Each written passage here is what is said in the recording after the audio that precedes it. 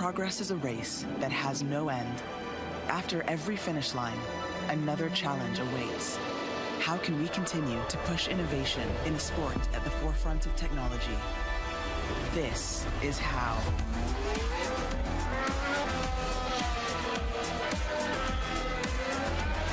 Discover how Aramco and the Aston Martin Formula One team aim to meet Formula One's sustainable fuel targets. Aramco, powered by How.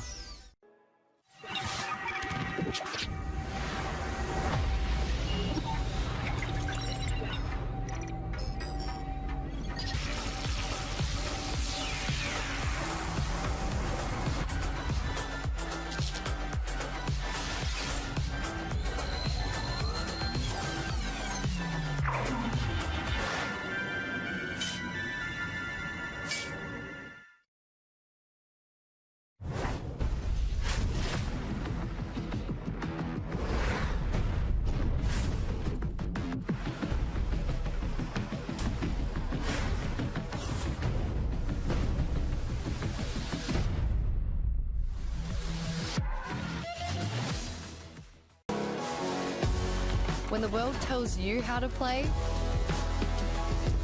we say, win it your way.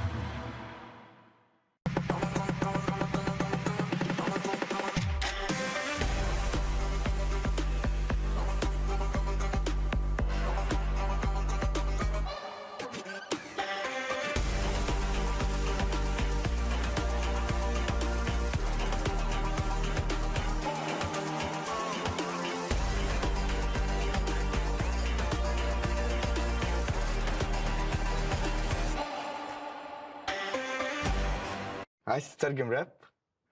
تعالالي. ملوك الصين دي انا ملخصه في سطور، بس مين يقرا؟ فاهم؟ كلام الشارع ده انا هرشه كل المجال حبايبي بروز. وانا كاكازوكو مصدع ابكي نظره لو على الحلاوه عندي كاستر والاسم عفرت يا عفرت، هتفضل معفرتها ولا ايه يا برو؟ انت مين يا هو ازاي ده دخل هنا يا جدعان؟ نكسر الدنيا الاول وبعدين نتكلم، نعيد من الاول. لا لا لا لا لا لا مش مسجل. اخواتي عشان فاهمين السين، سبوتيفاي عمل لك بلاي ليست الاقوى راب مصري، اسمع ملوك السين ببلاش.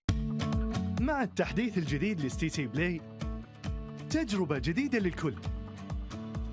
لو جوك دايم تحديات، نافس وانضم للبطولات، استكشف الشات والتايم لاين، وتسوق من متجر التطبيق. الليدر بورد على تفاعلك بالتطبيق، والجوائز الأسبوعية والشهرية على نظام النقاط تنتظرك. ستي سي بلاي، مهما كان جوك هذا محلك.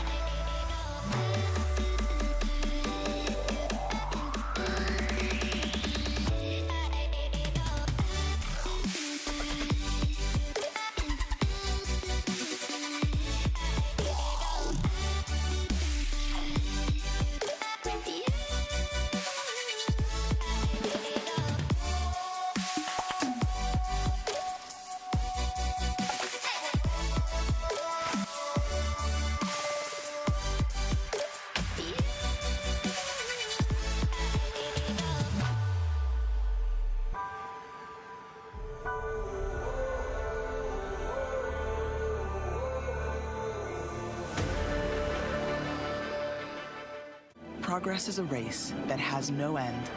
After every finish line, another challenge awaits. How can we continue to push innovation in a sport at the forefront of technology?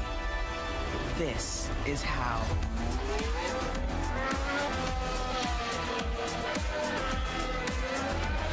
Discover how Aramco and the Aston Martin Formula One team aim to meet Formula One's sustainable fuel targets. Aramco, powered by How.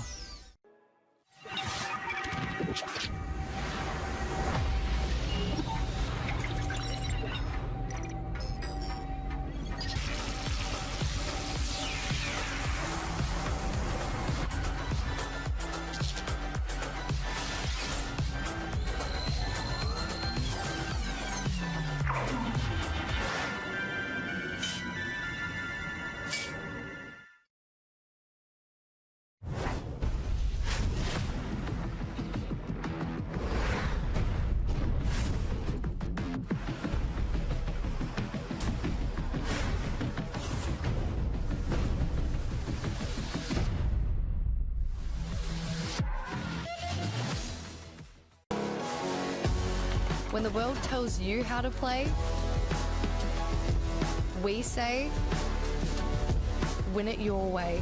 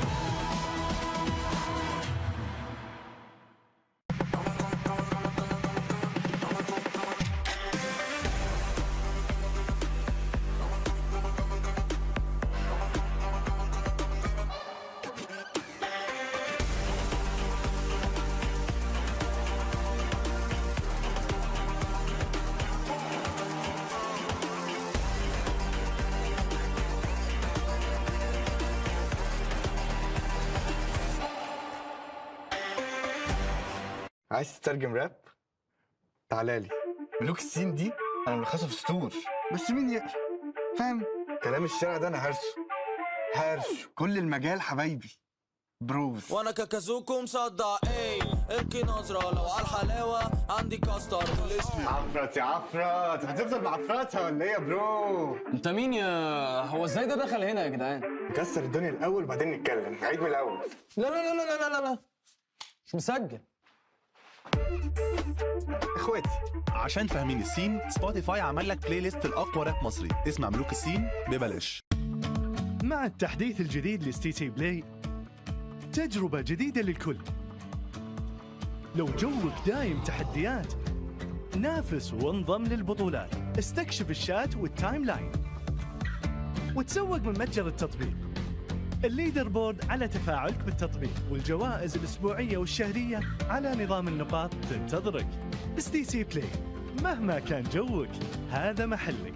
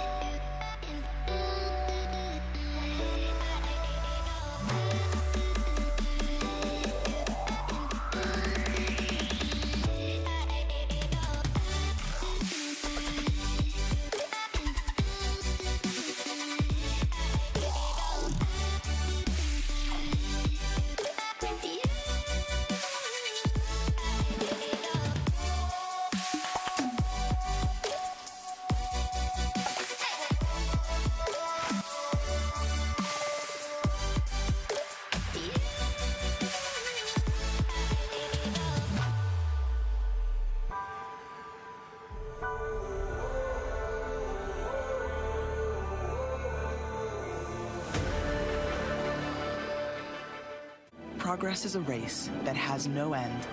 After every finish line, another challenge awaits. How can we continue to push innovation in a sport at the forefront of technology? This is how.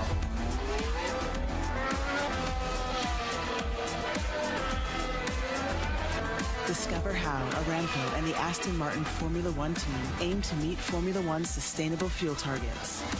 Aramco, powered by How.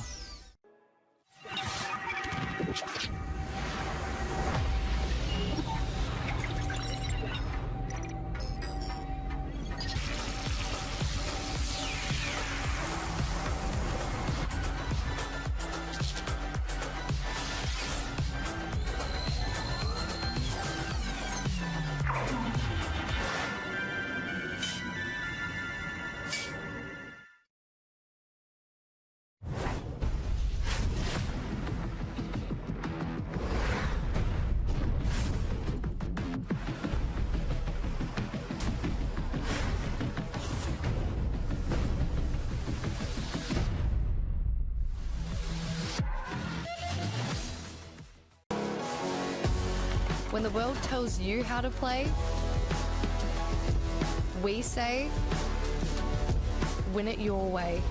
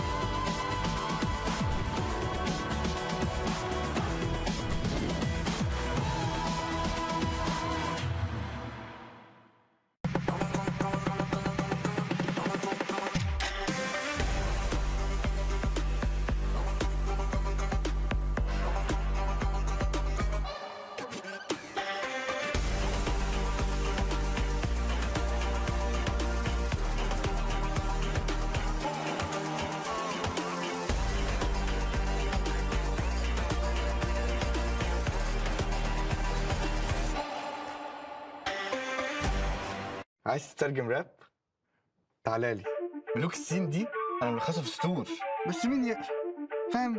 كلام الشارع ده انا هرشه كل المجال حبايبي بروز. وانا كاكازوكو مصدع اركي نظرة لو على الحلاوة عندي كاستر والاسم عفرت يا عفرت، هتفضل معفرتها ولا ايه يا برو؟ انت مين يا هو ازاي ده دخل هنا يا جدعان؟ نكسر الدنيا الاول وبعدين نتكلم، نعيد من الاول. لا لا لا لا لا لا مش مسجل. اخواتي عشان فاهمين السين، سبوتيفاي عمل لك بلاي ليست الاقوى راب مصري، اسمع ملوك السين ببلاش. مع التحديث الجديد لستي سي بلاي، تجربة جديدة للكل. لو جوك دايم تحديات، نافس وانضم للبطولات، استكشف الشات والتايم لاين، وتسوق من متجر التطبيق. الليدر بورد على تفاعلك بالتطبيق، والجوائز الأسبوعية والشهرية على نظام النقاط تنتظرك. ستي سي بلاي، مهما كان جوك هذا محلك.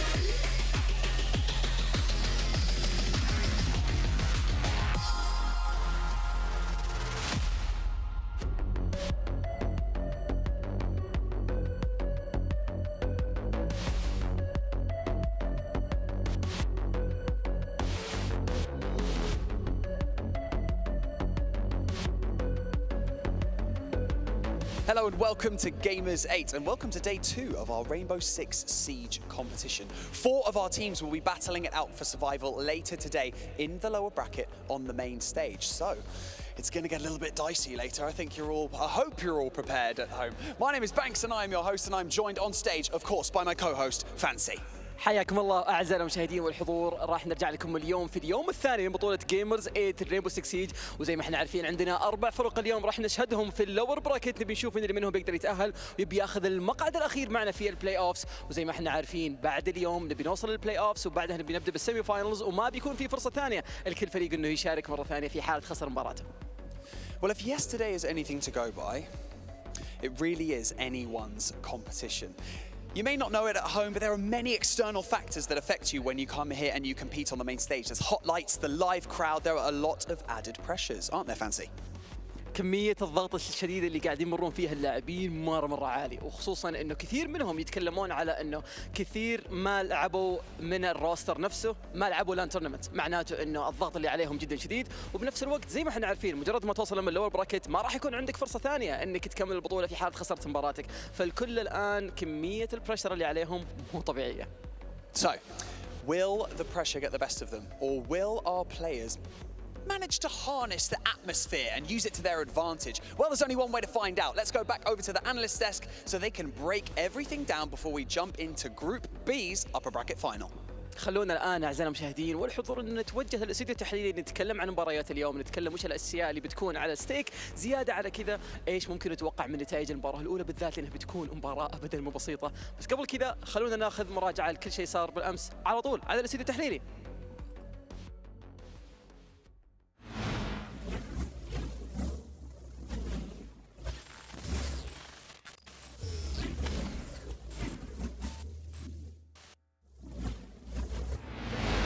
Gents, yes, we are back on the analyst desk for a second day of competition here live from Riyadh, Saudi Arabia. So happy for you to join us. I'm Gamers8, your host, and with me are some beautiful gentlemen to guide us through our pre-show, the first part of our show today. Fresh and Tristan, gentlemen, how are you doing? Well, I think we're both really good. I'm certainly really good, Milos. I had a really nice sleep last night and I'm ready for some more action today.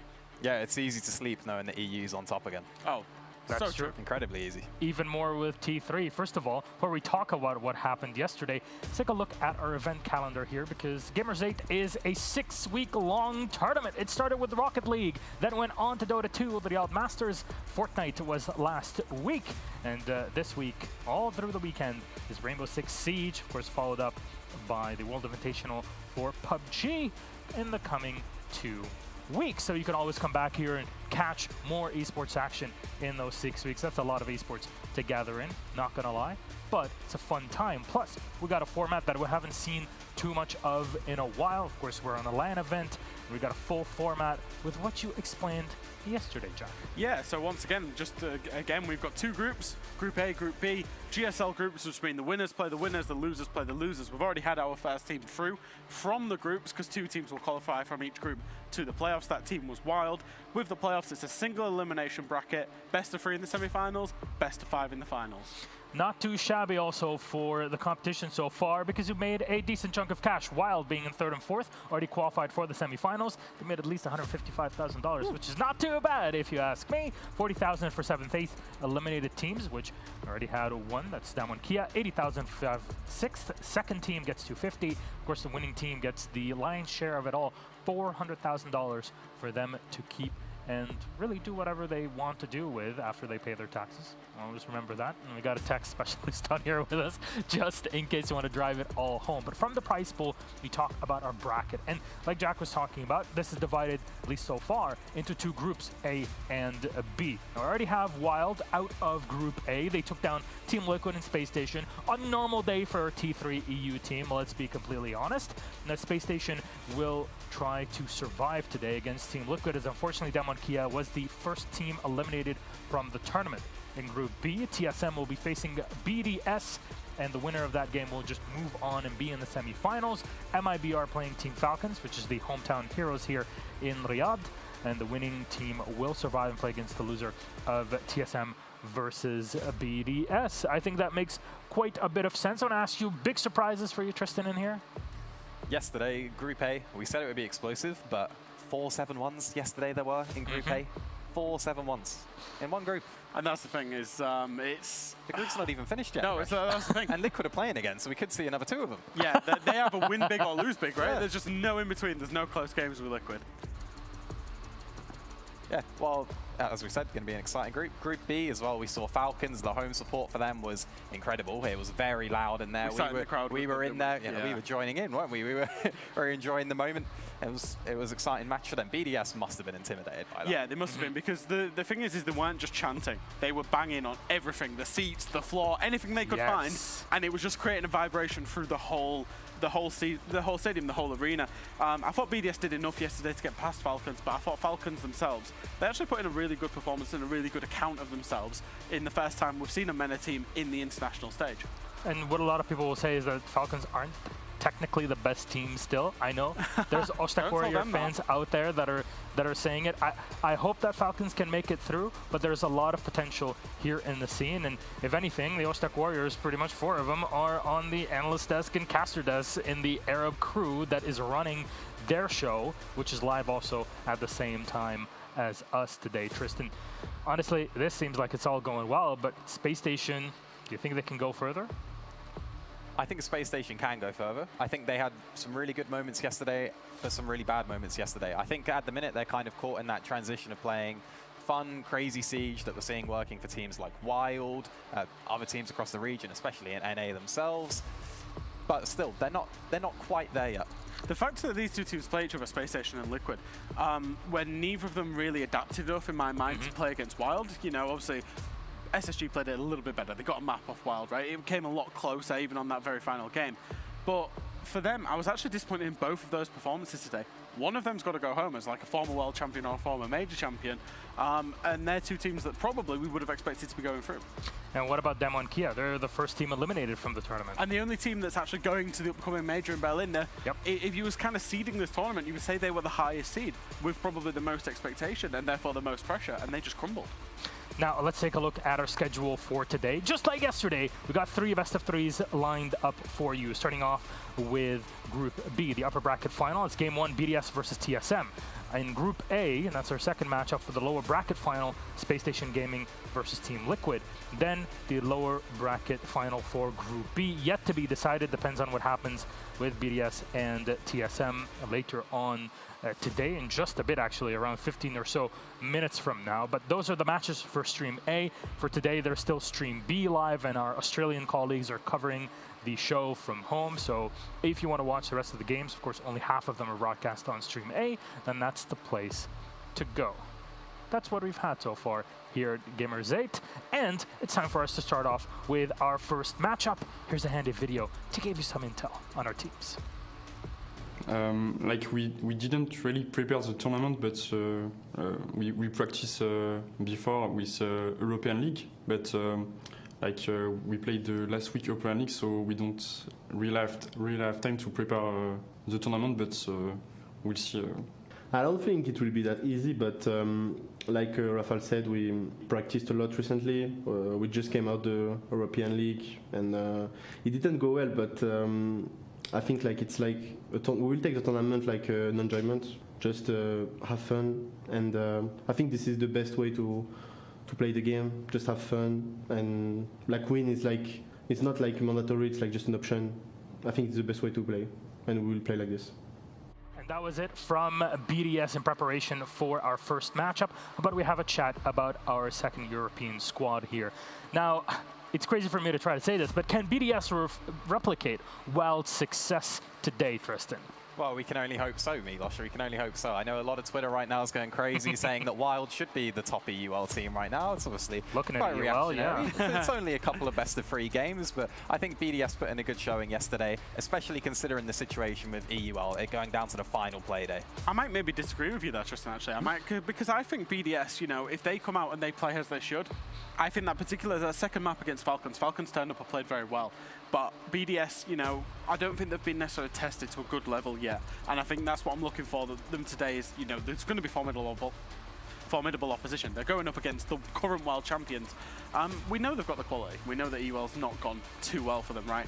But I want to see how they react. Yeah, the only reason I say that they did well yesterday was because that crowd against them. There was a bit of pressure. Going into the unknown, the pressure of, if we lose to these guys, then what does that make of us? Where's our mental going to be? But still, they got through it. They're really patient at the start of Oregon, incredibly patient, and then Shaiko just did Shaiko things. It's what he does. It's what we're used to.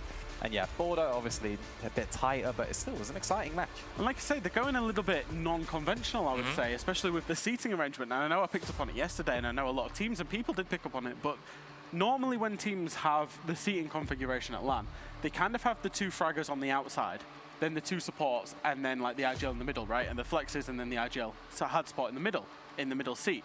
BDS, they've got their star man, Shaiko, their fragger, in the middle seat, with his 2 supports that are droning for him, that are giving him information next to him, and then the kind of 2 flex players on the outside. So it's a little bit different from BDS. They're going a little bit less conventional.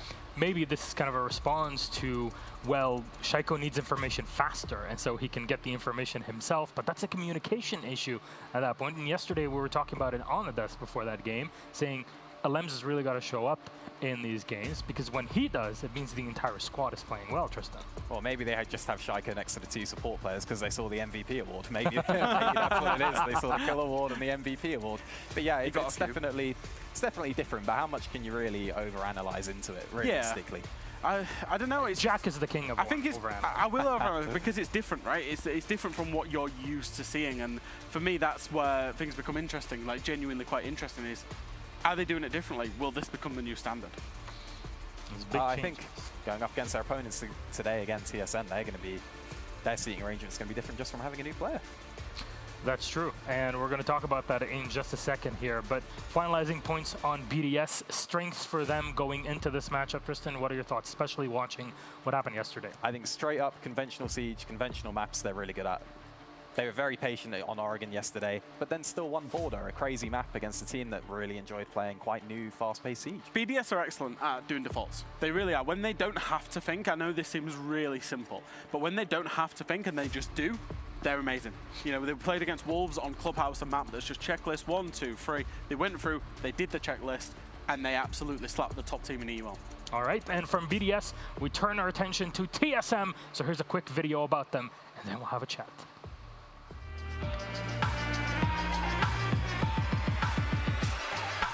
A victory here at Gamers8 would be, pretty meaningful for us because we haven't been able to qualify for the last 2 majors. We've been sending out at these international events ever since our SI win. So it would just be, more of a, I guess, a wake-up call that, hey, we still can compete. Once we get to this international level, we just gotta, get there, man. We still have the potential and, of course, the motivation and drive to be at the top, and we're just hoping to, prove that over and over again. I think what we got to do to win is just basically just play our own game. Not really focus too much on like other people, just focus on ourselves and what we're doing and what we can do better, and play the maps that we're comfortable on, and just be ourselves. And yeah, so Poach has been, a pretty influential moving part for TSMR6 for the long time. From player to coach, he's always been there with us. So he's always a big team player for us. He won't be playing. Initially that was the plan after the roster change of Chala, and he was going to play. But things turned one way or another, and we ended up getting Snake to participate in this event for us to kind of see how he does, get his feet wet, and see if he's a potential permanent TSMR6 member. So we're looking good. We're looking good for this. We're just going to try to make him comfortable, and Poj will hopefully be doing the most to mentor him, along with our other support staff, Gotcha. So we've got a good team behind us. I think our team's biggest strength is just, I guess, overall skill. A lot of people have referred to like Meebo and Merc as like the trident, basically, like before they've called us that invite and stuff. So now that Merc's going on to that role, and we brought in like Snake, some more firepower and stuff too, I think that's probably our biggest strength. I mean, I think being the title holder of world champions at the moment is, there's always going to be pressure. Even winning a major or the most recent event, there's always going to be pressure because you're going to be expected to perform after event after event after event. So I think we're used to the pressure no matter what. We've been in this game for a while, and we know the ins and outs of the psychological warfare behind it. And I think it doesn't really affect us. We're just here to play our game. We're here to win, and looking forward to it.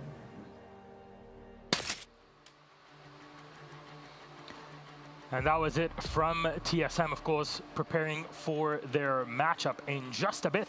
We'll have a chat about the squad and what they have to offer today, because there is a slight change last minute, that is, Tristan. Yeah, well, we were hearing Bolo and Achieve just talk about it there, that Pojo Man won't be playing at this event. And he is playing at this event. He will be stepping in for Snake last minute. So they've got Snake, they've got Gotcha, who is Snake, and now they've got Pojo, who is also Snake. I mean, no, we've been told that. Like, I think that's that. I've seen that section from an Indiana Jones movie. Yeah. Who fall in the snake pit, right? Is that how it literally, goes? yeah. Snake SM. I don't know. That was terrible.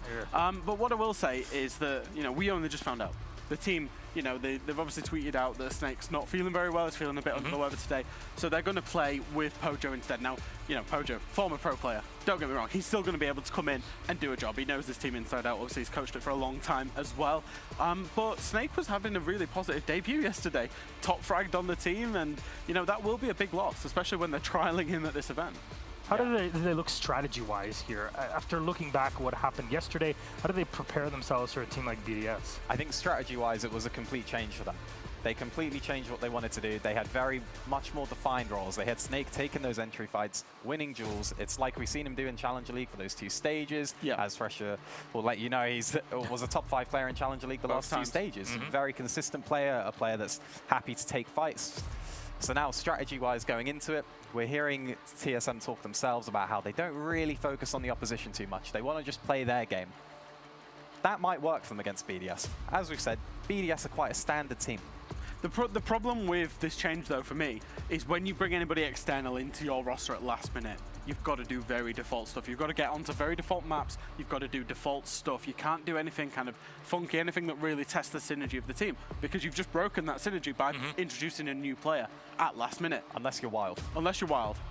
Which then, but if TSM do go to default maps, that plays right into BDS's hands for me.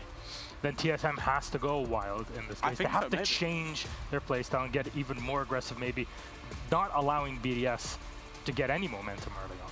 I think so. I think that's what they've got to do. They've got to say, look, boys, let's, you know, you've got a lot of freedom now. You know, we've changed our roster. You know, Pojo will come in. He will play a hard spot role, you would imagine. He's not going to go and take the frag role, which means somebody else is changing their role.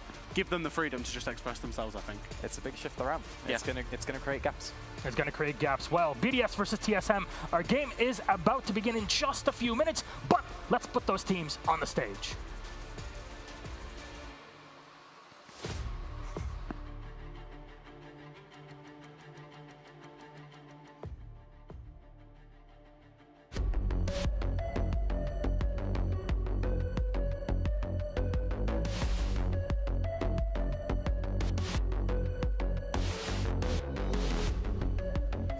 Welcome back to the main stage, where our next 2 teams are prepped and ready to go. The loser of this match will have a second chance later today in the lower bracket final. So I guess that means the pressure is kind of off. So you can expect this next one to be an all-out war. Please welcome to the stage your first competitor, all the way from Europe, BDS.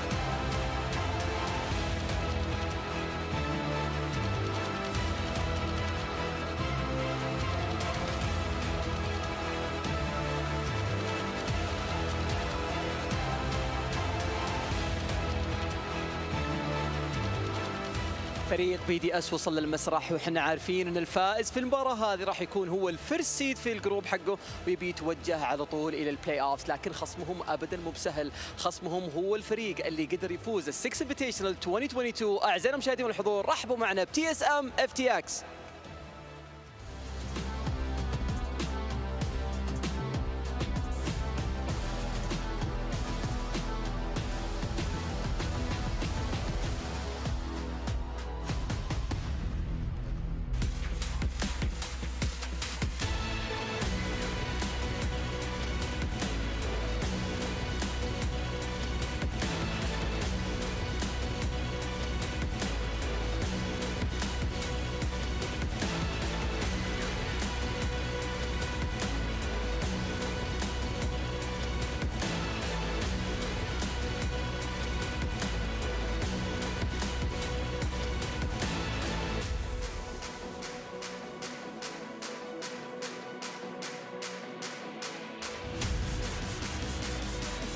The winner of this match will claim the first seed in tomorrow's playoffs, and the loser will battle once again later today. But let's not get ahead of ourselves. Let's dive into this first match. So let's go back over to the analyst desk where they can break everything down and get this upper bracket final going.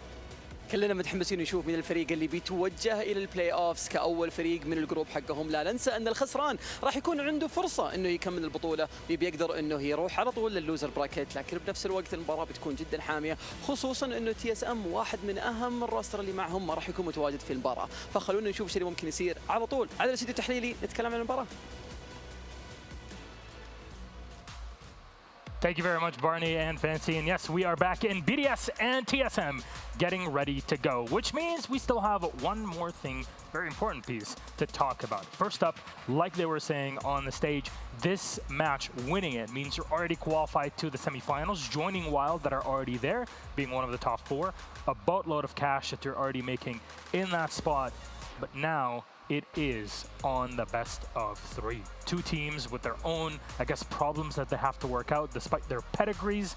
And so the maps, even more important for this series. We were just talking about strategies with Fresh and Tristan.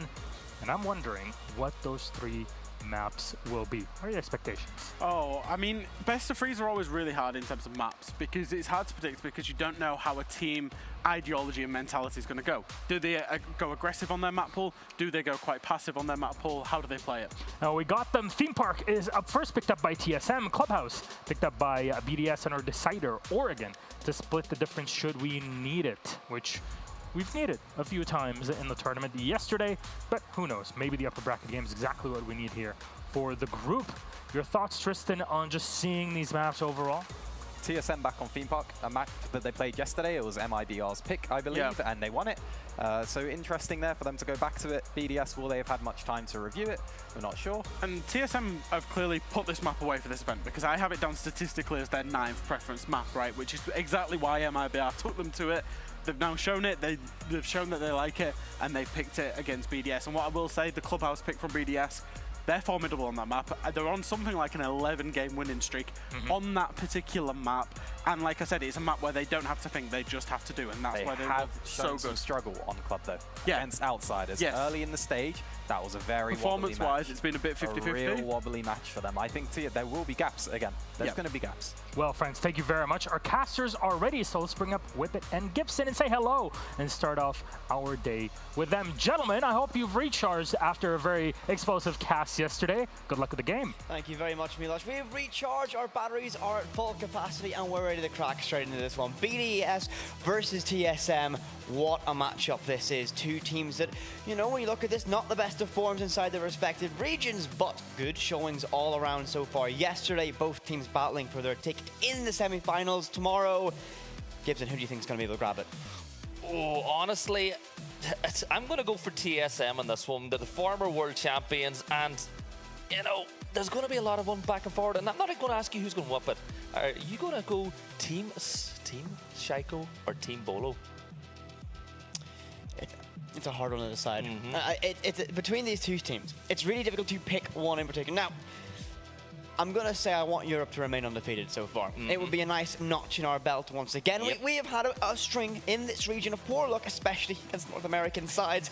We only know how dominant they've been. As you said, TSM are the current S-side champions. Or form isn't exactly championship caliber as of right now, but they are a team that's trying to make a rise. And a storyline to look into this for TSM right now is that Snake is on under the weather. He's not playing right now. Pojo's stepping in again. Well, you might on paper go, that's not ideal. Pojo, the coach, coming in. How many times have we seen Pojo stepping in this sub position and being able to make a large impact in what are often just not ideal positions? So TSM still have a very fair chance of taking the fight to BDS on these maps. It's one of the benefits of having a coach who actually can play. We've seen it in the EUL, we've seen it in NAL in the past where they've stepped in, and more often than not, they put in a pretty good performance too, because they're not going in, they're not trying to take on the entry role. They're just there, they're going to do a job, they're going to make a it difficult. And normally, you know, we like a bit of cost. They put up a good cost score 9 times out of 10. They absolutely do. Now, one thing is obviously we'll have to build this as there are 2 star players on both of these teams. BDS have Shaiko, TSM have Bolo. We're going to see those Titans go head-to-head in terms of this one. If I'm correct, I believe Shaiko is currently the kill leader of this competition. So, can Bolo try and start that dethrone, or will Shaiko continue the rampage? TSM, a very good, well-rounded side, as well as having that firepower as we move into our ban stage now. BDS in the first one as we get ready to roll in the theme park. And I'm expecting these to be pretty standard bans. And TSM, a side that do like to go with that Finka ban, but BDS haven't took a ban. Okay, now that puts TSM in a bit of a situation here, because we know they like a Finka ban. And they're going to go for a no ban. But we're going to try to find out what's happening. We've got 2 no bans to kick this one off. Okay. So, this is clearly unusual. No operators have been banned. And I'm curious about this one as the last one go out. So normally we're going to prep TSM like to ban Finka, they like to ban Azami. That's not what we normally do. Here on Theme Park, clearly it's going to be a little bit of a different story. Both these sides haven't chose to ban an operator. I wonder if there's anything going on with that one. But we'll look at this as we go into Theme Park. TSM have already shown it in this competition. BDS would have likely watched the VOD and had time to prep. How do you think they're going to come? Are they going to come with counter shots? Or are they just looking at being aware of what happened? I think you need to do a little bit of both, if we're being honest with it. But the key of a really good team is to make the other team play your game. If you go on fully counter-stratting and trying to play, you know, stop the other team from playing their game, you're not really giving yourself the best possible opportunity. For TSM, this is a big deal for them because, once again, they're not going to the major. BDS are heartbroken when you consider how the week went for them. It's straight out of being knocked out of the potential playing in the major. They then have to hop on a plane and come out here. So both these sides' prep coming into this was not ideal. No, I mean, you don't want to be coming out on a flight. It's a long journey from France to get out here to play in this competition. For BDS, especially after a heartbreaking kind of, you know, so close but so far storyline, not being able to make it to Berlin. However, they are a strong side. They have been around in the top flight of European competition for many, many years. And this is, I mean, to give credit to the team, this is the first time they've ever missed an international event in a long, long time as well. So for BDS, it's going to be a little bit of a revenge story for them. TSM still in that rebuilding phase, or at least looking to get the performance back to the caliber of which they expect. And I mean, touching on that, they brought in Snake on that trial position for this event so far, not playing in this matchup. But MVP, the last time they played, really making a standard performance. And so far, all the trial players are those 2 kind of last edition for the NA teams of Dexter for SSG and, of course, TSM. So Snake coming in have made massive impacts to these teams and have shown a little bit of a spark and almost a glance back at what these rosters were back in their prime. Yeah, and I'm going to be real. I was excited to see Snake today after the performance yesterday. Really looking forward to put what he could put on board. But it is Pojo coming, and it's not as if it's a bad situation to be in. The one good thing for whoever wins this game, we spoke yesterday about fatigue being real. Whoever wins this map, 3 maps yesterday, you know, 1 best of 3 yesterday, 1 today, then you're into the semi-finals tomorrow. It's pretty stress-free. It is. You want to get this match. You want to win this. You don't want to risk the lower bracket. That is more time in server, more time playing. That is going to be extra fatigue added on top of it. And less time to prep, of course, because you drop into the lower bracket right now, you've got to prep for the lower bracket. You can't look forward towards your semi-final because you don't know who you're facing and you don't even know if you're going to be there tomorrow. So for both these teams, that is a massive factor, of course, over the course of this competition. And we are back in for a ban phase that I have a feeling will look a little bit more standard, and it does. We'll see that Jackal taken away very quickly from BDS. And you know, on a map that has a lot of roam prize and potential like Theme Park, not too surprised with that one at all. And nor am I surprised with the removal of a Thatcher by TSM. They are leading the charge. They do like to ban Finka a lot inside of NAL, but they've decided to leave that LMG on the boards today. Yeah, well, Thatcher's one of those operators that's banned. Now, Azami, that's the ban you expected to see from them this time around as well. So they don't ban Finka. They will ban out Azami. With Thatcher off the board, though, it does change the dynamic of this map a little bit. Then we're going to see Mira removed again. So not too surprised with the 2 bans on defense. What that does do is it opens up the likes of Valk and Kaid, who can have a massive impact on a game as well. And look, this is Theme Park. This is a roamer's paradise. There's defined sections inside this map. It is only 2 floors, but with it, it is all about map control. When you come to theme park, you need to control as much real estate as possible. And it's a map that's not necessarily the easiest to get that initial control as well. Your entryways are very heavily contested, so a team that can play with an aggressive roam style or roam presence can cause lots of issues, especially on the defensive side. But the way the climate's going right now, you do see more success for the attacking side of teams, and TSM starting on that now. What can they do is they're going to be attacking Throne and Armory first time. One of the heaviest weighted defensive win rate sites outside of Oregon. So it's going to be interesting to see how they can crack this one down, but I can't wait to get into this matchup between these two teams. Really cannot wait. Looking at the defensive side, Valk will be in play. They've got Malusi being played by LMs, which is always a nightmare. Brede bringing out the alibi as well. And Legion, just such a good intel operator to have as well. Slowing down attacks, letting you know where they're pushing from. On the attacking side, though, there will be a 6th pick as Ayana will be replaced out by Twitch. No surprise to see Twitch being played here as well. But the big thing, Merc rocking Finka Whip, and I'm looking forward to seeing what he can do, because like you said, in NAL, we didn't see a lot of it. Merc on the Finka is going to be a dangerous proposition for anyone in a gunfight. One of the best players mechanically. You don't want to go up head-to-head against it, and can send so much lead down range as well. It's going to be a nightmare to fight, but it looks like BDS right now have established themselves upstairs for a roam presence. They're going to want to contest the entry best they can, try to drain away some utility, maybe take a life or two away from TSM before they move in for their execution. But Merc makes that initial entryway down in lockers, and will try and be that cutoff by the bottom of yellow stairs as well as Gong Office. What can he do here? Is just lie and wait for the rest of his team to get information and in position. Yeah, and the extra barricade there as well, just giving more of an audio cue for BDS onto where this attack is coming from. Polo is going to go ahead and get rid of some of those default cams and get ready to drop down that hatch at some point once he realizes where is vacant and where is to play it with. But this is the first round of a best of 3 is always a tense one because both sides are going to feel each other. This is, of course, 2 very different regions going head-to-head with 10 names that we know oh so well. Absolutely.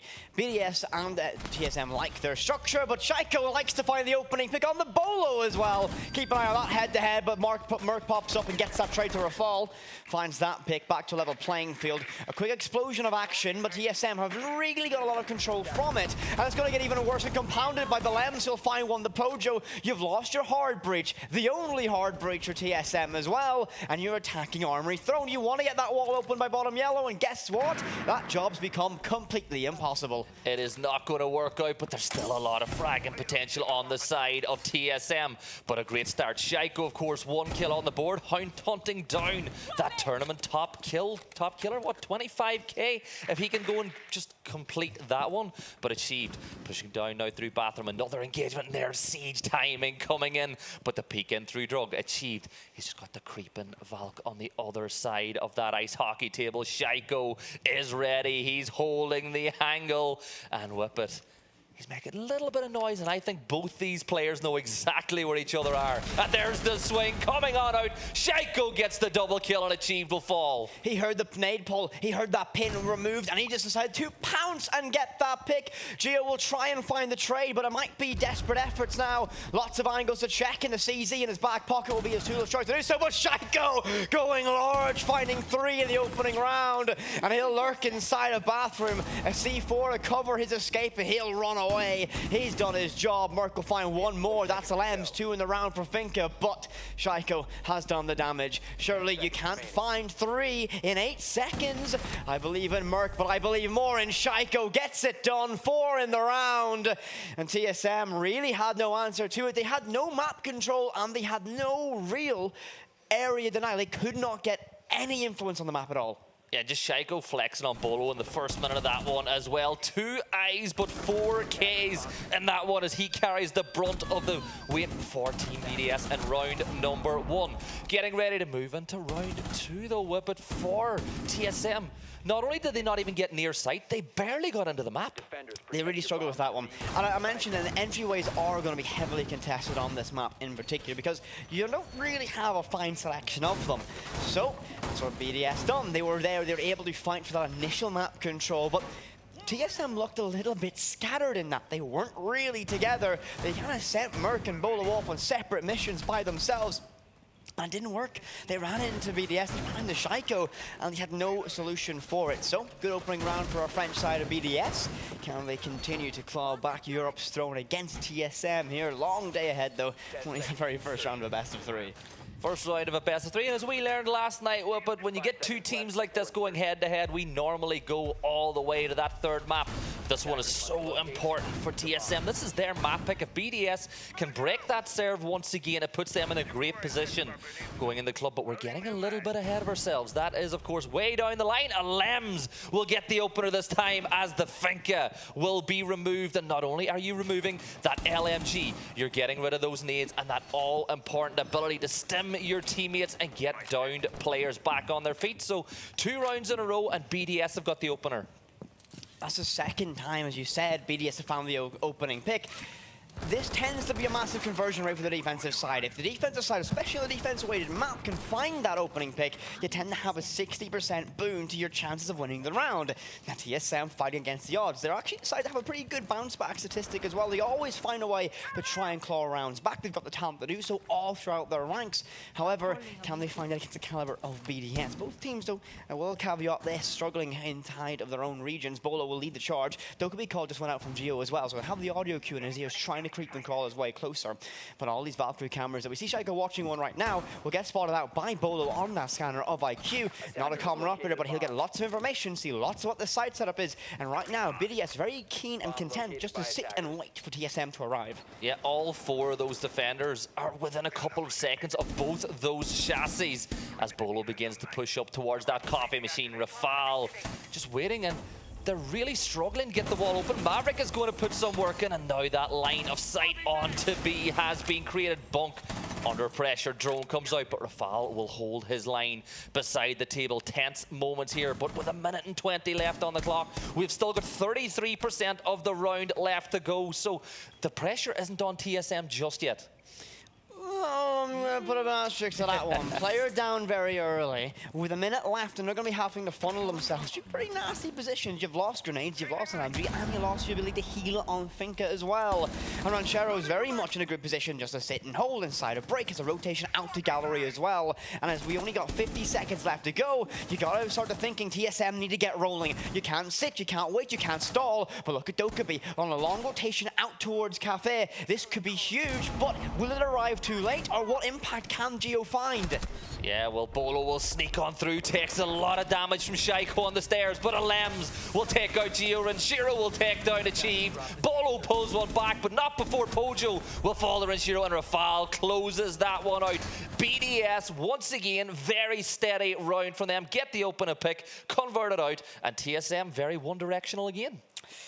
Yeah, it was very two-dimensional from the side of TSM. They struggled with that because they were leaving themselves with very little entry avenues, and they got stuck by it. They stalled out, and when you're playing against a team that can very much win their ones like BDS, when you try and funnel yourself through those narrow entryways, guess what? Shaiko, Rafal, Lems, they're all waiting to catch you napping. So 2 rounds to the side of BDS. Good opening for them in this matchup as well. And one thing, the caveat, the decision to this you'd have to look at is TSM have showed this map. Have BDS prepped it? Have they counter-shot? Have they figured out what they need to do? Because it wasn't an easy time against MIBR for the side of TSM. It really wasn't, and what I love about these international lands is the stylistic differences between sides as well. Team BDS, though, what I've loved so far about them is the decision-making of when and where to take on these gunfights.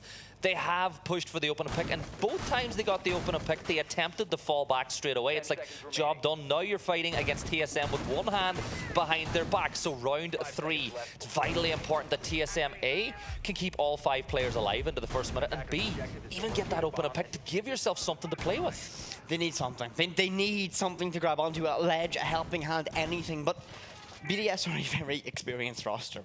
They aren't going to give that up. They are just going to make TSM work very, very hard to find anything at all. That opening pick won't come easy for TSM, and if they do overextend themselves in trying to get it, guess what? BDS might be able to find it themselves, and so far, a 100% win ratio for the team that finds that opening pick, and it has been BDS both times so far. Roster lineup-wise, we've not seen significant changes from TSM. They're sticking with the lineup that works. They haven't been using a lot of attacker repick. The only new addition is going to be achieved on that Flores. And Flores is an operator that I love seeing played as well with it, because the best players, you use the utility, get rid of that defensive utility, and you can even use the drone. Just drop it down, come off the cam, and let it bait the defenders into thinking that you're not going to push. Bolo, though, pushing in through Cash, takes a little bit of damage, not enough to cause any real concern, but it's another just instance of BDS getting up in TSM's faces at the side of the map they're entering from. What they're doing right now is they're waiting for them. They're really just trying to let TSM set the pressure on, and they have good power positions to do so. You look at that shield set up in break room, or sorry, instead of waiting, they have all utility, the catch utility sent towards it, and they can lock that down and have control of Cash from that as well. And as TSM are trying to get close to BDS, guess what? They can't. They're trying and they're stalling out, they're slowing. They need someone to be that spark, and you've got all the time to do so, but it's been slow and lethargic from them so far. Gio in a good position to try and catch one on Arcade Stairs. He doesn't have information, no drone ahead of him, and they're going to be flying somewhat blind here. They've only got 4 drones left to work with, and they're all out deployed, so he's going to have to take this fight against Rafal, and I think Rafal wants to peek it and swing. They're going to get very close to each other, and a shot just narrowly misses. BDS still keeping all players alive. 5 versus 5, 10 players still in the server. Not for long, though. 11s will find Bolo. Achieved will get one to Ranchero, leaving us with less than a minute in a 4 versus 4. 50 seconds on the clock now. Pojo pushing up in the bathroom. Rafal will take down Gio, though, making it a 4 versus 3. But look at the site. There's one player inside the vault for Pojo. If he wins this one-on-one, they've got themselves a little bit of stranglehold on one of those 2 sites. Merc pushing in. The smoke grenades coming out. Merc and Pojo will get themselves one apiece, but it's going to go back to a 2v2 as Rafal takes down Merc. Rafal, very low HP. Brede with the shotgun in the site, but Pojo and Achieved, Ace and Flores. Pojo will get one. Rafal takes back Achieved. 15 seconds left, but we don't need it. Pojo will get the round. We talked about the coach being able to play. Guess what Pojo can do? Closed it out in a 1v1 against Rafal. Got the job done. And TSM find themselves their very, very first round here on Theme Park. And wasn't, I would say, the cleanest of rounds. They're happy they got it, but this could be the catalyst. A springboard, they get themselves playing better, sharper Siege, because right now they feel a little bit slow and sluggish. BDS have come out of the gates absolutely swinging so far. So we move into our next round. I am really eager to see if TSM can get this tied up. Yeah, and the sign of a good team weapon is winning a round even when it doesn't look pretty, when it doesn't look good, and that TSM will not care how they won that one as long as they got the first round on the board, because at the end of the day, the only thing that matters is who is going to the semi-final and who is going to that lower bracket.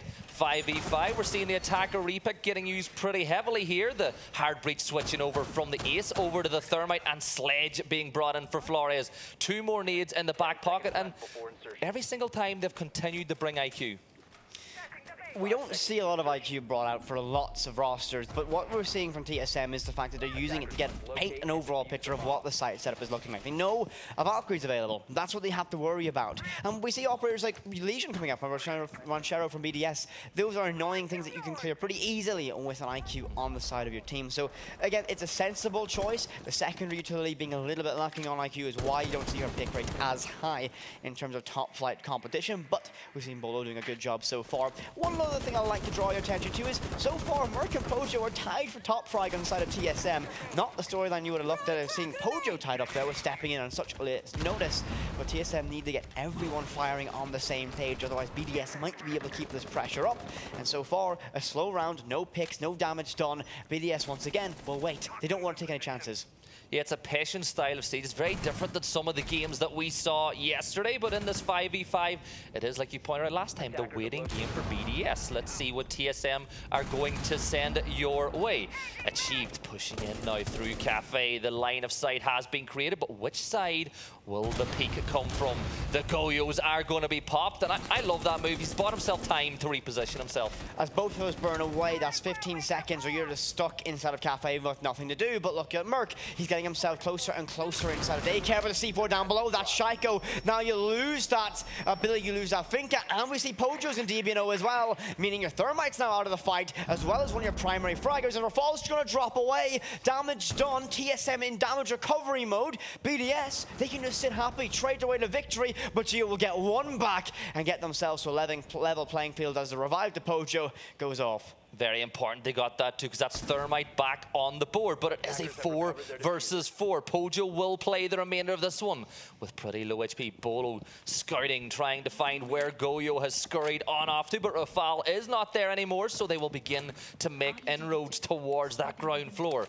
IQ being used to spot out the Valcamps. The Valcamps have already had an impact in this one with the C4 coming in from below, but we're about 53 seconds on the clock, and once again, TSM 4 members left alive, and you're wondering which side they're going to make the push from. Well, right now, they have to funnel themselves from either yellow wall or split. Now, that yellow wall is not open yet, so they might have to get a little bit of work doing to do so. And I see the verticality going up, so now they're working on it. As yellow wall gets open, it'll take a few more seconds to do so. To leave themselves around 25 seconds to make this execution work, which means they need to clear Furnace. We see one player vaulted up there, but that nade will arrive to perfection. Achieved gets it done, but Shaiko will find the trade on the Bolo now, leaving us once again in a 3 versus 3. Geo will pop in instead of maintenance and send a Lem to the Shadow Realm. He'll try and brawl his way, but with no clear avenue back to site, they're going to funnel themselves in. And look at the time, 9 seconds left to go.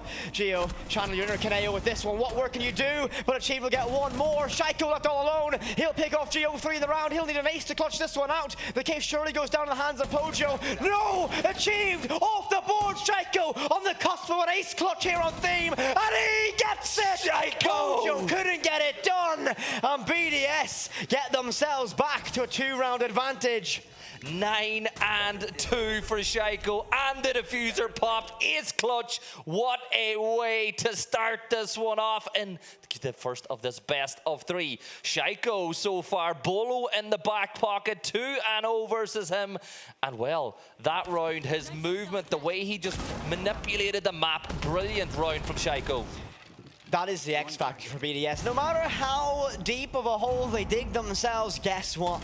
Shaiko can drag themselves out of it. Kicking and screaming, an ace clutch required, and they got it done. Look at this shot. Perfect flick on the Pojo, who was on low HP, so the body shot from the MPX was just enough to get it done. But huge for BDS, back to a 2-round advantage over TSM.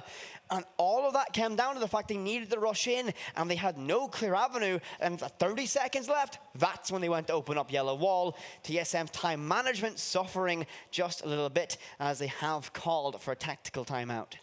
And once again, the right time to do it. Call the timeout before you get yourself too deep into a hole. Too many times we see teams go for the tactical timeout way too late in the game. It's going to have no lasting impact. So this is the chance now for them to focus up. They really want to win the next 2 rounds. Shaiko is 9 and 2 right now, within 4 rounds.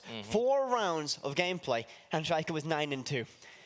You want anyone to go for that top kill of the entire competition? I think we've got a front runner for a very good reason. What a storming performance so far in our group stages Shaiko has had, and it's only going to continue because, again, we're only 4 rounds in against TSM. What a matchup it's been so far, especially for the French side, really looking to bounce back after what was a less than ideal performance inside of stage 2 of the UR. Yeah, I think when you look at the way both of these sides didn't make it to the major. TSM a little bit further away. You know, they went into the last couple of play days knowing that they weren't going to make it. They improved by 1 position in NAL compared to the previous one. BDS, though, heartbreak. Absolute. It was in their own hands. It was, but they fumbled it. Just a little bit. Couldn't get it done. I mean, both these teams are going to be disappointed in that one, so which is why we're looking at this going in, okay? They're going to be, I think, playing for a lot. I mean, these players want to play well. They're very much motivated. This prize is fantastic for these teams as well. They really want to put out a showing. And so far, we've seen all these teams come out absolutely swinging. Shaiko, though, massive on the Valkyrie so far. Huge impact. Lobs those cameras in. The team can use that all round long. And that MPX, well, a bit of a flashback to Nesk's golden days, being able to use that one so aggressively. But we move into the round number 5. Can TSM get themselves back within touching distance? Or will TSM start to break the toe? Well, this will be a good way to get up and running. Get the open and pick. Don't let Team BDS bully you like they have done in a couple of rounds already. Already starting the drone work on the top floor. Just have a little look around control, top dragon stairs, and see if you can get into the building for free at that section map. Bolo already pushing into bottom dragon as they are working a little bit quicker this time around. But Bolo playing on the Maverick as well will be able to open up those walls if they can get him close enough to them. Well, getting close now is going to be the problem. I mean, BDS are really making it difficult for TSM right now, and it is part of the fact that TSM need that catalyst, they need to find that opening pick, and most of the time they're on the receiving end of that one. An invert repel on top of Cafe Window.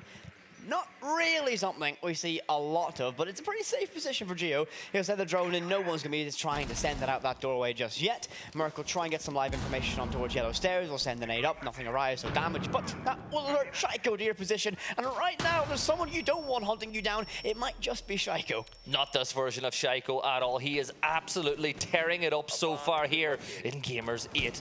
Achieved peeking through those little footholes that have been made by the defenders, trying to make them work the other way around. Pojo works his way now into initiation. Bolo is there as well, so the Maverick going to work.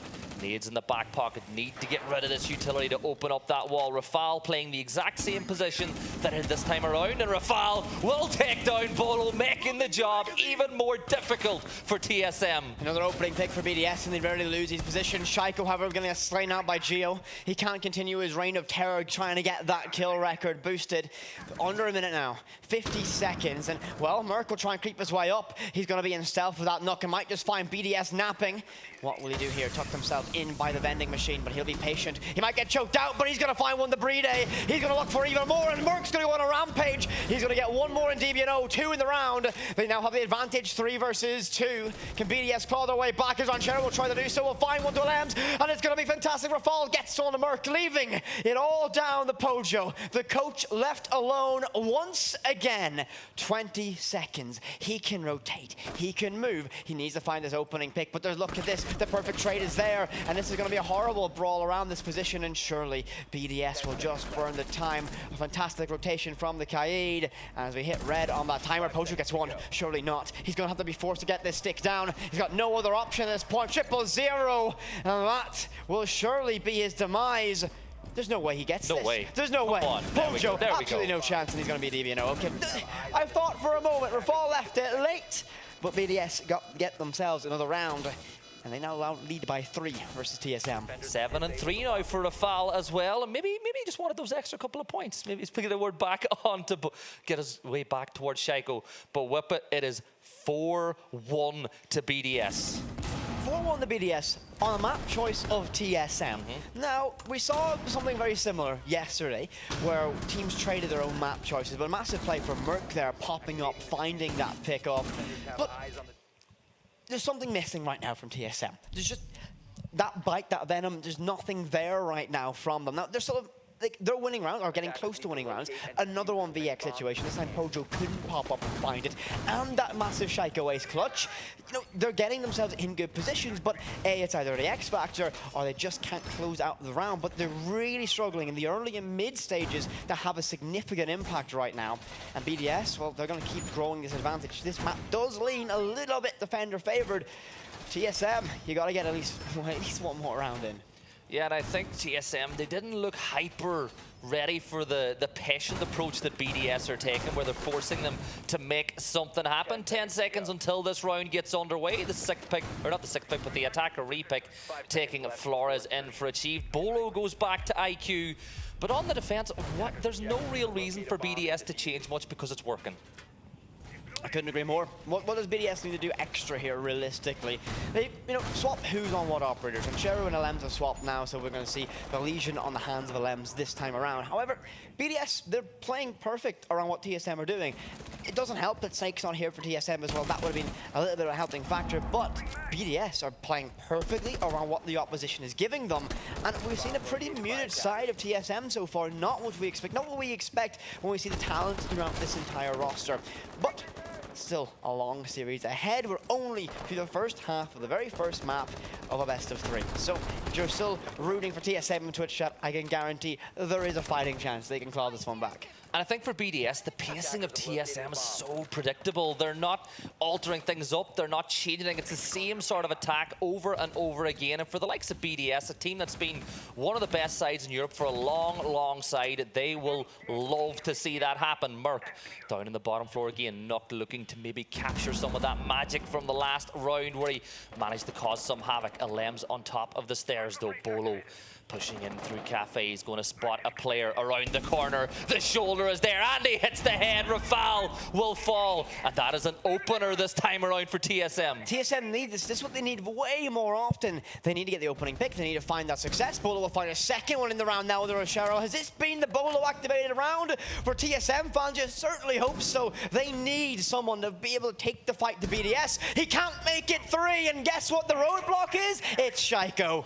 Well, they were asking when does Bolo play, and I think Bolo started to play that round, but Shaiko once again asserting dominance. Another kill as he takes down the coach. Pojo will fall. Shaiko is just one man arming his way as he gets the knock onto Achieved as well. No way. One man. He's clear. Shaiko with a triple. No way. Is he going to get another ace?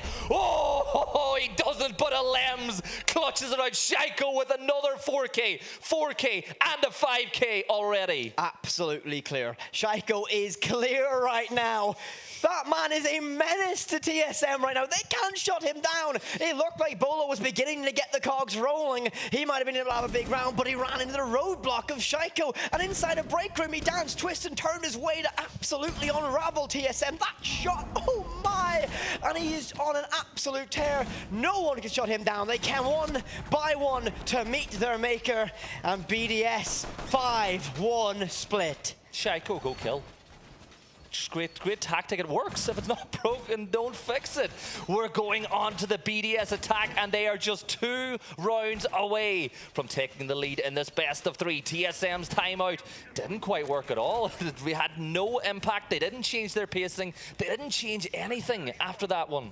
I mean, it's difficult because this is Shaiko's world. We're just living in it right now. This is, I mean, obviously, there's enabling right now. BDS are enabling Shaiko to play well with their strategy. They also have good information because he's on the Valkyrie. They're putting cameras out. But the mechanics to make those moments work, well, absolutely sublime. So 2 rounds away from closing this one out and getting themselves to the next map, which will be Club, which was their choice as well. A little bit scary for TSM in terms of that. How will this one fare? TSM needs something, and they really need to get that opening pick. Yeah, well, you questioned, or you spoke about the fact they're enabling Shaiko. Look at the amount of assists BDS have as well. They're taking those members of TSM down. Merca's going to get the opener on 2 Lems, but last time they got the opening, didn't quite work out. Well, they needed it, though. While it might not have worked out the last time around, they now have side-swapped. It's a little bit of a different story. On the defensive side, it's a big boon to get that opening pick. Shaiko, or not Shaiko, Bolo on the Vigil will try and look to cause some chaos. He will sit still as that Lion charge rains off around him. Pojo will find one on the Ranchero. Shaiko will try and lead the charge, but tantalizingly close to finding that Vigil. A late yellow ping goes up. That nade won't arrive upon its destination, but that might just cue that Vigil of Bolo to try and take this fight. I think he's going to rotate inside of maintenance, but Shaiko will try and fight through the beams. His position is now known and compromised, but he is very much fighting between a rock and a hard place. He has a good idea that someone's there. Pojo will fall their hands or fall with that DMR, but caught crossing is Bolo. Merc will find the try and make it 2-3 in the round, leaving Shaiko all alone. Surely not. On the other side, he found it, but oh no. Merc is gone. Shaiko, don't do this. Don't do this to TSM. Simply, you cannot be this good with 1:30 left to go. You'll recover the case. We're on the cusp of something great here. Shaiko again pushing for more kills, but Geo will take him down, and that is another round win for TSM. Their second of the map, but BDS, they're still not panicking. They have got the bulk of the work done on defense. They only need 2 rounds. 2 rounds to get themselves over the line. Massive, massive, massive for the side of TSM to shut down Shaiko in that momentum.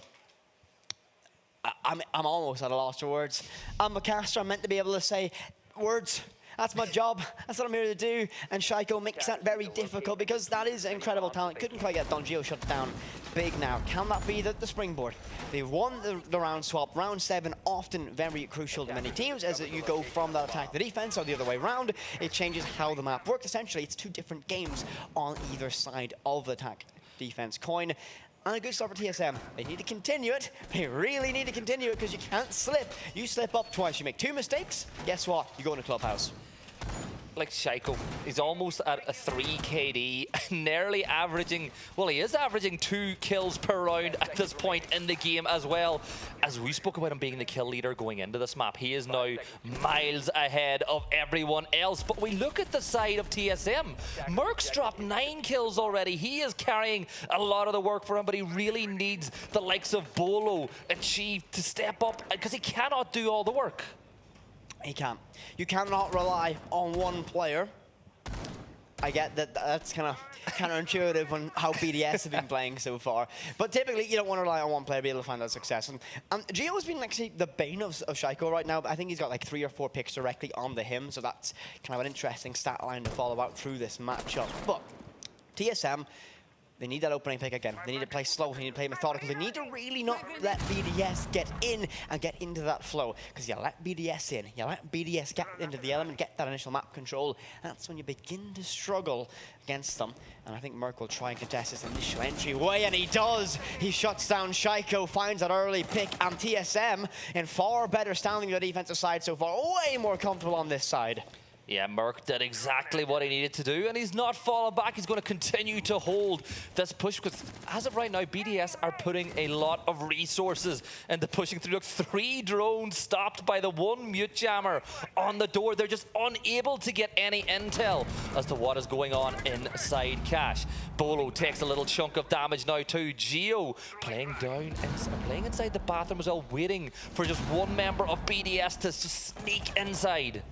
Rafal will find one, find the bowler, but Merc will pick up his second in the round, couldn't make it 3. That's only a drone he managed to flick himself down towards.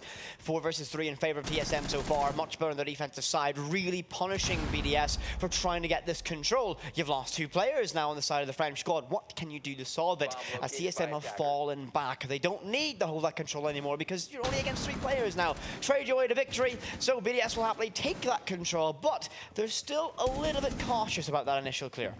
It's still a 4v3. 1 pick for BDS here does open the door once more, whereas a kill for TSM will all but secure the round. 55 seconds left on the clock, and Alems is going to open that wall from control and towards initiation, defeating another line of sight. But look at the defender just sitting around the corner. Gunfire fired. Alems drops a drone, which will give a massive audio cue. And now he's going to get himself in a gunfight that he's going to lose to Pojo. But there's Breed to refrag. Merc is going to trade that one back. It's a 3v1. It is all down to Renshiro. I'm going to say TSM might lock this one out. Just saying. Just a little bit of a sneaking suspicion to that one. Unless absolute heroics. Look how close Merc is. No, it's achieved and he gets shut down. Maybe just a little bit of a chance in a 1v2. 15 seconds. BDS though have requested themselves a timeout, so they want to recover after this, no matter the result. Ranchero with such little time, Gio will shut him down once again, finding that all-important pick to deny any potential clutch, and of course we go into that BDS tactical timeout. On the offensive side, they now feel muted. It's somewhat of a similar story to what we saw with TSM. They're struggling with that initial entryway, they're being contested, they can't find picks, and that round, a real highlight of it, they were information starved. They had no way of knowing where anyone was, and the one time they saw a drone, Alems had too many bodies in his way, and he was in a really bad position to make anything happen, all by his lonesome in pillar instead of initiation. So, much better from TSM so far on the second half of this matchup. You wonder, though, can they continue it or now with the help of this tactical timeout? Will BDS find a way to get a little bit of spring back in their punches? I like it. I like this being taken, because what it will do is I want to see if TSM are going to use that timeout differently. Or sorry, BDS are going to use it differently than how TSM did. TSM took a timeout, didn't really change anything. Our BDS, did they see something that maybe they want to talk about, to maybe try take advantage of? Because they have just lost 2 rounds back-to-back. But they're still in a power position. 5-3 lead. Any team would take that at this point in a map. Well, any team's going to take being ahead. If you're leading a matchup, you're going to be happy. You're not losing. And these teams don't like losing. So BDS have a blanket 2 rounds until they're back level with TSM, so they have some time to try and figure this out and how they can get themselves in the building, and in the building without taking 2 casualties beforehand. This map is defense-sided. Theme Park is notoriously difficult to break down, especially with a team that likes to be in your face and contest those entryways. TSM are doing a good job now on their defensive side, similar to what we saw BDS do. A little bit more aggression on the side of TSM has been fantastic compared to what we saw from BDS. So, I think momentum's beginning to shift in this matchup. I think TSM they get this next round, that's a red flag for BDS. They've woken up a little bit, and look at the way they've picked this operator lineup on defense as well. They've got Frost, they've got Lesion, couple of traps on the board. Pojo's going to fall back. So how many times do we see coaches come in and play smoke? I mean, we see Pojo do it a lot. Yeah. Pojo is pretty known for coming in and playing a little bit of smoke. I mean, again, a talented player. I mean, a pro player back down in the era of like flip side tactics, many moons ago instead of like year 1, I believe. But this is very close for TSM getting themselves back in this matchup. For what looked like it was going to be a BDS absolute steamroll, now all of a sudden BDS's momentum's running. They weren't able to convert that energy, that momentum, that aggression that they have on the defensive side on the offense at all. And TSM have come alive here. They're finding BDS on that initial entryway. They're making it very difficult to get any control whatsoever. And if BDS continue this trend of dropping the early pick or the opening casualty, well, that's going to be a problem all on its own. Shaiko sends an aid. Will that land? Yes, it does. Oh, great nade onto Geo, and you know, we spoke about the fact that momentum is back with TSM, but let's not forget that if BDS win this, they go to match point with multiple attempts to close this one out. Shaiko, though, back on the board.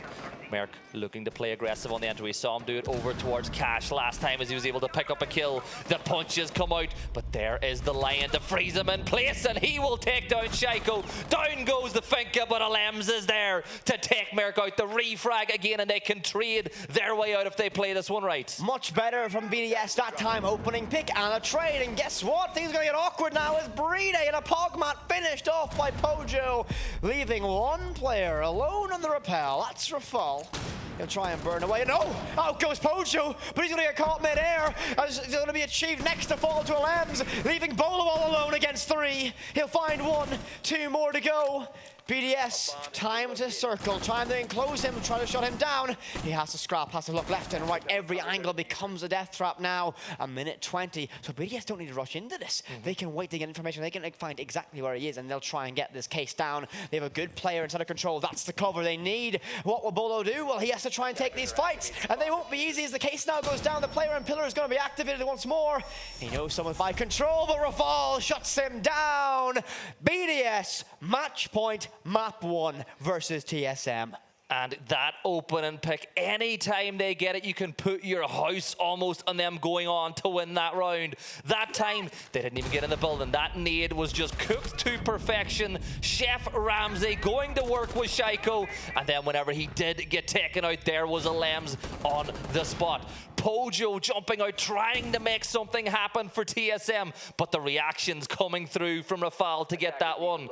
And BDS, 3 attempts now at match point. This is not their map. This is Theme Park. And if they win this one, they are going to Clubhouse. They are going to Dubhouse to try secure a semi-final spot.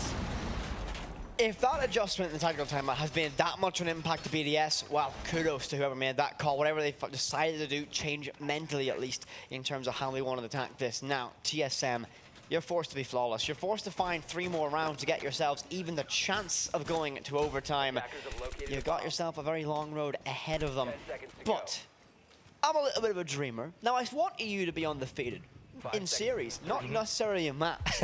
So I'd love to see them at least get themselves a little bit more competitive. I love this side, love this roster, love this team, but BDS have looked too strong.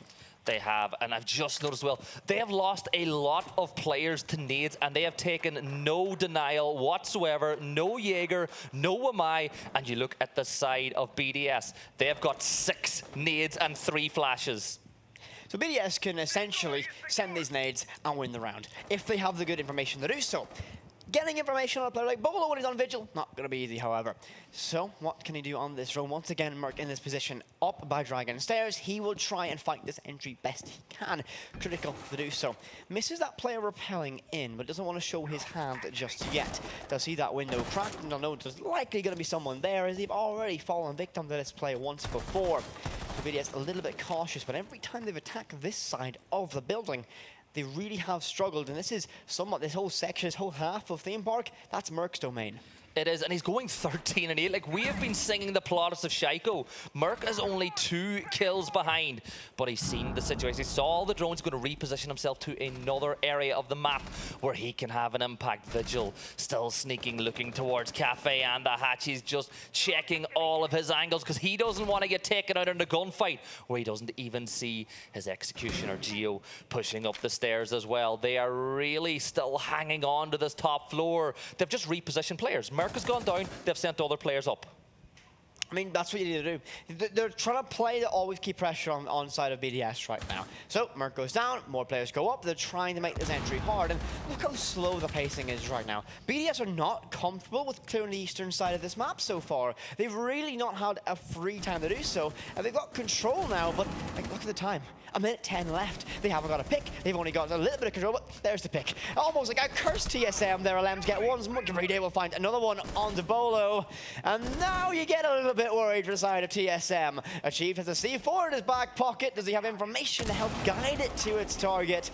As every bit above him gets cracked open. He'll be very cautious. That C4 might be perfectly timed, and it is. He finds the LMs, and that could be the pulse, the lifeline that TSM need in this round.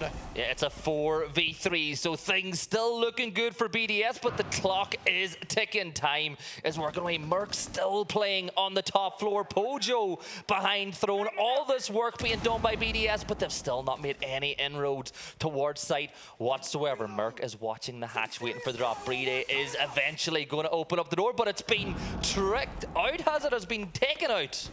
I don't believe it was, or at least it was impact trick perhaps over the top. Cut away just that happened, but there's Merc.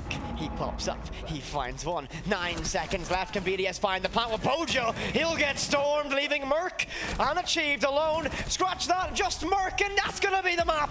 BDS close it out. They get it done against TSM, the very first map of this series. And let I remind you, theme was a choice of TSM. And that's a BDS we have not seen over the course of EUL in the last stage. Had they played like that, they would be going straight from here to Berlin. But they are working their way straight through to that semi-final instead if they can pull one more map. All they need now is victory on either Oregon or either Clubhouse next or Oregon as our decider.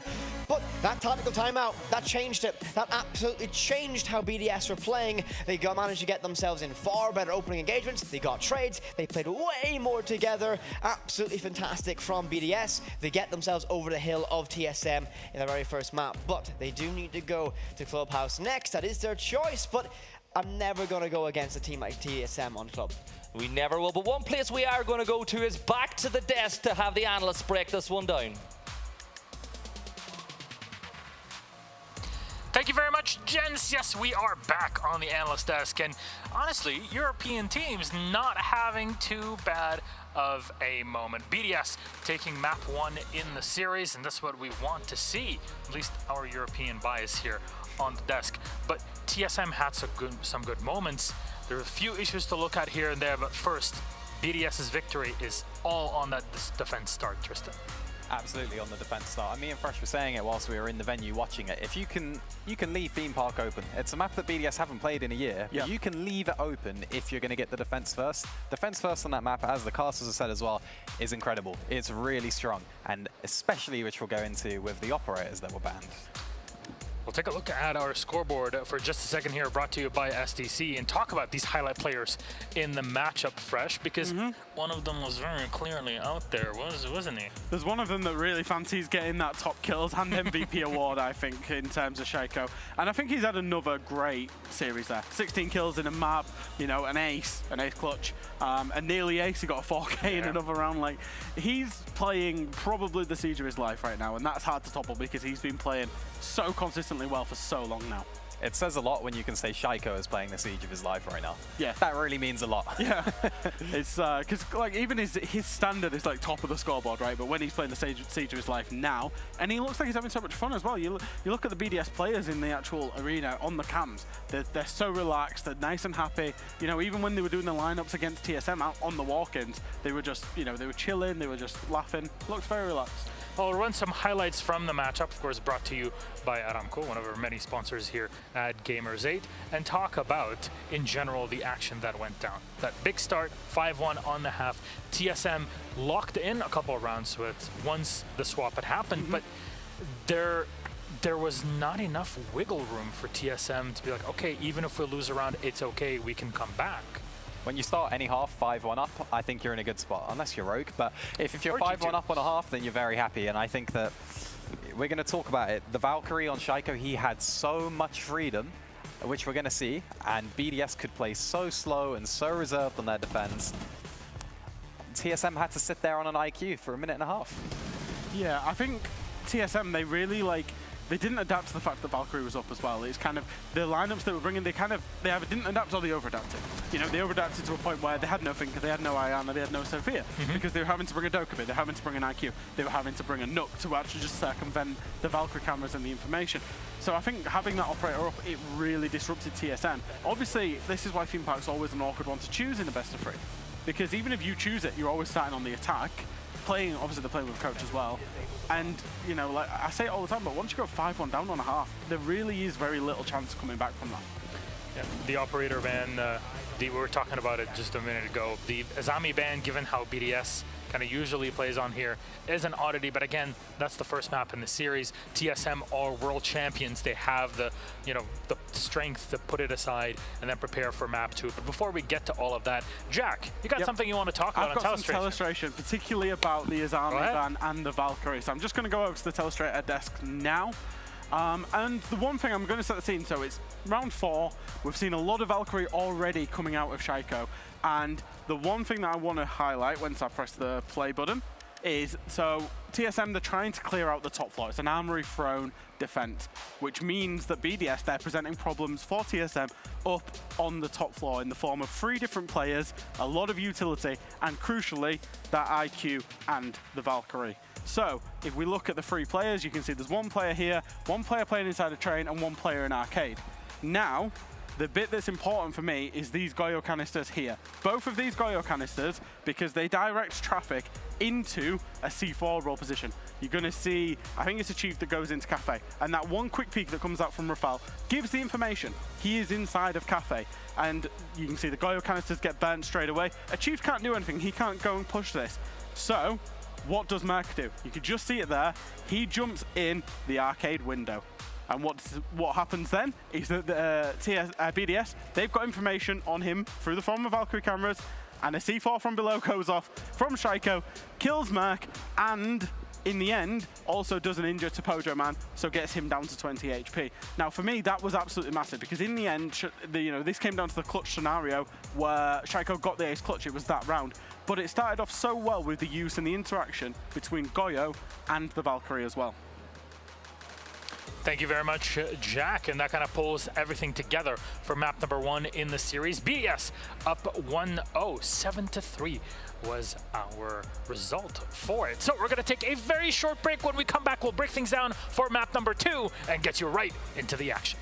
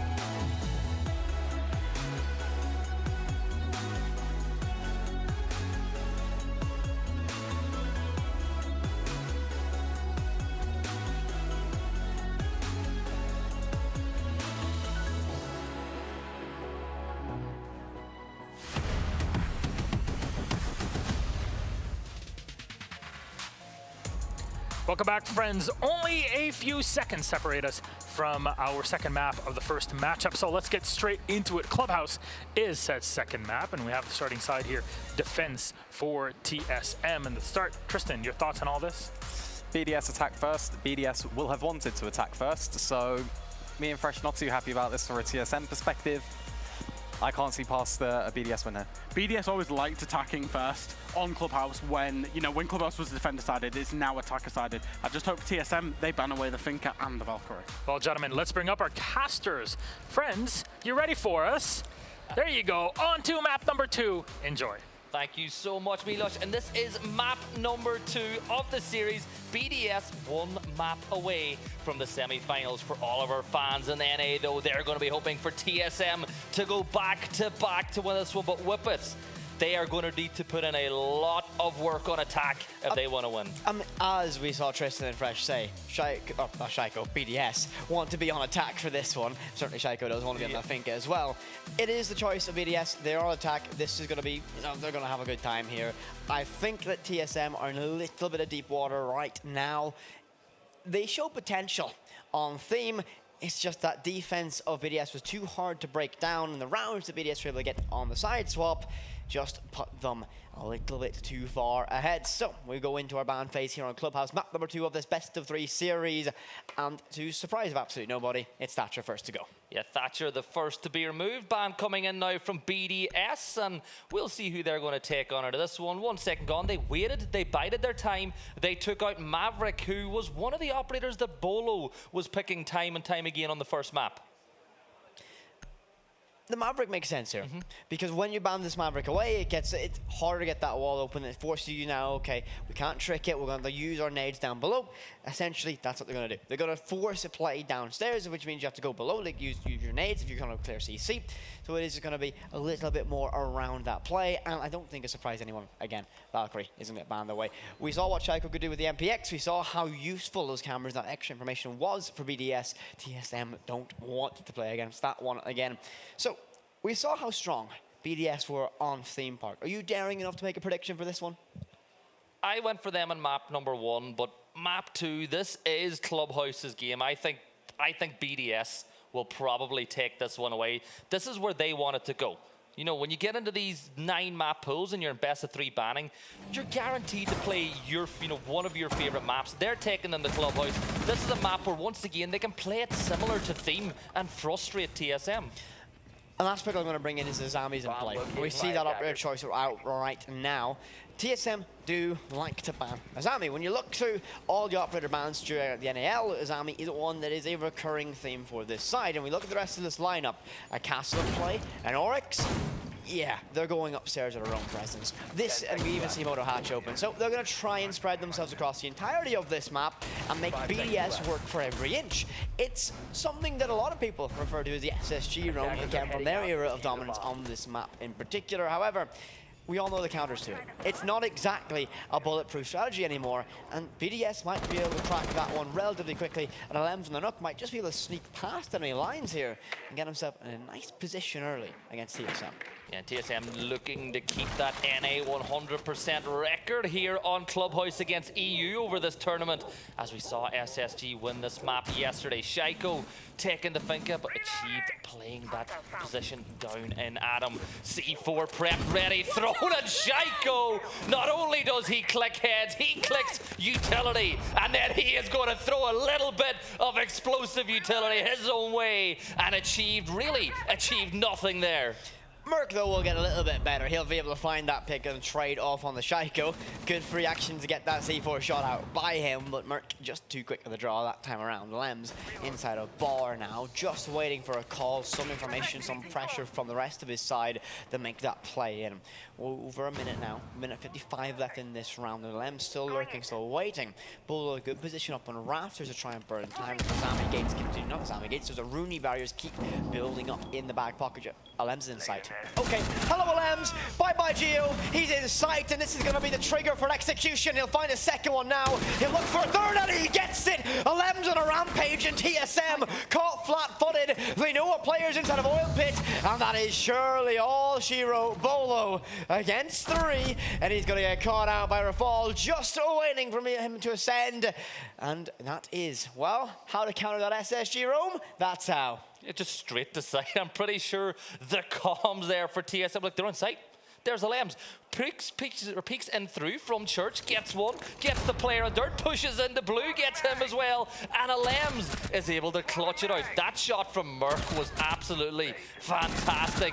But look at LMs, this is the one, and that is what Nook is so good at. Nook, when you speak to players across all levels of competitive, is the most annoying operator. It is a factor that is difficult to control because you can't hear her, you can't see her on your cameras if the player of Nook is effective with that gadget, and can just pop up and be in places you don't expect. Who expects LMs to be on site right then? Guess what? Not TSM. And we see BDS get that very first round. We'll see a site rotation as well. TSM going up to Gym Bedroom now. They'll extend themselves in CC and Cash. That's no surprise to what this setup will be. But BDS once again starting off fantastically on their map choice this time. And that was just really good game sense as well, though, from BDS. You know that you killed a player in Adam, then you got refragged from there as well. You could see the Azamis up on top of, you know, Garage. So realistically, there's only 2 players on site. One of them probably playing around Church, one of them playing around Dirt, and LMs took full advantage of it. Opportunistic. You've got to be at this level of competitive play. LM saw a chance, he took it. Absolutely fantastic. Benefited completely from it. BDS get the round. Well, we see a similar story. Shaiko once again on that Finket will try and make that entry player work. Will drone himself inside of Stock and Lounge. Playing independently from the team just a little bit right now, so no one's hot droning for him. He's not following a droning, he's trying to do all the work himself. And when you have a player as talented as Shaiko, you might want drones to go ahead of him to get him all that information. But he is that talented, he can probably do it himself as well. Breed8 will get this wall open. That will make it very awkward to rotate around inside of construction. And they're slowly but surely sort of opening up these key positions. And I don't think we're going to even contest that roam player inside of CC. And you touched on the drones as well. Only 2 of 10 have been taken out of this one already. And there's a minute gone in the stage. And now BDS are going to get putting in that work. As you can see, multiple players all droning things out. Now Shaiko is the only player, apart from Renshiro, who just came off the drone, who is actually not doing some intel work on site.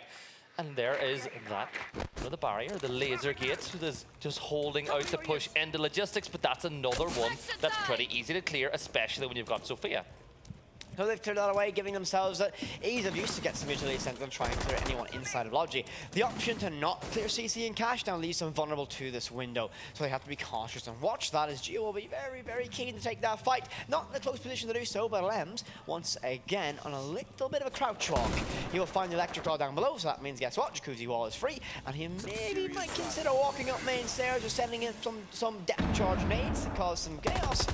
Look at that Kaid, just lurking, just waiting on main stairs to try and catch anyone napping. But with the wall open and with LMs below, there is the opportunity to make that push. But now Gio will rotate back to site, but which direction will he go? Rafal gets the opener with 55 seconds on the clock, and LMs is going to get slammed by Gio as Pojo pulls one as well.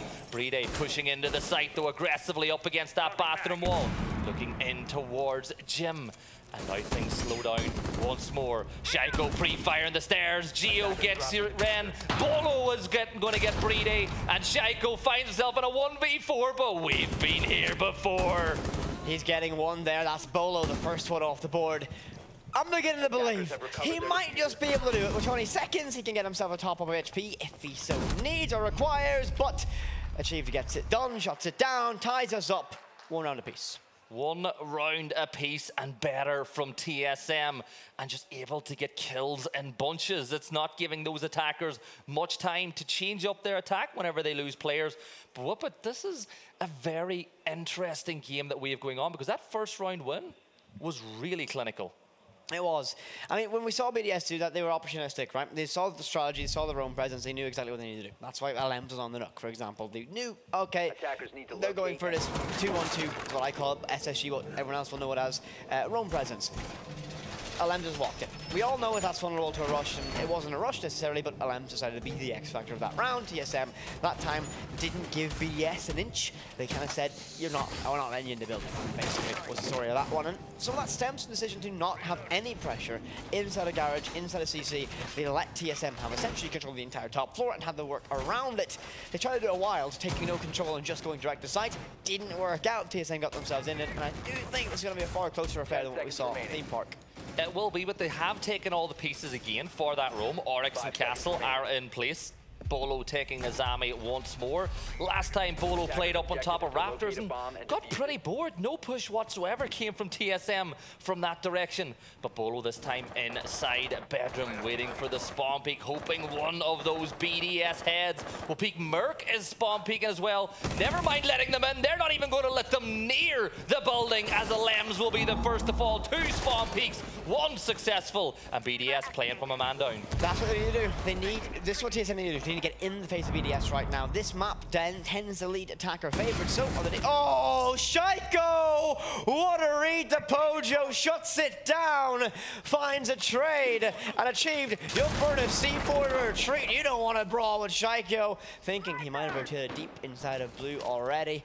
He will just wait, but Shaiko will be just as patient as he will hold on to blue stairs and wait and be patient, as he knows he's got everyone working the rest of his team around to put pressure and perhaps move someone into his line of sight. He's got a massive cutoff. He is holding such a vital cutoff in this map. Bolo takes a lot of gunfire this time around, as Shaiko still holding this position. Rafal gets Merc. Shaiko will trade it out with Bolo as both fall, but it is now a 3v2, and Brede is putting that case on the floor, and he will be shouting percentages. Time will 1% is sure. The win percentage for BDS is going up as achieved. Will fall. It's down to Geo, but there's Rafal, and that is another round win for BDS as they take a 2-1 lead. That was, I think, clinical. Another word way to describe it. We said the first round was clinical. That one was absolutely another use of that phrase. They are really sharp here on Clubhouse. It's their map choice after all, not too surprised, and they are loving life on the attacking side. BDS just look to have the number of TSM right now. TSM really struggling, and Pojo caught out a misstep, perhaps just a little bit of a rustle or a rumble of sound, and that was enough to send him back to observation when he has to go and worry about Shaiko.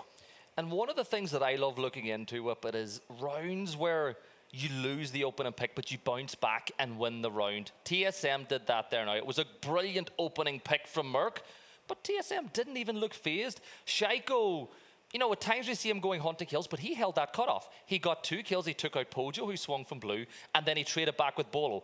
He did his job. I mean, Shaiko he knows how good he is. Always think you're at this position, but he's also very good at working around the team. He's a key aspect of that roster, and so the team need him to do something. Guess what? He's going to do it. He won't go hunting for those kills, even though I'm pretty sure he wants that MVP of the entire competition. Who wouldn't, after all? So, as we get ready to dive straight back into this one, TSM need to find momentum. They cannot let BDS run away with this one. Once again, we saw how they couldn't recover the second half at all when we were on Theme Park. BDS were 5-1 up. They just couldn't get themselves back in. So damage limitation might be a decision again. You cannot get out of touching distance of BDS to TSM. Try and trade one back, get yourselves level again, and work from there. And the only saving grace, I think, for TSM is even if they do go down 2-0, there is the opportunity to go through the lower bracket. This isn't last chance saloon just yet, but the winner of this game gets the rest of the day off, and we know how vitally important that can be to do your prep, because you're just going to sit back, put the feet up, and watch those lower bracket games and do your prep work. Exactly, more time to book some scrims as well, get something done, dry runs, anything. So really, I mean, there's a lot running in this in terms of competition play, right? Seeing these teams at work, the meetings, the prep work, the volume they all do, they are all hyper fixated on getting the best performance possible. TSM, even with Pojo in, still doing that, putting in the work. One thing I will say about this setup, I don't like this setup as I don't think Bolo likes Ranchero too much as he just sends it on out the window and shuts him down. I don't like these ammo barriers on the castle or on the barrages like that, because if you send the nade directly on towards it, you throw your nade not over it but directly at that keeper barrier, guess what? The ADS doesn't catch it. Merkur will catch your fall, find that in BDS very early, putting themselves at 5v3 disadvantage. The only saving grace is they do have 2 hard breach, so the job's still possible, but I agree with you 100%. There's still 3 nades in the hands of BDS, so work still to be done by Merc. Shaiko, did he just miss drone? I believe he did. I believe he has no idea. Lems will get 1, however, and Geo in a very good position to be an agent of chaos. Find some success if he's given the chance to do so. Lems cautiously approaching, trying to get control, whatever he can do. It won't be an easy tasking. It'll be very, very difficult for him to do so, but BDS right now in problem-solving mode, trying to figure out what changes to do, how to make this work. They will get that wall open. It's the first check on this tick list. With a minute 30 left to go, they're in a good position. If they can find that pick to get themselves level, this round opens up massively. And Merc is a sneeze away from falling, as Shaiko will get rid of even more utility and begin droning. Brede doing the exact same, because BDS now being held out as the first smoke canister has been used with 1 minute and 20 seconds on the clock. Alam's just peeking an inch above the head, pre-frying the window, but they desperately want 1 pick in this situation because all 3 of these players playing solely focused on the breach, and Alam's gets that kill. That should open it up, but there's the smoke that will buy some time for TSM. That buys them 10 seconds, but guess what? Shaiko is chomping at the bit. He's lapping at the gates. He wants in, but Alam's on the flank inside of Garage. If he can catch anyone here, if anyone is so daring to go for a rotation, he might be able to find them. But Shaiko, he will take an invitation, but no, he'll back away. He's cautious. He doesn't want to push in so carelessly. Alams now has control of Raptors. He has himself an avenue of entryway as well, shooting through that wall with his hammer, and it's time to go for BDS. They cannot wait too much longer. A nade gets sent in, but Shaiko will find one to achieve. The nade goes deep, and it finds it. BDS collapse, and TSM crumble upon the pressure. Another round and a recovery effort this time for BDS. They lost 2 players at the beginning of that round, and they still got it done. And when they were all up around that breach, they needed that 1 kill on the Merc in the Garage. And the minute that kill was gotten, they rotated back, took Garage control. And when you have players in those positions in a 3v3, that is an attacker favorite situation, especially when there was only 1 smoke canister left. With 1 canister left, you only die 10 seconds. You can't keep BDS waiting. They want in, and I'm pretty sure Shaiko would have went through that smoke anyway, but he didn't get the job done. So, 3-1, your scoreline. The narrative of this one is TSM cannot let BDS get daylight between them. They need to stay in touching this, and they need to keep the pressure on. BDS in complete control. 3v5, the beginning of that round with the Bolo spawn peak, the fighting Raptors. And guess what? Didn't face them. They solved the problems as they presented. Were talented enough to get the picks they needed. TSM had just no answer to that final last gasp execution. BDS absolutely another level right now. And they've been pretty much doing this without Ranchero. He's gone down twice to spawn peaks in this one already. So the 4 men of BDS came and Brede, that 1 kill was a vital one that allowed them to complete that execute. And as we look, this is now, if BDS win this round and they go 4-1 up, this script could be sent off to the directors to be completed and filed through, because as of right now, BDS looks so good, and they're looking to maybe catch the best EU team here in Wild. A nice little dig there. Of course, Wild doing EU proud as well. I'm not going to pick favorites, but Alams will pick Bolo's brain, and he'll remove him from this round early. BDS opening pick once again. TSM need to quell the fire quickly.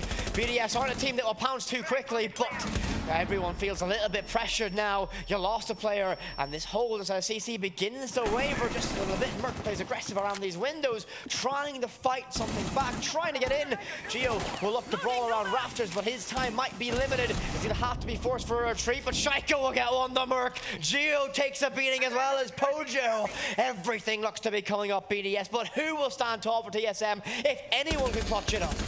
Bolo overrated. Shaiko is just absolutely slamming this one out as Team BDS look to take a 4-1 lead, but there's still presence inside Cash. Pojo's holding one angle. Lems, who has gotten vital picks in this one so far, 8 and 2. The KD sits at 4, but he is hunting for more as he pushes up towards the door. Pre-firing, minute and 15 left on the clock, which is still an eternity for BDS.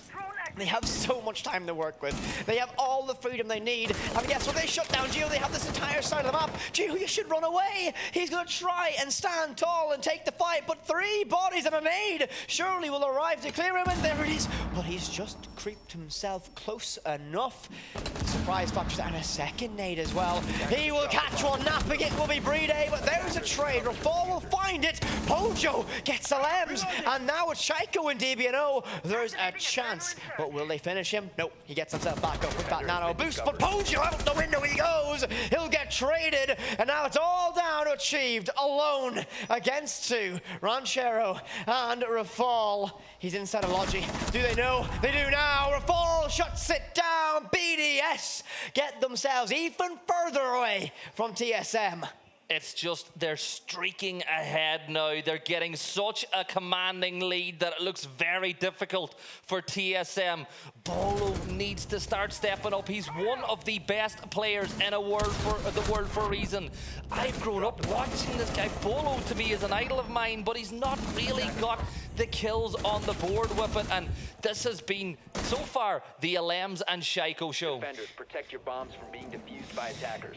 I mean, these 2 players have stood so tall. This is the best we've seen from BDS in a long time. If we look at how the performance inside of EUL was, it's not been great. This is a little bit of a revitalized roster. Again, TSM, not again another team, another storyline coming in this one. I think equally matched, I think, in terms of overall performance in their national areas. BDS are not phased by anything TSM are doing right now, and look in complete control. The easy asterisk to this situation is Pojo is in for Snake, of course. We can't really, that's something we have to look at. That is a factor going into this round, of course. But the way BDS are playing, they might be able to beat anyone here this weekend. This is the BDS that we've been missing for a long time in EUL. It really is. And the fact that they're turning up at LAN is a good sign, because at the end of the day, there's still events to play over the course of this competitive year. And BDS will want to bounce back. Maybe not making it to the major whip could actually do them some favors in the long run and allow them to really work on what was going wrong. I mean, they get a little bit of an extra break. Of course, they're here playing in G8, and then after this, they'll have some time to rest and recover between stages, so they can, rework the strat, but figure things out, try and solve any internal issues that might be lingering from the stage. Bolo might want to go out this window. He's thinking about it. He really wants to. But eventually, they're going to work at clearing this wall, getting it open, and using that as an avenue to start pushing and getting that initial map control. Bolo will stand in the way.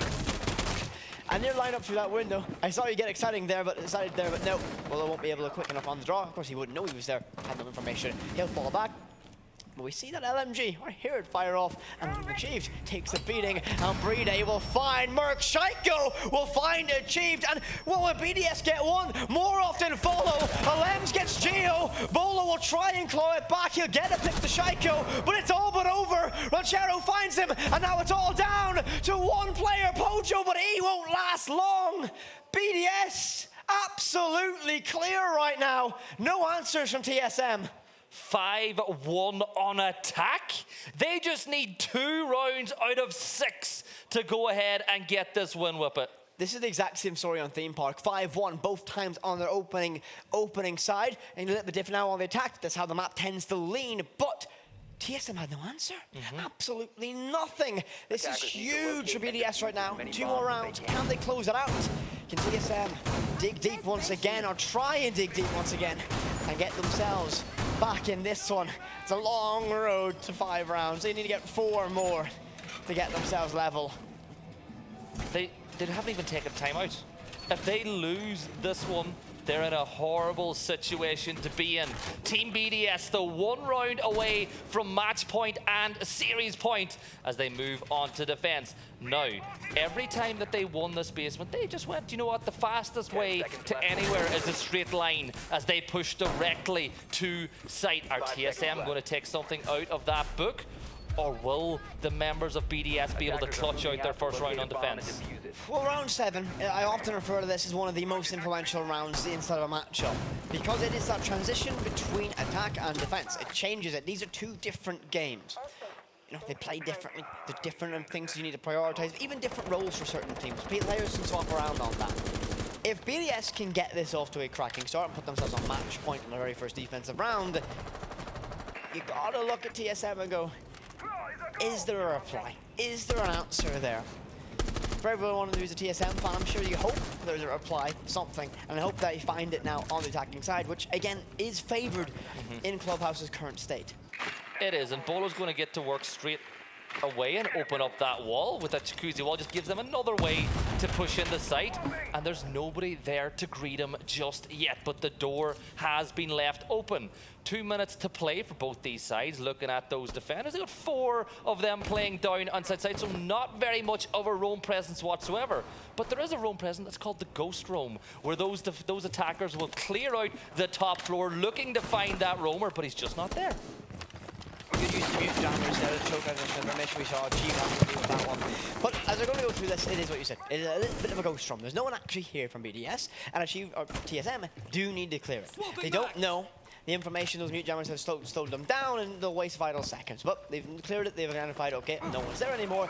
Now they'll start moving and getting the motions rolling to get the execution at least closer to go time. Minute 25 left to work in this round. They'll start the vertical positions on top of the main stairs, trying to clear anyone out from that position. But Riyadh has a C4 primed and ready, and he's just waiting for the call. No Valkyrie cameras in play this time, of course. However, I think these players have enough game sense to time it perfectly.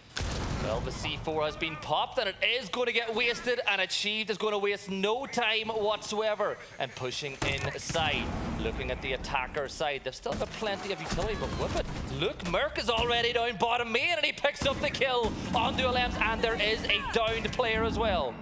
So in a technical 3, well, now actually an official 5 versus 4, Bride still inside of dirt with that shotgun, trying to lock down that lane. It looks right now that TSM are going to go for that execution from the kitchen hatch. Merc will play a pivotal role in trying to stop that cross, as well as anyone who's daring at the push down dirt. But TSM have 30 seconds to make it work. Can BDS close this one out? They've got smoke canisters in their back pocket as well, and all the guns are going to work, but the drop is there. Pojo's already in sight. Shaiko will get one the bolo. He'll find a second with the Geo. Rafal pops off. Everything in favor of BDS except the fact Pojo gets the case down. He'll try and brawl his way, but he's in no man's land. Achieved is there for cover, but he will be slain. All down to Achieved. In a 1 versus 2, he knows one player's coming up to try and pressure him, but don't get hyper fixated. You need information. He'll try to deny the plant, but no! Shaiko 3 in the round and the defuse.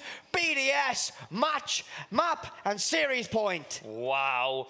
Again, Shaiko, whenever they need him, he steps up, and a little bit of a help coming in from Rafal. They win another round, and they are just 1 round away from that semi-final. And if my math isn't wrong, well, that's 1 round away from another 100K on the prize pool.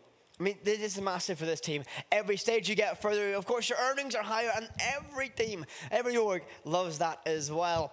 Shaiko, what a performance though, 3 in the round and the counter defuse as well. TSM now forced to be flawless. No mistakes required, no mistakes allowed if you want to continue your run.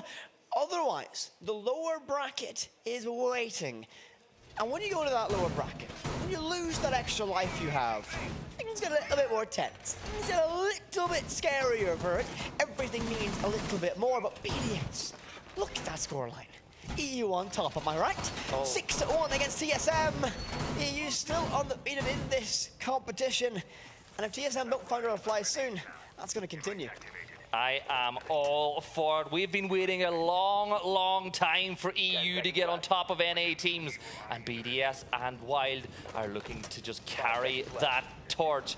We are ready. This is match point BDS, and we are going up to Gym Bedroom. Lems is going to play in secret just to catch out any of those attackers, and that's the joy of this map, but because there's multiple ways to rotate from one point to another. I mean, there's at least 2, perhaps even 3. But you can actually rotate your way around. It is not as linear as other maps. The reason that teams are why please so say it is an older map. lots of teams understand it very, very well. So those rotations are harder to make because people understand the flow and the rhythm of this map very, very well. So TSM right now, it is in the focus up, play your game, lock in, and get the job done. You cannot make a mistake. A single opening death here is essentially an absolute catastrophe. Alem's on her own down the basement. No one's going to know about him for a very long time. We're going to try and clear this upstairs, try and get as much information as possible. But so far, slow, cautious, and a little bit of scared to losing from TSM. And it is just so hard for TSM. 5 rounds back-to-back is what they require just to force overtime. The job wouldn't even be done then. But one job that is done, they've got the jacuzzi wall open. Now you can flip, go around on the other side. It's so important when you attack this site that you go from multiple angles. Alem's still playing down in basement. When will he decide that the time is now to push back on up? Shaiko playing in and around site. He will get the information that construction wall has now been opened too. So a lot of work being put into TSM, lots of prep work. It's a lot of posturing for TSM right now. They've got the wall open, they're slowly getting map control, but keyword there is slowly. It's a minute 15 left. They have a lot of positions open, they have no opening picks. BDS are a little bit compressed right now and feeling uncomfortable, and that nade's going to make Ranchero very uncomfortable as well. And that C4 will send Achieved all the way back to observation. Pojo will get aggressive and find one. Shaiko gets another one, but oh, here comes TSM! Here comes Pojo! Finding 3, leaving it all down to Alems to close this map out right here, right now. SMG11 primed and ready, decides it's time for the shotgun. He's going brawling. Alems! Are you kidding me? BDS take Clubhouse. They take the series. TSM to the lower bracket you go. BDS are back, and they have done it in absolutely fantastic form. Big 2-0 win over NSA. World champs sent down to that lower bracket. Shaiko, Alems, that's the story of map 2. Take a bow. Take a bow. I'm on the desk. I don't envy them when they have to make a decision. Who's going to be the MVP of this series? It's going to be one of those two. But what a play from Alems right there. What a play from Pojo as well to get themselves in that position. Pojo found 3 on that hard breach entry in the site. Case went down as well. But Alems, too much of a clutch factor. And BDS get victory 2-0 against TSM. They move forward to the semi-final tomorrow. But absolutely fantastic from that, and they really didn't look challenged at all by TSM. They really didn't, and the problem for TSM is they don't even have a lot of time to fix it. Maybe getting 2-0 will help them a little bit because it buys them an extra hour, but what can you do in that extra hour? You're playing one more game later tonight, and if you lose that best of 3, well, you are packing your bags and you are going home, and it ain't even to Berlin. Pressure begins to build now for TSM. Okay, you don't have Snake in today. That's a big blow to the team already. Pojo, though, did prove his worth. Very capable in that more support-like role. But you now don't have time to prep. You have to play in the best of 3 today. This is where you get a little bit worried for this team because they looked a little bit muted against BDS. BDS provided so many problems, and TSM could never really get into the game. They really couldn't, but we're going to just get ready to throw it back to the stage for them to have an interview with the winning team. We'll see you guys in a few. Welcome back to the main stage. I'm joined by Alems of BDS. Congratulations on the win. Absolutely incredible. A dominant performance so far in this competition. So I just wanted to ask you how you and your team were feeling before you came into this competition, and did you have this kind of expectations on your shoulders? To be honest, before coming here, we were feeling a bit sad because of the European season. We were very disappointed about it.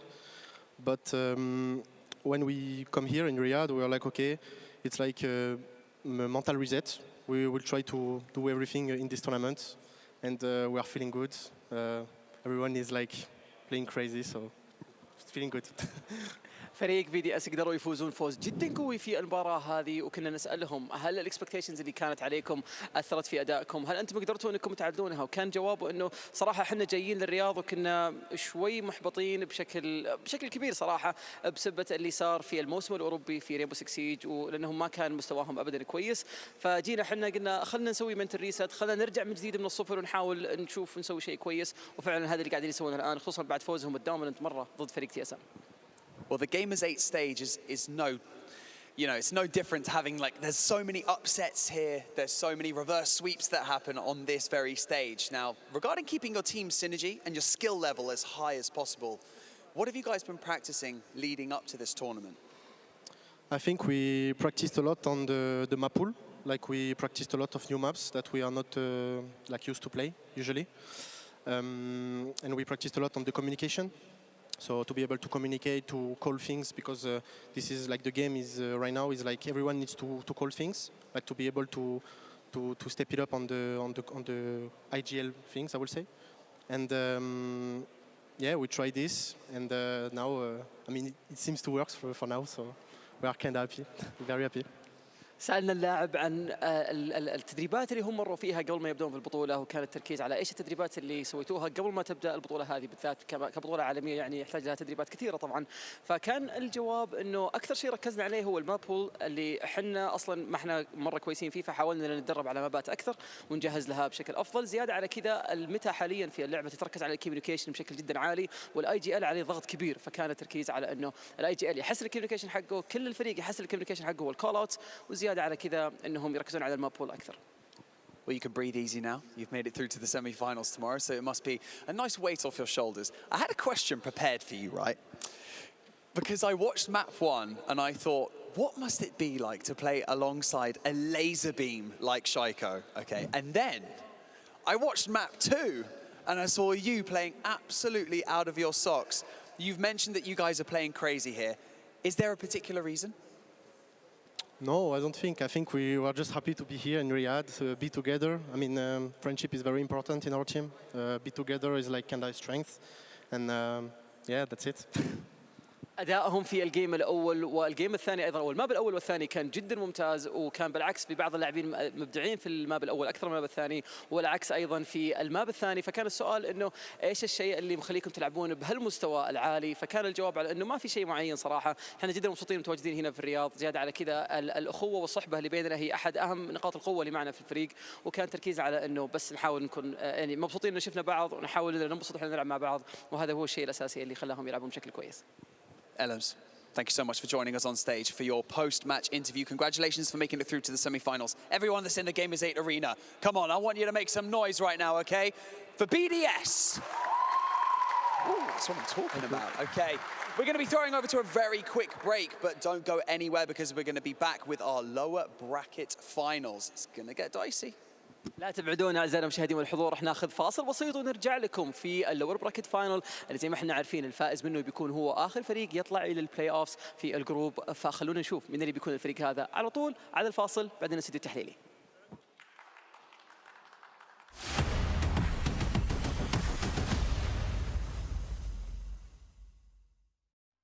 Progress is a race that has no end. After every finish line, another challenge awaits. How can we continue to push innovation in a sport at the forefront of technology? This is how.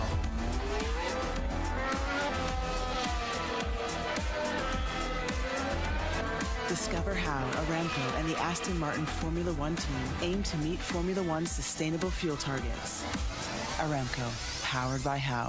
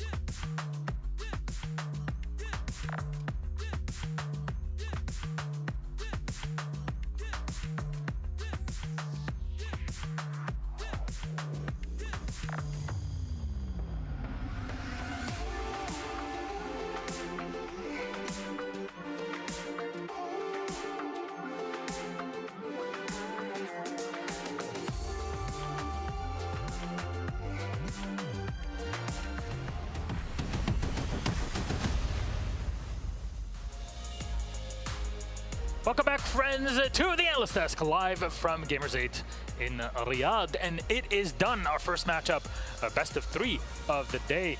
BDS victorious against their, I guess, the world champions, their North American League counterparts, TSM 2-0 in a spectacular fashion on map number 2. You join us in, I'm Melsh, your host. With me are Fresh and Tristan.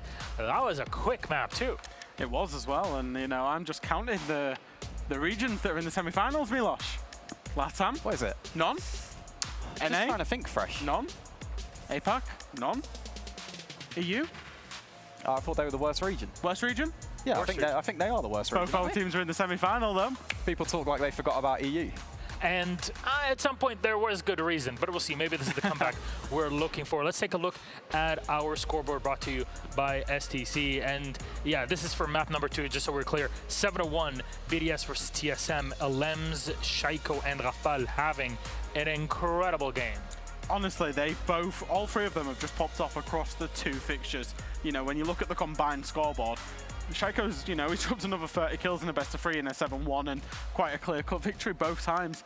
And you can see Alems as well, that big 1v2 right at the end there. They're really starting to hit their stride as BDS. You know, we're starting to see those characteristics that you saw when people were saying BDS are on top. Yep. Every single fundamental was done right, but they were fast as well. We were seeing rounds they kept rushing into blue, even if it's not at the start of the round, but you coordinate a 3-2-1, you've got 3 or 4 players pushing blue, you're getting grenade kills, you've got Shaiko on Thinker. Inexplicably, he's allowed to be on Thinker for that map, but I'm sure we'll get further into that. But at least he wasn't allowed to be on the Valkyrie. Okay, let's take it where it is. We'll take a look at some highlights brought to you by Aramco and a quick update because it literally just ended. MIBR take a 2-0 loss to the Falcons, which means we're going to have TSM versus Falcons on the main stage. That is going to be incredible come match 3. But the highlights, the action, and you talked about that Finka.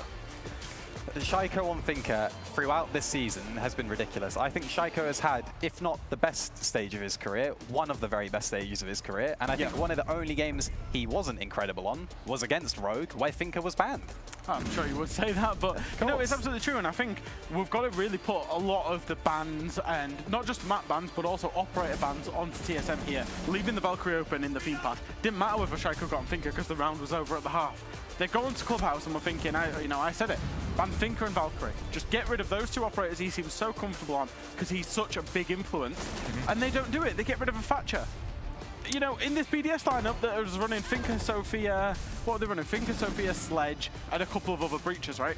It would just at least just get him off of the Thinker. And, you know, TSM, sure, the Valkyries, man, it doesn't matter when you lose the half in that manner again. If you don't get to attack, then what use is it?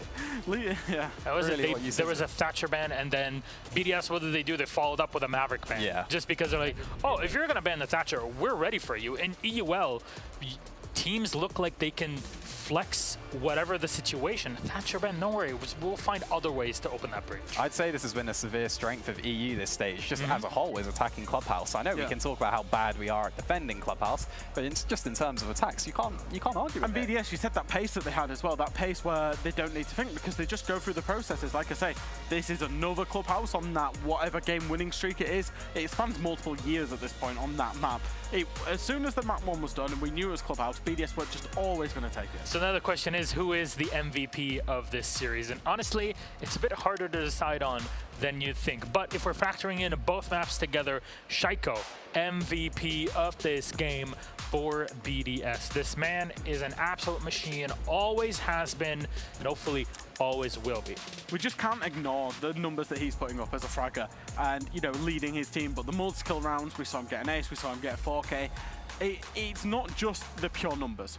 It's the impact that he has in the rounds and how consistently he does it. He did it yesterday, he did it today, he'll do it tomorrow, then gets the final, he'll do it in the final as well. Yeah, it's also just not even the kills, but just how long he stayed alive in so many of these rounds as well. He's not a player that will just go in, get a kill instantly, and then die instantly, get traded out. As we saw with Merc on Theme Park quite a lot. Times where he went in on a Nook, got a kill or 2, but then he got traded out, and then suddenly there's gaps that are left. Yeah. Shaiko, he stays alive. Constantly he stays alive. His survival rate was up there with some of the best on his team, despite all of his kills, and just... He's Well, I gunning mean, for what more 3 can you say? accolades, Tristan. He's going Winning to the run out of tournament. space for these individuals. He wants to win the tournament. He wants to win the top kills prize, which is $25,000, and also win MVP of the tournament, which is another $100,000 on top of it.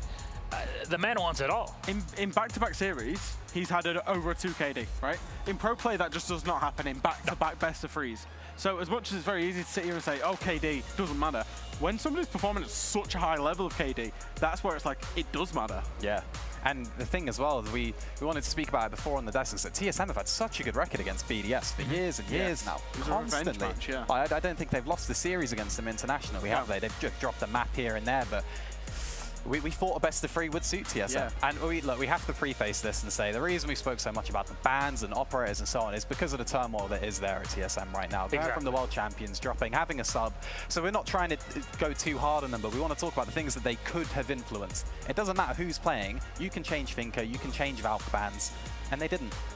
Let's take a look at the bracket then. Updated things for you all at home. So this way you can set yourself up for the rest of our competitive day here. BDS taking down TSM 2-0. And Team Falcons, just like I said, the update is through 2-0ing MIBR, which means we're going to have TSM versus Team Falcons to finish up our day today. If that is not a game that will set that crowd on fire, I don't know what is. And you know what? It's the last game of the day as well. And the crowd, obviously, they filter in through Today the off, day. Friday here. The final game of the day is always the busiest, and that big home crowd support that Falcons got yesterday when they were on quite an early game, it's going to be even bigger. It's going to be even louder. And the Falcons, now that they've actually won a game and they've got themselves through, them nerves will not go that they had yesterday. They won't have as many nerves, so they're going to be fired up from round 1. They've shown they've got a decent map pool as well. Yeah. There is quite a variety changing between Border, Cafe, Villa. These are all very different maps. This is not just the one and done team or one trick. They're fun. They're a good team. So TSM still have to go through. Falcons, the hometown heroes of BDS, are through. They're joining Wild up in the semifinals with a boatload of money also to boot. We're going to take a break and we'll be back in around an hour to prep you for game number 2. Remember, the schedule is set for this entire tournament, so we'll see you in a bit.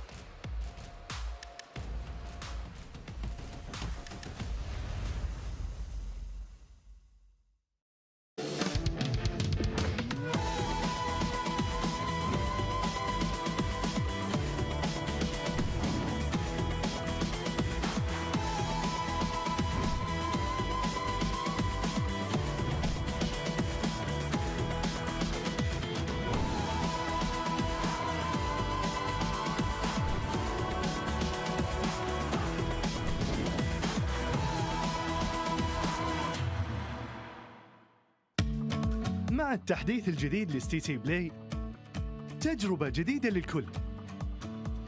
لو جوك دايم تحديات، نافس وانضم للبطولات. استكشف الشات والتايم لاين وتسوق من متجر التطبيق. الليدر بورد على تفاعلك بالتطبيق، والجوائز الأسبوعية والشهرية على نظام النقاط تنتظرك. ستيتي بلاي، مهما كان جوك هذا محلك.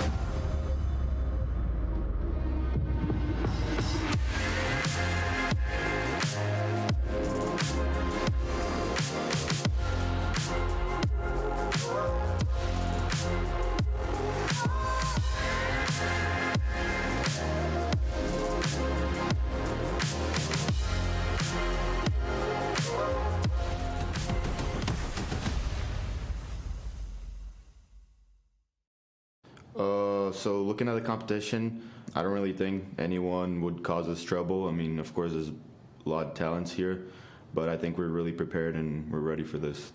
No, I mean, all the teams here they're solid teams. Even though a majority of them are not going to the major and didn't qualify, I think they're still top-tier teams. But that doesn't mean anything. We're going to go and give them everything we have, and yeah, we're prepared for that. Welcome back to the Analyst Desk, friends. And yes, that was Spacestation Gaming, the first team that we're going to talk about in this upcoming series versus Team Liquid. Hello, we're now 4 on the desk. I'm Automatic, your host. With me are some beauties here. Corey from Wild already qualified through, and you saw their run yesterday at T3 EU, better than everybody else. Twister and Tristan. Gentlemen, how are you doing? Amazing. I'm really happy to be here. You got a free day, right? Yeah. Exactly.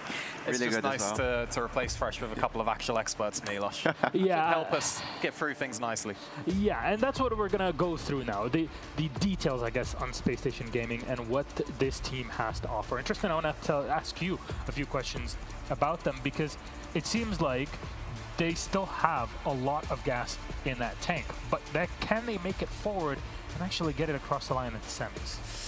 They do, Milos. There is still more to come from them. And this is a team, we're not talking about that they lost both their matches yesterday. They lost to Wild, obviously a team that's on the ascendancy right now. They're probably the happiest they've ever been in their competitive careers. I genuinely think that. SSG, they only lost the series 2-1 yesterday. They seem to have prepped quite well for it. I think the maps were decent. I think their approach was decent. I just think when you have a substitute player, it's not going to go perfectly. Yeah. Even with this Brazilian power as Dexter representing the whole region in this match, I don't think they could get all this frag power into this match. I think that Nesk and Palu will just handle these things. Well, you already played against them, Corey, and they said, oh, nobody really stands in our way, not in the same way. Now, you did it, and you got the experience of playing against Space Station in this case. What do you think you've learned from that match and their strength, first of all? I think Space Station's biggest strength is the experience. Quite simply, like, we tried to play Clubhouse against them, big mistake, big mistake. And they might have a sub going in, or a trial, however you want to put it, but still, they have Bosco, they have Fultz, they have Hot and Cold, they have so many players that are so experienced and can lead a team, and we noticed that, like, unless we went for super aggression and for team play moves, we lost a round because they build up, and once we let them build up, we lose. Is that a possibility that could happen here again, Twister? For sure. I would say that the way that Liquid and Space Station played against Wild, it were a little bit different between them, because Wild played most like the same. They were surprising, they were rushing, they were focusing the bomb sites, but both of the teams that we'll be playing today tried some different play styles. A slow one, a fast reaction one, but both of them didn't work. So I believe today we'll have a good clash between these two teams, and I think it would be a good thing. Stylistically, it's very different. We've got two teams that were quite slow yesterday, didn't rush too much, and when they did rush, it didn't go too well for them. So it's going to be a different proposition for both teams today. It's not what they had to play against yesterday. And Corey, now you were also able to break Space Station on a game. You talked about their strength, but what do you think could be exploited today by Team Liquid to get it across the line? I think Liquid's biggest strength is they always play very far away from the site. They try to take all the map, they try to play with the map, and they fall back in steps. And not giving Space Station all the control of the map, this is what could be really, really hard for Space Station, especially in their attacks. But we will have to see if Space Station adapts and is like, all right, we're going to risk a rush, we're going to try it, and if Liquid can handle that. Well, you mentioned Clubhouse specifically. You picked it, big mistake, as you mentioned. But is there anything else that you think Liquid as a map should stay away from against Space Station? Chalet, definitely. Maybe Skyscraper? Exactly, Skyscraper as well. What makes Space Station so strong on those maps that you just have to stay away from them? Well, I wouldn't necessarily say it makes Space Station very strong on those maps. I would say what makes Liquid so weak on these maps, and I think that's Liquid not being able to adapt, while Space Station is very much able to adapt. Twister, you've seen a lot of these two teams in your history as coach, and of course, with Liquid being the hometown team that you know very well. In this case, do you think that they got what it takes to take down Space Station? I would say that Liquid is in disadvantage on this adaptation thing. They don't have the correct behavior between the match. They can't change it. So if SSG was able to adapt this fast pushes into the final of the rounds, they could use more this Dexter and Rampy aggression. I believe they will be even better to beat Liquid on this match. They will defend a little more of Palu and Nesk. So we need a brave SSG is what you think? Yeah. X factor for SSG? What do you think? It has to be Dexter because he's unpredictable. At the end of the game against Wild, he got shut down. Rampy as well has had a really good event, a consistently good event. I think nearly every map he's performed on, so I'm going to say Rampy. So let's then talk about SSG's opponents. Team Liquid, here's a quick introduction video. No video. Let's talk about the roster. Bring them up on the screen. Come on, we just want to get into the game. So we'll talk about the roster right here. And Twister, again, you've seen this team 1 in a million times in LATAM and internationally, faced off against them so many times. What do you think makes them, or what is that makes them so strong nowadays? I would say that their structured play style allows Liquid to play exactly the same mostly part of the times. So this way, they know exactly what could go wrong when they are executing their stuff. So I would say that this is a good advantage for them when they are not able to adapt, but it's a big disadvantage as well when you just cannot handle these other sides and these other play styles that they will be facing in a big tournament like this. The question for me is if Liquid are going to adapt to SSG or if SSG are going to adapt to Liquid. Because if SSG just go out there and play crazy, who's going to adapt better? If they choose to do that, that might be the right approach. But what if Liquid now think that might happen, so we should probably be ready for it? Corey, you played against Liquid too. It seemed like you've been under the sun over the past couple of days and still able to come out of it. What do you think is their strength from your experience playing them too? I think Liquid's biggest strength is to get away and find frags whenever they need be, and their clutch potential. Unfortunately, they weren't able to bring that against us, maybe because of missing prep or underestimating us, whatever the issue may be, but I'm 100% sure that they will take SSG very serious. And maybe they're going to be more prepared, maybe they will learn from their mistakes, but if I'd have to say who I think is going to be the favorite, it's SSG in my opinion. Okay, all right. Then Liquid have an uphill battle in this matchup. Any maps that you also think Liquid should be, staying away from again here? Maybe also maps that fit their play style well after learning from those mistakes of lack of preparation yesterday. I think Liquid should stay away from Clubhouse, and Liquid should really be aware of, okay, our site is weak.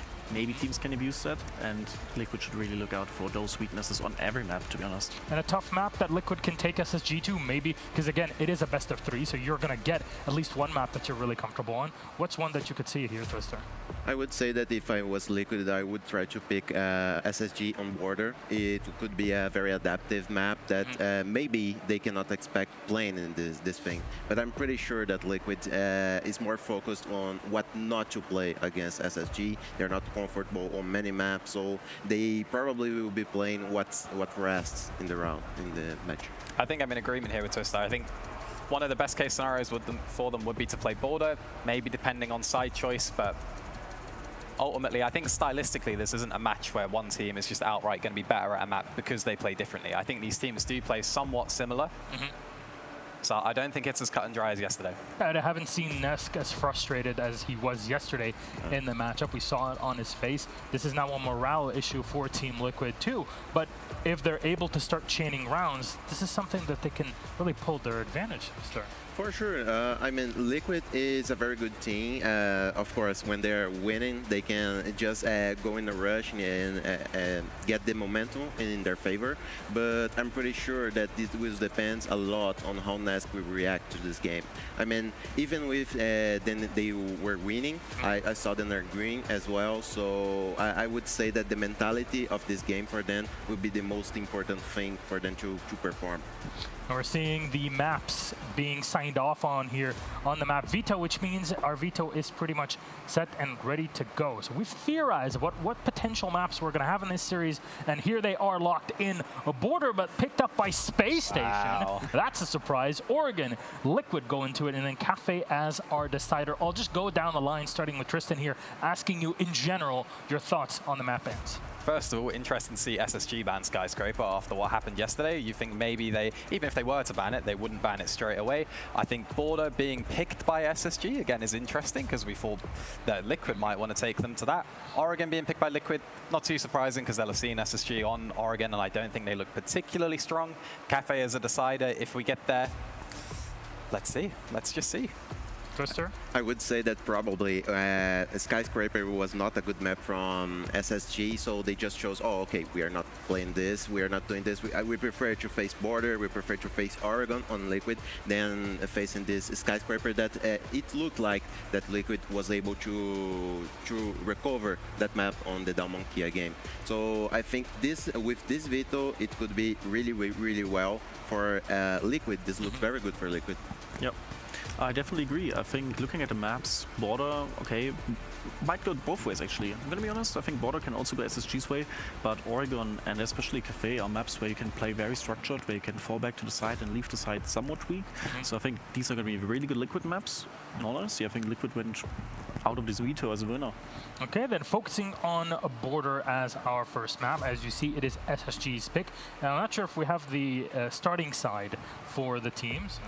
I'll have to ask about that if we can get it from our admin team. But looking at this, you're saying that it could be a 50-50 map between the two. We know Border, Tristan, is now very much attacker-sided. It's the aggression map, and in some ways very similar in strategies to the old Border that we have. What do you see that could happen on it in this game? I think there's going to be quick rounds, which is a surprise because both of these teams yesterday, when we analyzed them on the desk, every single round came down to 20 seconds, 15 seconds at absolute maximum. I think nearly every single round they played came down to executes, and I don't think we're going to see that. And we have the info. Liquid start on the attacking side. I would say that probably the SSG just tried to pick this map just to improve that playstyle that we mentioned. They are trying to adapt to Liquid, and probably we will bring some new stuff here. Probably we will see some abuse on Valk, probably some abuse on Jackal and Lion to do some fast pushes. So I agree with Tristan. Operator bans that could be used here? Good question, good question. We know that Liquid likes to play with Mirror. So I think SSG is going to get rid of that, and maybe Liquid tries to get rid of the aggression. But one thing I'd like to mention, which I think is very important, Liquid is starting on an attacking side, which is really good. Attacking side is way easy on Border, and they need the momentum. If Liquid wants to win this, they need to build up momentum, and they need to crush over them at the beginning. And SSG started on the attacking side on Oregon too. It seems like everybody's favoring attack nowadays. We know that maps, most of them have gone 50-50, which usually means that the attackers have way much of an easier way to get through all of this. So anything from your mind here, Tristan, operator-wise, that could be used and abused? For Oregon or for the series in general? For our first map?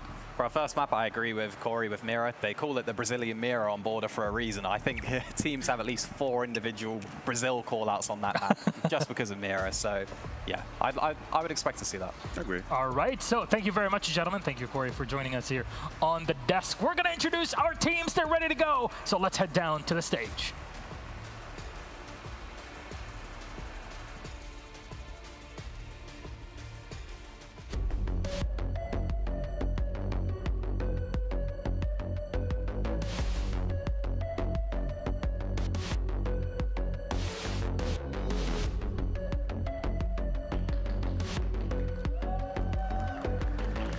Welcome to the main stage where things are about to get interesting. This is it. The last stand. The final countdown. One last chance to remain in the competition. Am I laying it on too thick, Fancy? I think I might be. Right, it's time for your first lower bracket final of the day. So please welcome to the stage your first competitor, all the way from North America, Spacestation Gaming.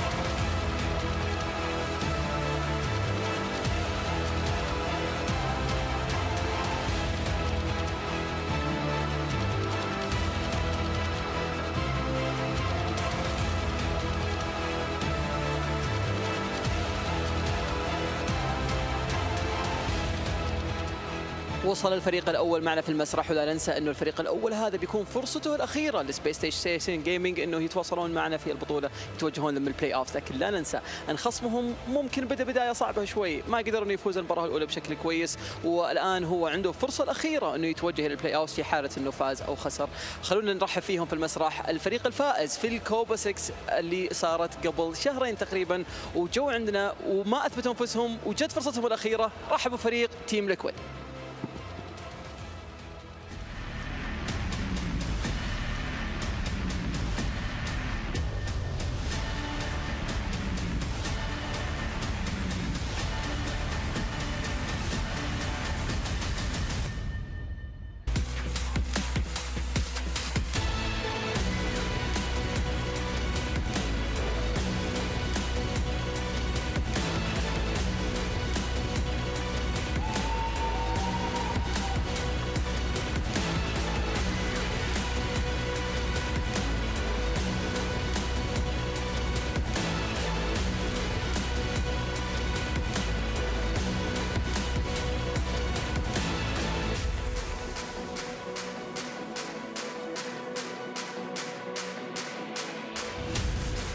Things are about to heat up here. So, if you're at home, if you're in the arena, if you're camping in the wilderness somewhere with really good Wi-Fi connection, good for you, by the way.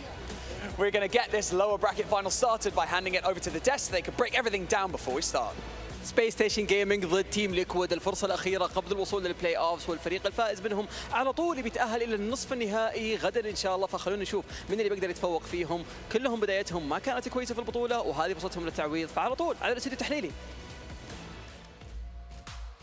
Thank you very much, gentlemen. Fancy and Barney, we are back, and we're going to have a final chat before our game begins. The Space Station and Team Liquid sit down. The elimination match about to begin. Simple as that.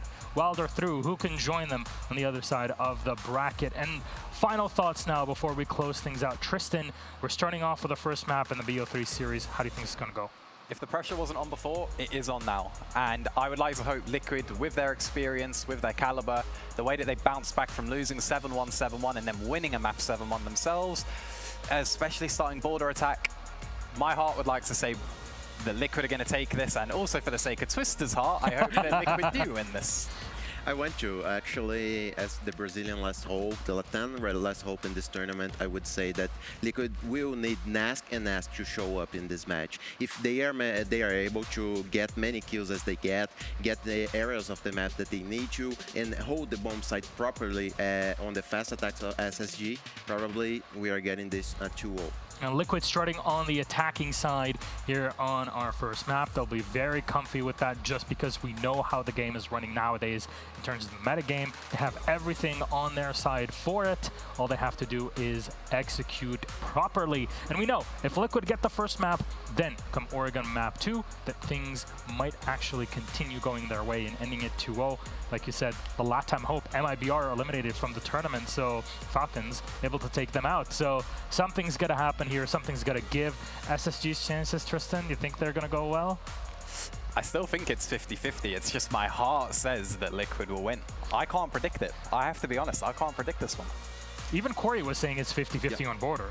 I would say that as they are starting on attack, it would be a good match for them because they can adapt, they can see how they feel the match properly.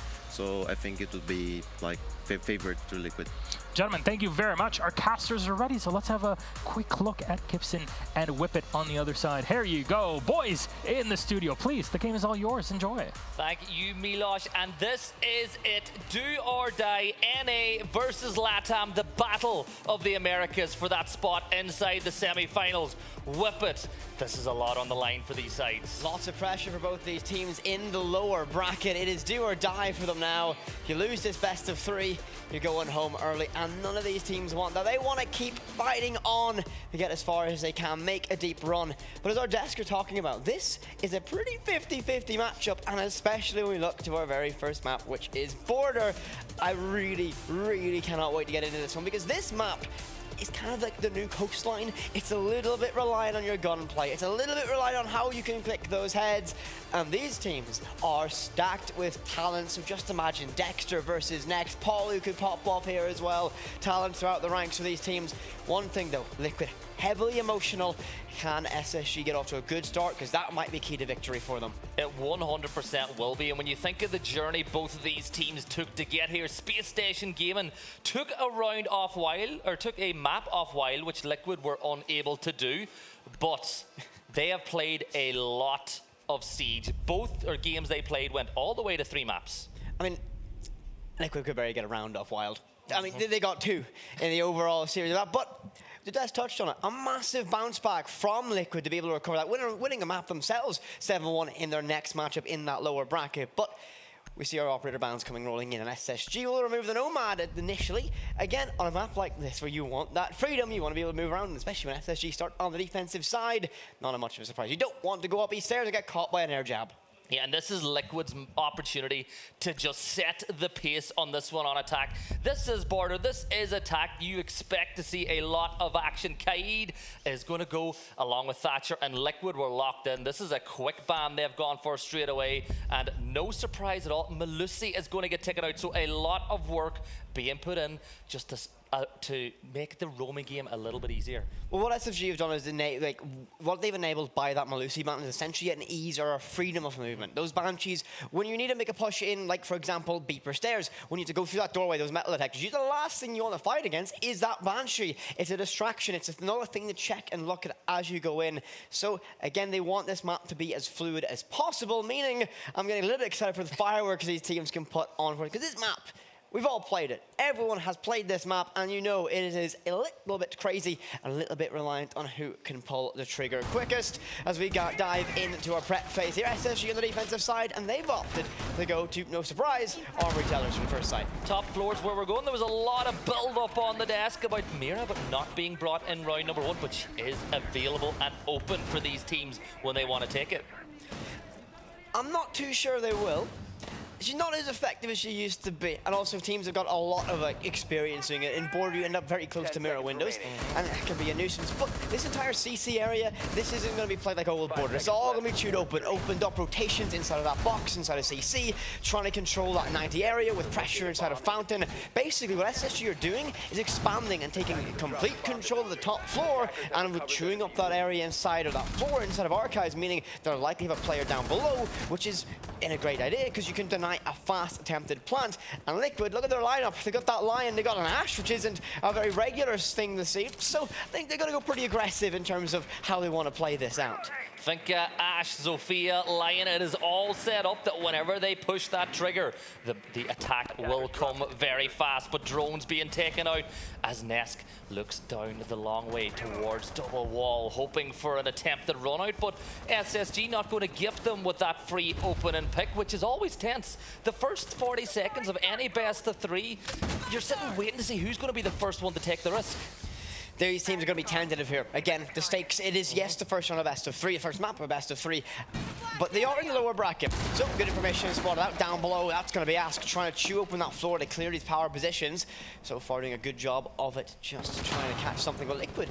Outside the building still, not a whole lot of control. They're not going for that traditional clear from the east side, not taking stairs. It's all going to be around clearing CC. A good camera spot all the way up. You normally see Valkyrie cameras there, but now they're going to have information of the player playing inside of single in that office doorway. Nesk will send that nade, knowing fine well it's going to get caught out. But so far, Liquid very spread out. They're trying a lot of angles, trying to clear the poking and prodding, looking for a way in. Yeah, and Ask is going to keep redecorating that top floor. Dexter is going to get the opener as he starts this one off really well, and hot and cold. Still playing inside security, holding his ground, and that's what you can do with his ammo. You can make it very difficult for those attackers to get lines of sight. And look at the pixel he's created for himself looking towards that window. If you get caught out by that one, you're not going to be too happy at all. Houghton in a great position just to hold out and lock in. With a minute left in this round, it's going to be very tense. They've lost Nesk, lost those nades, they've lost the ability to heal. But there's resets. He's going to find Rampy. Dexter will get that trade, though. SSG give nothing for free. And it's going to be all hellfire now as Ask is going to get Houghton. That's control of CC. Ask will find a second one now, and that's Dexter. There is Paulu on the Bosco, leaving Fultz in a 1v3. 40 seconds. Liquid haven't made a direct quick push in the site, yet they just cleared the roam, but he won't be able to find Paulo, who finds False. Team Liquid grab the very first round, and as I mentioned, this is a side that loves momentum. They're emotional, like the entire LATAM region. They love to be on top and on top early, so this is just more motivation, more fuel on the fire for them to keep this rolling. Great start from them. And Ask and Palu did a great job creating opportunities to move into the site. But once again, it was structure and aggression from Liquid. They spent the first minute or two diagnosing what way the defense was. And then once that opening pick came, the floodgates opened, they pushed in. But SSG fought back. That was a very much back and forward round, but Team Liquid took round one. Good start from them. Early days in this series. SSG won't repeat the side again. They'll go down the vents. A traditional rotation coming out from SSG. Normally, you see teams going towards bathroom tellers now.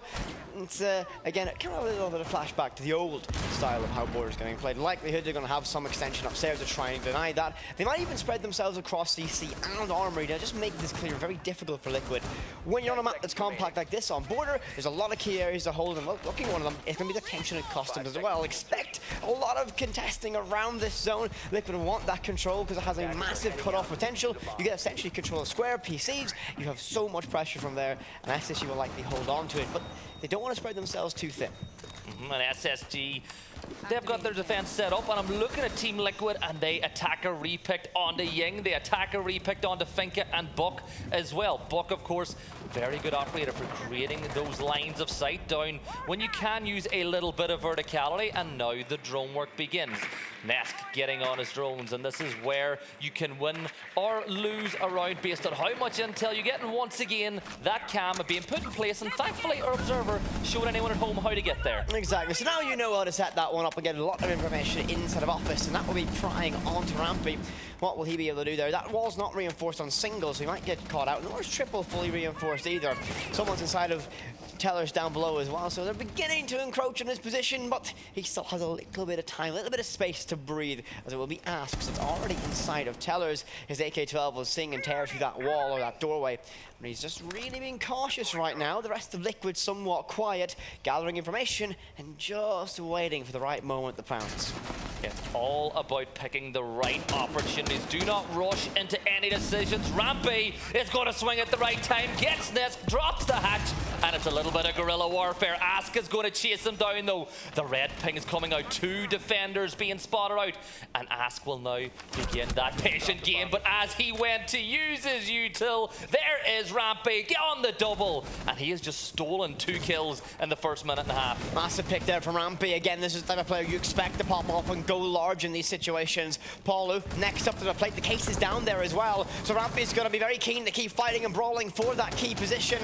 He'll fall back a little bit now, but it looks a little bit troublesome, a little bit turbulent for the side of Liquid. A nade getting ready and prepped and sent in by Reset, but I don't think that will land a whole lot. He's going to be very cautious in doing so, takes some extra damage, but oh, there that nade lands on the Rampy, and that could be an opening. Finding one more pick draws them level in player count. 50 seconds left, and that EDE again from Lion will pop to freeze those defenders in place, and there are 4 of them for Team Liquid to deal with. Oh, Dexter getting a little bit of help. That will be PSK down, and now Palu gets in a gunfight as he creates that line of sight, but SSG holding strong, making Liquid work for everything. 1v4 clutch is here, opportunity for Palu, but can he do it? Once again, slowing the pace of the round down, but you cannot slow it too much. You've only got 20 seconds, but you have the case. There is a little bit of tension building here, but he needs to make something happen. Dexter won't give him the time, and there is another round win for SSG. A good pick from them. Good round from them. SSG getting themselves back level. They need to keep themselves close to Liquid. They can't let them run away with it.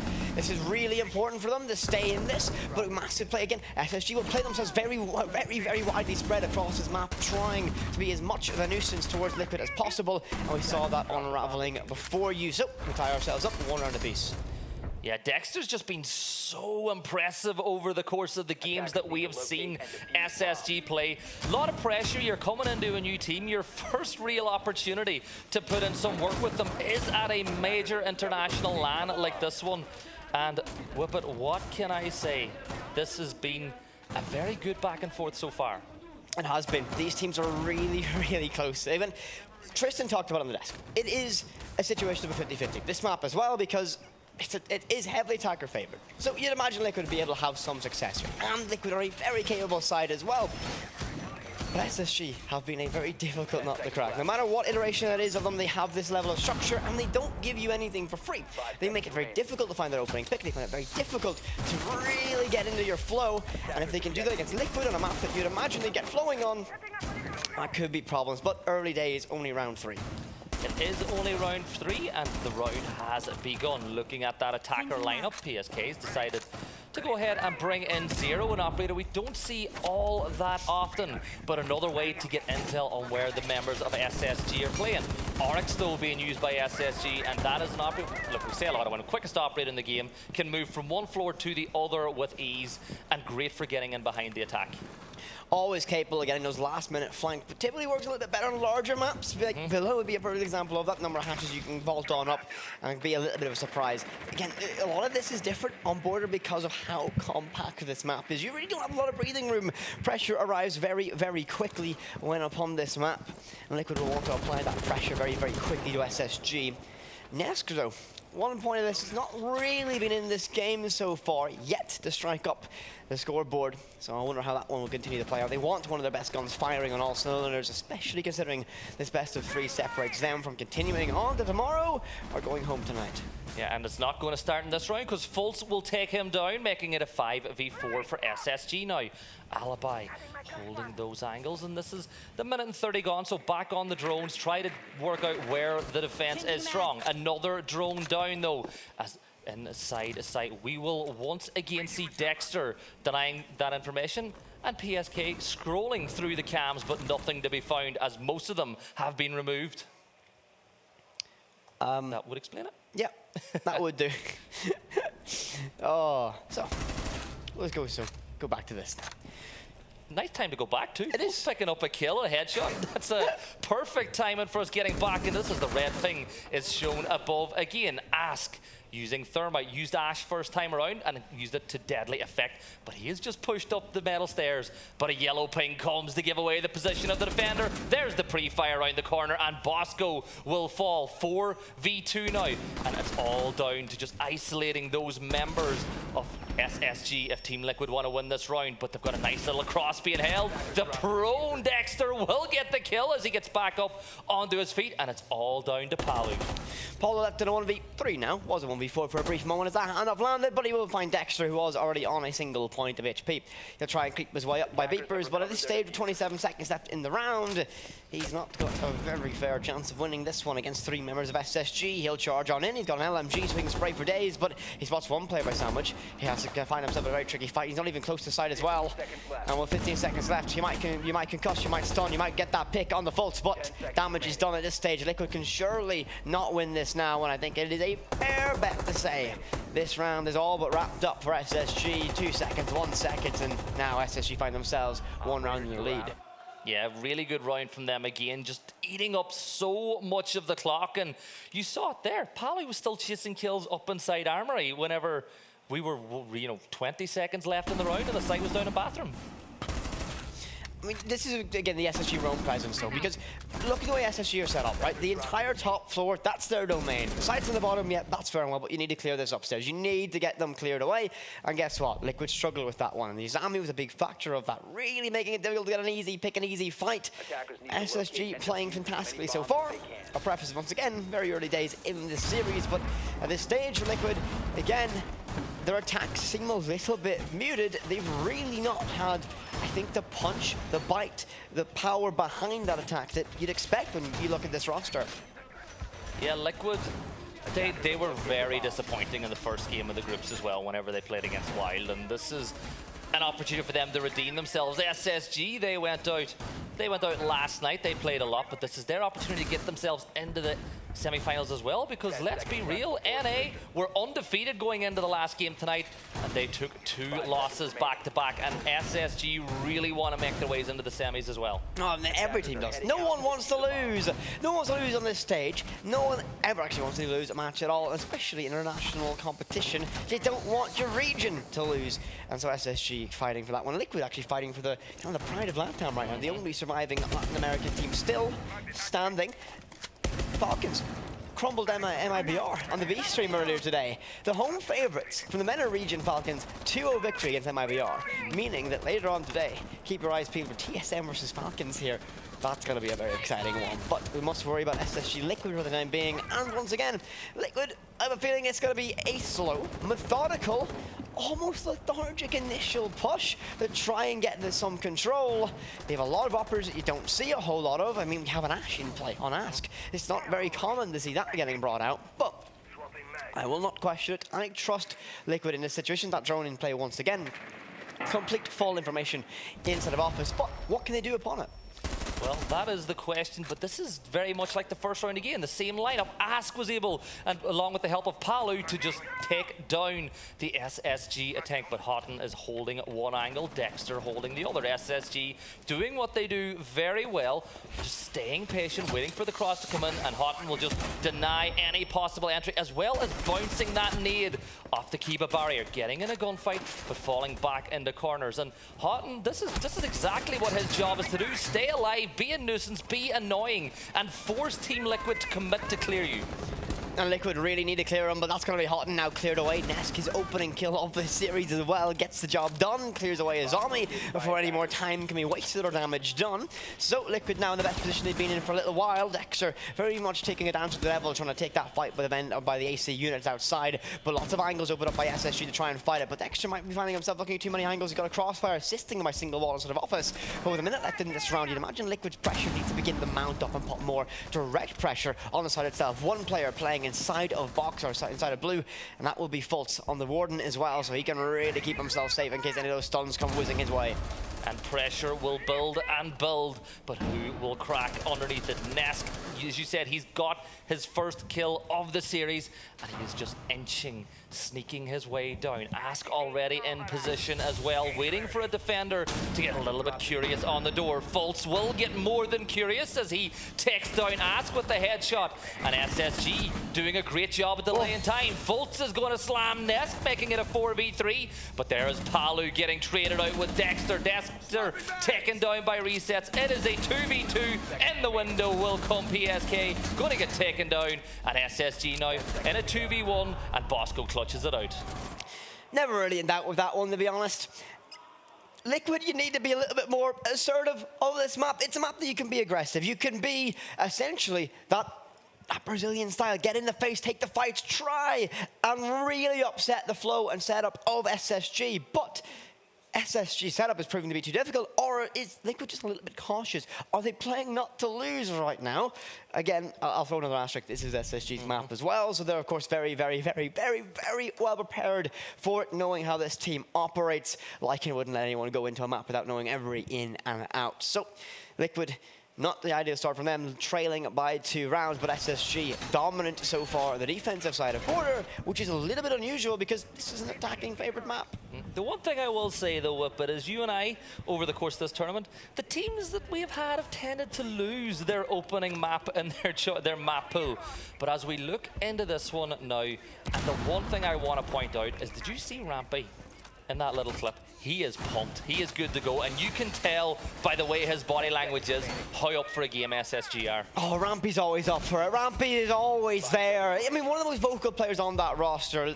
We've had the privilege of listening to them play out in their B-Stream studio. And you can tell it's an SSG round because, well, you're going to hear Rampy win. No matter what. No matter if it's a really dire situation, they just scraped together that round, he is there to be that vocal point, that life for his team. And it really is one of those, both very emotional squads. squads, but Rampy is the core of the emotion on the side of SSG, and so far, that core has been doing a very good job of getting rounds against Team Liquid. 3-1 the scoreline, and so far, if Liquid don't get a little bit of pace, a little bit of tempo behind these attacks, I think we might be on sort of a very, very dominant SSG defensive half. Yeah, SSG have looked really good, and it's been down to those players just making it so difficult for Liquid to really get any ground whatsoever. Hotton playing Diamond, or well, it's not Hotton this time, it's Dexter playing as Diamond, making it so difficult to even get in towards CCTV. Rampy peeking around the corner, looking the long angles. That's something, of course, you can do with that DMR in hand of a Rooney, but it's still 2 minutes left to go in the round.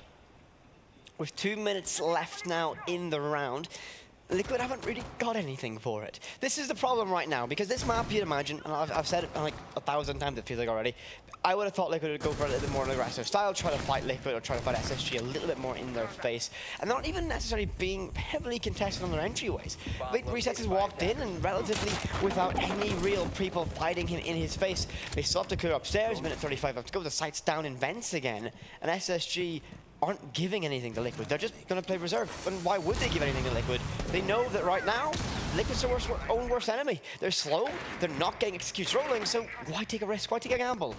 Exactly, and if SSG can win this round, they'll be 4-1 up. They could even go 5-1 based on how they're playing, especially with Fultz able to get the open. And again, but Ask will trade it out, and that's much better for Team Liquid. You need to be able to trade ones out, especially on attack.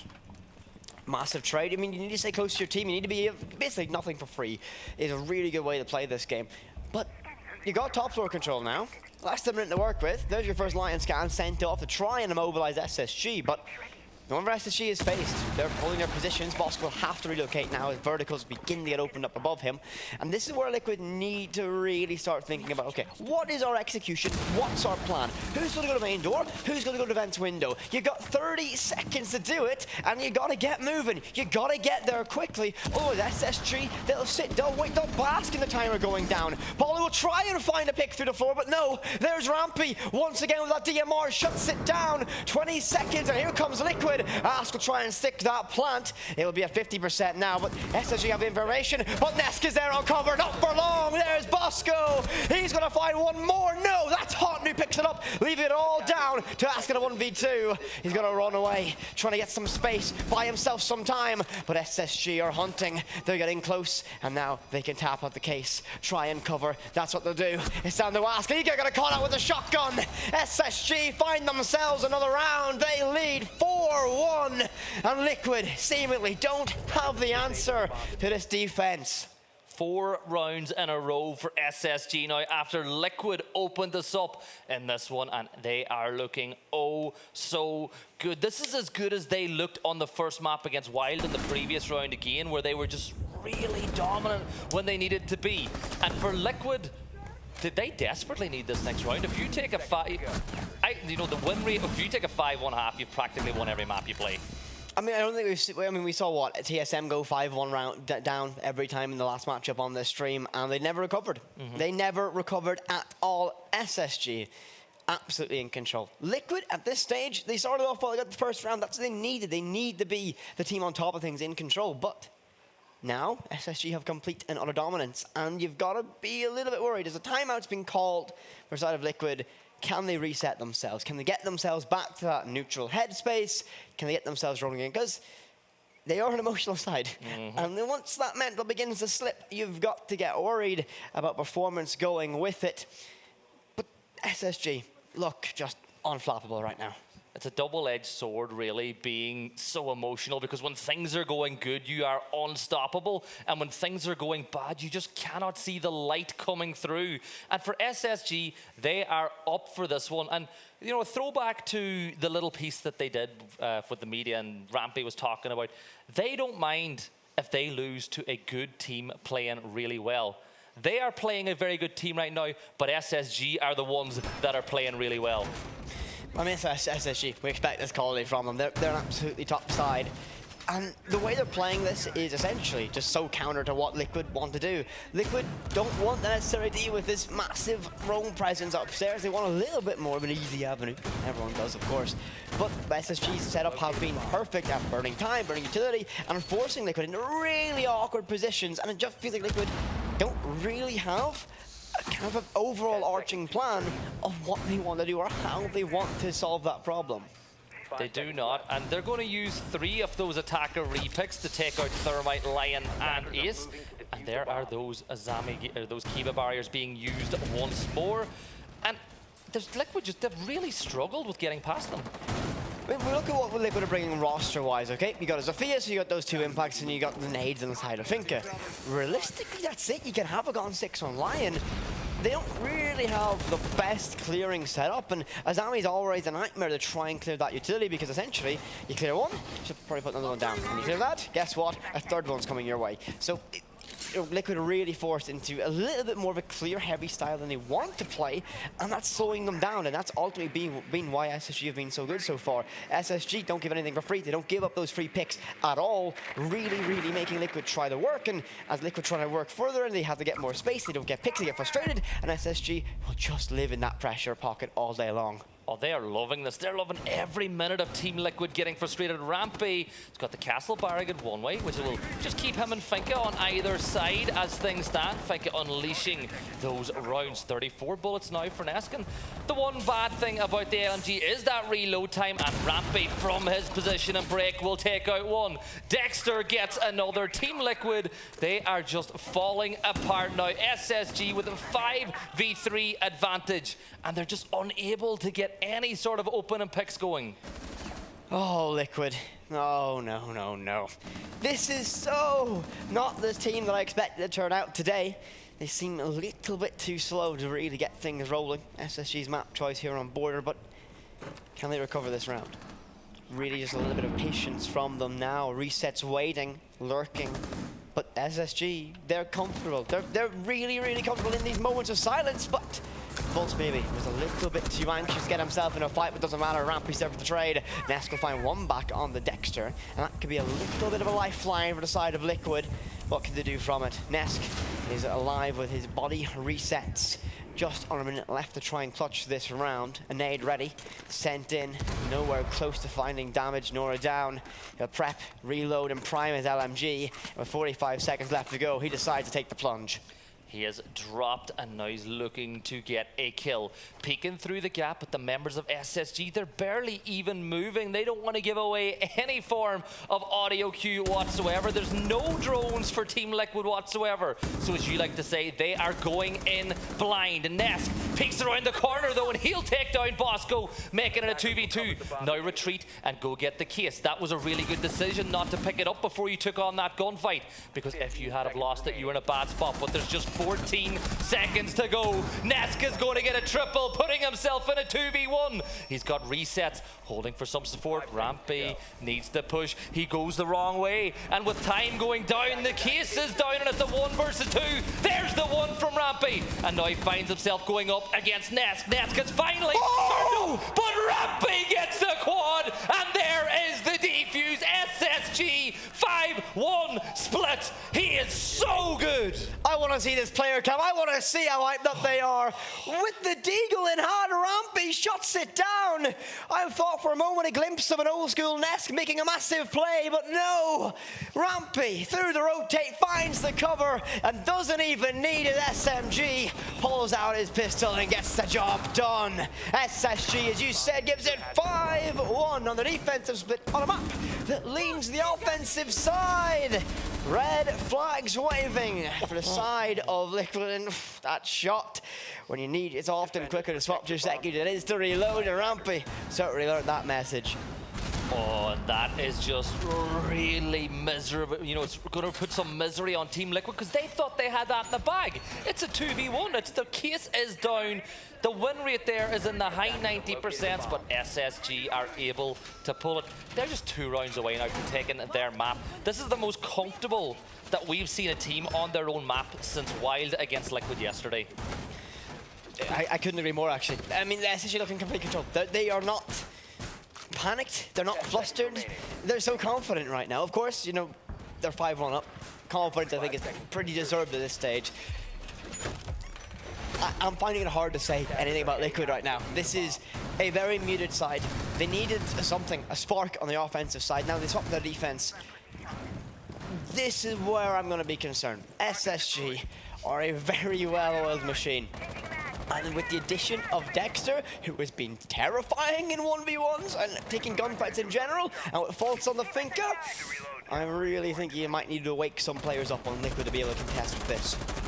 And Gridlock being used by Dexter here as well. And honestly, Dexter was brought in to be a bit of an X factor too at times on attack, and this is now what the situation we find ourselves in. They've got that window, they've got 2 players repelled onto lockers, and here they come pushing in. The diffuser is going down. This has caught Liquid by surprise.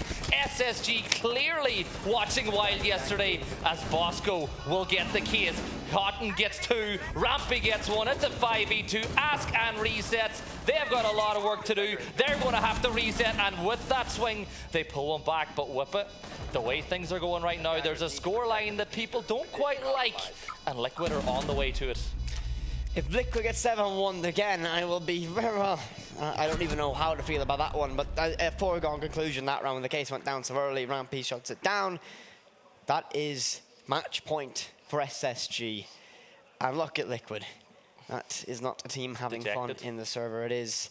They need to find something. They need to find something now. 6-1 SSG on their map choice of Border. Liquid already, they've been 7-1 twice already this event by Wild. Is SSG about to become the 3rd team to do it too? One of the most storied, one of the most legendary teams from Latin America. SSG absolutely on fire here on Border. Match point for our North American squad. Can they close that out right here, right now? Or does Liquid have one more lifeline, one more haymaker to throw to keep themselves in the fight here on map number 1 of this best of 3 series? Yeah, Liquid, the thing that really hurts me about this is because I have a lot of love for Liquid too, and they really don't seem to have an answer when teams go aggressive and fast. The rush works against them time and time again, and now they need to win 5 rounds. This game is a foregone conclusion at this point for this map. The SSG are going to get the win. It's just for Liquid, it's just about looking good. This could be the most heroic comeback of all time. This is true. I don't believe it. I mean, I really want Liquid to win this. I really want Liquid to try and come, because what a storyline this would be. 6-1 back and you get this overtime and you get close it out round 15. That would be massive. But they've not shown enough against SSG to really have that. And they're going to the same side again. And how many times in Wild? And this is going to be fast again. Like, if they do the same execution again, with the same, like maybe just a small variation, but it doesn't look like they're going to do that at all, I'm going to be raising massive question marks, because this is what Wild done against Liquid. Wild done the same thing time in, time again, and Liquid didn't adapt. They didn't change. They were caught out by it time and time again. But I think SSG may be not considering the exact same method of madness again. It's not too far away either, though. Houghton is still on that sandwich window. You've got a player up on top of Bus as well, and they've gotten rid of those. Oh, whip it. There goes. This is the push. It's coming in. Oh my. It's a different variation of the same idea as Houghton pushed in. PSK will get one, but the case is down. 4v5. Liquid with 5 players up, but 40 seconds left to go on this one. And SSG looking to take their map. Resets, though. That kill will help. It's a 5v3, but look at Dexter's position. Anybody who comes around the corner will find the angle against them. A peek on the window. PSK takes some damage and he's going to get down. Jumping out windows, jumping outdoors. But look at the player below. Rampy has this one, essentially. He has to get some information upon it, and he might be able to find that now. He'll chew open that floor. He'll look for the pick. Oh, it's going to be a very close one. Nesk, are you going to stick this? Nesk is going to stick it! Liquid, find a lifeline! Rampy millimeters away from closing that round and closing the map. But Nesk, confident in sticking that one out. I thought that was a foregone conclusion. I thought SSG essentially already punched our ticket to Oregon. I had already, started to get ready to go back to the desk. That's how much that looked like that was a round 1 for SSG. Now, devil's advocate. This is one of the most passionate teams in all of Siege, and you've just given Liquid a massive boost in confidence on winning a round they shouldn't have. Yes and no. Yes and no in that one. Okay, so yeah, it's all well and good that we got that round. But how much of that's going to change the fundamentals? SSG's on the same core strategy twice in a row. We're going to put some smokes in, we're going to flash, we're going to repel someone in sandwich, and they got the plant down in a different position this time, which was a little bit of variation to try and throw off Liquid. It came down to Nesk essentially sticking a plant in what was one of the most dangerous positions. Rampy was so close. I can't even put enough so's on that one to do it accurate to be able to find that head. If Nesk got caught out there, it would have been an Oregon. And so many factors had to go wrong for SSG for that round to happen. I don't know if Liquid, I don't know if that's enough to get Liquid back in this one. Did Liquid win that round or did SSG lose it? I think it's the case of SSG losing. I'd have to agree with you on that one, but this is still match point, one of many that SSG will have if they continue to let Liquid pull rounds back. But it's, as you said, it's either going to be one of the greatest comebacks of all time, or we're just going to see SSG finish what they started. And looking at the way they're going to play, they're going to clear out top floor. They've got the operators in place to do it. It's just a matter of how much time Liquid can burn. That's the key right now. Liquid just need to make this difficult for SSG. In the same way SSG made it difficult for Liquid, in fact. If you just don't peek, and you sit a little bit more passive, and you just force SSG to take the long way around, you can catch them out. And that's what Liquid need to do. It happened to them, but I don't think SSG have any intention of doing this slow, because they're going to be able to take Armory very, very quickly. They've opened up this wall, that's what Bosco will do. And they have top floor control from this moment, and everyone upstairs is going to get compressed. Forced deeper into the Armory, closer to Archives, and one player can pop up there and be able to catch them all. I think Fultz is off on that rotation now. Yeah, and that is what he's going to try to cut off. There was 3 players up on the top floor, but they began falling back, because once that wall goes, comes a very difficult job to do. Rampy, hoping to catch somebody. That's another one of those rotates that he is holding, and this is what some of the good players just do. They sit still, they hold a rotate, because 9 times out of 10 a defender is going to try to rotate back through sight, and Rampy is in a great position to take advantage of that. If you get caught by Rampy, no one's going to be happy on the side of Liquid for that one. And this is right now what Liquid's going to do. They're going to sit, I should say, SSG's going to sit and do, they're going to be a little bit passive, wait for Liquid to perhaps make that mistake and find that opening pick. The go button's pressed on that line, that will be Rampy, who's someone to take that fight against PSK. He'll find that one now and probably begin to grow. The case goes down, Houghton finds one, Ast will get that trade back to the Houghton, but Bosco, he's going to stick this one down, and he's going to get it. He does, no! In the moment before it went down, absolutely incredible to Nile, leaving Dexter all alone. Case in no man's land, and this time it's a case of Liquid winning around 40 seconds. And he's going to wait. He'll boost himself up. He'll get himself ready. He's going to drop, but he's going to be dropping in the arms of Liquid. If he can find this, one of the momentous moments for the new addition to this team, but no, Paulo shuts it down. That, the combination of the explosives and the frost mat, I would love in the replay to see exactly how many seconds were left before that case was going to go down, because it would have been a little bit of a different story. But that's 2 rounds back to back now that Liquid have pulled into their favor. SSG, though, they're still miles ahead when you look at the score, 6-3. But that's Liquid getting rounds together consecutively. And I mean, that's a big benefit for them. If they can really kind of build that momentum, it will be huge for them. Protect your bombs. I'm still so like torn in this one. I want Liquid to do well. I'm a massive fan of this roster, of this team, of this org. SSG just had every single answer to everything, bar for that one with that C4 denied the fan. But I think Bosco was maybe less than a second away from getting that down. It was close. It was so close. And SSG, once again, though, the minute that they decided to execute, they went all in on making it work. Now, once again, we're going to see Liquid set up the top floor for that Roman game. And there's that terrifying noise popping off once again of the ACS-12. And it's, look at the line of sight it can make so quickly. It'll chew through that wall, create line of sight, essentially acts as a kind of pseudo DMR for this defensive side. I mean, some people call it the war drum. Taps away, constant beat of chaos and terror as it sends its lead down range. Will this be enough, though, to be a disruption to our SSG, as well as the mirror setup being brought up for the very first time in this matchup as well, considering she's been available for all the rounds we've had so far, and already one of them's been popped.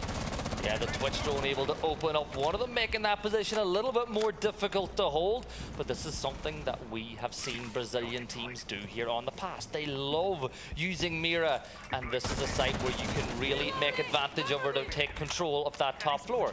2 minutes and 20 though to go in this one, and this is where SSG, they're still getting themselves into position, having a little bit of drone work, and they've managed to get the wall open. The impact trick isn't really going to be able to fully stop that from opening up, but SSG, they're just doing their job. SSG will go through the tech list best they can. They know what they need to do, they know what they want to do. So that's what they'll try and do. They'll impose their playstyle on Liquid. They're not really playing the counter gun in particular right now. Dexter will try and get his way inside of triple wall now. Put some pressure. The open mirror inside of Fountain is going to be a bit of a disturbance, but doesn't matter. It's opened up, but Nesk is still going to peek it and find that on the Dexter. Meaning with a minute 40 left to go, Liquid find themselves getting the opening pick in this round. On the defensive side as well, that's massive for them. They're beginning to warm up into this one a little bit. We might have a game on our hands if SSG can't claw this one round back. Minute 30 left. Nesk started this one going 0-3, and since then he has gone 7-4. He has been activated, and now Bosco will look to get another wall opened up, but you can just hear those Kiba barriers being thrown as the defenders are putting in a little bit of defensive utility to hold back the push, and that ACS-12 opening up another hatch, but we're inside the final minute now, and Bosco will open that main wall. And look, PSK peeking around the corner, looking to get a little bit aggressive. Houghton, though, will try and get aggressive himself, and he's going to get sat down by Ask. Finds a second down the round for Liquid. 3 versus 5 in their favor. There's the trade. Bosco will get that one done. They have a little bit of control now inside of CC. Gamble now, will he open up that mirror window? No! There is Nesk from downtown on the vault. 30 seconds left, and now SSG, you got to solve this puzzle. Rampy on the buck, an operator he's been so iconic for in the past. What magic can he find? 25 seconds. Bosco vaults in, but they're so separate from each other. And the site downstairs as well. But Rampy, he's going to just get aggressive. He's going to go full set, but he's not going to check every angle. The player on Workshop might just catch him. It's going to be a brawl with Nesk, and he's going to win it 3 in the round. That's Paula who gets it. Resets, finds Bosco, and Liquid might just be finding their way back into it. Are you starting to believe? Maybe. They're doing what they have to do. Take it one round at a time. But Liquid have found a way to shut down these attacks. They've found a way to frustrate SSG. And it is now 6-4. They're just 2 rounds away from overtime. If you're SSG, what do you change? Because it looks like they're doing everything right, but then the last minute's just not going their way. I think it's a little bit of composure. It's a little bit that one more round mentality I talk about a little bit inside the UK region. Lots of teams, especially at lower levels, struggle with one more round mentality. You get a huge lead, they sit on match point, and they begin to let that fall away from them because everything becomes, it's fine, just one more round, we'll try and win this. Right now, SSG have to manage this game correctly. They can't take risks, they need to be able to close this one out. If Liquid continue to get momentum, if they get one more round, that means, well, all of a sudden it becomes a 1-round shootout between going to Oregon or going to overtime. Yeah, well, we are just taking a break as we see the coach talk to the players as a timeout has been taken. And the benefit of a timeout is it does help both teams as both sets of coaches can talk to their players. And if you're Team Liquid, after those last few rounds, you're saying more of the same. Keep doing what you're doing. And SSG, they're probably having the exact same little talk that you just had with the viewers. I mean, for SSG, they need to find something. Of course, both these are emotional rosters, so when you have a lead and you begin to see that fall away, that's going to be a little bit dejecting. And Liquid, they went from a team that looked down and out to getting those 2 rounds that have built themselves off, acted as that springboard, and now they're here. 2 rounds away from getting themselves level with SSG, 2 rounds away from getting themselves into overtime, and really continuing on this fight here on Border. So I think a little bit of a case is just warming up to this matchup. It is SSG's map choice again, and we're really going against the script here because this is meant to be an attacker-sided map. It is, but the defenders coming in clutching. I love it. I like to see it whenever defending sides start to put up some rounds. Once again, the brunt of the defense. No matter what site you play on this map, you tend to play that top floor because it is so important for everywhere you want to go. And it looks like SSG, they've saw the site, but they're not going to rush this time. They're going to play a more standard attack. It makes, question mark. I mean, this is pretty standard for what we see on Border. It's going to be a way more aggressive style lineup again because you're going to likely find yourself in a way more gunfights in the standard map just by how tightly compressed everything is on this map. And you see like Dexter's always checking these stairs? You got to get cautious now. They're getting a little bit worried about something crazy coming out from the pocket of Liquid. I don't think Liquid are going to be that daring, but of course, runouts can be very well done if you have good information. Wall should open. Dexter will spot that one out, and the Warden will be the first target he has to fight. Over there, that will be PSK, not someone you really want to go brawling with, and you can't really clear him easily. As you send those flashbangs to try and force him away and burn ADSs or burn him eyes, he can throw on those goggles and see right through them.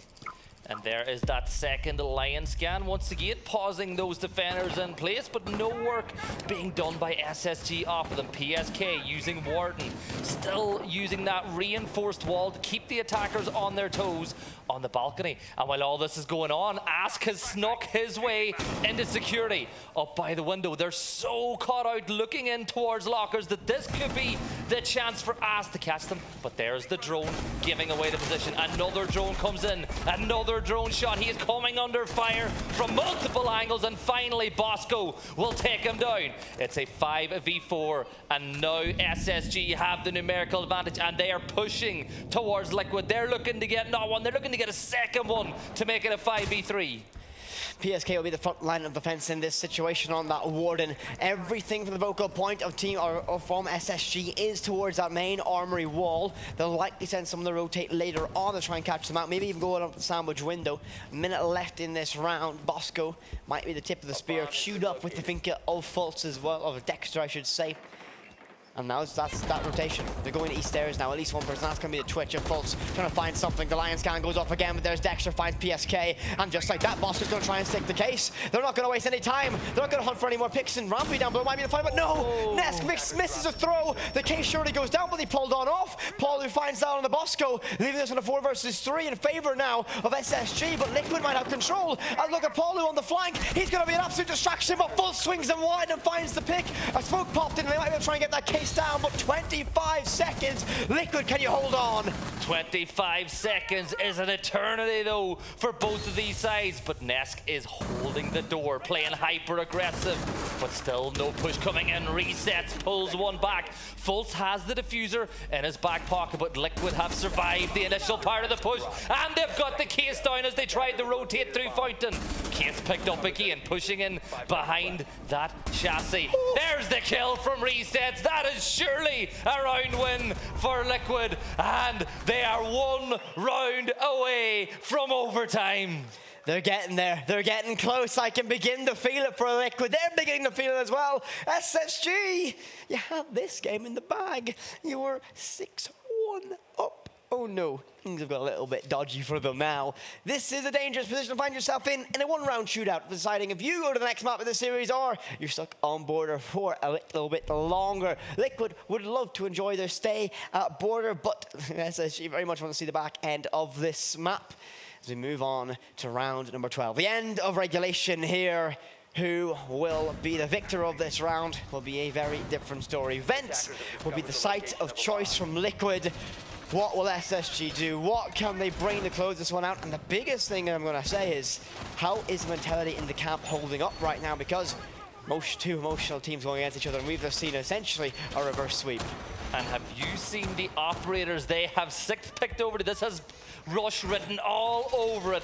Blitz, Lion, Ying, Glaz, and Finka. This will be fireworks. One thing is for sure, this is going to be fast. We will know very quickly. They're going to go through that main door. I have no doubt about it. They're going to go through that main door in the vents. Look where they've all spawned. So they will use a Gone 6. They'll clear the barrier. They'll clear any barbed wire on that as well. That's why the Moosely ban very, very key in this situation. Hot and cold, very, very, very important for this as they creep and crawl their way up. What will they do? He gets the case up. It's a very critical moment in this one. They're going to try and get themselves ready. They're waiting at the gates. This rush is coming. They go. Oh, but Ask will find Dexter. That's one massive pick so early, and this might upset the complete rhythm of this round. Sending in the smokes. That's going to be hot and cold, and he's going to be forced to be the tip of the spear, and in they go. Fultz will try and get it, but no! PSK shuts down Houghton, and this is going to be a disaster for SSG. The first set of Candelas go off, and the case is still cold on the ground. 2 minutes left to go, and it's going to be a disaster if Bosco can't find more heroics, but it's falling apart for SSG. Liquid so close to overtime. Rampy alone against 4. So much time to work with, but Paulie will want to take that fight and regret it afterwards, losing that one out.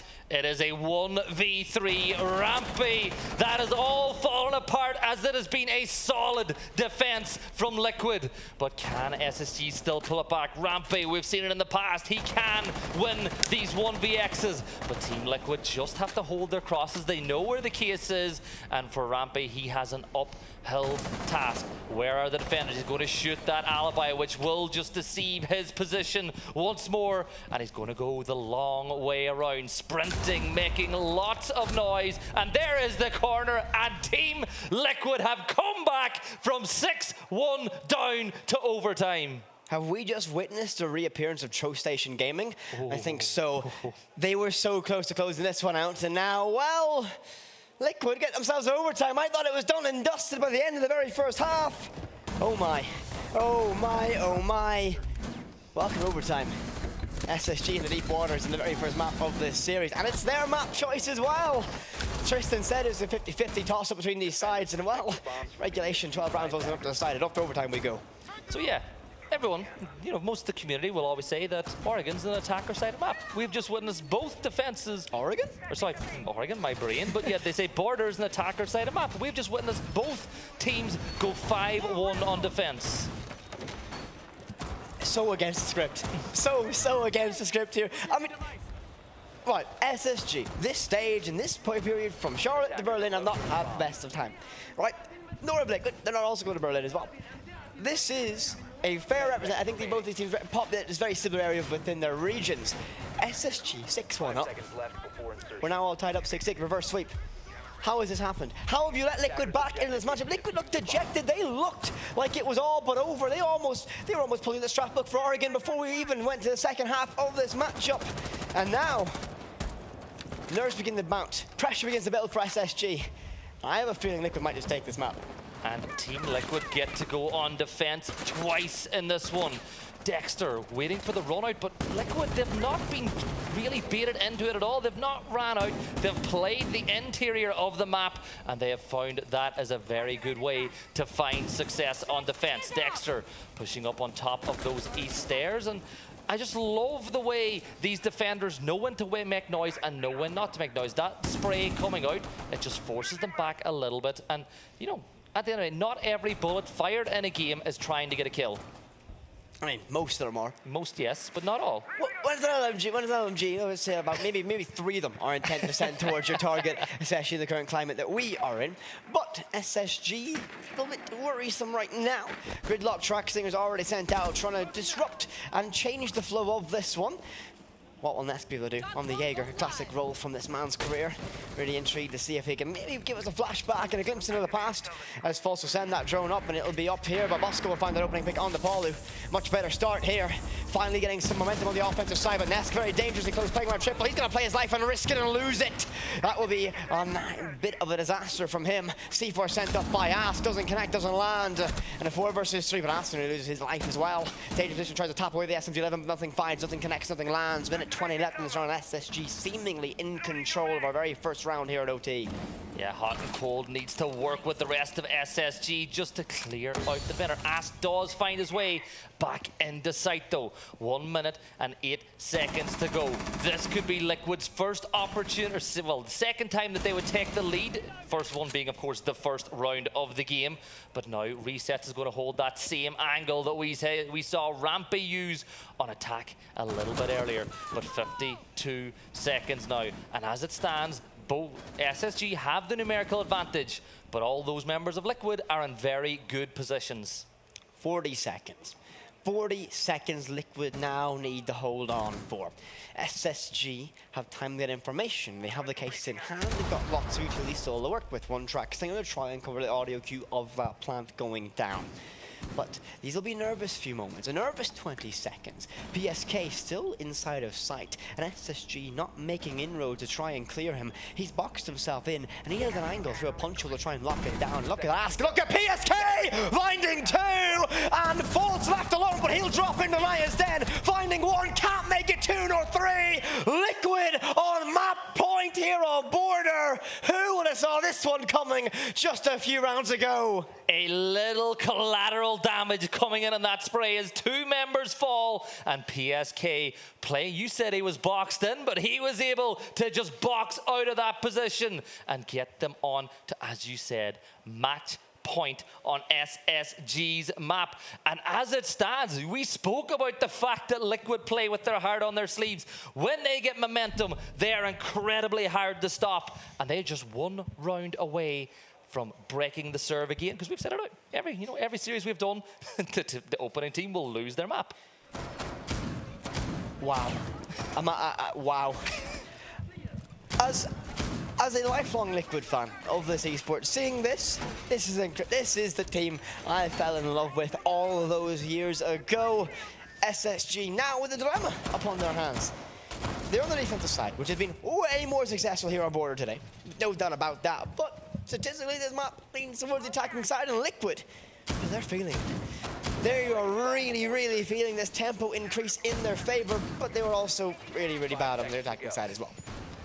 They were, but this is a good opportunity to prove us wrong and win this one on attack as they use the attacker repick to change up the lineup a little bit. Ash and Zofia, so they have changed the utility a bit to get rid of some of those Kiba barriers, and we assume that Nesk will have that Gone 6 in the back pocket as well. Couple of nades to use, but the one thing about Liquid attacks is they've not really been very grenade heavy. They've been maybe 2 or 4 max every single round.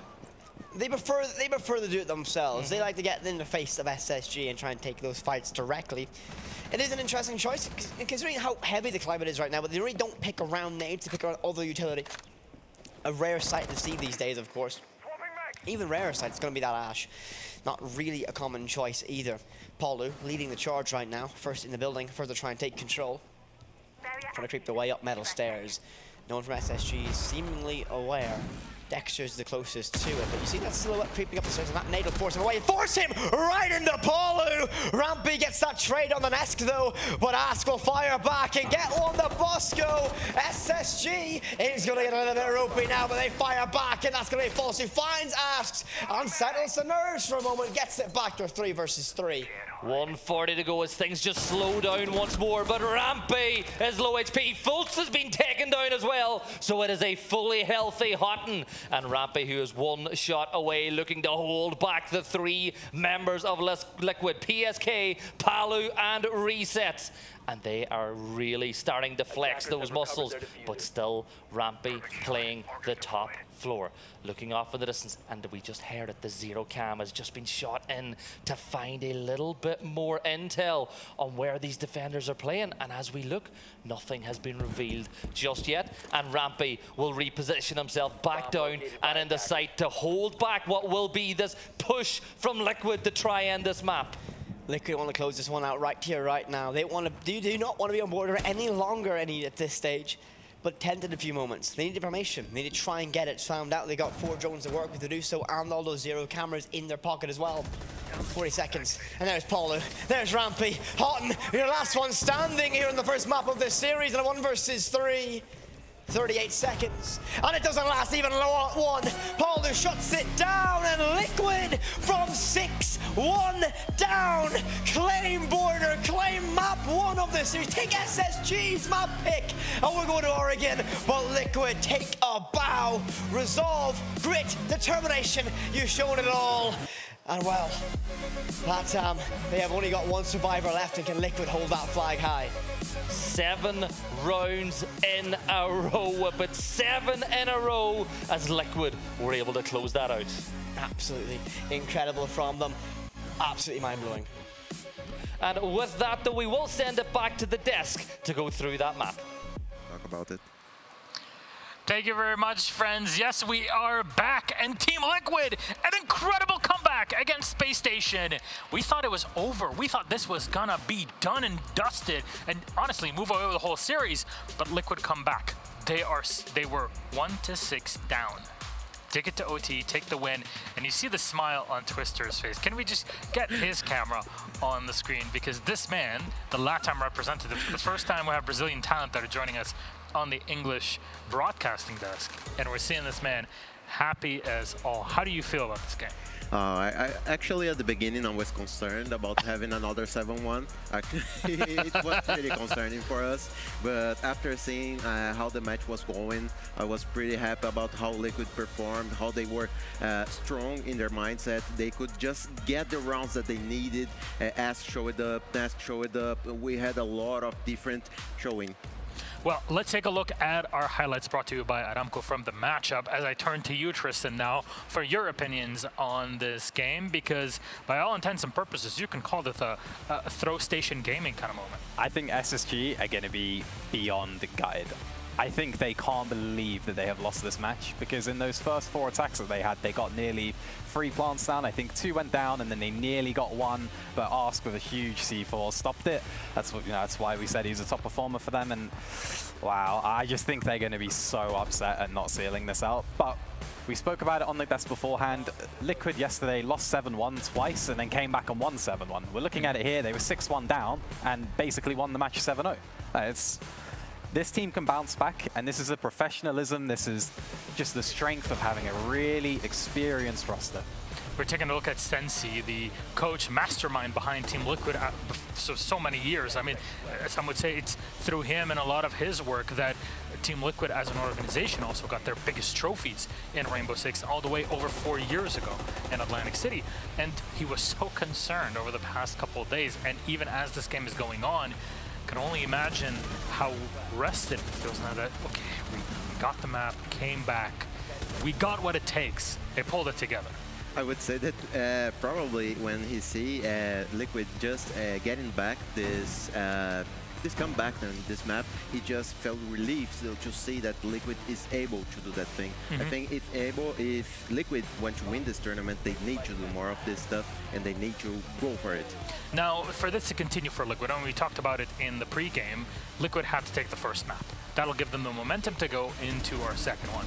Though, who do you think, Tristan, really showed up and made this win possible? Because it's not just a win, it's a massive comeback that requires a lot of effort. Yeah, I think me and you both spoke about it, Twister, during all the rounds, like the nail-biting rounds, we were like ASK just, or Ask, however we want to say it, was just, wow. He really clutched up when they needed it, constantly. Resets as well, I think, in one of the 2v4 rounds went huge. Palu always gets kills. Let's not give him too much spotlight. We have to say he was there, and obviously he's an amazing player. We talk about him like Shaiko, but I would single out Resets for a huge clutch round, and then also ASK just for consistently stopping plants going down and really bringing it back on defense. Impressive showing by Ask and Resets.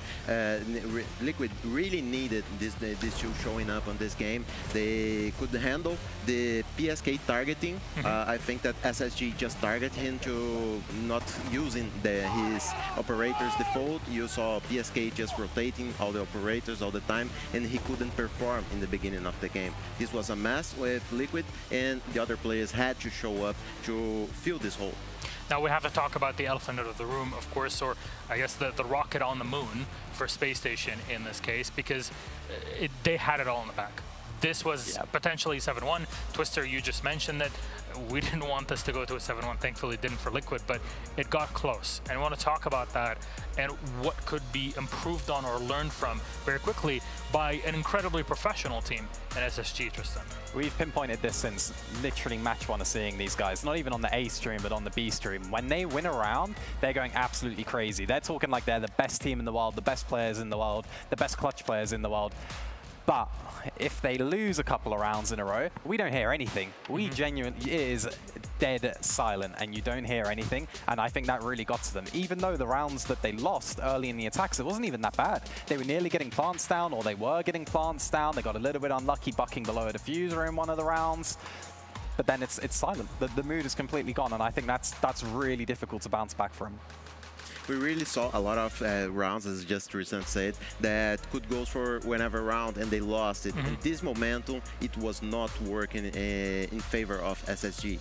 Being this team that just hype it up and just keep the level of excitement all above the sky, it's not a good thing when you're just losing these rounds in sequences especially. So that's why I expect that Liquid just keep this momentum through the next map.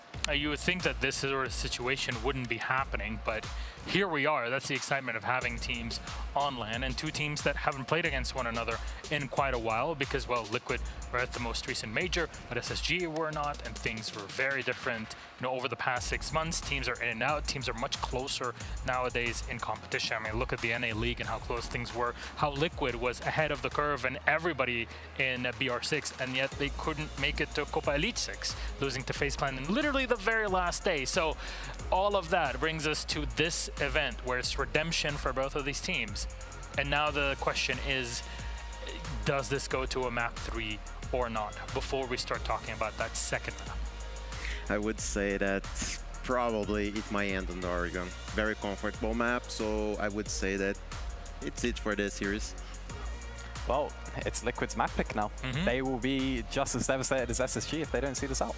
All right, let's see. Maybe we'll have another comeback from Spacestation to make it map 3. We all deserve a bit of a heart attack on our second day, right? Tristan Twister, thank you very much. We're going to take a very short break. When we come back, we'll lead you through for map number 2 in the series and get it all started. See you in a moment.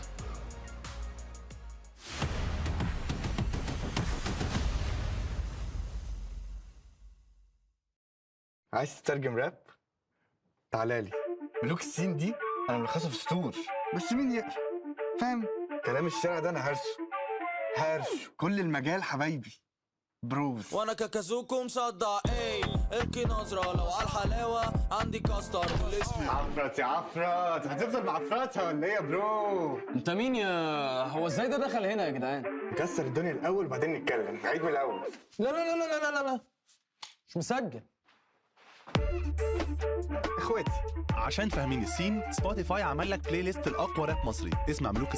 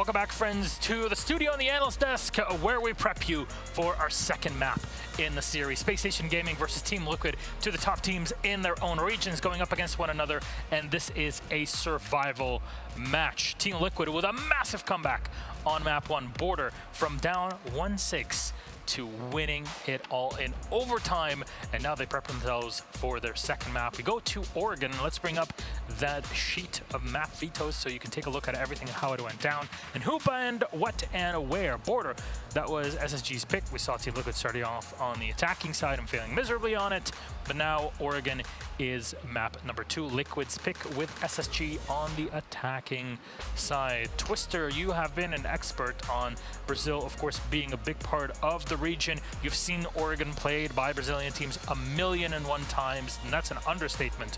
What do you think about Liquid's chances here? It's a pretty comfortable map for Brazilian teams, actually, as we have very default strats right here, but we are really comfortable playing it. So I would say that SSG has a bomb in their hands right now. The key word here is momentum, so they have to know how to reset their minds, to keep it short and get this confidence, because if you are attacking on Oregon, you need that confidence. Yeah, and we're talking about attacking, needing confidence. Will you be confident in your attacks right now? You decided to attack this before you knew what was going to happen on Border. Now you've not really won any attacks on Border. How are you going to be feeling? Are you as confident, or we're going to have to see? So what are the strengths that SSG need to focus on going into Oregon, because they are down one map, and we've seen some of the strategies kind of falter in the second half. What's got to change in your mind, Twister? I would say that right now, to get that confidence back, I would just put some operators that may need to make the round easier. So I would put some operators like Ink, Mont, and where you don't need to do as much as gunfights. So this way you may manage to win the rounds and get this confidence back round by round, and then get into that third bomb site that will see if you will lose or win the match. Yeah, I completely agree, and as I said about the SSG attacks, they really weren't that bad. I thought SSG attacked way more, attacked way better than Liquid did. I think they were unlucky to lose some of those rounds, and just keep doing what they're doing and just hope that they don't lose 1v1s and 2v2s. Map 3, yes, no, that's all I ask? I don't think it will be a map 3. No.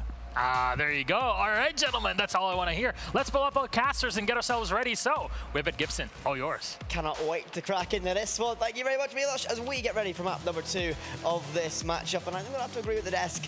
I think we might not have a map number 3. I think Liquid are going to be absolutely ecstatic with themselves. And SSG tend to show how deep you can dive. What can you do now, as you have just been the victim of a reverse sweep?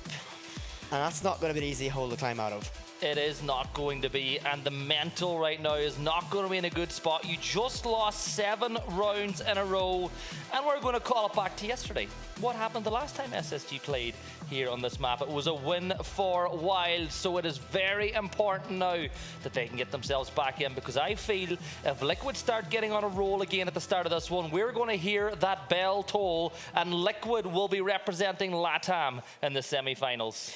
I think LATAM need a representative out here, and I think if there's going to be someone, it's going to be Liquid at this. Well, it can only be Liquid at this stage. Remember, Yara have already got sent home as we go into our operator ban phase, and it will be Ying banned out immediately by Team Liquid. And considering, you know, SSG used a fair bit of Ying, I'm not too surprised at all. Yeah, that's definitely a direct response to the last map. Nomad taken out again, so that's 2 games in a row. We will not see that. Malusi taken out once more, so SSG are very straightforward with their bans. Same set of bans, both games in a row. Last ban from Team Liquid, no doubt whatsoever. They got that locked in, and we are going to say good night to Kaid, which means hatches, walls, everything is now fair game. Exactly, with Habon on the board as well, it's going to be much easier to get through everything and chew those open. You have a lot of hard breach utility, you have secondary hard breach can openers in the back pocket, lots of very popular operators. Not going to be one of the good examples. You do lose nades for it, but we do see a lot of Nook on this map. So I am intrigued how this will go. Hatch is going to get it opened up very easily. This might mean it's going to swing a little bit more favorable to the attacking side, as those Kaid claws can be a nuisance to clear and deal with. But in the storyline of this matchup, SSG were 6-1 up on their map choice, and now they're going in to their opponent's map choice, a map down. that is going to be a very, very tricky position to find yourself in. And Liquid, massive momentum, massive energy buff for them. And they're going to be starting the defensive side on the basement. This is typically the freebie defense win. It is, and this is where we need to see SSG. You show us the mental that they have in the back pocket, because they just lost 7 rounds in a row. I keep bringing it up because that there happens very rarely, especially when you've got 2 teams of this caliber. But you spoke about it, this is usually a default free win for teams on the defense when they come here. And it is nice to see that SSG, they've read the situation and they are using that attacker repick once more to bring those nades to the party. Well, you need them. Again, this is why attacker repick has kind of changed the climate that we're in right now.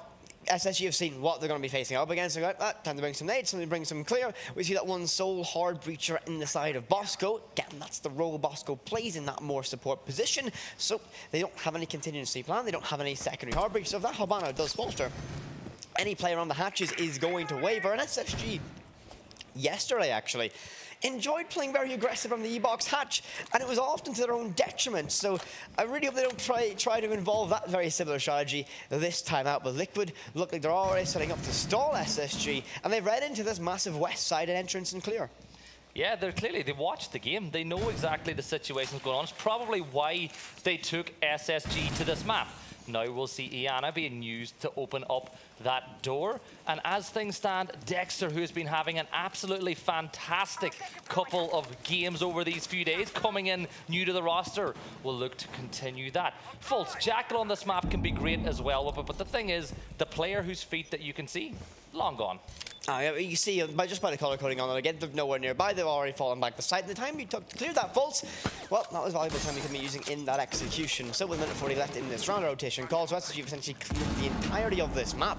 They can now start getting everything in place for that execution, which hatches, map control, picks, you name it, they'll try and get it. Rotation now, Fultz going down towards elbow, as Rampy will give himself some flexibility in rotations around, but SSG likely going to go for some significant pressure instead of freezer. They're going to need it, and they're going to go for a very multi-pronged approach, but we haven't seen a whole lot of Liquid yet because, well, they're sitting outside essentially. Yeah, they've turtled down and they're forcing the members of SSG to come at them, and with a minute left on the clock in situations like this, if it is going to come down to a very fast, aggressive push, Liquid need to stay calm and understand the situation. Now the push is going to come through. Ask got a little aggressive trying to find the kill, but didn't give away enough of his position for Fultz to get the kill. And now the smoke grenades are going to be thrown to buy even more time. Those smoke canisters are just so good at buying time. There will be a sprint through. Dexter is going to get taken down. Ness gets one. PSK and Palu. Are we going to see a team ace here at some point? Well, it's all down to resets. If resets can find it, it is PSK. Flawless from Liquid. You always want to start a map the way you want to continue it in the flawless round. That's exactly what you want for Liquid. So far, Liquid on an absolute tear of rounds. Remember, 6-1 down. They've won all those rounds. Now they've won another one. That's a lot of consecutive rounds. They just keep stringing together. So for Liquid, that's going to be their gimme, though. That is the basement on Oregon. You kind of expect to win that one. Now SSU, it's time to test them, as they'll likely go up the dorms or pick one of those middle for tertiary, typically tertiary sites for this. But Liquid, good start from them. Flawless round. You could never argue with that one. SSG, while they got the map control, they got all the hatches, all the angles. They didn't get a pick. Liquid have learnt a lesson from what SSG done to them, and they're deciding, you know what? We're not going to take a gamble. Why take these unnecessary fights? We'll wait. We'll let the clock do all the heavy lifting for us. SSG had no answer to time itself. Liquid, I am loving what I've seen from you guys in the last 8 rounds. And now we go back up to that top floor into bunks. And the way that teams like to play this side again, a little bit of pressure on attack on white stairs, cut off the rotate over through Shoyer's corridor. We've seen Wild do a lot. We've seen them jumping out on drones with it to make sure that they were able to freely rotate around. And Ask is going to use that bailiff to create a line of head heights all the way out through that main double door. Give himself a massively long angle to work with, and he's going to try and contest SSG. So perhaps that, passivity, that decision to play a little bit more reserved might go out the window now. But again, what they've done here, even by these wooden barricades going everywhere, is slowing down SSG. Right, this is going to be another thing to clear. It's like maybe only a second to hit it down or shoot it down, but it's an extra second, and Ask can rotate away essentially freely with being Oryx as well. Can dive through them with a single press of a button, or go up and down the hatches available to him inside a meeting. And Ask is still playing by the main double door, but a heavy focus being pushed in towards Master Bedroom.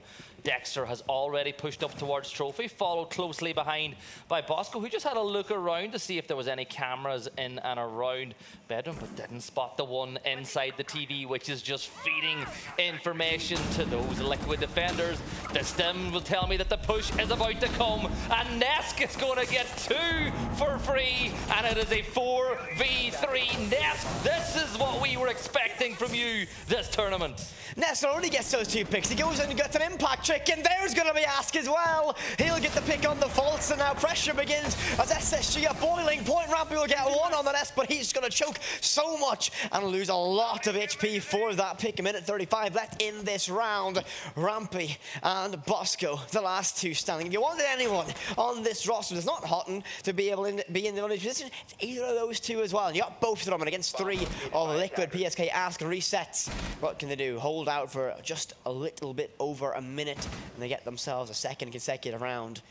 SSG, tentative moments for them, gathering some critical information, but Liquid, they know, don't take a risk, don't take a gamble, let's hold our crosses and just wait. Yeah, 1 gas canister in the pocket as well from PSK, which can be used to further delay this push, and Bosco cannot afford to spend a single second inside of it as he just waits for that free kill.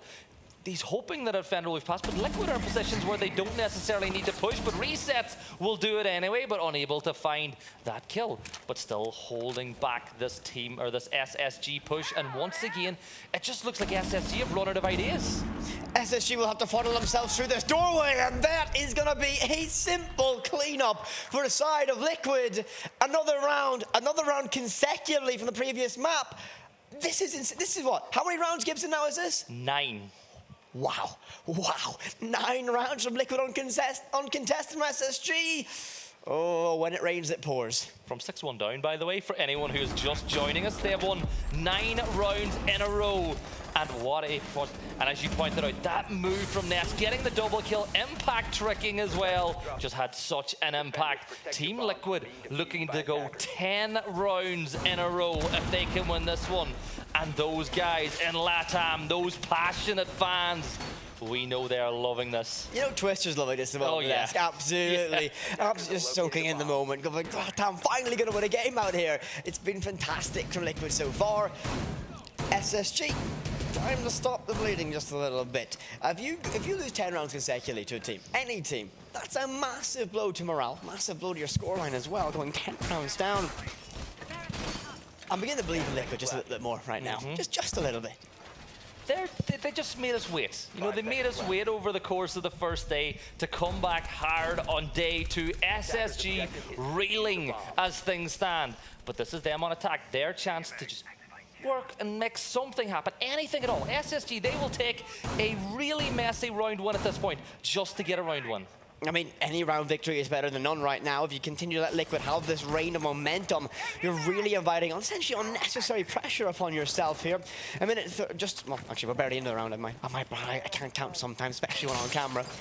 So Dexter will bash open that window. He'll send that Gone 6 in just to clear some very critical utility. The goal button's pressed once again in the hands of Lion, and SSG are trying to be aggressive, trying to be in the face of Liquid, but as I said already, Liquid have learned a lesson from Border. They're not going to give SSG anything. They're going to be reserved. You're not going to see a whole lot of Liquid until the final few moments of this round because, well, if SSG aren't given a pick, they're really struggling to find one, and especially on a linear map like Oregon, it's not an easy job to do so. Yeah, and Ask is going to begin doing some recon with those Echo drones as well, which is something that's come into the game in the last couple of years because they're obviously not as invisible as they used to be. They're pretty obvious when they're spotted, so why not use it like an ad hoc Mozzie where you can just fly around the map and get even more information. Rampy now looking to push through Attic, getting that hatch down open to Attic, which already is also a position of power. But SSG, 1 minute and almost 30 seconds into the round already, still clearing out that top floor. This is slow. This is very slow from SSG. This is why, yes, they're a structured side, and Paul is on the flank here. Ness going to be able to find one to Fulson. You're going to be a little bit worried right now for the side of SSG. Paulu's position's known, but the first pick is going to go in favor of Liquid once again. SSG slow, lethargic, don't have an answer. Again, this is a tertiary site. This is essentially what you'd assume is the gimme for the offensive side here on Oregon. And Liquid don't look like they have any intention of abiding by the rules at all. Just over a minute left in this round. What can they do? What can SSG recover? Only one player down. They've only lost Fultz so far, but time will be your nemesis, and Resets might just creep his way down white stairs and find something else. I'm feeling it. I'm feeling the crouch walk. The knee of Finka gives away the position on small tower as well. Dexter thinks that he's being sneaky, but the members of Team Liquid know exactly where he is as that Echo. It's just in such a good position. It's a position that they don't expect the Echo drone to be. Houghton, though, pushing in towards site. The nade from his teammate will force him back, and now the aggressive button has been pushed. Bosco hits a beautiful shot on the ass, and with 1 HP in a dream, he is planting that diffuser. 4v4, and look at the kill feed lighten up as it's now a 3v2. Ness gets traded out. Another spray, but this is a post-plant situation, Whippet. We have 30 seconds till we hit Critical and Rampy at a key position. SSG only down to 2 players, however. It's going to be Dexter and Rampy against 3 of Liquid. What can they do, though? Time is going to be in their favor now. Rampy in a corner, tucked away. But look how separate SSG are right now. Liquid need to find one pick and find it now. And Rampy met by 3! And now surely Dexter will have to find something heroic. And the Azami barrier will stop him in his tracks. He'll get one to Paulu, but PSK will stick this. And he's going to get it shut down. And that is Liquid. That is 10 consecutive rounds in this series against SSG. Liquid in a run of form right now. SSG, you gotta put this fire out before it spreads, because you're running out of time here in Oregon. Liquid are playing so well right now, whatever happened. And we said it, they're a team that once they start believing, once they get the passion going, they are nearly impossible to stop. SSG are the exact same, and they are the ones right now that are staring at this massive ball of snow coming down the hill. They can't stop it right now. They need to find something. It's going to be something heroic to get over this mountain that is Liquid. 10 rounds in a row. 10 rounds in a row. SSG, you need to find something. Find it now, because you're running out of time, as I said before. And these attacks, they've looked slow. And they've looked slow for Oregon. I don't expect absolute lightning pace on a map like Oregon, but SSG just a little bit off the pace. And Liquid really are exploiting that. They are, and I am loving it.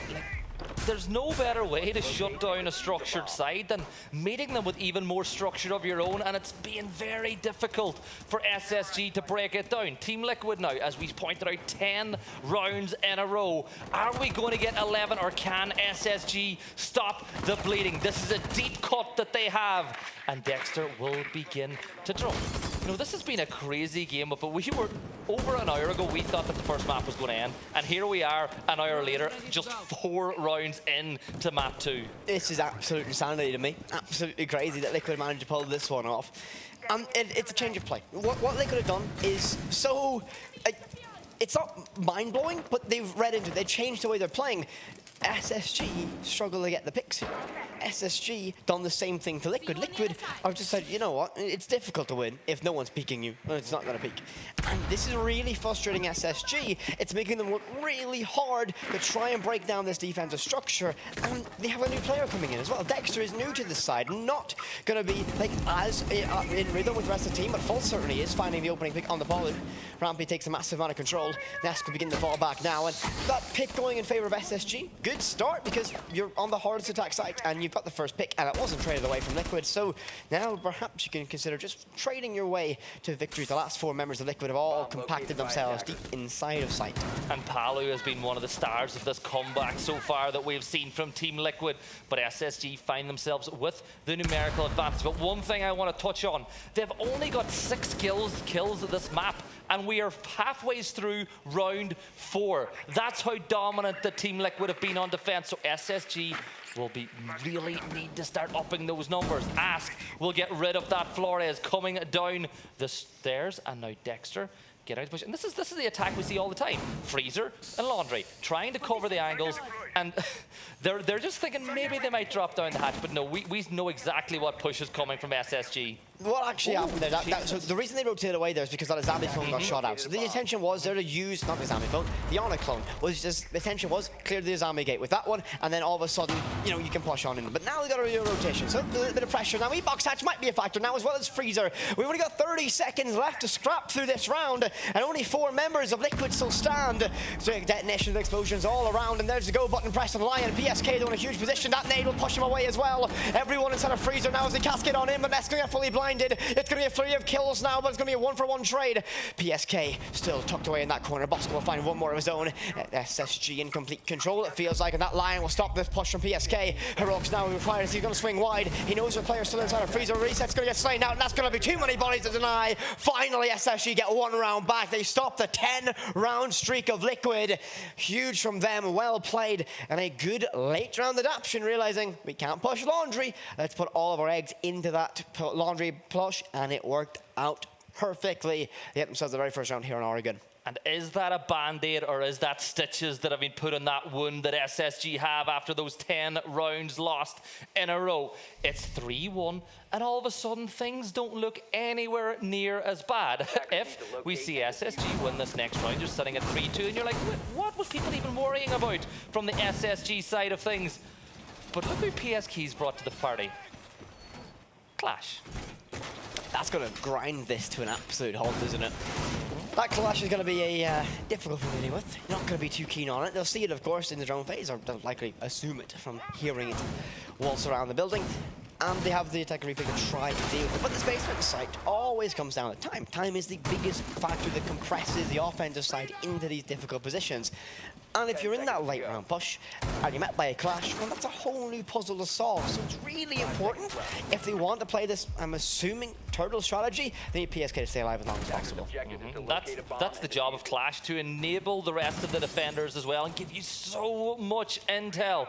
But there's going to be a bit of shield-on-shield action, as Dexter has brought a blitz to the party as well.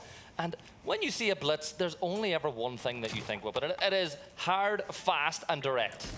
Well, Blitz can essentially only really do that in a slow and kind of map control oriented push. It's very difficult to make that Blitz work as effectively. So, judging by the spawn position, he's going to go down those Laundry stairs. And Paulo is in a very, very good position on the Warden to essentially be, you flashed me, okay. And, you know, if you throw those goggles on, it's not going to really be a massive factor. But SSG will go through the processes now, clearing that verticality upstairs and the hatch, meaning anyone playing around those stairs is going to be forced back. That will give themselves some space if they want to do that execution, if they want to be quick with that Blitz. But I do think they're going to kind of have as an ace up their sleeve later on in this round, as Dexter will just be waiting to get deployed with the rest of the squad.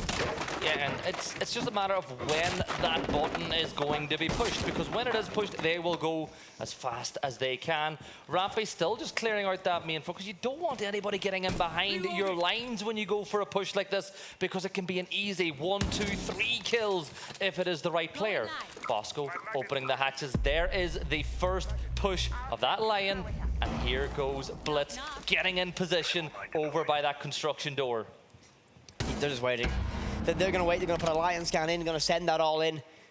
I'm very much intrigued to see how this is. Alt walking being as slow as possible, slow and quiet. Don't want to give away this play. Liquid, are you ready? Are you ready at home in Twitch chat as well for this one? SSG getting ready to send in, deploy the Blitz. We'll have to wait just a little bit longer. Normally you see teams like Wild, for example, they don't really care about this whole map control and droning stuff when you have a Blitz. You know, kind of push aces in the elbow and wait. But I'm assuming they've gone 6s there, and in they go. And they're going to be met with the player inside of elbow with a mirror window, and there's the Clash. Oh no, SSG! You've walked right into the trap of Liquid, and that's going to be picking up kills left, right, and center. And SSG reduced to 1. It's Volts alone out in barrels. And I'm going to say, this is a round for Liquid. Well, that attack rush became a defender rush as they just tore apart that push. The Clash was the hero, closing that little hole all by herself. And now Fultz is just waiting time. Look, this is just an exercise in how many 1v1s he can get. But no, Palu is there. And Liquid go 4-1 up. And dare I say it, Whippet, are we going to see, in regulation, 3 5-1 defensive halves in a row? That would be insane. That would absolutely be insane to see. That what a storyline that would be coming out of this matchup, coming out of this competition at all. We've had a lot of very dominant opening halves from teams in this competition so far, especially here on the A stream. It's been really, really compounded to these close matchups. But SSG strategy, I mean, whether that was a counter strat, a raid, or just a random pocket strat call, it worked out perfectly for them. I mean, Liquid, take a bow with that one. That worked out perfectly for you as they move on to round number 6, the last on the defensive side for Team Liquid. And they're going to go up to dorms once again. And look at that man, Nesk. Last time we were here, he had a mega performance, getting 2 picks, denying an impact, tricking the wall behind him, and being just in that key position, really vital for his team. From a player who was a little bit quiet on border, I'm very impressed with how Nesk is performing in Oregon here today. I think he's gone from not, this is caster math, so it's always a little bit iffy, but he was not in 3 in the first map. And he finished, I believe, was it 10 and 7? And now he's got another 6 and 3 in this one. He has been absolutely on it so far. And we see an engager of Oryx taking a little bit of damage. That wasn't a gunfight for viewers at home. That's just Oryx using his ability to create those rotates. But part of me wants this to go 5-1 just because I've never seen a series like this go 3 5-1 defensive halves in a row. Yeah, that would be insane to see. It really would be absolutely nuts to witness that one. Nexter will take a little bit of damage early. Will top himself up as well. Of course, that is the benefit of the Finka. Left a little bit alone right now, forced to drone for himself. As Ask, who's had massive impact. Well, Ask's the IGL of this roster, and you really don't see an IGL in many regions popping off the way Ask has done so far. Only on 4 and 3 so far, but had a huge impact throughout rounds on the previous map as well. Dexter trying to be the tip of the spear, creeping, crawling, twisting their way closer and closer to trophy. A drone there to help back up and provide support and key information. Just set a flank watch up as well, I would imagine. Only found that Valkyrie camera, so they're going to be able to not be worried about C4s down below. But SSG a little bit more direct this time, and they're really speeding it up, which is what they needed to do. Much better. This is how they need to play to just take the fight to Team Liquid. And Fultz will now get that Vatero into sight to just clear any utility that will allow them to open up that wall. Nesk is that utility though in this position using Azami. Another explosion pops and Palu takes a bit of hurting, and there is the impact trick. Nesk in this position is just an absolute maestro at it. That's going to be even more X-Car's Pellets denied. The Rotero drone forces him away, but the Azami barrier he sends up, guess what? Gets him a free cross on the player on the game's window, showing exactly how versatile that operator is. Minute 15 left in this round, all 10 players still surviving. And this is only going to favor Liquid as SSG running out of time once again. The breach now open, so they have that avenue to get that plant down in default, but no one's down below, and so he's resets. He's got that C4, and this is going to be huge, but he's going to get caught out. He's going to have to back away, and they can no longer play for that direct denial. But Ask has backfilled that position. Hot and cold gets the opener as PSK will fall, but there's resets to get one back the other way. That will be Fultz falling. 4v4. Team Liquid looking to take a 4-round lead. SSG trying to crawl one back, and Houghton will fall. Ask will get that kill. And now Dexter will pop the Fika, jumping in through the window. Nesk gets 2, and that is the round. 3-5-1 defensive halves in a row, and Liquid are locked in. This is not the Liquid that showed up against Wild. This is a much better side, SSG. You got to find some answers now. 5-1 down. Liquid got a reverse sweep on border. Surely we're not going to see SSG find, 7 rounds against them? This would be huge if that unraveled this way. But you can tell, those player cams tell a story. Liquid, they're having fun. They're absolutely enjoying their time right now. This, again, is their map choice. They went through the slog to get through border. And SSG brought that one out of the map pool. And now, well, scoreline speaks for itself. Liquid 2 rounds away from progressing on to tomorrow. and sending SSG home. The boys from Brazil are so close to doing it. 2 rounds away from that semi-final. 2 rounds away from joining those really good sides. That 100k extra prize pool as well. Not a bad thing to be playing for inside this game. And SSG now, can they do what they did in the last map? Can they do what Team Liquid have done twice in a row? And the success of all of these defenses, Whippet, has been not getting too aggressive. I couldn't agree more. I mean, on border, we saw that as well. We saw a very defense-heavy border map, and the reason is SSG didn't give Liquid anything, and we saw the kind of the reverse of that one. Liquid didn't give SSG a single pick. 5-1 in. You know what we're seeing right now? So Nevska's going to wait for someone to get a little bit of information, and he's going to pop that barrier, and he's either going to go in himself, or someone's going to arrive behind him and send it through that. And well, guess who's there? That's the mod they've asked. They send them in, and this is map control for absolute free. This is so free, and the roam presence of SSG, well, you know Monty's there now, so that kind of begins to change your plan. Yeah, and Palu, though, will get the opener. Dexter will fall. Steps onto the goo mine, but it's okay, because Legion is out, and you've nobody else to deal with. Hot and cold, peeking through Freezer, but Ask is just pushed right up on top of that door.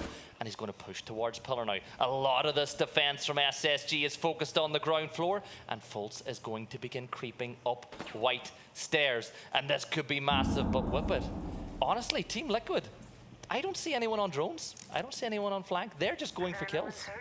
I wouldn't say they're hunting for kills. I'm pretty sure they're confident in map control. Paulie will get caught out by that double roam presence now by Rampy. Now, that's what they were relying on. A player watching it, not a drone. There's a rotation setup. That Dokkaebi call goes out now, but actually there is no rotation. Yana was just there. Okay, fair enough.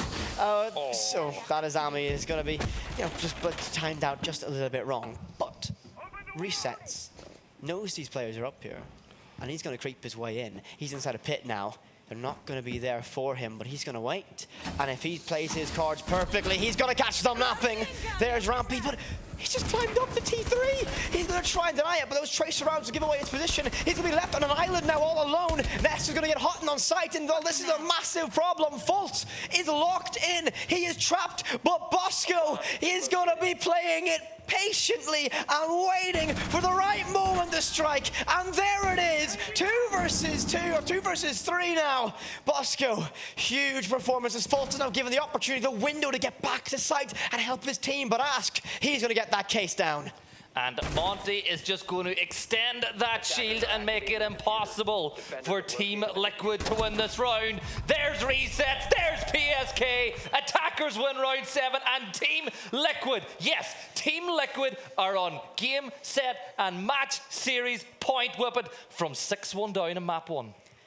If you show me just the scoreline of the first half of the very first map here on Border, I would say, what do you mean Liquid are going to win? What do you mean SSG's going home? What? No, that couldn't be possible at all. But guess what we're on the cusp of saying? SSG have no answer to Liquid. Liquid went through the storm on Border, and now, well, they're reaping their rewards. Absolutely brilliant from them here on Oregon, leaving themselves 1 round away from advancing further. SSG, you got to get 5 rounds consecutively to stay in this competition. Where have we heard that before? What? An hour ago. It would be. A little bit higher stakes now, considering that we have already got 1 map played and banked up by Liquid. However, we've seen 1 reverse sweep. Oh, we've seen a second? Surely not. No, don't want to believe it. I just heard from the green room Twister roaring no. That he's so far away, guys, but we know he is loving every single second of this, as is every single player from the region of Brazil. Because this is the thing, Whippet. Yes, you have your favorites when it comes to your leagues, but when it comes to international tournaments, you back your region. Absolutely. You gotta be agreeing with your region. You've got to absolutely back them with all of it. But right now, for all the NA fans, you are not going to be sitting too comfortably right now. SSG 1 round away from leaving and exiting this competition, leaving only TSM standing to represent your region. That's not going to be a very good premise right now, as their run of form hasn't been too ideal, as they will be playing later on today in their lower bracket matchup against Falcons. The Lion Scan sent out once again, and I think Liquid are going to be unrelenting with the pace of this attack. They decided to not wait around. Reset's cautious of this run out. We've seen that one before this tournament already. And that's going to be, I think, right now, calm the nerves for Team Liquid. You're one round away. Play it right, play your game, establish yourself, but Nesk has been given so much free reign. He bought on white stairs and the sight's just above him, and resets inside of armory already? Oh no, SSG are giving up a lot of free map control. Do they have an answer? That C4 sent up to the ether, and they've just lost a massive bit of utility. Look how early in the round this is. Liquid in a good position so far. Yeah, it's not looking good for SSG, even though they've still got 5 players up with Liquid. They've got 3 players on the balcony. 1. We need to double check, but I think Nesk may still be floating around white stairs. And you've got your Zofia playing inside library. No utility being thrown in the trophy to just force those defenders further and further back to put them into a corner. And that is where Liquid, I think, thrive the most. When you have all the defenders in a little close area, when you have players like Nesk, you can tell them apart. Fultz misses a huge opportunity and he falls back. No, not like this, but that will be Dexter. He's going to get one, but there's resets for the trade. The opening inside of Walkin might be a massive opening, but there's the nade. Rampy will get one on the Nesk, however. It's going to be a 3 versus 3. These teams cannot find a separation from each other. What all? 50 seconds left. Rampy, bottom white stairs. The rotation held by Paulu, but we see Rampy run and scamper away the opposite direction, down by green. 40 seconds. Tentative moments. Liquid waiting. SSG preparing for the wave. The onslaught of Brazil to arrive upon their doorsteps. 30. Every second, every heartbeat waits for this one. And this pick can be critical as Fultz won't whiff this time. 20 seconds and now SSG have a lifeline, have a hope.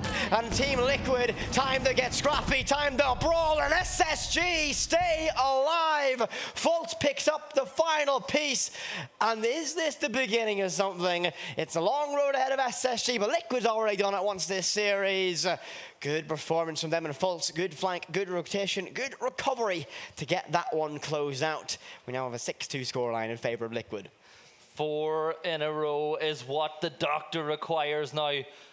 And I don't know if my heart can take it. This has been a very big game, and this is still the group swap. But this is an incredible start to this tournament. But as this goes, you lose, and you're going home. You win, you go to the semis. This is match point, series point once more for Team Liquid. And we're going back down to the basement. And look at that lineup that's being taken. Yes, of course, there's 30 seconds to still lock it in, but it's aggressive, it's angry, it's dangerous. And as you turn your attention over to SSG, Warden is there. You've got yourselves Smoke, another operator who's very good at delaying time. But at home, take a deep breath, because once that match start points happens for everyone till now to the end of the game, it is going to be intense. I don't think I can handle this. I cannot handle this at all. Both of these teams have such a special place in our scene. SSG, former world champions. Liquid, I mean, the last time they had trophy wear would have been Atlantic City against G2 many, many moons ago. You really have to really want to cheer for this side right now. As Liquid 1 round away from moving forward, sending SSG home. And I think they have every potential to do so. Nesk really coming alive this time, coming alive this map. Was quiet on border, but shows still has it, still has that ability to be one of the best in the world in this server. But Fultz queuing up to try and take that early engagement. That's resets, rotate the green. But no information for Liquid right now. Pretty weak on the drone game so far in this early stage. And just as you said, they hop on the drones. They were listening to the cast. I don't think they should, because sometimes we get things a little bit wrong, but Fultz will fall back onto site. Lion popping that EDE, just freezing those defenders in spot once again as they push through Kitchen. And as you look through the attackers, not a single one whippet is currently on a drone or getting intel. I really want to hope that they've got good pre-places that they're going to check, or they have people set up to hold these rotations across.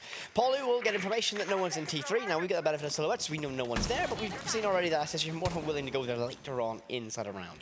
We're at the halfway point now, and PSK still trying to climb the ladder with his drone.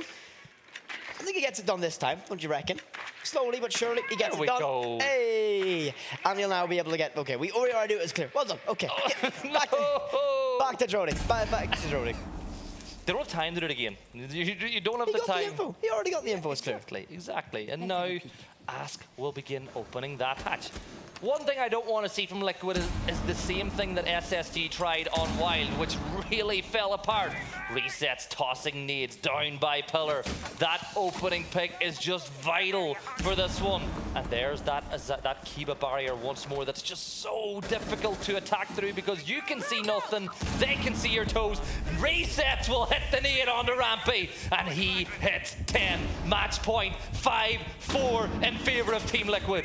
40 seconds left to work with, and Liquid with that opening pick. They are attacking the hardest site to find, but that's going to be SSG. Oh, volley with Houghton and Dexter. Now it's all down to two members of Liquid, and PSK will take a beating for his aggressive push inside of Freezer. 30 seconds, and Esk will get one. That's going to be Houghton off the board. Are you starting to believe that Esk can pull this one back? He's been on fire in form recently. Both members of Liquid on low HP as well, and now it's all down to Esk alone in the 1 versus 3. He can't catch a player inside of elbow. Will SSG get too aggressive now? He'll have to check every corner, every angle, but look at that time top of your screen. It's going to hit red very shortly. There's only 10 seconds left to go. If anyone can win this out, it's not going to be Ness. This time it's False is there, took it on the corner. SSG find their second round in a row. There's no way. I'm not going to believe there's going to be a second reverse sweep. Nope, not going to believe it. There's no way. Simply not. But Liquid coming very, very close. That is the hardest site to attack. So even with the opening pick, it's not going to be a guarantee to get it. But Liquid do fumble just a little bit there, giving SSG one more round. 6-3 our scoreline. SSG 3 rounds away from getting this overtime.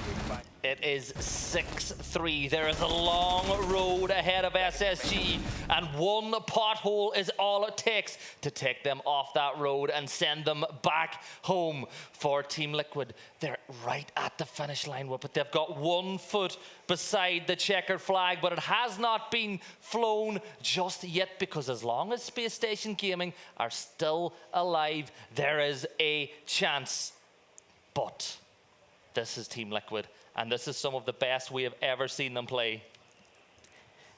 I wouldn't say it's the best we've ever seen Liquid play. Some of the best. Some of, okay. Yeah. It's a little bit of a glimpse back in the past, but Tio's been... Look at Liquid right now, by the way. They are a happy team. They're enjoying it right now. I mean, look at the rest of the guys. They are having an absolute blast. They are having fun. That's a massive key to success out here in a competition this big, of course. SSG. 3 more rounds to go. You can't make a mistake. You cannot slip. You cannot fumble. You must be as precise and concise as possible. As much as a professional all these players are, nerves begin to creep in at this stage of a match. And that's where the IGLs, everything has a massive impact to calm your team down. Team Liquid, you're in the position that SSG were in over an hour ago. And can you do what SSG couldn't? Back up to the top floor now. Sorry, it's the tertiary site. They're doing their prep on the top floor. One more chance for SSG. Every single round is do or die. Every single round, one slip up at all, and Team Liquid will represent Brazil in the semis. Everyone from Brazil like that. Everyone from Brazil wants that. Can they get it there, though? 1 round away from doing so, so I certainly believe it's in their wheelhouse to get this one closed out. SSG, we're going to play on this idea. This now needs to be flawless. They can't make a mistake. Now this needs to be some of the best siege they've ever played. They are a strong side. No doubt about it. One of the best to ever do it, and look at the depth of this roster. Absolutely insane. Reloading. But Liquid have momentum. Well, that might begin to waver now. 2 rounds for SSG consecutively, but Liquid did win 10 at the start of this matchup, or sorry, in this series consecutively. So I think they're going to slow it down a little bit. SSG won't take risks. Liquid will also be a little bit risk-averse right now. They don't want to throw away such an early advantage. First Valkyrie camera cleared away. Good drone work and network from Liquid as we begin to work their way towards that initial objective. And as it stands, SSG are looking to put some holes into this one to try drain Liquid out. But now Nesk is already inside Armory again.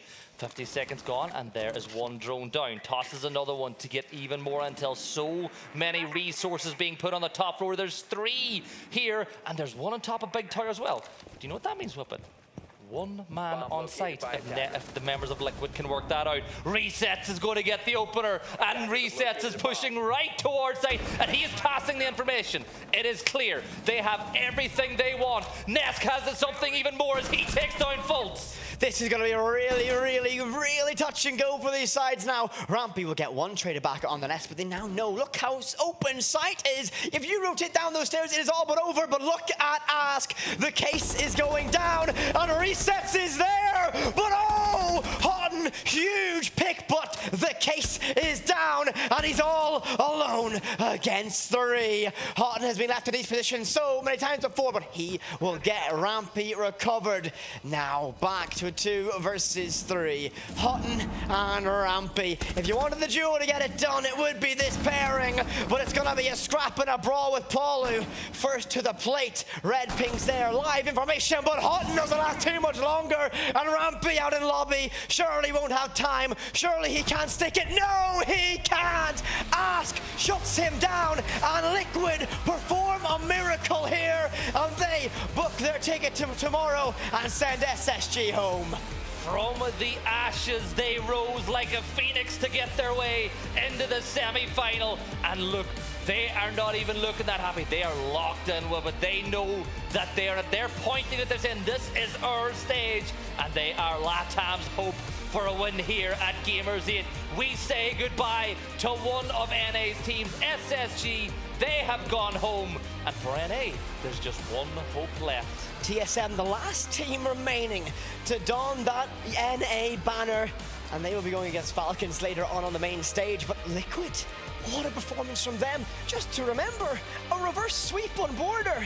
They managed to come back from 6-1 down. They get us to this, a quick 2-0 twister. You know he's going to be happy as we break it down, but Liquid, wow, from the start of this event, 7-0 or 7-1, 7-1 against Wild, the very first game they played, absolutely morale crushing. They clawed their way back against down 1 Kia in the lower bracket, and now they topple former world champions in SSG. Absolutely incredible.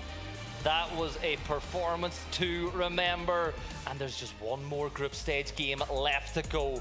But whip it, that was an emotional roller coaster, and if there's one region out there that lives on their emotions and passion, it's Brazil. Absolutely. Brazil is one of the most passionate regions that we have inside of Siege, and especially Liquid. They're one of those teams that really rely on being able to have the energy to get over those tricky positions. And I mean, Paulu, the IGL, is one of those, and Ask are so important to keeping that team's mentality in the right place. And they really did, because again, a reverse sweep. They were 6-1 down on border, and they clawed it back bit by bit. They got themselves back into it. They took those small victories, those small springboard rounds, and they got the job done. I mean, I'm so impressed with what we saw from Liquid. That was brilliant. That reminds me of some of the games that Liquid played of old, and we spoke about the fans as well. We were in Charlotte. Their fans make a lot of noise, and I would say chat, I would say Twitter, I would say everything is looking at that game, and they are so happy. They certainly are, but we have an interview ready on the stage, so we'll send you off to that.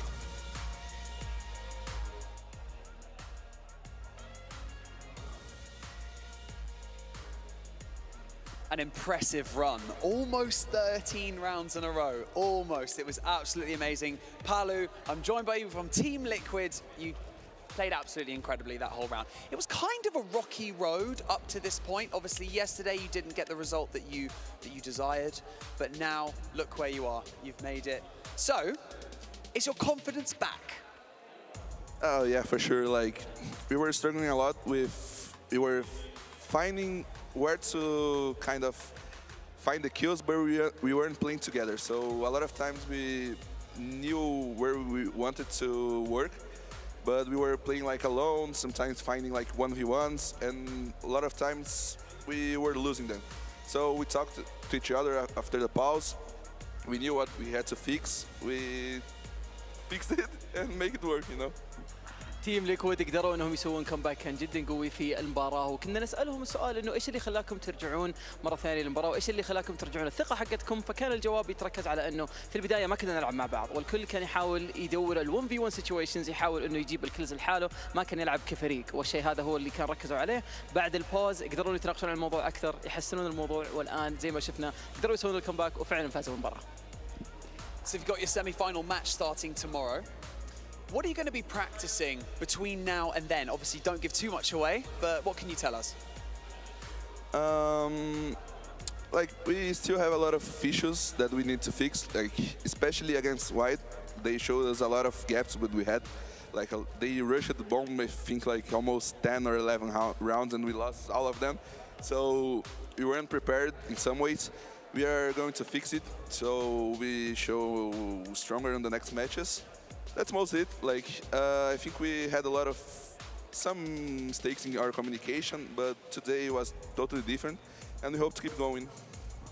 زي ما احنا عارفين فوز تيم ليكويد في المباراه هذه معناته يتوجهون الى السيمي فاينلز في المباريات غدا ان شاء الله، فكان السؤال انه ايش الاشياء اللي بتدربون عليها من الان الى مباراه غدا، والجواب كان متركز على انه الاشياء اللي كانت تواجهنا من ناحيه الكوميونيكيشن راح نصلحها، لكن زياده على كذا مواجهتنا بالامس ضد فريق وايلد بينت لنا عندنا اخطاء كثيره وعندنا مشاكل كثيره ممكن ما انتبهنا لها، وهذا اللي بنشتغل عليه، بنحاول نصلح المشاكل هذه قبل مباراه بكره ان شاء الله. So before I let you go, I just wanted to ask you a quick question about your experience here so far. You know, what's it been like playing on this side of the world, on this stage? What's it been like? It's been amazing. Like, yesterday we met some of the casters from the region, some players from the region, and we talked about it. Like, everything's perfect. Like, we haven't had anything like that we want to complain. You know, everything's so good. Like the food, the people, like so kind. Everything has been great, and it's amazing to be here. سألنا اللاعب عن تواجده معنا في المملكة العربية السعودية في الرياض، ايش شعوره بتواجده معنا في المسرح ايضا في حدث عالمي، فكان يتكلم على مقابلته بالامس مع اللاعبين المحليين وايضا مع المعلقين والمحللين المحليين، وكان يتكلم على انه مرة مبسوط بكل شيء قاعد يصير، وبنفس الوقت الاكل اللي كانوا ياكلونه هنا كان جدا جميل، وزيادة على كذا الناس اللي كان يقابلهم كان جدا مبسوط معهم وما كان عندهم اي شيء ممكن يتشكون منه. Paolo, thank you so much for joining us on stage for your post-match interview. You played incredibly well, and best of luck for the rest of the tournament for you guys. Everyone in the Gamers8 arena, put your hands together, make some noise for Team Liquid. Oh, it's getting louder and louder. That's what I like to hear. Congratulations once again. We're going to throw over to a very short break, and we are going to commence our last match of the day when we come back, and it is the last chance for that lower bracket final match, so don't go anywhere. لا تبعدونا اعزائنا المشاهدين والحضور، كلها دقائق بسيطه، بعد الفاصل راح نرجع لكم في المباراه الاخيره اليوم اللي راح تحدد مين اللي بيكون السيد الاخير معنا في البلاي اوفز غدا ان شاء الله، وصدقوني المباراه هذه ما تبغون تفوتونها، فكلها دقائق وراجعين لكم على طول.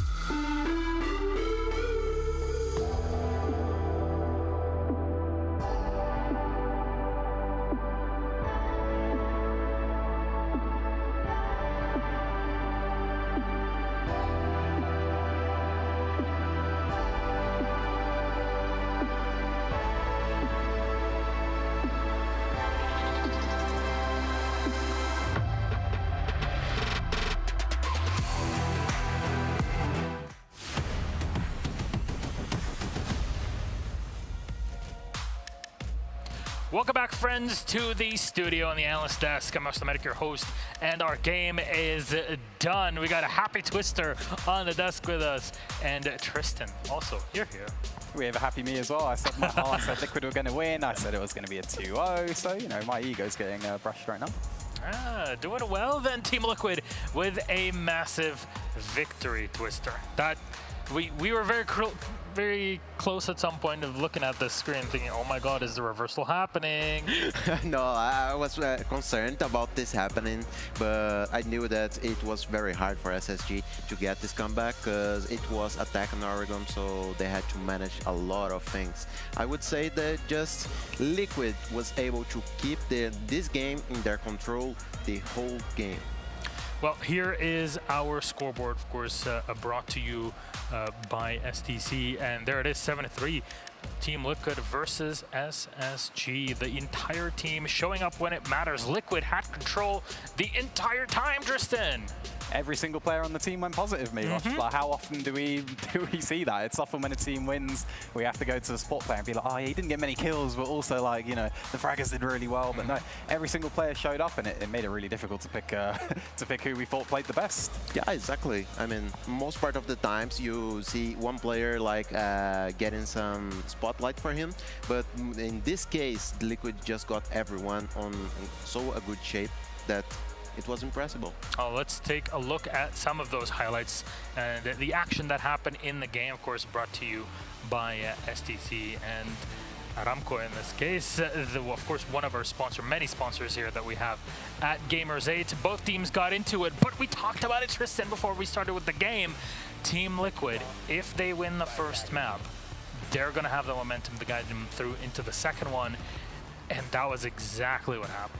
We spoke about this, and I don't think we expected the momentum to be 7 rounds in a row in order kind of levels, and then I think they'd won 13 out of the 14 last rounds that they played at some point. I was like, wow, that's just incredible. Like, that's a real mentality thing, and it's why we also, like Twister himself, he pointed out the IGL on this team must have done an incredible job to bring them back, and we've seen it twice now, especially with what happened with the Damwon match. I would say that it was very important, the participation of these 2 young gunners, these 2 young players from Liquid, especially TSMFTX that was able to bring the team from this comeback and keeping this formation for the attacks and especially the defense to make it simple, to keep it on a good way. Well, if we talk about support play and especially IGL for Team Liquid, who's doing that extra work to make this win happen, Twister? I would say that it would be Ask and Ask. It's probably both of them that were able to keep it everything that happened in this match possible. And I would say not even just IGL, and I was really impressed that what we spoke about on the desk for being a win condition for Liquid was playing sort of quirky operators, making sure that they could do that. We saw both a Clash and a Monty come out in this match, and in both of the rounds that it was picked, that had a significant impact. We saw SSG decided to rush against a Clash by using a Blitz, which was interesting. I mean, we can only assume that they didn't see the Clash in the prep phase or whatnot, but really impressive support play there, and it basically won them the round because it just completely shut everything down. It just doesn't felt like Liquid playing in this map. It was like they were playing home. They were totally comfortable with that, and they were able to adapt everything that they want. And that's exactly what they wanted in this case. Making it through in qualifying, SSG getting knocked out of the tournament with this loss, and Liquid move on through to join Wild at the top. But our MVP for the series, who is it? It's Nesk. Come on. I mean, honestly, you looked at the scoreboards though for both of the maps and like, actually you could have like 3 different MVPs, but Nesk really brought it over the line. It was so close, but he's just so exciting to watch, and we just love watching this guy play Siege. So it was one of those. But yeah, of course, he had a significant impact, and I really also liked the interview from Palu where he just admitted that in the previous match, they just weren't really prepped for Wild in that first matchup. There were gaps that were exposed by Wild, and I really appreciated his honesty, and also appreciate even more how Liquid changed their approach for this match. I would say that they had the right conversations. They could have everything fixed that they needed for this match, and this was the key for this winning. And there it is, Nesk and the rest of the squad making it through in their group. And since I'm mentioning the group, how about we take a look at the groups and how things have gone so far. Group A, of course, is where Team Liquid is, along with Spacestation. And our two teams qualified, Wild and Team Liquid, are through. It's a massive bump in terms of cash prize also. They guarantee 3rd and 4th place minimum for $155,000 just off of winning, not counting participation. Whereas Group B is not done yet. That'll be for our last matchup of the day. BDS taking down TSM 2-0 and sitting now in that or in the semifinals awaiting their opponents. But TSM will be playing the Falcons, the local team here in Riyadh in Saudi Arabia, just because they were able to beat MIBR, which is not something a lot of people expected. But the hometown heroes showed that if they're off stage, at least in the beginning, not playing with all that stress, they could actually make it happen. This is a surprise for many. You can understand the nerves, and in that arena, it was just insane. I've never experienced something like that, a team being cheered for that much, and it's going to be the exact same again today. So if there are any nerves, they're going to have that crowd behind them right from the off. So we'll have to see. I have to be honest, when that match was on and I had to analyze the previous match, I was like, wow, I really want to watch the full Falcons match, and now we're going to get the opportunity to do that in the next match. Yeah, for sure. I would say that probably what Falcons will bring to us is some of this experience. Well, gentlemen, thank you very much. That was our second match of today. We're going to take a quick break. We'll be back around 45 or so minutes to brief you on our final matchup of today, TSM versus the local heroes of Falcons. We'll take that break. We'll come back and fill you in on all you need to know in our final BO3 in a moment.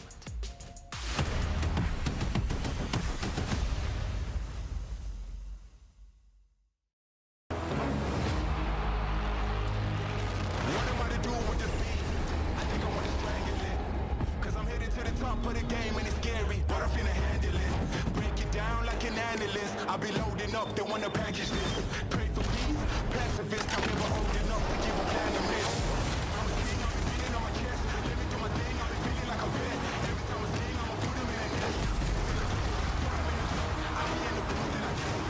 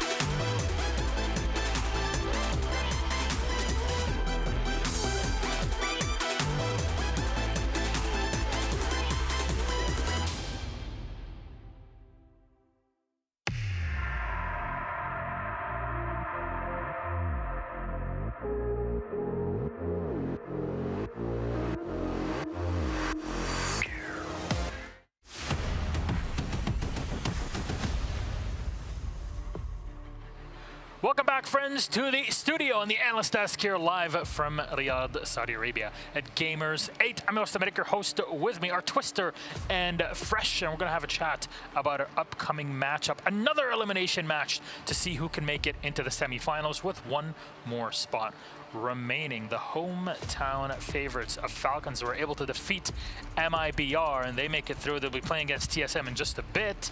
And first, I'm going to turn to my two friends here. First up, so sorry, Marlon, that MIBR took the L, but they took the L so Liquid can move forward, right?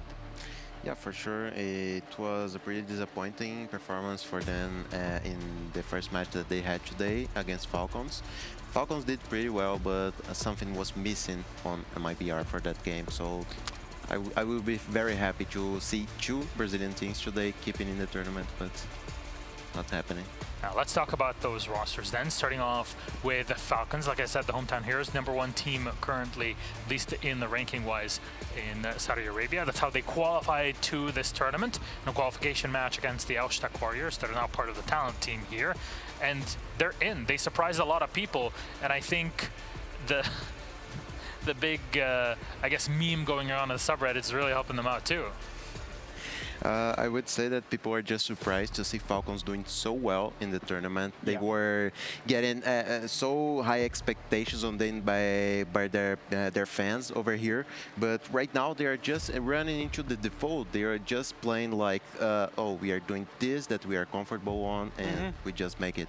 And I think the meme isn't when does Bolo play, it's when does Joker play, because that's who everybody wants to see play. And, you know, obviously there's going to be an army of Falcons fans in that stadium. Falcons have now got that win. They've broke that water. They are now in this tournament mentally. They've got nothing to be nervous about. So they'll go out on that stage with their crowd in front of them from the get-go, and they'll be ready for this one, I think. All right, Falcons, do they have a good shot at this? That's something that we'll talk about come the maps as well, because they're going to be extra important versus a team that has as much experience on the other side of TSM, and that's going to be the biggest divisive, I guess, matter in this matchup. Can Falcons break through the masses of experience that TSM has on the other side? Well, let's talk about TSM, why don't we, and kind of talk about their potential for this game, because they made it through. They still have a game to go through, of course, to get into the semifinals, Twister, but do they have what it takes? I would say that probably in this match we will probably see default matches and default maps from both of them. They are subbing with Pojo for this match, so they don't want to make something crazy right now. So I would probably say that Chalet or Cafe would be bringing on by TSM side, and on Falcons, since they are using their default strat since the beginning of the tournament, I would say probably an Oregon or Villa again. I think for TSM is they messed up against BDS. They'll know that they messed up. They know that they focused way too much on themselves. Map bans they got wrong. Operator bans they got wrong. Playstyle they got wrong. They couldn't have had a worse performance today. So what I'm looking for TSM is a little bit of bounce back ability, a little bit of substance about them to, you know, just go to those nice maps. Don't be picking anything elaborate like a theme park, like you say. Go to your default maps, play in a default way, and actually give yourself a fighting chance, because they didn't do that earlier today. All right, so what's that X factor then they can actually use in the game, Jack? I think Bolo. Like, if we looked at Bolo earlier, he was being forced onto IQ. He was being forced onto operators where, you know, for Bolo, give him freedom. Let him get on a fragging operator, let him show his ability. Earlier today against BDS, he was on IQ, spending 2 minutes pointing out vault cams, default cams on the scanner, droning himself in. Put some investment into him, because he's good enough to be the best player in this tournament by far. You know, we see him, we know his talent. But actually invest that utility into him a little bit more, and actually play a little bit more, I would say, I don't know, they maybe overreacted, I think, to the, you know, the Valkyrie being picked by BDS earlier. Stick to your defaults and know what works for you. With the subbing that they are having right now, their hope is that all the other players just fill in, just like happened with Liquid in the previous game. I would just say that if they keep this frag powering going into this, maybe Geo showing up, it would be a really good situation for them. I mean, Pojoman didn't do too badly at all on the smoke. He's someone that played smoke since literally year 1 in Flipside Tactics. Yeah, that's what I mean. You know, Pojo's been a pro player for however long before he even ended up being a coach. And, you know, he can obviously slot in, and whoever he slots in for in the hard support role can move around. And that should be just more power to the other players to give them that freedom, because they've got the guy who will do all of the hard work. He will play the support operators. He will play the hard breachers. So it should actually, in a weird way, it should enable them a little bit more. Now the question is TSM ready for the crowd that's going to be gathered up for Falcons in this case? Got to weigh on you too. Well, I think that right now TSM just had the experience that they need for this one. Playing with Pojo right now, it's just like as they are playing as the earlier roster that they had. So no pressure at all. I just think that they will go for their game, and all the pressure for Falcons. This is possibly one of the first times TSM, though, as a team, in terms of this iteration, the World Championship team as we know them, have actually gone through and faced an actual crowd. Because when they won SI, there was no crowd there. There was no crowd, and it hasn't been a crowd in, well, about 2 years, and they didn't really get that experience. Anyways, our map selection is done. You saw the players were getting themselves ready in the lobby, and Chalet is their first map, picked up by TSM. Villa picked up by the Falcons, and our decider, should we need it, will be Cafe. Now, Jack, overall thoughts on what we've had here? I think, well, we saw Falcons earlier today. They picked into Villa, and they won Villa, so it's not a surprise to see them pick into Villa. The decider for me is Cafe, because MIBR picked it against Falcons, and MIBR are known to be a good Cafe team, and Falcons went and beat them. So for TSM to let that get to the decider, for me, is a little bit dangerous. Wait. I'm just getting information that TSM picked Chalet, but Falcons picked Defense Start. Maybe it's one of them of get it out of the way. I don't know. You know, the BDS used to do this all the time, and this is one thing I will say for picking a non-favorable start. Sometimes the team will go for the non-favorable side on defense, get it out of the way. Hopefully, you know, if Falcons get 3 defenses on Chalet on the non-favorable side, they'll be going into the attack, putting all sorts of pressure on TSM with the crowd. You know, I don't necessarily hate it, even though it's going to be a harder start for them. I would say the same, because when you are playing on a so high level, you maybe sometimes you can start on the weaker side, so you can finish the map on the stronger side. So you get more confidence, you get the momentum in your favor, and you are finally able to finalize the map the way that you want. One thing as well to think about with the starting side is when you start on defense, you ban the last defender, because defense starts the first attacker and the last defender, which means Falcons could have a little trickery up their sleeves to leave a specific crutch operator open, i.e., if they've seen how TSM responded to a Valkyrie, and TSM don't get rid of a Valkyrie, Falcons can leave it open and then use it and abuse it against TSM to compound to that start. Yeah, TSM are starting on defense on Villa. That's a topic, of course, we're going to get to later on. But closing thoughts here, I guess, before, or on the map specifically, before we bring up our teams?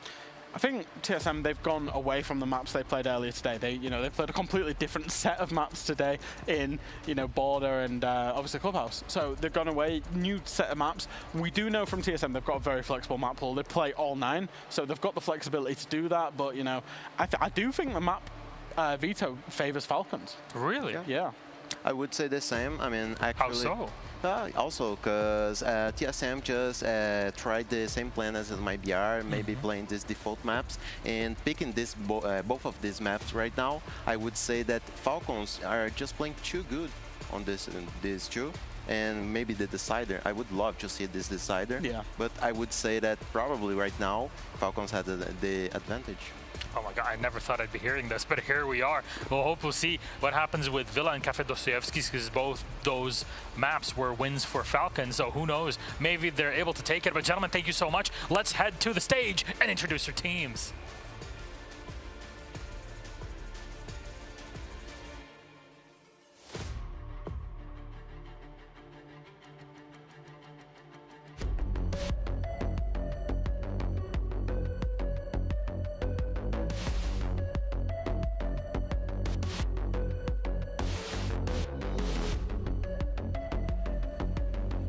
Welcome back to the main stage, where dreams are made and hearts are broken.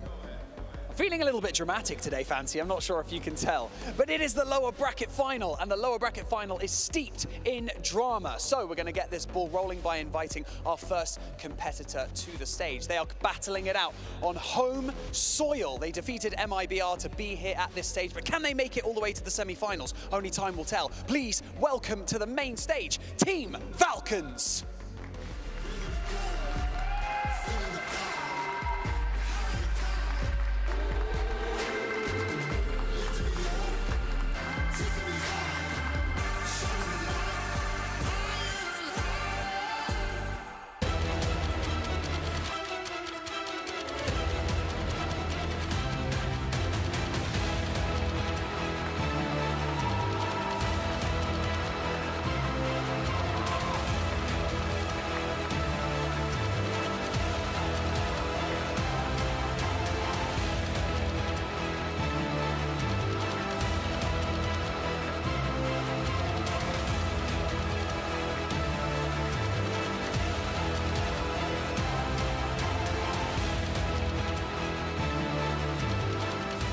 فريق فالكونز وصل للمسرح، لكن زي ما احنا عارفين هم جايين من فوز جدا قوي، فهل يقدرون يمسكون المومنتم حقهم ويدخلون في المباراه النهائيه لللور براكت؟ بالتوفيق لهم ان شاء الله. لكن خصمهم خصم ابدا ما هو بسيط. صحيح انه ادائهم اليوم في المباراه الاولى اللي شفناها على المسرح ما كان كويس، لكن لا ننسى انهم هم ابطال السكس انفيتيشنال لسنه 2022، ولا ننسى انه من اقوى الروسترز اللي جايه من انحاء العالم. اعزائنا المشاهدين والحضور، رحبوا معنا بTSMFTX.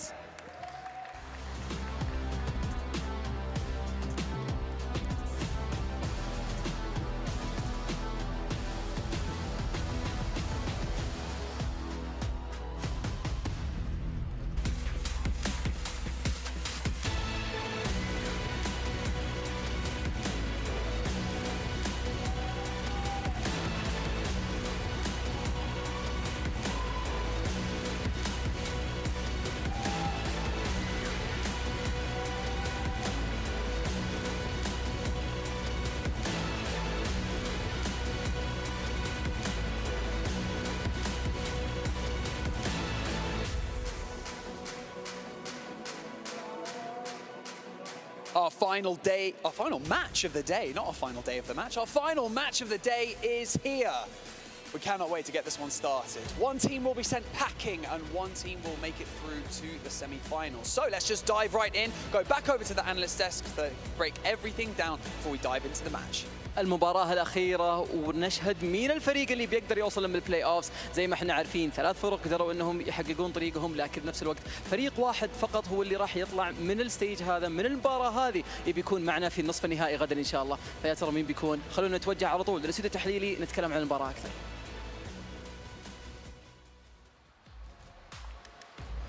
Thank you very much, Barney and Fancy. And yes, we are back for some final thoughts before we head into our game. Falcons versus TSM. TSM, the world champions. Falcons, the Saudi champions here in the MENA region.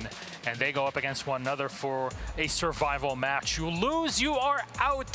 Simple as that. So let's kind of summarize what's going on here for our first map. Jack, how do you feel this one going? I more so even feel like Falcons have a great shot. I was watching their body language, you know, when they're lining up against each other.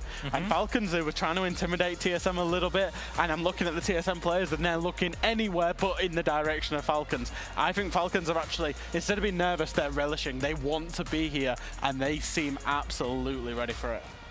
I would say that probably with the expectations, Falcons was already playing with this pressure, so they already went through this and they played pretty well. We got all kills getting an ace, we got other individual spotlights for the players, so I just would say that Falcons looks pretty comfortable for that match.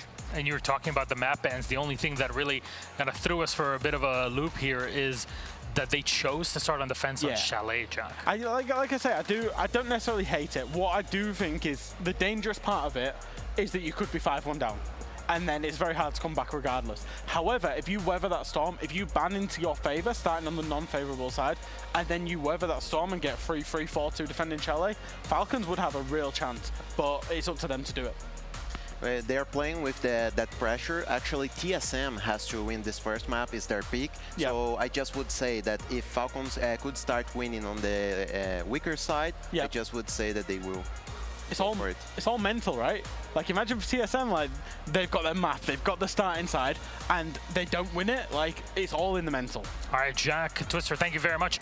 Casters, come on up, let's go. We've changed up. Webb and Gibson have went away, and now we've got Blue and X. Gentlemen, you look so handsome today. Enjoy the game. Thank you very much, Milos. It is time, ladies and gentlemen, to jump into our last matchup of the day. The hometown heroes and the Falcons looking to try and survive the gauntlet up against one of North America's best and brightest, along with the current world champions as well in TSM, although fortunately TSM have had struggle maintaining that title, at least with regard to trying to return to majors and make it further at events like this. Obviously, there's the caveat still with TSM playing into today, still with their stand-in. I think he's not feeling the best, so they were not able to bring him into it, but still, they're going to try their heart out to survive. Once again, I'm with X. It's great to be with you once more. Let's get your thoughts on this matchup as we get ready to head into map number 1. Thank you very much indeed, Blue. I am raring to get stuck into this one today. We've had the one game day, so we've had a little bit of time to watch the games and really get involved in the atmosphere here. And I'm chomping at the bit to get stuck into our game here tonight, TSM versus the Falcons. It hasn't been the easiest of days here for TSM. Obviously, you mentioned there, Snake not feeling 100%. So Pojo, man, I mean, it seems as though TSM can't go an event without Pojo stepping in one way or another. He must absolutely love it, packing his keyboard and mouse at every single event he comes to, just on the off chance he gets called up to that main stage. And let's be honest, TSM need him now. This is the last chance saloon here. There is one best of 3 that is going to be played right now to decide which of these 2 teams advances through our bracket. Interesting initial ban coming in here for the Falcons of their first attacker. TSM's, of course, making sense. Finka's still the prolific operator inside of the meta right now, so she's finding herself banned out more and more as teams realize they might not want to allow their opponents to have that benefit. But the Sledge one is going to be interesting, obviously limiting the top-down clear capability from TSM when going for sites specifically into areas like the kitchen, so they will have to pay mind to that and look for other ways to approach it. Obviously, there's ways to work around it, most notably a buck, but that'll be a little bit more limiting. And we'll have to see how they'll work towards that. Rest of the bans, though, going to fall in line with what we expect. Valkyrie and Mira for the defense. Valkyrie and Mira still too universally useful, so they are quite commonly knocked out, especially here on Chalet. Good to see that TSM are banning the Valkyrie there. They had a lot of trouble earlier on today against BDS with leaving that Valkyrie open. Shaiko is known for his Valkyrie, and if you give a team like BDS the opportunity to gather that much information, it can be a very damning thing. So good to see it removed. Mirror, pretty part for the course. Great ban here on Chalet, as are a couple of others, but they're going to be the 2 main ones that we really look toward here. Of course, we do have TSM starting off on that attacking side, and their response to the Sledge ban, at least, is going to be, as you correctly alluded to, Blue, the Buck pick achieved there is going to be switching out onto that Buck. It doesn't do too much to disrupt. It does, more importantly, remove a couple of nades, and that's going to be one of the big things that any team is looking to take advantage of. You always want to be having as many nades as possible. You're going to be looking to bring operators that bring the nades. No Finker in the lineup. All of a sudden, you switched on to the Zephyr. There's no nades there. In this round, of course, that's been 6-picked out, but the Sledge is the key one there. It just removes a little bit more of that explosive power away from the attackers, and as we can see, only 2 nades being brought. So good strategy coming in from the Falcons to hopefully limit that aggressive utility. This might also be playing into the reasoning as to why they decided to start on the defensive side. But regardless, Mad Skills trying to take an aggressive position at the beginning of this round will not work out. Even worse, he's on the Legion, so all the benefit that would have come from him surviving to later into the round where he would have had access to more goo lines is now gone. And what is this? Pojo Man already into the basement site here. Gio able to fend off the first bit of resistance. Bola does the same from main stairs. And Merc still outside, having Overwatch for the push from O-Kills will take him down as well, leaving just a Joker alive here in the 1v5. Unfortunately, without any real access to the basement as well, so this is assuredly more than likely going to fall into TSM's hands at some point in the next 30 seconds. Well, we can already see TSM players rotating up these main stairs, just trying to search out for this final kill. Merc going to get himself into a little battle and think better of it. Tosses the nade out, gets downed in process, but 15 seconds. What can you hope to achieve as Joker? You maybe get a couple of impactless frags, but there is likely not going to be enough time to disable that diffuser. Bolo actually hitting him with the full 360 no-scope there. Started with the SMG, drew for the DMR, and dropped himself into prone to pick up that final kill. Blue, I don't even think we got a chance to tell the viewers at home which site we were even pretty looking much. at. It was blink and you miss it stuff. Fresh mentioned on the desk, he said, oh, you know, Falcons, they look like they're really trying to square up and eye out and psych out TSM. TSM are in the zone. Like, that is not a round you pull out of nowhere. And in some parts of it, it's kind of due to the Falcons' own making. We did see their players trying to play into a much more extended game, like we saw with the games hop out right at the beginning of the round there. I think TSM quickly realizing that they had a pretty extended setup, capitalizing that by going directly for the site, cut off all of the reinforcements before they even had a chance to help, and lock in their post-plant positioning as well. Beautifully done by TSM as they take confident control of the first round. Well, let's see if TSM are going to approach the site in the same way. We are going to be, of course, going back downstairs. Now, Bolo did 6 off the Zephyr in round number 1 as well onto that Dokkaebi. And I was kind of thinking, is that in response to something that TSM have seen inside of that prep phase and something that they now want to try and take advantage of? But the fact that he's done it again kind of leads me to believe we might be looking at that's more of a staple choice for this site for them. I very much doubt that TSM are going to go for a very quick round here again. but it certainly paid dividends inside of round number 1 and immediately puts Falcons a little bit on that back foot, given that they were just so ill-prepared for any sort of quick rush. This time, however, things are a little bit different. We are going to see the wall open successfully. Kotos there with the attempted Electroclaw trick is not going to work. Other than that, though, things proceeding as usual here for TSM. See that slow build-up as usual. Bolo, of course, just popping open some sight lines. Not looking to make the entry just yet. Still far too early into the round to be attempting that. So we'll continue to maintain the back foot position, waiting for the rest of his teammates to establish that first contact. Where are we going to see that show up? Speaking again, not from Gio's position. He'll be working for basement play, but wants to distract a little bit. Merc will get some heat set at him, but he returns it up on top of the balcony, taking down Mad Skills, and once again, earning that first kill for TSM. Mad Skills, first death 2 rounds in a row here, and you commented last time on that Legion. He's had a couple more of those goo mines regenerate this time, but still, it isn't the full value that you want to be seeing out of that operator. Gio can now get himself into the top of these west main stairs, apply that Inox tracker, and just see if there are any lingering footprints still of any defenders that are potentially up and around. We do have J-Lad. He's going to be on that top floor, just hiding out inside the piano area. In fact, we're going to see Gio get swung on. Okills there was getting called by the Mozzie, still managed to get himself up those west main stairs and pick up the kill. So Falcons have managed to find one back. There's still a long time here, though, for TSM to work with. TSM indeed continuing to look for opportunities to strike true towards the site, but it has been a little bit of a slower build-up, especially compared to the last round here. And you can see damage has been thrusted much more heavily back upon them. Joker getting himself into this round now, is able to knock out Merc. Pojo Man with a quick exchange, though, keeps TSM in the fight.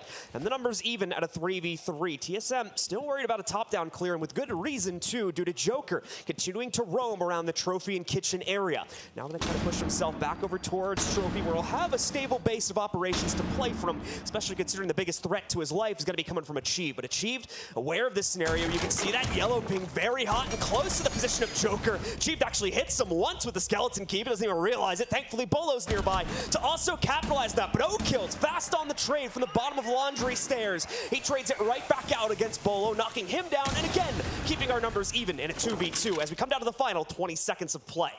Okills has got a really couple of important kills there in that round. Held down the back of the site extremely well. Achieved does still have the option to try and rip open a little bit of this floor, but realistically, with Pojo Man there to assist, they're going to try and be getting these fights taken on the main stairs. Okill's going to pick up his third onto the round. The default camera is still calling out on Poj. Well, he's got 4 seconds and he needs to find 2 kills. All the Falcons have got to do here is keep themselves safe, and that's exactly what they will do. Kotos picking up that final kill and being credited with it. A great round there from Falcons. They did a really good job of stabilizing themselves on the site, because the upstairs roam clear didn't work out entirely in their favor. It didn't go terribly, but equally, Okills playing that back side, playing that west main stair, he was able to achieve wonders.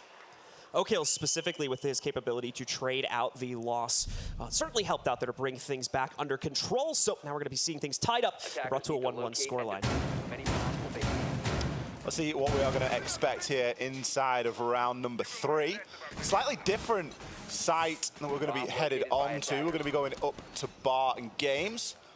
Of course, we have seen basement for the first 2 rounds here. TSM winning round number 1, Falcons being successful inside of round number 2, and it's time for a little bit of a change-up. Top floor has, for all intents and purposes, pretty much fallen out of favor on Chalet, and isn't as popular a pick as it was at least at the start or at the time of Chalet getting released into the map pool after the small rework that we did have here. So we're going to go to Games instead, and Falcon's still going to be opting for this sort of drone denial. We're bringing the Mozzie. Okills has already done a cracking job on that operator, so I imagine he'll be playing Mozzie for the foreseeable. It does do quite a bit to try and limit that information game that you're going to need as an attacker when you're trying to clear that top floor.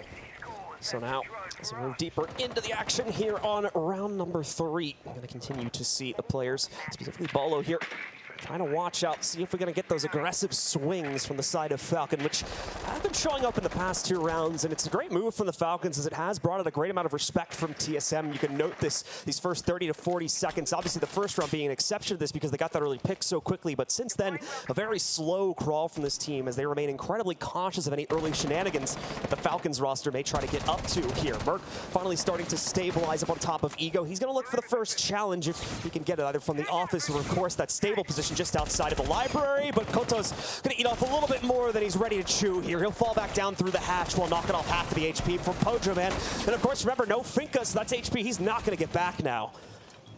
Just dropping off that library hold at around the minute mark. They hadn't invested too much utility in there too heavily to keep hold of it, and it's still going to take a little bit of time here for TSM to take full advantage of that. O'Kills, he's really thirsting for these opening picks. He's not afraid to plant his face up against a window and just see if there's anything that he can gather. We are now starting to see TSM swarm in onto this library side. They do have to be careful. There are a couple of floss mats knocking around there that you do want to keep a keen eye on. Kotos still looking to try and challenge onto Nubal, but Merc, he isn't really concerned about anything aside from the doorway in there to office. We're likely going to see a bit of a push now come through as we start to get a bit of utility thrown on in. So far, just a 1-to-1 exchange. Joker picking up the first trade for the Falcons. We'll see TSM be able to take out O-Kills as well, but Kota still playing to that close contention and rerouted himself back upstairs to the Ego window. He manages to knock out a second member of the TSM roster now. Pojo quick into library. Thankfully, obviously, we'd seen this cleared out earlier with Koto's dropping back down, but had to dodge out.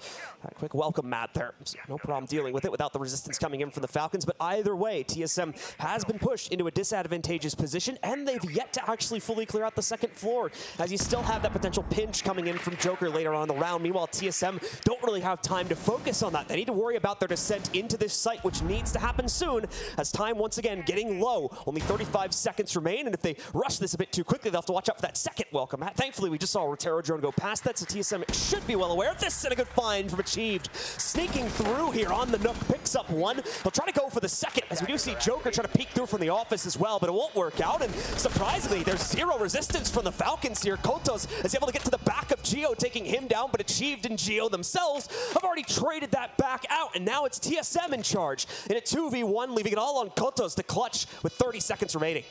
This is looking pretty good for TSM. I've no idea how they managed to salvage that round. They got the plant down for free. A lot of distraction being placed elsewhere. Kotos just going to hit on that bait. The nade comes down, perfect timing. All you're doing is try and deter, try and waste time as an attacker. Achieved, showcasing how you can do that in multiple different ways. One of them, just throw something in, get a nade in, displace that defender, and catch him as he has to make that rotation. Great salvage from TSM. Considering they didn't take a lot of that top floor control, and the only really got library, Merc was unsuccessful challenging in from Ego window on the new balcony. He didn't win that engagement, and usually that's a really critical place to take good control of so that you can achieve that top floor clear. TSM just working with what they had, seen an opportunity and taking it. I'm going to make an assumption the Falcons were a little bit over-reliant on Joker, potentially trying to make a play and start the pinch from up on top to distract, which then would have allowed for the Insight players to engage the attacking members of TSM with a bit more confidence, and unfortunately Joker just locked out due to the resistance that he faced over by these living room stairs. So that plan never really came to fruition, and by the time that the Falcons realized that TSM were already probably halfway through their plan.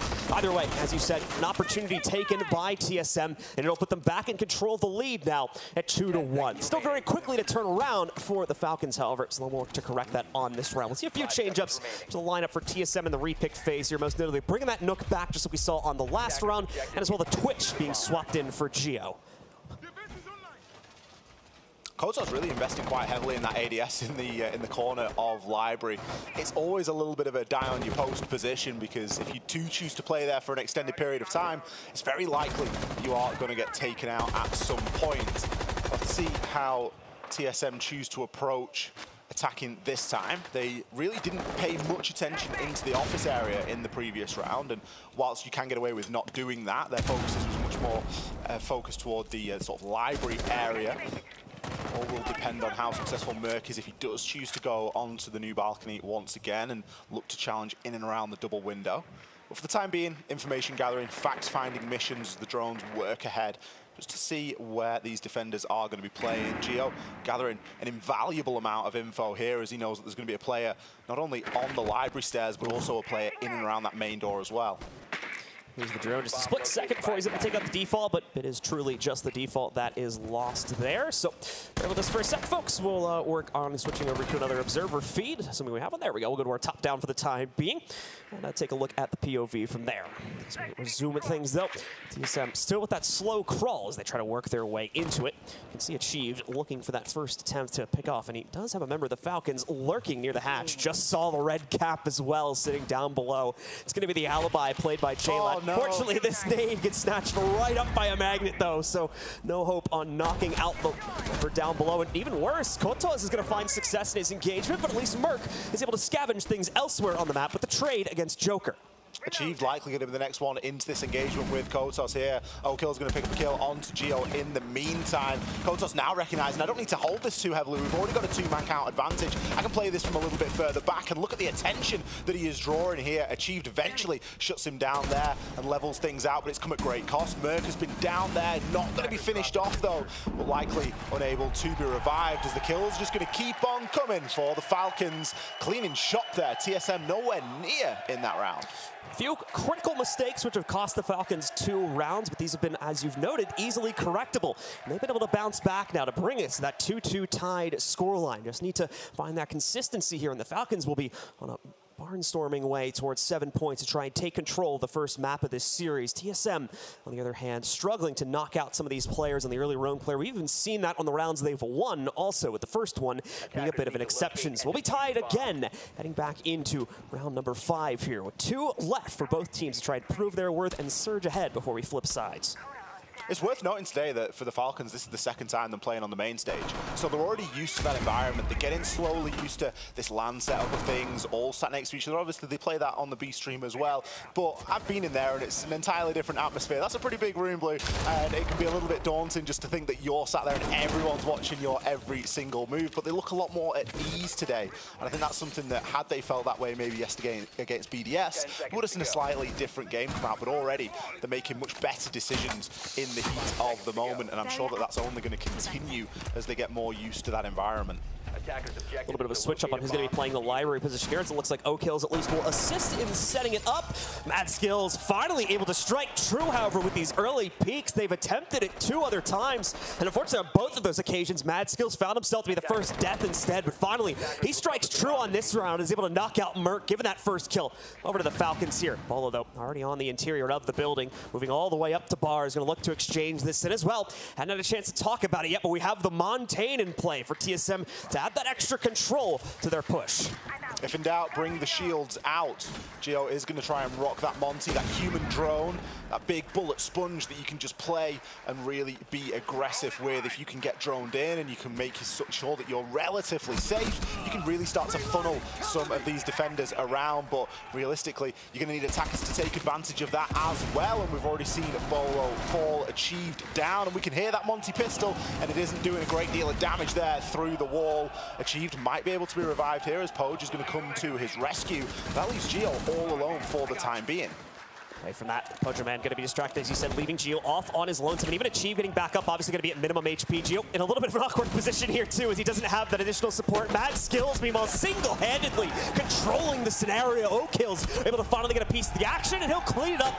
A full house of frags for the Falcons as they shut down another round and take the lead at 3-2. Flawless round for the Falcons. What a way to start things off here in our opening game inside of this best of 1, especially given the start that TSM had. TSM came in laser focused, nice little rush round, no mistakes, and from that point onwards the Falcons have just gone, yep, that was round 1. Guess what? You need much more than 1 round to win an entire series, and we are definitely here to play. Currently leading on the defender side of Chalet. Chalet, of course, one of those maps that we often know to be fairly good for the attackers. We know that the attackers have got a lot of opportunity here. Sure, we've got a Finker ban, but we can't attest all of the attacking prowess just to a Finker.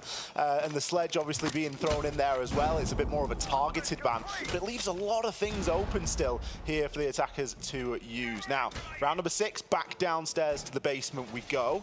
One of the successful rounds that TSM has had so far, one of only 2. they're certainly going to be looking for something here, Blue.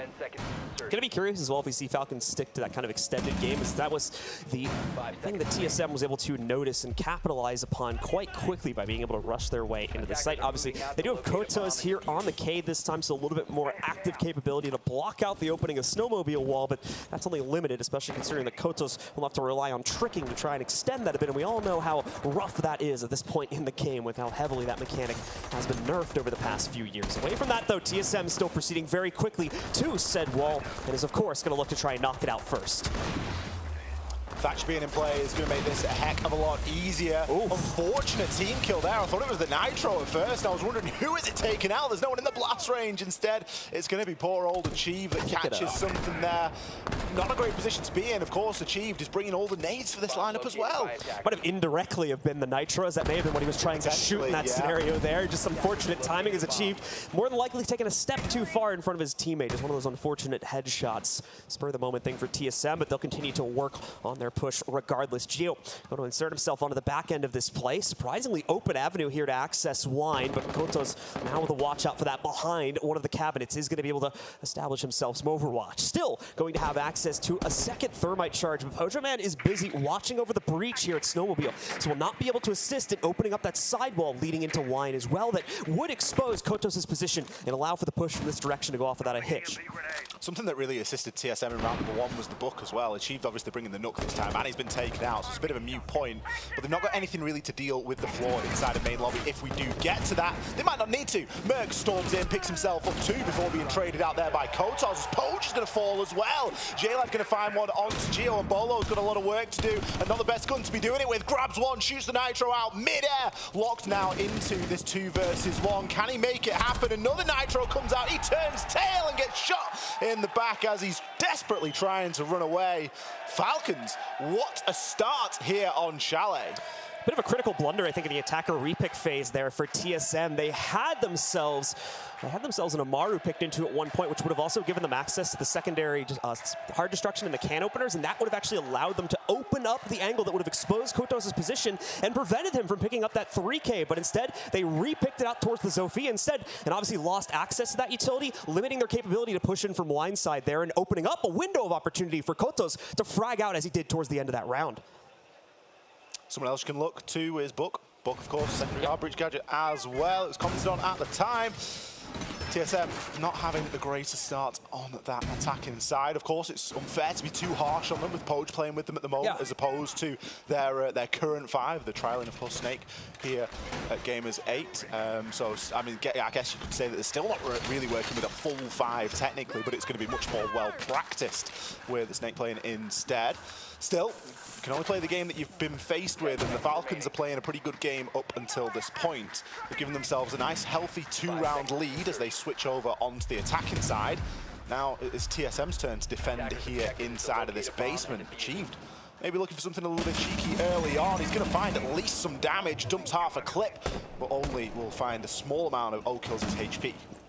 The TSM going to want a little bit of revenge for the shenanigans that Mad Skills was getting himself up to throughout most of the first half there. They'll match that pace and, as you said, get at least a little bit of damage off onto O-kills. For the rest of Falcons, though, they're proceeding without too much delay. You can see Joker looking to get his quick access, at least to be able to take out the default, sitting over there inside of the front entrance lobby. And for O-kills, still going to not have the confidence to hop directly in just yet. They do want to see what's going on down towards Car Garage as well, so that may also be an option for this squad. But TSM has themselves spread out quite heftily, especially here on the second floor. And that is going to be quite the time-consuming task, or TSM will walk right out towards the Falcons as we see Joker fend off that jump out from Achieved and get the first kill of the round. Oh dear. Oh dear from Achieve. Just getting a little bit too thirsty there is all you can think. He's gone for a spawn peek. He's done a bit of damage. He didn't die, so surely you just keep yourself alive for a little bit. But no, he yoinks himself out of the window and gives himself away for free. No real opportunity to get a direct trade onto that kill. So TSM are going to be looking to try and grab one back sneakily here without giving another away. The roam game for TSM is working a lot better, though, than it did for the Falcons. I think that's where you can start to see a slightly different stamp of team here with the Falcons, not just choosing to directly push the site. They are going to play into this roam game, and whilst they're successful up until this point in terms of man count advantage, the time is of course still going to tick, and with only 4 drones left and just about half of the round remaining, they're leaving themselves quite a bit to do. So indeed, time starting to get a little bit limited for the Falcons. Good news is they are a player up here, so worst comes to worst, they can throw themselves at the team fight. Hope for the best, only needing to come out a -1 ratio from that trade to be able to win it, but still don't necessarily want to put your faith in math in these types of situations, especially for a game like Siege. So they'll want some more assurances aside from that, and they'll try to find it by opening up the backside of Wine. Not going to be able to draw out anyone from TSM from those openings, though, and Merc obviously will be able to still reinforce his own position here in Blue Hole, with obvious access to the big rotate going out towards Snowmobile Garage as well. But still, Falcons with an ace nade on top of Geo. Beautifully bounced off the corner there. We're having some trouble opening up these Mav lines, but still going to be workable to an extent, as now they go +2 here. Some damage being found onto Merc, too. He's going to call for help as he backs up, but will he get it? That's the question. Bolo able to frag out one of the members of the Falcons, taking them down, but still seeing them inch closer and closer towards the site. The two from TSM on the interior of it, though, still able to hold on to control and stem the tide of the Falcons' own push coming down to these last 15 seconds. J-Lad finally breaches past that, though. Deals with the issue of Bolo a bit deeper into this. Pojo at very low HP also. He'll try to take the fight, but is immediately lost. Merc at least gets an exchange from that, but he's got 3 more players to knock out. No way to resist this plant either. It's going to go down on the ground. We'll have to hope for the best from a post-plant rush. Maybe catch players crossing, but no. Won't end up happening as he'll miss that opportunity as well, and it's such low HP. This re-entry into the site is going to be so tough. You can see there's a pre-fired angle lined up against him already. They missed the shot, though. He's given a crucial piece of info, but it's not going to be enough. Kotos still wins it up, and it's another round for the Falcons to start out the second half. You got to feel sorry for that Merc. It's like playing whack-a-mole with that horrible Mavericking that was done. It did not look pretty at all. It got the job done, granted, but you just no idea where to pre-fire when you're faced with all of those small lines like that. Falcons showed really good restraint there, using the clock. Something we sometimes see is teams really rushing when they get into that situation. We commented they're not doing great on time, and they weren't. You know, they got the plant down in the final 15 or so seconds, so they really needed to make something happen there. But ultimately, it was just a little bit too much for TSM, and it all comes back to that opening kill achieved, throwing himself out of the window. Falcons struggled with that roam game. They spent time on it. Bolo was left unchecked and was successful in finding at least 1 kill upstairs. You can only think what TSM would have achieved had they still had 5 players when the kills started to fly. I believe we're going to have the tack pause coming in from TSM here, because they do truly need to recenter themselves. Far too many issues are popping up, and they are starting to lose control of this map very, very quickly. As you can see, a 3-round deficit now put in front of them. Just 2 to go for the Falcons to claim the first map of the series and set themselves up for a potential 2-0 victory. Not the way that TSM is going to want to go out of this tournament, even considering the circumstances. So we'll have to see how they try to build things up as we get ready to head back into the game now for the next round. Very, very important time to take the time out as well. You start thinking about 5-2. Falcons 1 round away from match point, 2 rounds away from closing out map number 1. And then all of a sudden you're leaving yourself in a little bit of a dice roll situation where we go onto a map that Falcons are known to be quite good on. We've seen them play Villa already today, and they did very well on there. So TSM more than likely know what they're going to be expecting inside of that map 2. And that means that they need to fight even harder for every round here on Chalet. They're going to be taking us to a slightly different site. Obviously, the team talk, at least the result of the team talk was, okay, let's just go somewhere a little bit different. Go downstairs into kitchen and dining and see if there's any success that we can find there instead. We're going to bring in the usual suspects in the castle. Going to throw in a Legion as well for good measure. Nice, easy operator for Pojo to play. Just stay alive and throw the goo mines out there. You don't really need to synergize with the team all too well to be able to play Legion in this sort of circumstance. And TSM's main goal here is going to be to eat up time on this top floor hold. Pojo as well going to be rocking with the shotgun on Legion there. We'll have to follow through on that, as I'm not sure if that was by choice or if maybe he just didn't have the operator set up and got stuck on the default gun. Imagine if he's just been in like custom games, like shooting walls out to see angles, and he comes into this and it's like, oh yeah, I got the shotgun. He does have it fully spec'd out with like the laser and a sight and everything, so I think there's at least some planning coming in behind this, but I have seen that happen in the past as well, because of the fact that the LAN client obviously will have different setups. Players sometimes just forget to set up an operator or two and then get thrust onto it without being truly prepared for it. May not be the case here though, as we continue to see the Falcons build up their initial confidence to make their first entry. Some shenanigans going to be going on over here towards Solarium as Achieved. Well, a bit cheeky, they're hiding out on the stairs. We'll see if we can get anything from it, as the Falcons are very well aware of this position. And if they can line up a nade specifically for J-Lad here, it might be an early bye-bye to this player on the steps. They'll try to get aggressive, and oh, if it wasn't a double nade, Achieve may have just survived it and been able to spray back, but they stack it too heavily, and he's just not going to be able to hold himself there. J-Lad claims the first kill of the round again, as the Falcons strike true against Achieved. Great coordination there from Falcons. They did exactly everything you need to do. Drone it out, burn the utility, get some nades through there, pick up the opener, and it's an opener for free. Costs you a load of utility, but you don't risk anybody in the process. Now they're able to gather a little bit of information further as they get an eye on where Pojo is playing inside a trophy. Merc will grab one back, however, onto Mad Skills, and that could do something to slow the Falcons down, given that that is going to be the Hibana. Any breaching now that they're going to look to do is going to be left solely to the Maverick. No kills as well, getting a nice spot. Is going to catch the location of the Legion here. Not going to be able to do much about it, obviously, with them maintaining that consistent positioning inside of Kitchen. But we are going to see Joker start to move upstairs, as obviously TSM wanted to play to a pretty roam-heavy composition for this site. You can tell by their operator choice. And already J-Lad going hunting. He knew that player was in the kitchen, but they had not investigated Geo's position in dining. So he gets away with one for free. Pojo will not be able to maintain his kitchen spot, though, as O'Kills is able to knock him out on a trade. The numbers stay even at a 3v3, but TSM still with a dangerous spread upstairs that can jump on top of this execute, especially from Solarium at any moment. So Falcons will have to keep constant overwatch that, but so far doing a fantastic job. They've knocked out Bolo, and they do have overwatch for Merc's position. They won't be able to swing down the Solarium stairs without finding at least one player of the Falcons on Repel. Another one holding downstairs. Merc, though, knocks out that repelled player. Going for the second now. O'Kills is brought down low, but so is Merc. Neither one of them wants the fight now, but O'Kills, despite his low HP, fends off the remaining defense interior to the site and leaves Merc alone upstairs in the bedroom.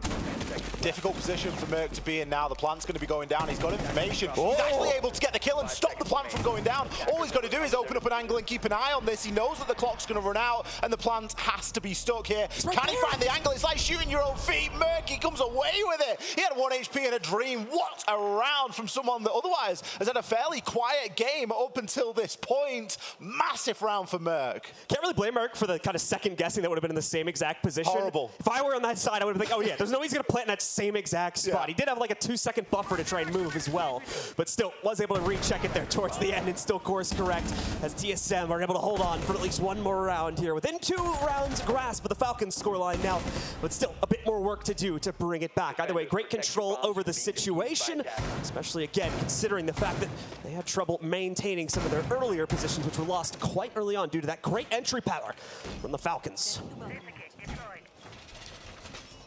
Merc skyrocketing himself up the leaderboard there after that last round as well. 10-7 now, really sticking the team on his back. No one really has got a fantastic KD on the side of TSM at the moment. There's a couple of players on the Falcons that are doing fairly well for themselves, namely O'Kills, who by all accounts is having a bit of a heater of a day. Could be something for TSM to try and build a little bit of momentum off the back of now. It's one of the first rounds that's gone their way for quite a long time, as they weren't successful on the attacking side all too much. Round number 1 and round number 3 were the only rounds that they were able to pick up there. So good to see them get themselves back on the board here as they move on to that defensive side. But they need to chain it together, and they need to keep Falcons off getting onto that match point.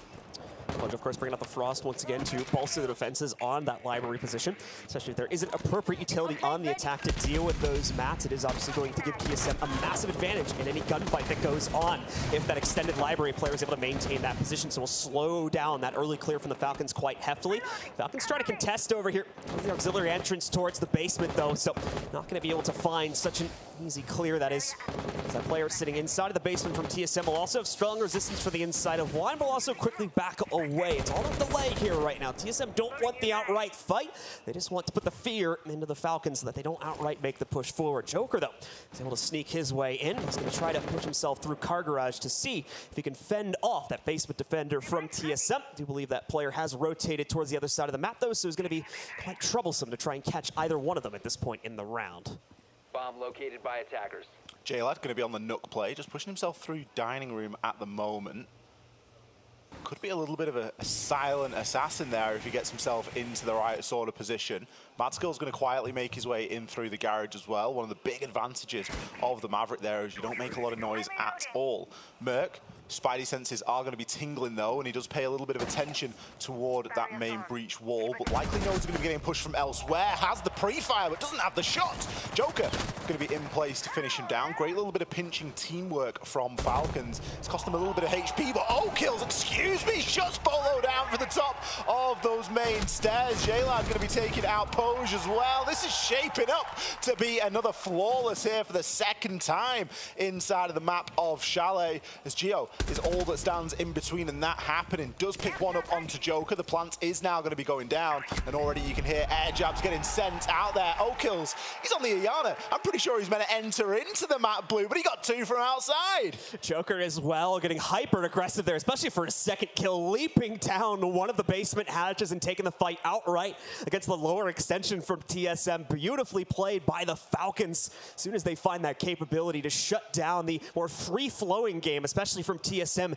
they take it at every single opportunity. It's been working beautifully for them on this attacking side. Just one more round to go, and map number 1 is locked in for the local representation, and TSM have to start worrying about elimination as they'll be down in this series. You can hear the crowd are going to start to get behind Falcons as well. This is a much later time that the Falcons are playing today versus yesterday. That stadium is going to be filling up soon with a lot of the Falcons fans. There's plenty of people coming out here to support them, so I'm sure that that's going to play into certainly the Falcons and the way that they're feeling sat on the main stage, having people cheer for that team. And on the flip side is TSM, you haven't got that home crowd advantage. You used to, maybe having a couple of people shout your name, or some of the good classic TSM chants, or should I say the good classic NA chants, Blue. The let's go, and then insert any NA team.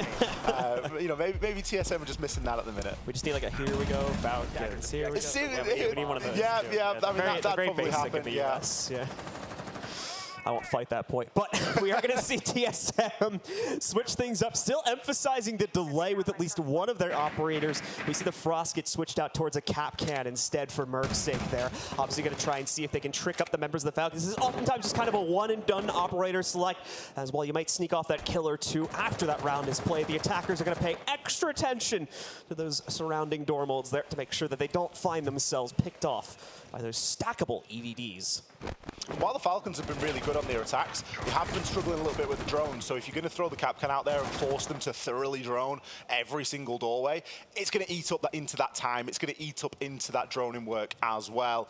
They haven't been entirely efficient with that information as the attackers. A couple of times we'll just sort of see a drone lying on the floor outside, or they're going to lose a lot of drones in order to gather a very small amount of information that isn't immediately acted upon.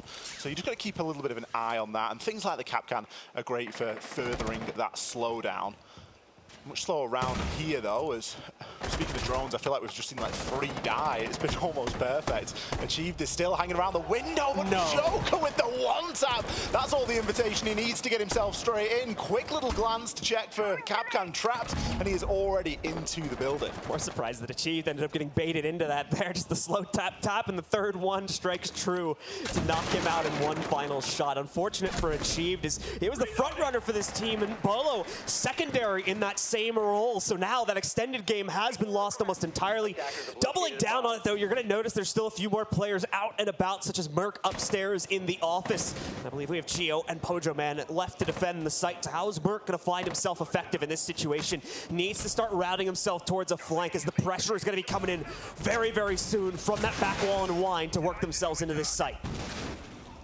Breach is going to get opened. Merc now going to make that rotation, getting himself down library. He's got an opportunity here to try and peek in and double up with Pojo, man. Pojo going to play aggressively on the breach. Geometric and him share one as kills start to fly. Now Pojo has to hit the reload. He's only got the SMG, so he doesn't have the luxury of ammunition. Mad Skill's going to be there to take him down. Geo playing deep inside of the site.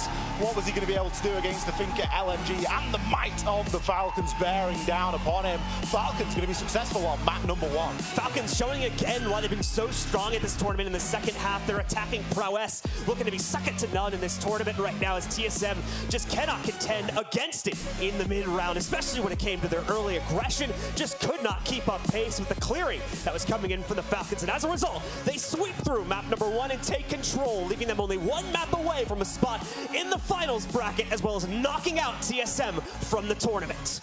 TSM going to be feeling a little bit downtrodden after that one.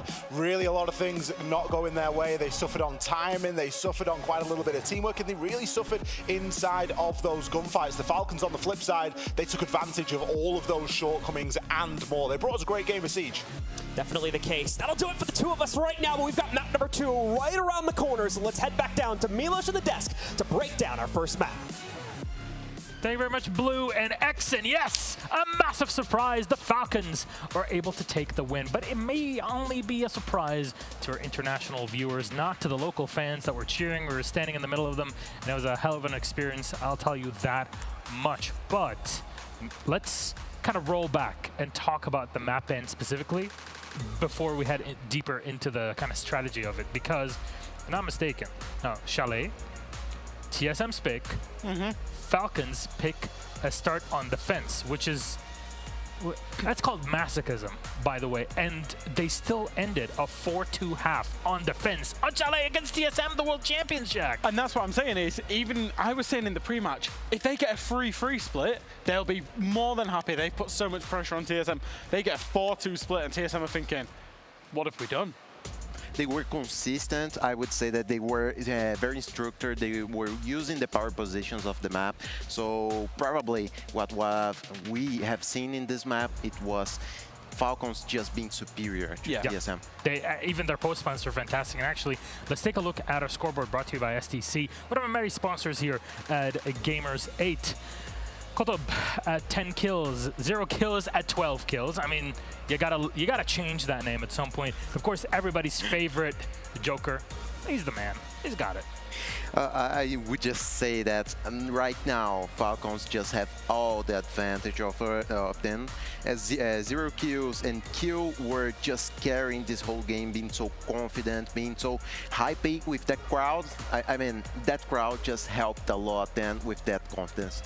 I'm looking at that scoreboard and I'm seeing a team performance. I'm seeing, sure, you're seeing 10 and 4, you're seeing 12 and 4, but everyone else is pulling in their weight as well. Mad Skills, J-Lad, Joker as well.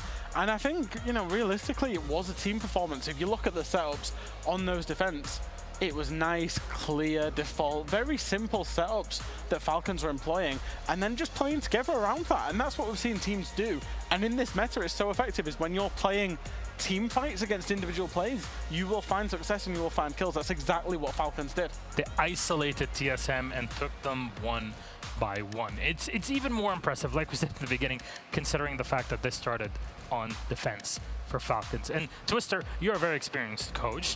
Why do you think that Chalet is seen as this map that is so attacker-sided?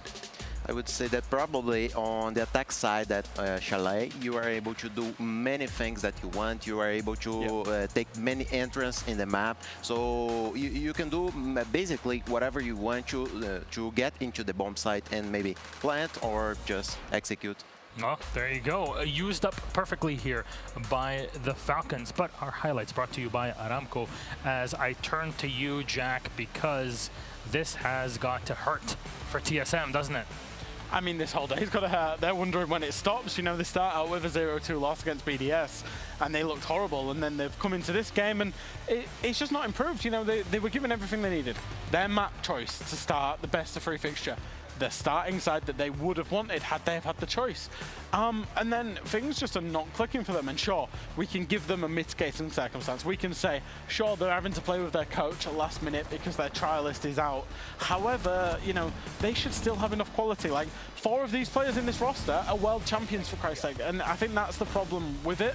And the problem with TSM today is, like, they've lacked adaptability, they've lacked playing together, it's all been very solo. You know, we're seeing it one round in maybe 10, where they're playing together, playing how they would want to play. Across 3 maps today, I think, unfortunately for them.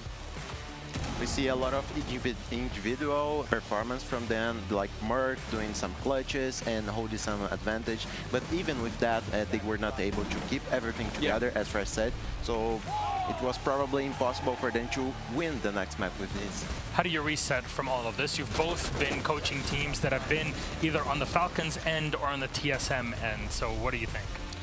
I would say that probably when you are on this kind of situation and even playing in front of a crowd against you, this will be huge as being handled. You have to just, let's just forget about it. Let's think about what we are doing specifically in attack, specifically in defense in the other map, and maybe take these things different. TSM are probably at the point of thinking, let's just take this round by round. Let's not even think about winning this whole fixture in a map 3.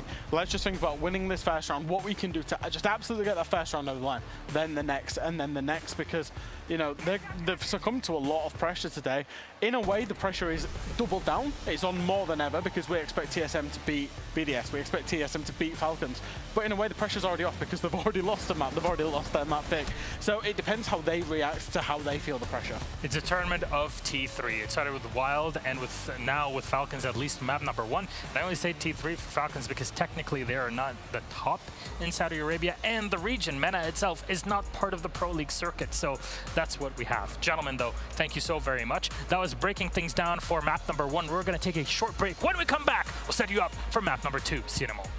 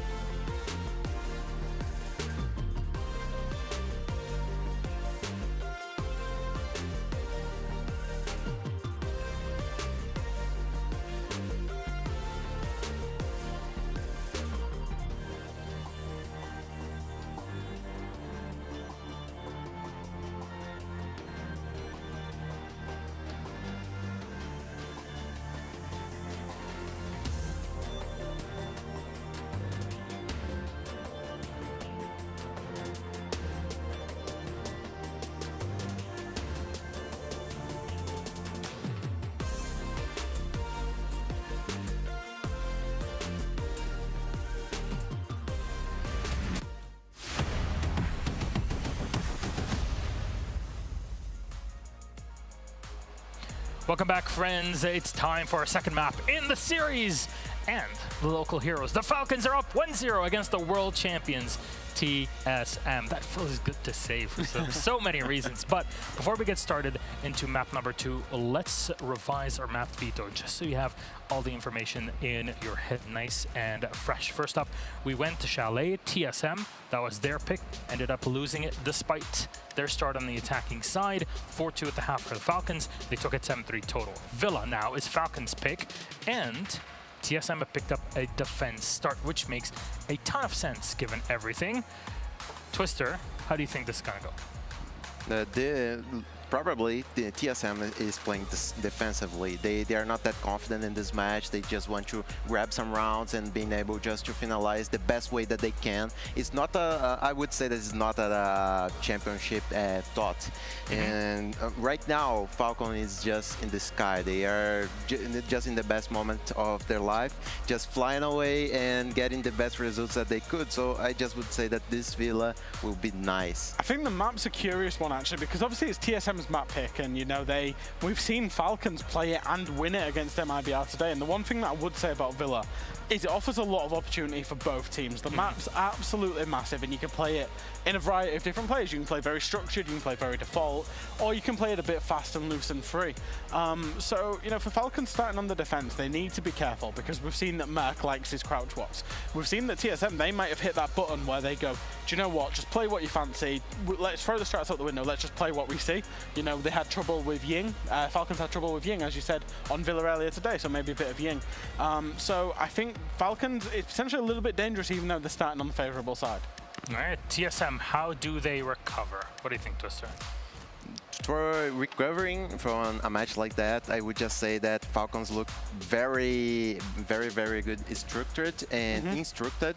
So TSM right now just need to recap everything and being able to analyze round by round.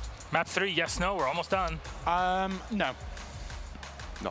Oh, there it is. You heard it here from the desk. Thank you very much, gentlemen. Villa is pretty much set and ready. Let's pull up our casters. It is a TSM start on defense, and we got Blue and X to guide us through it. Gentlemen, you look so handsome. Please help us out here. Thank you very much, Milos. And a definitive statement there from Fresh, at least, as he seems confident that we're going to see the Falcons close it out here and now on map number 2. We'll have to wait and see if that's going to be the case. To be honest with you, I generally tend to agree with that sentiment here at TSM. Things didn't look good on map number 1, and for me at least, Villa plays somewhat similarly to Chalet, at least with regards to how we'll see the defenders start things out. So it's not going to be the easiest adjustment for TSM to have to make coming directly off of that first map. Let's see if they can do it though, as I believe we're just about to go live with map number 2. We had a bit of a conversation about this just while there was a bit of a break and while the desks were talking, a bit of downtime. And we kind of said it's almost difficult to watch a team that we know like TSM, SI winners, going up against a team that for us, relatively unknown. You know, we don't really know too much about Falcons, and this is a bit of a learning experience for us, and it's kind of hard to watch a team that we know like TSM struggle against them, because you're like, well, who are these guys? How are they so good? And the reason is that they're playing the game that's put in front of them right now, and they've certainly got TSM on the back foot here inside of this best of 3. Villa, will this be a map that they do well on as well as they did on Chalet, or is it opportunity for TSM to fight back? We are going to see a couple of real off-meta bans there. We've got an Osa ban and a Ying ban. Now, Ying is something that Falcons did struggle with a little bit earlier on today, so it kind of makes a bit of sense. TSM will have obviously done their homework from that Falcons MIBR game. I wonder what they're going to go for here. They are going to go back for that Valkyrie. Kind of frees TSM up a little bit there to just make their own decision and see what they want to deal with or without for that first phase. The OSA one from TSM is going to be interesting as well. We have seen OSA be quite useful, especially for pushes into laundry to be able to access tarps and kitchen site. Wow, the last one from TSM makes perfect sense, though. Obviously, we've seen Azami surge in the meta ever since she was activated a few months ago at this point, and she has also surged in the ban pick as well, especially at least with the NAL. So that's going to make perfect sense to see her show up there. We'll have to see how the rest of these bans play out, though. So we get ourselves into it for the second map, potentially the final map for TSM. If they cannot rebound from their initial performance on Chalet, they'll be going home, and the last hope for North America here at Gamers8 will fall with them. SSG, of course, already being knocked out a little bit earlier on. Liquid, a fantastic comeback over on Border, where they really battled back against that match point for round after round to bring it back, and then pretty short affair over on Oregon as well. So really is the last hope here for North America. TSM, we've got to make every single round in this map count. They're going to go into Trophy and Statuary to start off their stand. Nothing too outlandish in the operator picks for the defender side. Obviously, the attackers are subject to change, and already we see a couple of those changes coming on through. Nothing really too extravagant. We've gone from a 0 over to a Sledge, so obviously opting for a little bit more of that soft breach destruction. The thing that I'm kind of intrigued about here is the mirror and where Merc will choose to play it. We do have one there in from Aviator looking into Study, and it looks as though he's going to place the other one over on that statuary wall, keeping an eye on that main bedroom, making it, admittedly, a lot more difficult to take control of that area. Overall, this is going to be a bit of a dangerous round for the members of TSM. They currently have 0 ways to mitigate any type of nades, and, well, as you can see over on the side of the Falcons, they brought 8 of them, and they're just going to be open for the throwing here into the members of TSM. So if anybody's trying to maintain a constant position behind a deployable shield or whatnot, they'll have to watch out, make sure they're not susceptible to an angle from those nades, as there's really nothing that can stem the tide on that except for running away from it. So TSM will be in a bit of a risky situation. Obviously, Falcons are happy the bands played it the way they did this time, as they'll be starting on the attack, and we'll have the benefit of being able to bring all those nades into the fold as they've done on this round. Bolo quickly maintaining this basement position, though, is going to watch out for any early clears from a Nook or something like that. If we had one from the Falcons that they may have gone for, does not seem they're going to be playing around with that, though. So we have Mad Skills moving in instead from Bicycle and start clearing out the tarps there. And there's those nades, as we were talking about, but Pojo able to not only survive it, but frag back as he finds O-Kills just downstairs there and is able to eliminate the Yana first off in this round.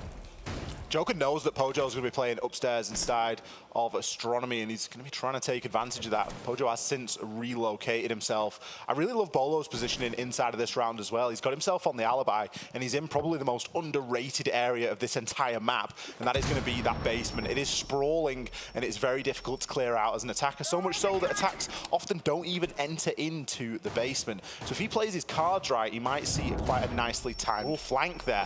A lot of these up nades getting thrown out from below, but Bolo will be there to reciprocate. He's going to be there to take down Mad Skills. There's only been a damage dealt by those nades. He will be taken out by Joker, who's played very patiently on those Astro stairs, but it still leaves TSM at an advantage. Koto's going to be there to take Pojo down. They haven't quite taken control of the site, and the biggest worry at this point for the Falcons is the location of the diffuser. It's pretty cold on the ground. This will be a problem for the Falcons and these nades that I talked about at the beginning of the round. They become a little bit of a double-edged sword here. Joker going for the rappel on red carpet leaves him so easily exposed to Geo, and he hops over the banister to take him down. One final pickup from Achieved as well. A strategical blunder from the Falcons as they go for arguably the riskiest move on this map from the attacking side, and it predictably does not pay off. We need to find Joker after this and have a word. That's like the second time we've seen them do a crazy rappel. He did it yesterday. On Border. He did it on Border. He rappelled down the atrium, down the main area in Border yesterday, and actually got away with it. And today he nearly gets away with it on Villa. I've never seen anybody do that. Quite rightly, he got taken out, and TSM are going to be credited with the first round. That wasn't the biggest problem there, admittedly, for the Falcons. I think they really didn't capitalize as much as they could have done on those nades. They had so many nades. The up nades, whilst they were good, they dealt a little bit of damage, and they gave access to destroying some of those canisters for the mirror windows. They didn't net a kill, and that's what you're going to be looking for. You're going to look for those freebies from below to try and give yourself a little bit of an advantage. Bolo's roam, he picked up one, and he wasted a ton of time. It was a much better round there from TSM. Even worse, we saw a few of those nades actually open up top-down angles that members of TSM were able to use to take out at least one member of the Falcons roster. So huge double-edged sword effect coming in for them on that. We are going to already start to see some change-ups in that regard, as I believe they'll only have 6 of them for this round. JLad will be back onto the Sledge for it. See Joker keep them as well on the Finca. We also are going to see the Zero come out to play. That we have seen pop up from time to time on this map to get that extra intel from the Argus cams, which is certainly going to be helpful here for Falcons, considering they struggled with that quite heavily back on the first round. Let's see what crazy stuff Joker tries to pull this time. I mean, how many more crazy rappels are there for him to find? Is he going to show us one that's just so ridiculous we've never even considered it? Maybe we'll have to keep a closer eye, but they're going to be at least attacking into Aviator and Games, or more commonly known as AVG. But quite a nice little line of sight there for TSM to work with. They've opted not to reinforce that whole wall. It makes getting into Study a lot more tricky. We do have a couple of Argus cameras to get out there and to gather a little bit of info. As the drone game is going to start to work from below as well, and in conjunction with those Argus cameras, you should be able to get yourself a couple of good nade spots from there. The attention instead is going to be paid toward that main stair. Bolo going to be full white flash, but no one to capitalize. Toxic Babe canister starting to kick off. Look at that slew of utility. It's actually going to be a TK as J-Lad's nade doesn't quite go far enough and detonates at the feet of Mad Skills. We are going to see a bit more nade on nade damage there as J-Lad takes a good chunk as he throws one up onto the ceiling. And throughout all of that, Bolo has remained on these main stairs. He is going to be able to find himself at least a down and a finish onto J-Lad. Gets caught on the reload for the second, unfortunate timing, but Pojo's there to back him up. Great team support coming in with Pojoman immediately available to refrag that pickup against Bolo. So it's a moot point, the fact that they took him down, as we're still in a 4v2. Yeah, Pojoman's taking a little bit of damage too, but he's on the smoke, so he can just tuck himself behind the bar or somewhere else in the site, wait out the end of the round, which is almost a certainty to approach at this point. The Falcons have no right to start the engagement before they're absolutely forced to, so they're going to sit back, bleed out as much time as possible. Might actually is a little bit of an extended tack pause as well, since the round itself might be dead at this point. They're going to be sitting back, no sign of any forward movement from them, and even worse, the case still down below. Oakhills will have to cross that top-down angle to retrieve it, meaning he could get picked off before he even sees the site as well. Falcons taking the time, waiting for TSM to make a mistake, but TSM, they have superglued their feet to the floor. They do not need to move, and they are not going to. They have no reason to give themselves up here. Kotos, that's a little bit aggressive onto the breach, just seeing if there's anything that he could find, but quite rightly, there is no one from TSM home. With the diffuser still cold, they really don't have too many concerns at all. Gio just going to play an outside of Vault door as Oakhills approaches the study door. Looking maybe to try and push his way on through, at least bait a TSM member into an engagement. As we can hear there, a couple of magnets popping off in the distance, but still, case cold. 7 seconds left. This is not going to end well, and TSM likely going to end up 2-0 up here as the last 2 kills are confirmed. Achieved and Geo, they've bounced back in a pretty fine way, especially considering how badly Chalet went for them. They've entirely reset that mental, and they've come to Villa to play. Much more consistent holds here. And unfortunately for the Falcons, really struggling to try and juggle these nades between them there. Big blunder obviously coming in from the team kill. I believe that was a missed bounce going back at one of their players. And then we nearly see a second one against the very same player that had taken down one of his own teammates with that same nade. So a little bit more work needed to be done on the Falcons to try and coordinate that a bit better. Meanwhile, for TSM, there is absolute coordination coming in. Villa looking a heck of a lot better than what we saw on Chalet so far, especially these upstairs defenses. But the Falcons are going to get a little bit of a boost now, hopefully.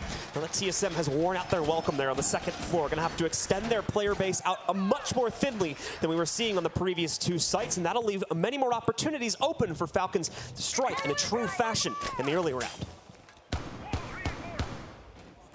TSM opting to take us downstairs. No one really likes living room library, so it is going to be kitchen that is chosen instead. Pojo left to almost solo set up the site there. He's going to be playing the horsework operator here on that smoke with the shotgun. Pojo, just set the site up. You know what to do. We're going to all get ourselves out and stretch our legs a little bit. Applying a bit of utility upstairs. We are going to have some electrification on the wall there into statuary. Bolo just going to be playing a shield upstairs as well. I always worry when we flick onto Achieved early on into a round because he does have a bit of a habit of getting himself into an early scuffle. There aren't that many options, admittedly, on this map, and it's instead going to be Merc that gets taken out. Achieved is going to hop himself all the way out. He's going to get back inside, though, or is he maybe going to play for another? It looks from the overhead as though he's relatively safe and should just be able to hop back in through the basement here. Even Pojo Man coming in for the buddy system. He just loves looking after this team. Just a little bit of a positional misplay there, having no support for Kotos. Usually a very safe repel position, to be fair, so not a huge fault towards the Falcons, but it works out beautifully for TSM this time to make up for the loss of Merc, who that was actually the first bit of combat Merc had actually seen this entire game, only at 0-1 right now.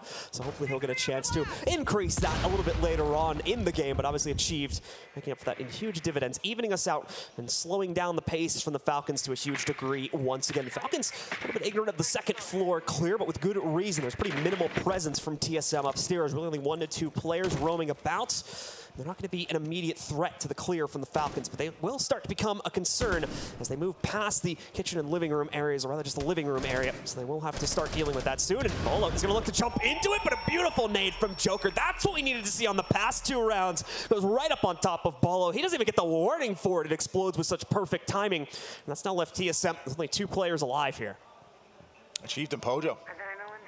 Achieved is going to be upstairs playing on the 90, and Pojo Man isn't on site either, so the site is entirely open. Joker with an inspired nade. You can only think that that's off the back of a bit of drone information, but again, no opportunity to react. You see the nade symbol and bang, it's exploding. Pojo's got a big clutch ahead of him here, grabs the first, draws for the shotgun. Can he keep the site safe for a whole minute? It is an extraordinary amount of time as nades come in, attempt to reposition him, and J-Lad going to be there to collect. Falcons finally get on the scoreboard here on Villa. Just no room for Pojo Man to play into that, unfortunately. Trying to extend out into tarps. No real safe harbor to go into. It was only a matter of time before he got pinched. And with the limited ammo on the SMG-11 and the shotgun's range issues, he was meant to go down eventually here. Achieved, obviously, with the surprising kill and the even more surprising survival from that. Gives TSM a good start in this round, but it's the nades from Joker that change up the pace. And more importantly, make the fact that the Falcons weren't really going for a direct clear of the second floor an entirely moot point, as both of those nades knock out both of the roam game, allowing for the rest of his team to focus entirely on the site take. Beautifully done, and great support via frags coming in from Joker.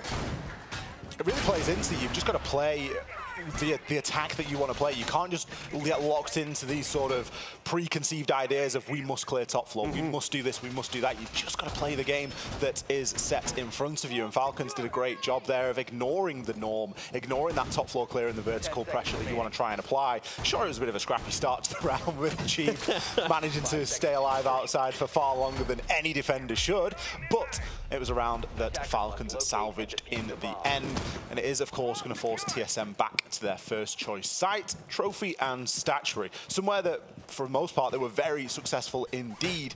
Now we're seeing a similar lineup from the Falcons. They have indeed got 8 nades here again. No catching utility from TSM, as you noted inside of round number 1. It wasn't something that Falcons capitalized on. It's surely not a mistake they can make again. Let's find out here if Falcons are going to be able to continue their rampage after what we saw in the previous round, and if TSM are able to dodge out some of the issues from this utility. Still going to be bringing really only those nades in terms of utility here for the Falcons. Obviously, got the 2 Claymores to support their position too, as J-Lad gives us a pretty rare glimpse at Ash. Obviously, haven't seen a whole lot of her as of late. We are going to see that nade. Doesn't look like it hit, but indeed it did. And they're going to know from Cam Intel as well. Gio's gone down. It's a bit of a race to try and grab him. You can see the drone just constantly feeding yellow pings as they make sure they get that final nade off before the revive was to happen. Don't really think TSM are going to go for it with an active drone on top of it, but either way, still a nice kill coming in. Bolo, though, with a snapshot frag against Joker, gets revenge and evens out the numbers.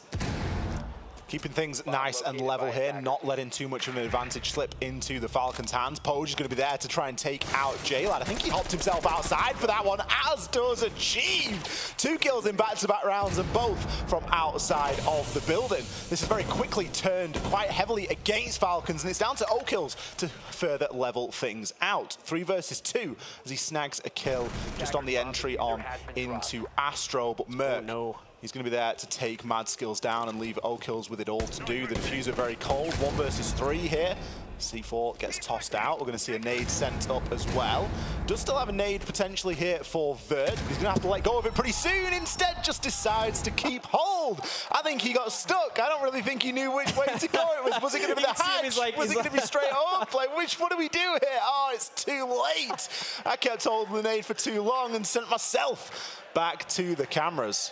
His mind was moving faster than his fingers, unfortunately, so he's just not able to get that nade out of his hand in time, and we get that unfortunate blunder. Not that he realistically was able to do much of that round anyway.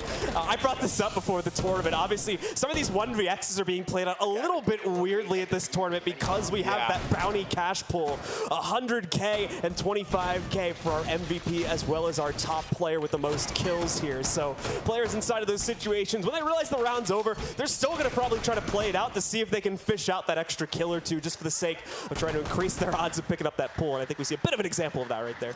Yeah, we haven't seen a single impromptu tack timeout where a player will just get themselves onto the roof, stay safe, and use like 40, 50 seconds. They're like, nah, I need to get at least one kill. I've got to have a chance. You know, you've got players like Rampy and Shaiko to try and catch up with.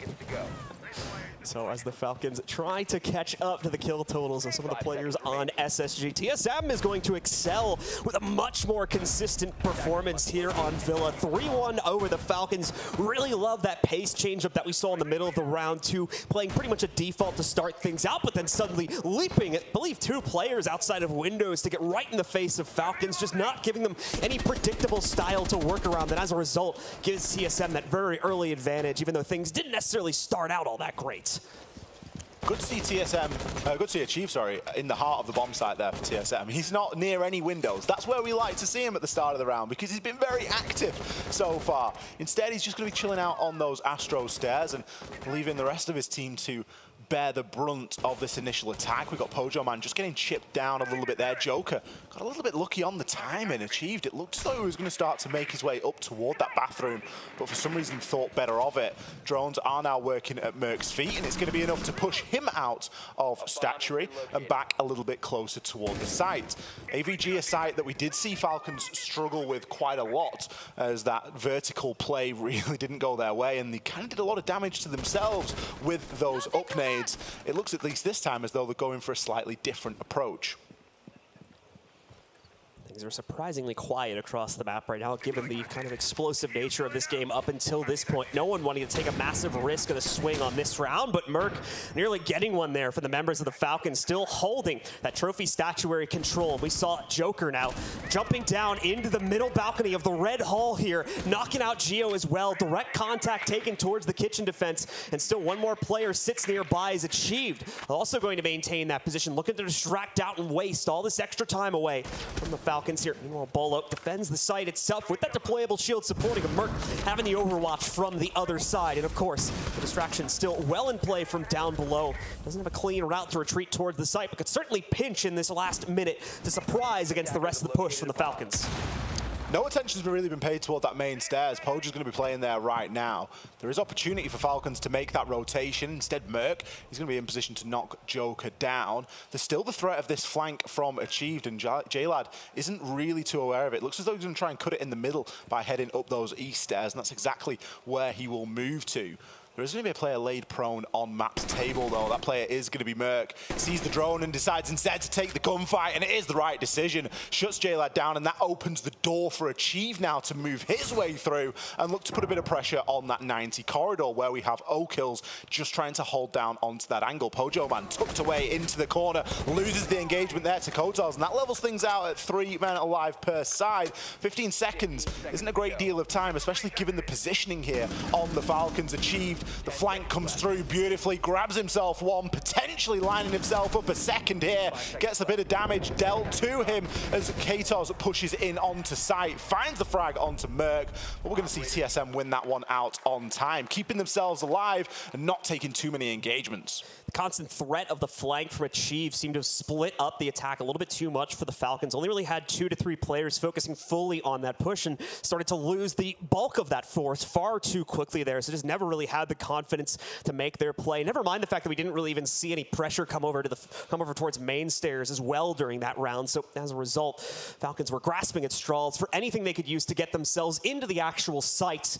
And TSM had quite the easy time fending it off in a low time situation. So they now lead 4-1. The Falcons struggling quite a bit here on Villa, but keep in mind, obviously, they still have the 1-0 advantage in this series. So if TSM runs the gauntlet straight up to 7, we still have map 3 to look forward to. I believe it's going to be attack pause from the Falcons as they try to figure out what's been going wrong with these attacks and how they can try to fix them. Probably a good time to take the timeout as well, just before the turn of the half. Try and fix your mental for moving into that second half when they get themselves onto the defense, but still conscious that there is an attacking round left here, and they don't really want to fall too many behind. Villa attacks can be tricky. I think in recent metas, they have become a lot easier with what's available to you, but it does seem to be something that Falcons are really struggling with. And I think it's in part due to TSM's roam game. Pretty much every round, we're seeing one of them really active, whether it's Achieved, whether it's Bolo. One of those players is always getting themselves into a lot of mischief elsewhere and waiting for that time and that perfect time to strike. And you can just sort of see the communication as it's happening. One kill will come through and that's it. Achieve knows, I'm good to go. This is entirely clear. We know exactly where these last couple of guys are, and we can just look to try and pin that down. This round, it looks as though it could be on Bolo to be that roamer, as he has done a couple of times already on the Alibi, really showcasing not only that great aim, but also the weapon. MX4 Storm, super fast fire rate, is perfect for those sort of engagements. Back downstairs we go to Kitchen. It's one of the big benefits of switching over towards Villa. While stylistically, I think the map plays very similarly to Chalet. It is obviously a much bigger map overall. Much more room to roam around it as well, especially with the free, basically, shortcut that you can take through the basement to get to the other side of the map. So I think that extra freedom has given TSM the confidence boost they need to make much more successful plays over the course of this game. And obviously, the results speak for themselves with a 3-round lead coming into the final round of the opening half. Let's see how the Falcons try to change up that fate, though, and hope they can claim potentially a second for themselves. There's nothing too different in terms of lineup. It's not as if they've gone away and said, we're going to bring a shield and do this. So they're obviously looking to stay doing what they have been doing, because it's not all been falling apart. There's quite a few errors that they've made themselves that have really come back to bite them, and had those errors not occurred, it could have been a slightly different outcome. Gio, we're focusing on him initially as he's inside living room. Shouldn't be too concerned about anybody aggressively pushing on in, but there are going to be a couple of drones working at his feet. Okil's inside a piano. He's got a couple of lines of sight there just onto the bottom of those east stairs. It's likely that we're going to see the same sort of attention paid toward that top floor. We obviously had Achieved running out the previous time we saw this site, and it did make that top floor top floor clear a little bit easier to do, because Falcons knew that there weren't too many people up there. This time, however, TSM are playing a lot more reserved. They still are holding those power positions upstairs, and they're kind of not really giving Falcons much other option other than say, you're going to have to find us. Let's see if the Falcons are going to be able to successfully do that like we saw before with TSM. A lot more free roaming here on this map, and Mark opening up at least one angle down below. I think he spots a nice little drone to be able to take out there as well, so reduces the count slightly. Falcons still with plenty to go, as they still sit with 6 out of 10 of their drone count available. No players dead either, so we don't have any knocked onto the ground, being immobilized. Away from that, though, Falcons really taking their time with this. They have started to push TSM into a little bit of a corner. It's going to be a vertical corner, though, as they still have that extended pressure upstairs. It's obviously just contained over towards the trophy side of the map. Falcons gonna kind of wonder where that explosion came from here and quickly have to move away from it, as unfortunately it's directly above him. He still has some play potential, though, from the inside of Mudroom. He's going to look to see if he can catch some of the members of the opposing team from the outside, but needs to take out some utility first, and that's going to cause delay in the actual push due to the noise that will give away his position. It's been one of the slowest rounds we've seen so far from both sides. TSM aren't looking to take gunfights too aggressively, and Falcons, they're just really slow on the heads up. But J-Lad going to kick things off with a kill onto Achieved. Takes a good chunk of damage, but a little bit of a finger stim is all it'll take to get it back to just less than half. Bolo shuts Mad Skills down, as he hasn't been a player that Falcons have managed to get a real good eye on just yet. Joker, could he be going for one of his trademark repels? I certainly hope not, at least with the case in his hand. His kills are continuing to fly here. They do have access onto the site, and Kotas is going to make that a little bit better. Pose just on the other side of the wall, as Joker is going to start to get the plant down behind the table. I don't think there's any info here for TSM that this plant is going down, because we're not really seeing anybody move. C4 comes, but it's too late. It would have been perfect had it landed. Bolo's on 3 before being shut down by Joker. He makes the LMG sing, and Falcons, the timeout works. Joker with the bold play there to push directly in, gambling on the fact that TSM did not have the intel. Thankfully, it was correct, and they're able to work their way into the site, get a clean plant, and as you said, they realize it far too late. The Nitro is essentially pointless, and what it does only pushes Joker closer to another kill against the member of TSM that was holding on to Laundry at the very end of the round there. He's You see Bolo had rotated into it after one of the members of Falcons had tried to crawl into out a second angle, but they didn't need it. The push working itself in from the Astro stairs was so successful that they were able to make it work for themselves regardless with a secondary push from Tarps. That's going to now leave the Falcons in a much better position coming off of the first half. 2-4 is the scoreline, still down, but now with the defense for this map, a great opportunity to bring it back and potentially shut this series down 2-0. TSM, with their own prowess, however, are only going to need 3. This is where the pressure really starts to build for TSM because they've done a great job on that defensive phase. Picked themselves at 4 rounds, got themselves a 2-round buffer. However, they don't want to let that slip too far. Having lost map 1 already, this still could quite easily run away from them. So they're going to need to be very careful how they choose to approach this. Considering that Joker is... I mean, he couldn't really do much wrong on the attack. He did fantastically. Double positive, 8-4. Really, you know, somebody to be quite feared at the moment. Everyone else a little bit quiet on the side of the Falcons, as to be expected with them only getting a couple of rounds. But that round just before the half, that momentum build is certainly going to mean something here for the Falcons, and TSM are going to have to play into that now. They're opting for a fairly similar lineup. They're bringing plenty of grenades, but instead going to be bringing that Twitch shock drone. I imagine that's in response to those mirror windows. Of course, Twitch is used to destroy a lot of utility as well, and something we've seen Mad Skills is certainly fond of is that Mozzie. The Mozzie pests have been prevalent in every round that we've seen so far today. Not going to be combining it with Mute, however, so we don't see the double boost of that intel denial coming in. I think the Falcons could definitely benefit from here as well, considering how aggressively they like to play into these situations. We'll have to wait and see, though, if that's going to be held as true for this map as it was for our first one on Chalet. See Koto's there getting spotted out via some intel and nade. Attempting to go on, nobody realizes what's happening a little bit too quickly.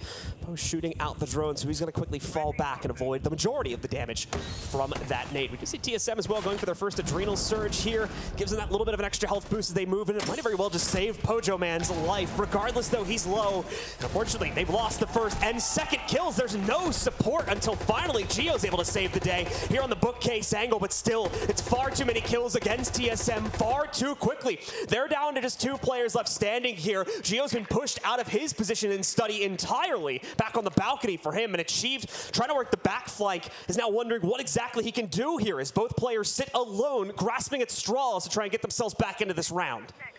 It's like the 3 corners of a triangle right now. You've got the Diffuser, Achieved, and Gio. Everyone's really separated from one another, and you're going to need to see them buddying up a little bit, at least to try and get the job done here. Gio gives his position away there with a goo mine. Likely not going to mean too much, but always isn't ideal to try and push in off the back of that, knowing you've got to check the floor for those as well. Joker could be primed and ready to take him out here, depending on the information. There are, of course, going to be holes above that could give the game away here for Gio, but he is allowed to make his way up those main stairs, and now could start to form a little bit of a link with not only the Diffuser, but also with Achieved. 40 seconds left, and Gio is going to pick up that case. Achieved looks to nade out there as J-Lad is in position to try and take a little bit of an engagement onto him, but they're going to play Ring Around the Rosie for the meantime. Kill there comes in onto Gio. Achieved pads his own stats with 1 onto J-Lad, but now he is 1 versus 3, and the Diffuser still is not in TSM's possession. Only 20 seconds left as well here. It's more likely you're just going to see Achieved throw himself at the fight. Hope for the best in a 1v3. Trying to go for some of these pre-fires on timing. He's a couple seconds off sync at least for the 90 angle here. Nearly gets it as he goes back, but not going to happen. Mad Skills wins out the fight instead, and that'll be the first round of the second half, going under the control of the Falcons, leaving them just a few rounds behind TSM now. The crowd getting revved up now as well for the Falcons. Every round they get a little bit louder. Falcons, of course, still trail by 1. But as we've just seen, they can very easily switch, especially here on Villa. Joker had another fantastic round there, really in the right place at the right time. And the push from TSM, it was almost as if they didn't have the correct information. They almost were working off old intel there, because a lot of the time they were just pushing straight into someone holding an angle. Sure, we got Achieved into 90, which in itself is quite a difficult place to take hold of, but even then he wasn't entirely safe. Really wasn't very much that TSM could do, especially when it was 2 versus 4. We are going to see Falcons change things up. Of course, being successful in AVG, they need a new site to go to. They're going to choose to go to Trophy and Statuary. So the Falcons look to try and lock in that tied 4-4 scoreline. So we're going to see that reliance as well on the Thunderbird. Those Kona stations constantly showing up for the Falcons. Makes sense when you consider their more aggressive-leaning play style here. Having that safety to fall back into and reboost their health is very much the same thought pattern that comes to the support of Finka on the attacker's side, but still generally tends to be more of a niche pickup for teams and specific sites when we look at other tournaments. But here for the Falcons, they're bringing it in sometimes more often than not, depending on the map. Okill's not going to have the greatest start to this situation as he ends up losing a large majority of his HP, so he'll certainly benefit from these Kona stations, being able to quickly run around the two sitting upstairs and boost himself pretty much back to full HP. Seen a lot of Thunderbird so far from Falcons today. They really like that operator. And why not? If you're going to play a little bit aggressively early on, give yourself that little bit of a boost when you do take the obvious damage that is to come. Gio could find himself in a good spot here, but with the barricaded door, it is going to be somewhat difficult to make entry there quietly. Does have a drone working for him, so maybe could give himself a ping, but his angles are pretty limited in onto the kitchen area. Madskill's just going to be holding onto that laundry door as well as Achieve's drone works ahead. TSM really focused on taking control of the floor below so that they can start to do a little bit of the up-nade magic that we've seen. Achieved having two in pocket to work with. Bolo, seeing if there's any feet there for the Inox tracker to lock onto. But for the meantime, Falcons are keeping themselves quite safe. It's almost as if TSM are chasing shadows, and two shadows could come together here. Bolo, he knows the drone, he can see the footprints. He doesn't need the Inox tracker for this one. He knows exactly where this player is going to be. No, don't give yourself away, Bolo. You can't show yourself to the door at that point. Surely you just got to take the challenge. Merc is going to be in position to try and gain a frag back and a second, as JLad will be next to fall. But Merc meets his demise. Madskills is in position. Trades back and forth here, but it looks as though TSM might come off one better. It's going to be a bit of a chain of frags, too. Next player to pick up the kill is usually the next player to die in this scenario. Falcons looking to try and get control of it as they have a little bit of a pinch going on against one of the members of TSM. You can see Achieved trying to work around that. Madskills, unfortunately, as good as dead due to the intensity of this situation. Really no safe way for anyone to route back over to his spot, so he's more than likely as good as done here. And we'll rely, yep, there you go, on Kotos as well as Okills to finish things up in the 2v3. Also, you're going to notice a window of opportunity now for Pojaman to get the diffuser down onto the ground, but a nice nade or Nitro Cell coming in from Kotos cleans up the first one. Okills will find the final frag from the inside of Master Bath, and it's a somewhat surprising victory to show up there. TSM again just not having the right read on intel, and with that stacked on top of the Nitro Cell blunder, leaves them without a player left alive, and another round into the pockets of the Falcons. Falcons have leveled things up. That's all they needed to do. 2 rounds was all they needed to bring this game level. 4 rounds apiece now we sit at. For what was, for TSM standards, quite scrappy on their own clear. You've got to think, we're used to a bit more buddy system. We're used to a little bit more droning. We don't just want to be taking blind gunfights here. We need to be using our advantages and using the things that we're good at to try and get one up and a little bit of an edge on our opponent. And Madskills, they've just gone, if you want to play into us like that, we are more than happy to oblige. Fantastic trade game coming out of them there, never letting anything slip too far, even when we saw TSM gain a brief advantage. Unfortunate there for Pojo to get C4'd as the plant was going down, but TSM realistically, they were running out of options at that point in the round. Now things start off all level as we do reach that 4-4 scoreline, and Falcons can start to try and build a bit of a lead of their own here. Both teams looking to pick up 3 rounds to lock in the map, and for the Falcons, it would lock in the series too and lead to the final North American team at this tournament from being eliminated. And from that, we're going to see the site hold resume itself over towards the kitchen, as well as Tarps will look to fend off the next bout of aggression from TSM. Pojaman coming in on the Ash, which is always going to be fun to see. Like I talked about before, she has taken a bit of a backseat in the meta as of late, but we have started to see her pop up from time to time as Pojaman is going to go for now, see what he potentially work towards and specifically help out with those breaching charges should the need arise here, especially considering we're working downstairs. A lot of soft breach potential going to show up, so I can definitely see the use case for this. Gio loves the twitch in the early round. He loves getting in there and just destroying a couple of little bits of utility. And we've mentioned before, when you're going up against the Mozzie and when you're going against Wamai, why not even a mute jammer if you can find the angle onto it? Gio's got himself a little bit of info here. Madskills is going to be forced out of position. Should allow Gio to get himself up. Instead going to drop down and maybe enter in through Art Studio as Pojo looks to try and join him here as well. Bit of an off-meta choice, the old Ash with the diffuser. It's not something that you see every day, but Pojo just making it work. He's going to end up dropping it, so we'll see if he's about to try and make a bit of a play for himself here over the next few seconds, maybe investigating over towards the laundry area. We are going to see 2 kills show up at once for the members of TSM. JLad trying to fend it off, but the prowess from TSM is just far too much. Every single member of the Falcons is just quite suddenly dead, and it's all up to O-Kills inside of a 1v4 now to try and reverse that. What little hope he'll have to do it, unfortunately, isn't going to have any intel to play into here, nor any capability to deny the plant. Pojo Man secures it. Post-plant positions will have been well established. Okay, never mind by this point. Beautiful one tap from O-Kills to sneak off the kill and achieve, but how much further can he realistically get here? A bit of the time already being used up. He's got about 20 seconds left to get himself onto the diffuser and stick it as well. He's desperately hunting for another mistake from TSM, but he's not going to find it by this chassis. Needs to move out for himself here, and unfortunately, that's the move he does not want to make in this scenario. 20 seconds remain. Realistically, about 5 to get himself into it, but the composure from O-Kills, certainly something to be respected as he knocks out a second player now with a near one-tap headshot. Time is up, though. He's now no longer going to be able to clutch out this round, so he'll just bleed it out. Maybe try to lead to his death as well. But the round, regardless, will be going into the hands of TSM as they take the lead yet again. We're definitely seeing players thirst for these kills. We're definitely seeing players want to get these kills. Achieved and Bolo there, just getting a little bit itchy. Knowing that the round was pretty much locked in, knowing that they had the benefit of a man count advantage, they were just willing to peek and try their hand. It was kind of funny as well, because almost at the moment that Pojo dropped the diffuser, Bolo picks up 2 kills, and it's almost like, Pojo, what are you doing? Pick that thing back up. You're going to be putting that on the ground. We know in you're a on the second. Ash, but the only way that you put that thing on the ground is if you plant it. That's the only way you let go of it. Bolo really activating himself there. Obviously just found a little pocket of space to work with, and TSM find a much needed round here. Retaking the lead here in this second map of Villa. So 2 to go for TSM to lock in our extension over towards a third and final map on Cafe.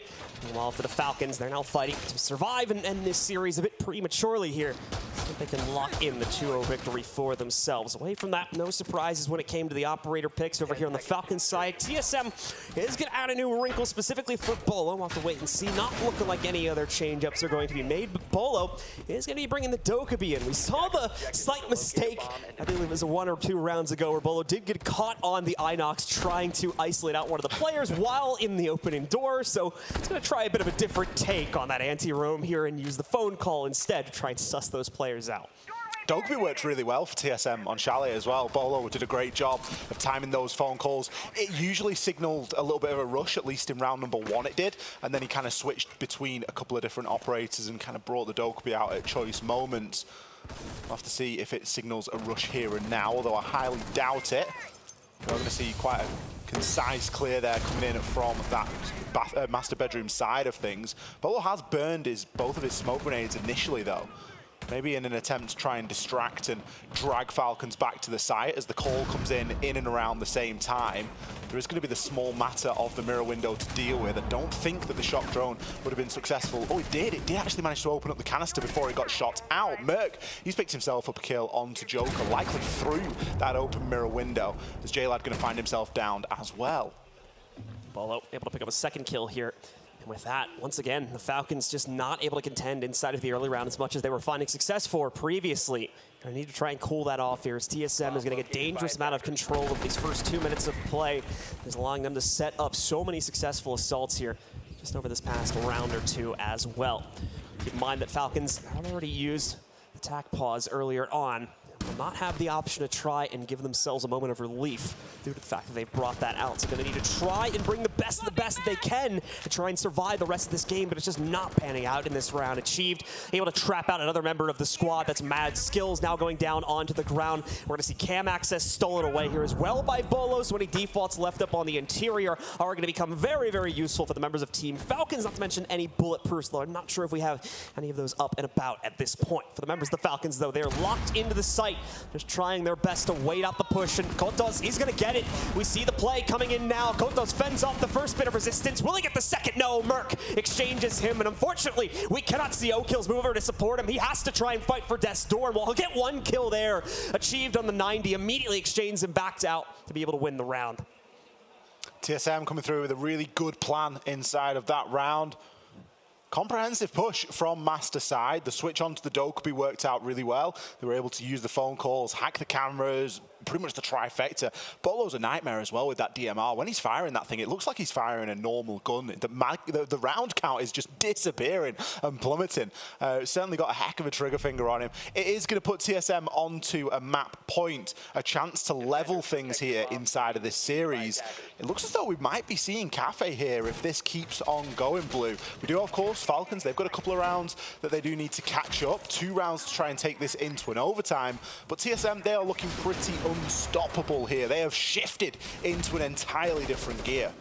It's all up to the Falcons and how they may potentially change their state of play for this final round. Are they going to slow it down? Are they going to try and trap the members of TSM as they've had all the control they've needed for this early play? In fact, Bolo's now going to go back over toward the Jackal, where we saw him playing into the Dokkaebi previously, so going to try and get that extra precise information about where the Falcons might be roaming around here. As far as their own strategy, though, it's not looking like a whole lot is going to be switching up. In fact, we see a little bit of a double down there, specifically for Mad Skills, as he'll go on to the Ella J-Lad as well, still going to bring the Wamai. And we'll more than likely have O-Kills roaming about also on the Mozzie. O-Kills has maybe had a slightly quieter game here than he did on Chalet.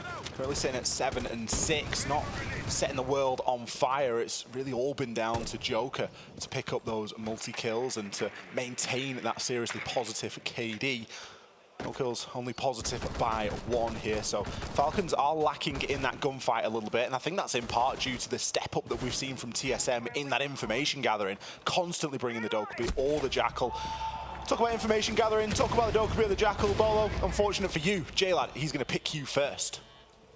J-Lad throwing double impacts towards the outside as well, maybe trying to scare away any reinforcements that might have been on Repel. Unfortunately, no one really there, so both of those are going to end up being wasted to the wind. You can see Gio just going for the quick check onto Walk-In. Have to be aware, of course, of this player holding out by the main door, and he'll be more than aware of that. Mad Skills actually might be in a bit of a risky position here if we see Bolo, or rather not Bolo, the member of TSM Gio here, try to follow through, as of course they've kept the Dokkaebi in check too. The phone call is going to go out to reconfirm the play from Mad Skills, but he is now more aware of this potential push, so he'll be here to directly contest against the play from Gio should he still go for it. Merc as well, caught looking at the wrong corner. O-Kills will take that opportunity, knock him down. And finally, Falcons have gotten some gravity going for themselves here in the early round as they finally take control of these opening kills and bring it down to a 5v3. Massive advantage for the Falcons. There's just over half the half the round left, and they can almost drop back now, get themselves into really difficult to find locations like J-Lad, getting himself just on those east stairs at the basement level, sat in between. Pojo, he's advanced up through into the Wolf window area a little bit, but we do have J-Lad still threatening that flank, and with Falcons players inside of the site, it makes it very difficult from this point onwards. There's no nades left for Achieve, so we can't look to throw any up nades. O-Kills is in a real off location there. No one's going to expect you to be laid on top of that bookcase. The flashbang is going to come through and it will disrupt him for now. Achieved is going to be slowly working his way up, but loses that on the gunfight. The Mozzie superior in those close ranges, and it leaves even more to do for Poj and Gio. TSM just can't catch a break in this round as well. Gio finally with some success here as he takes out one, misreads where the pre-fire is coming from on the follow-up. He's going to try to get some control over it as Kotos finally fully engages against him, but it's far too little too late. He picks it up instead. One more from Pojo Man, but Mad Skills come dashing in for the immediate exchange to finally put another round on the board here for the Falcons. They're trying to bring it back, but they are going to need to trigger overtime to do it. One more round will get them there, though, as they are indeed going to try to go the full distance here on Villa. It's almost frustrating. I really praised TSM's information game. I was like, that was what we can credit those last couple of rounds to on the attack. And that round, it just all got thrown out the window. It was almost like as soon as Bolo went, that was it. Yeah. There was like no one that was bothered about droning. There was no one that was looking to, everyone's getting caught looking the wrong way. It was a nightmare for them. They're going to have to try and compose themselves here, so they can't afford to let too many rounds slip whilst they might be sat on a map point. Probably a good time to take a timeout. ice the Falcons out a little bit, prevent them from obviously carrying the momentum from the previous round into this one.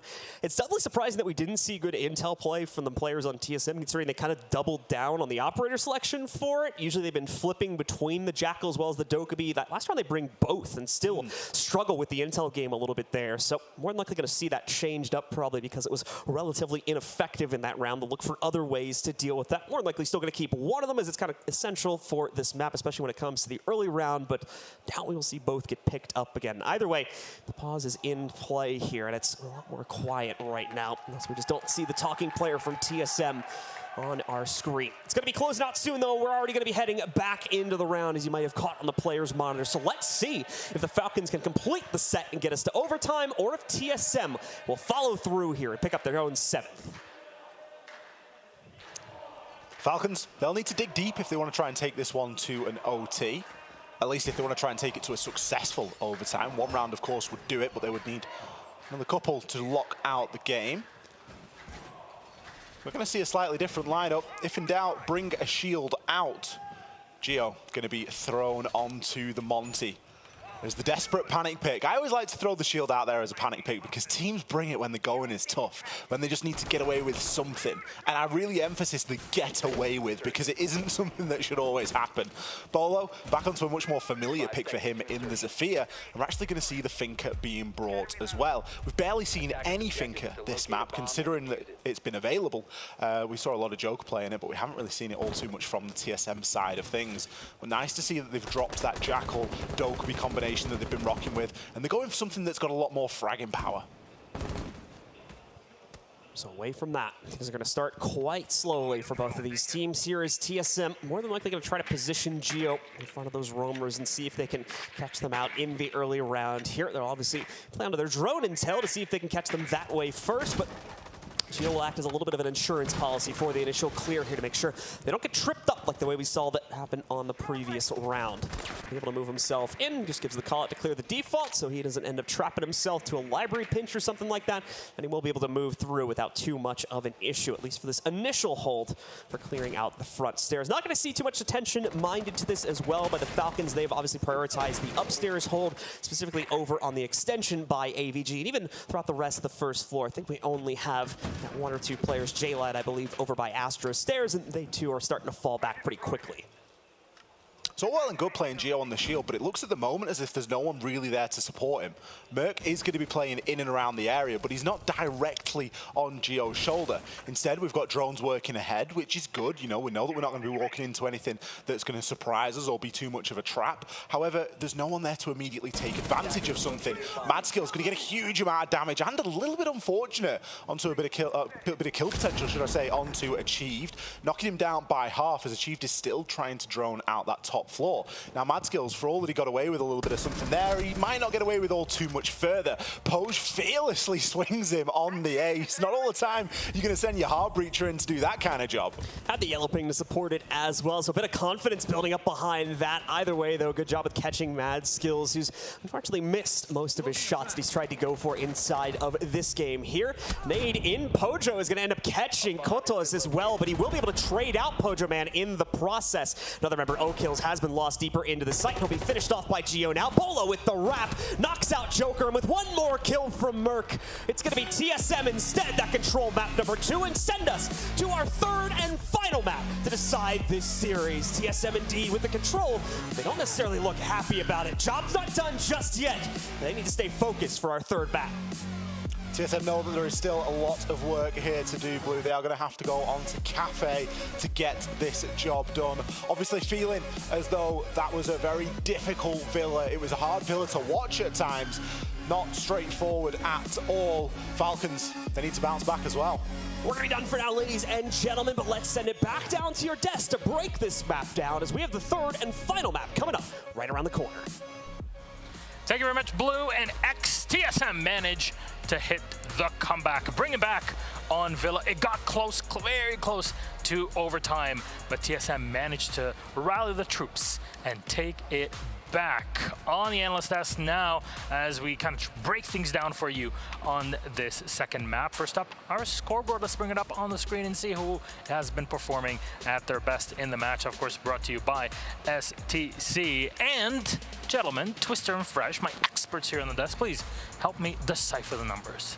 In this map, we saw a lot of individual potential, show it from both of the teams. We saw Bolo fragging a lot, we saw a Joker fragging a lot, OQs getting pretty good kills, and we saw specifically Falcons having very different rounds that they could win.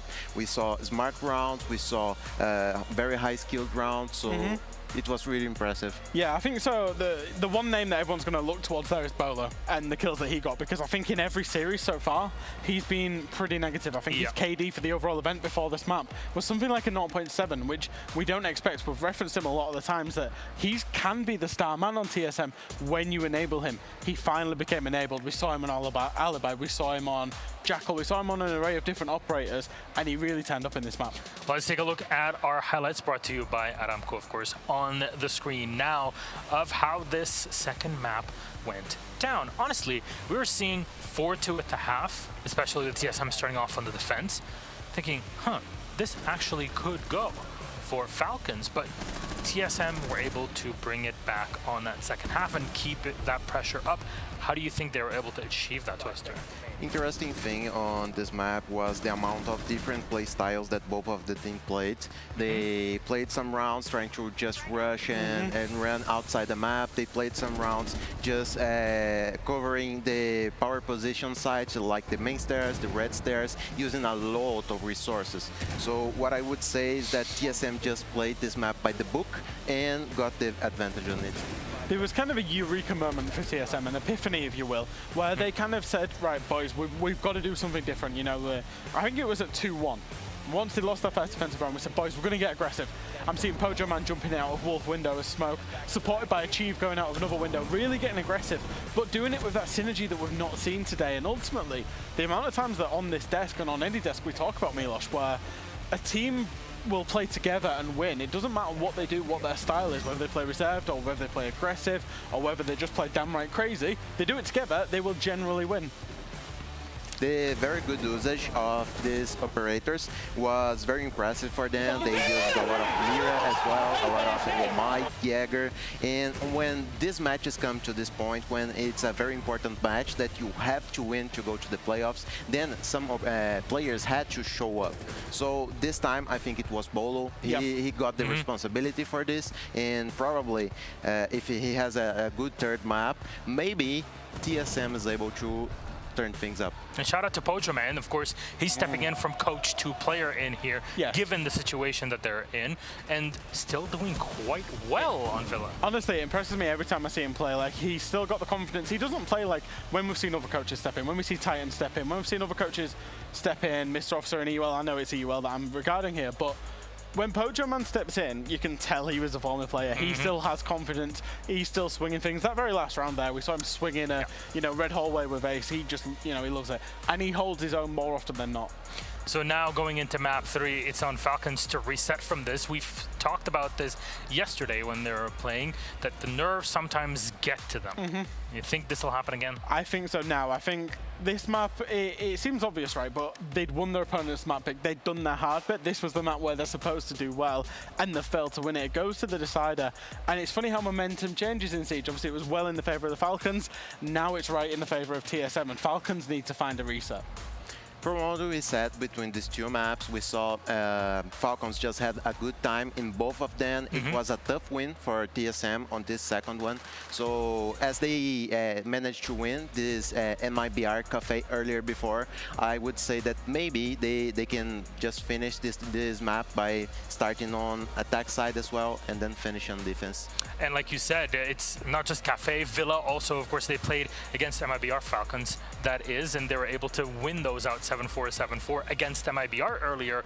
But TSM is a different beast. They're world champions for a reason, and it got very close on Villa. So Cafe Dostoevsky, I think, is a perfect map to try to close this one out. Gentlemen, thank you so very much. We're going to take a quick break. When we come back, we'll set you up for map 3 and take it to game.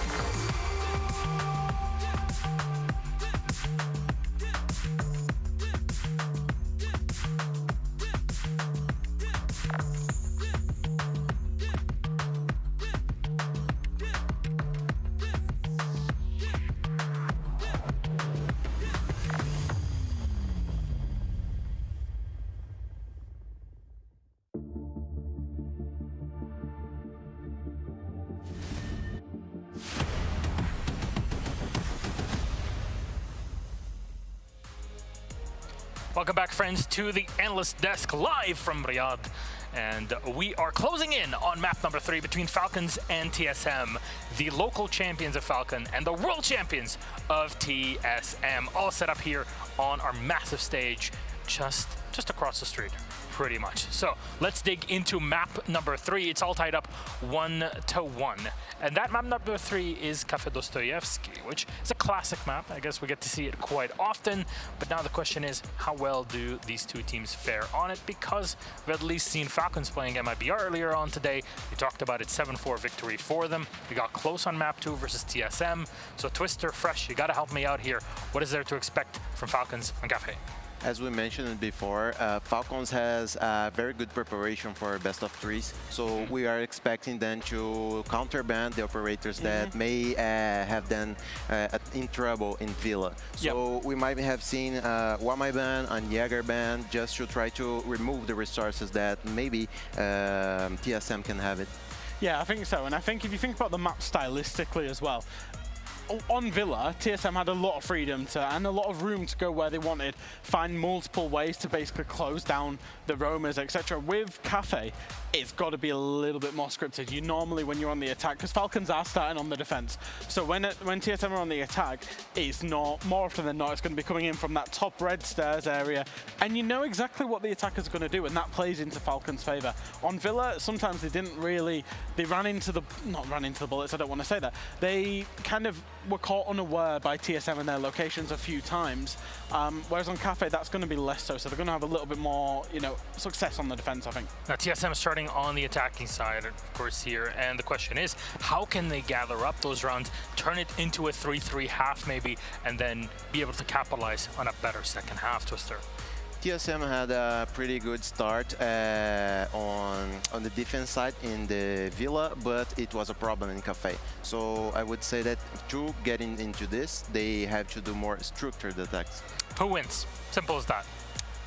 Oh, don't do this to me, because we said Falcons map 2. I think the balance of momentum and the quality of TSM is just that little bit higher. So I would say TSM. I agree.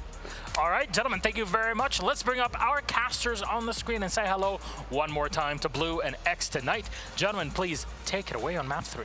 Thank you very much, Milos. It is indeed time for that third and final map of the series. Time to see which team will be able to complete the sets and knock out the opposing team's region entirely from the tournament as well. Will MENA be able to surprise the world and move themselves into a semi-final? One of the very first appearances we've seen for such a caliber, or is NA going to continue their reign over the past 6 months or so and also claim that for themselves? For TSM, it's been a rough go over here as they certainly had to work in map number 2 to get their victory, but indeed, it did fall to them. And now, going to Cafe, we'll have to wait and see if they can close it out for a second time and complete the reverse sweep after dropping the first map. Nothing has come easy to either of these teams here tonight. It's not been straightforward for TSM, and it hasn't really been that straightforward for Falcons. Cafe to settle this one, to see exactly which team is going to advance through into our semi-finals tomorrow. Sledge going to be the first operator banned and achieved, hitting us with that little bit of an unhappy face there in the all chat. It is, of course, going to be a direct counter to Achieve. The Chiefs loves playing a little bit of Sledge, and instead, it's the same ban that we saw over on Charlie to kick things off here tonight. It forces him onto alternate picks. We're going to see a Twitch and an Azami backed up there from TSM. Kind of strange to see TSM banning the Twitch, especially given how much TSM like to run Twitch. We've seen so many Mozzie pests be brought from Falcons. They are always running a Mozzie. They're always running a utility that you can destroy very easily with one of those Twitch shock drones. But to remove it, they have, of course, removed it from themselves as well. Azami and Mirror to round things out. Azami, bit of a no-brainer on Cafe. It's almost like the old Wamai. When you look to hold in somewhere like Piano, you're always going to be bringing in Azami to create those unusual angles and those pockets of safety. I have to agree with you specifically on the Twitch ban. I don't really think we have seen the Falcons play into it too heavily either, so it's a strange one to be sure, but We'll, of course, be seeing how this affects potentially the Falcons when we get into it. More than likely, though, just too useful, and more importantly, the drones too sneaky, as sometimes we'll see the sites left a little bit more exposed, so maybe there's some utility. They want to be defended a bit more heftily, such as these ADSs from the inside of Prep Kitchen 2. They don't want to be messed with in the midst of this round, and certainly don't want to be jumbling, trying to knock out those drones while they're in the midst of another gunfight. So it'll start down the stairs on the first floor here for the Falcons. This is a site we've seen be quite successful for the defenders. This is generally is for a lot of the sites here on Cafe, but also one of the more interesting ones to defend is you have multiple options in a way you can go about it. You can play the vertical game, go for that second or third floor extension and try to waste the time of your opponents, or you can play it out entirely on the first floor and look to delay from those exterior rooms surrounding the site. It looks like Falcons have gone for a little bit of a combination of both. They do have some presence extended over towards the Christmas room, while at the same time keeping a few players upstairs. Nice drone there that's going to gather a good bit of information early on here for TSM. Joker could be finding himself in a little bit of trouble in Coat as well.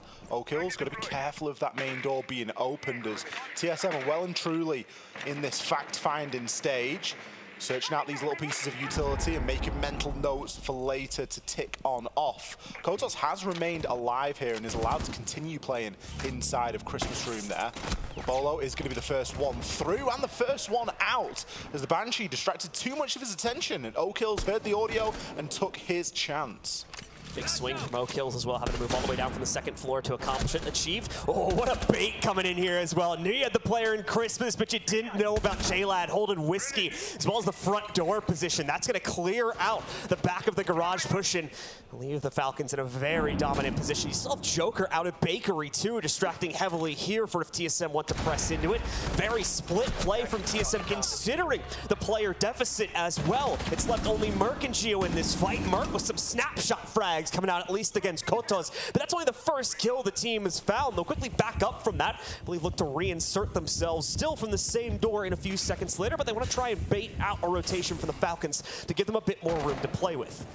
TSM have been inside the building for the combined time of around 10 seconds at this point. Neither of the entries got anything done. Merc was in for a very short amount of time, picked a kill, sure, but then immediately had to hop his way out. He's gone back in now, he's going to be playing at the bottom of those brown stairs, but it's going to be quite a difficult task here for him and Geo to really get anything done. He's going to approach Freezer, that's of course where the diffuser is, at that Freezer door. Not sure if he's aware of the player on white, and by that gunfight I would say not. Mad Skills takes him down and leaves everything for Geo to do. The diffuser, of course, on the opposite side. Still a player in behind the bar. A Banshee, a Wub Wub, a default camera. Take your pick, really. What do you go for? It's almost like an aim training simulator. There's 3 ADSs there. We saw them all placed earlier, Geo. I guess you didn't see them, although we certainly did. Going to try and smoke his way off and get himself into sight, but 30 seconds. Picks himself up one onto J-Lad. This is quickly turning into being quite doable. He's now got the cover and can start to work through into sight. It all depends on where Falcons choose to play. They know the kit is down on the ground, and all they've got to do is guard it. Doesn't get past the player on Whiskey, unfortunately. Mad Skills there pops out at the opportune moment. Well, it was a realistic play inside of the 1vx. Unfortunately, as you mentioned at the end, the case going down much earlier in the round towards white entry left the players on TSM without much of an option to realistically get it back. The early aggression strikes true from the Falcons, the unpredictable aggression it seems as well. At least 3 different fights where TSM just had no idea where the play was going to come from. And it's only when Geo is left alone in the 1vx that we start to see at least a little bit of that fought back. Certainly going to be helping him out in terms of trying to go for those bounty prizes at the end of the tournament, but he's not going to save the round. The first one goes heftily into the control of the Falcons, and we see them move swiftly up towards the second floor, where they're actually going to go for the dining hole. This is generally the lower picked one, at least inside of North America, as we do see teams trending towards our hold over. Or actually, no, sorry, big mistake there. We do see teams choosing into this one a little bit more often, with Train, as I correct myself, being the secondary choice. It's actually been a bit sarcastic. I mean, top floor's out of favor, right? Like, there's no two ways about it. Top floor is very difficult. I find that, particularly in the siege that I watch, this is more common than Train. Train has sort of risen in popularity, sure, but of course, if TSM aren't necessarily used to attacking here all the time, it could be a good choice from the Falcons to throw them into what is seen as maybe a third or a joint second pick. I guess we will see the top floor at some point, but Got to get a few more rounds under the defenders' belts until they're really out of options until we get up there. A little bit of opening aggression was not successful, although we did get eyes on an attacker there. That's one of the more challenging things about Cafe as a map, at least for attackers. You look at the time, there's 30 seconds already gone. We've still got players on rappel trying to get themselves onto the roof, which is typically a pretty good place to start. But you do lose out on quite a good amount of your rounds, so you do have to be very efficient from that point onwards. So as Falcons look to try and lock this one in, or this is going to be a bold play from Kotos. He full commits to it here, and indeed he does. Great follow through onto the head of Merc as well. Wasn't able to so easily track him, as mind you, there was virtually zero cam intel coming into that play, but still, he makes it happen and is going to leave a very frustrated Merc dead on the roof of the building. Not ideal for Riyadh. You want to be trying to get those Geminis out there, gather that information, and more importantly in this situation, use those nades. You've only brought 2, and Merc's died with 1 in pocket. Sure, you might have the wall open at the top of those red stairs, but there's a lot more to do inside of this round. Achieved at least is going to be able to use this skeleton key to start ripping open a little bit of the floor inside of Piano, as Bolo starts to make his way in through shop. Does have some drones working ahead of him, but with a Valkyrie in tow, it's going to be very difficult to gather these pockets of safety. There's a C4 waiting below and a couple of impacts if it really comes down to it for Falcons to start being aggressive on their own terms. Nitro out, but more than likely not going to be able to sing this early on in the round here. You can see the yellow ping in terms of where it's been positioned, but obviously this camera going to determine when it actually goes off. He might be tracked as well there. Joker just decides to blow it up to open up the top-down angle anyway. He knew full well there was no one near it, but just decided he's wasted enough time from this position. Bolo, realizing that TSM is quickly running out of time, is also going to try to make his own move down white, but he also catches that camera teammate, potentially helping him out with that call out as well, potentially Merc doing so from the grave. Either way, though, it stems the push coming in from our member of TSM. Bolo's going to hold himself back. Doesn't really have the option to at this point, though. We need to see some type of aggressive play show up from TSM here. They're down to only 30 seconds now, and they just cannot find any of the members of the Falcons out in the open. It's not looking like a good end to the round here for TSM. They've been very unsuccessful up until this point. They've taken that top floor control. They've not been able to get any kills, and JLad is going to add on to that pain, shutting down Geo. Pojo next to fall, and that's usually the kit which will be called on the ground. Joker shuts Bolo down from inside of sight. His location was known. The pre-fire unsuccessful. Achieved, you've got 6 seconds and a dream, my friend. Grabs himself another before JLad shuts him down. And so, we see another consistent round being brought up on the defense here of Cafe. The Falcons surge ever closer towards victory in this series, and TSM just not able to get themselves off of that 3rd floor positioning, struggling to even get themselves into the building to begin with, as we saw that great pick, this one right here from Kotos, to be able to take out Merc at the beginning of the round, and then kill after kill snuck in against the members of TSM, just could not find the winning angle, all except for Achieve there that gets 1, and ultimately, it's all the Falcons here as they give us 2 very convincing rounds to start out their defense. We'll see if they can complete the set with a perfect rotation as they go up to the top floor for their final hold. Here we have it, the top floor, often seen as one of the more risky sites for a defender to take, especially given the utility available to attackers. There are a couple of different ways to approach this.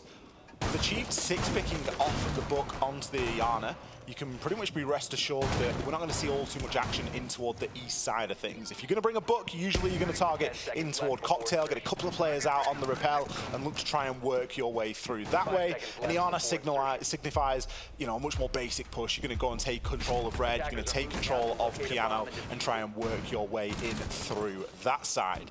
Still, not easy, and certainly easier to say than do, especially when you've still got the threat of this Valkyrie. And if bakery doors open, you're going to be usually pretty concerned.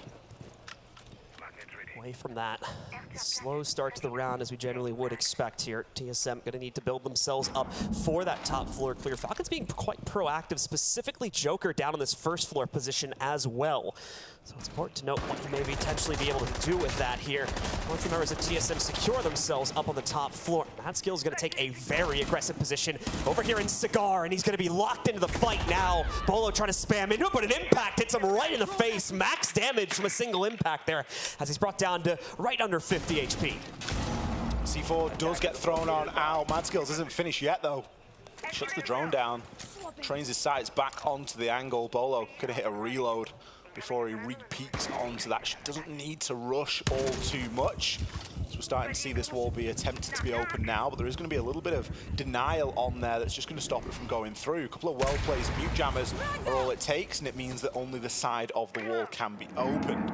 Nades now going down as well, as Merc, recognizing that that door was left open, is searching here and is actually going to find Joker out on the drone. It's going to give him a little bit of an early warning system, but no one there to capitalize on the frag.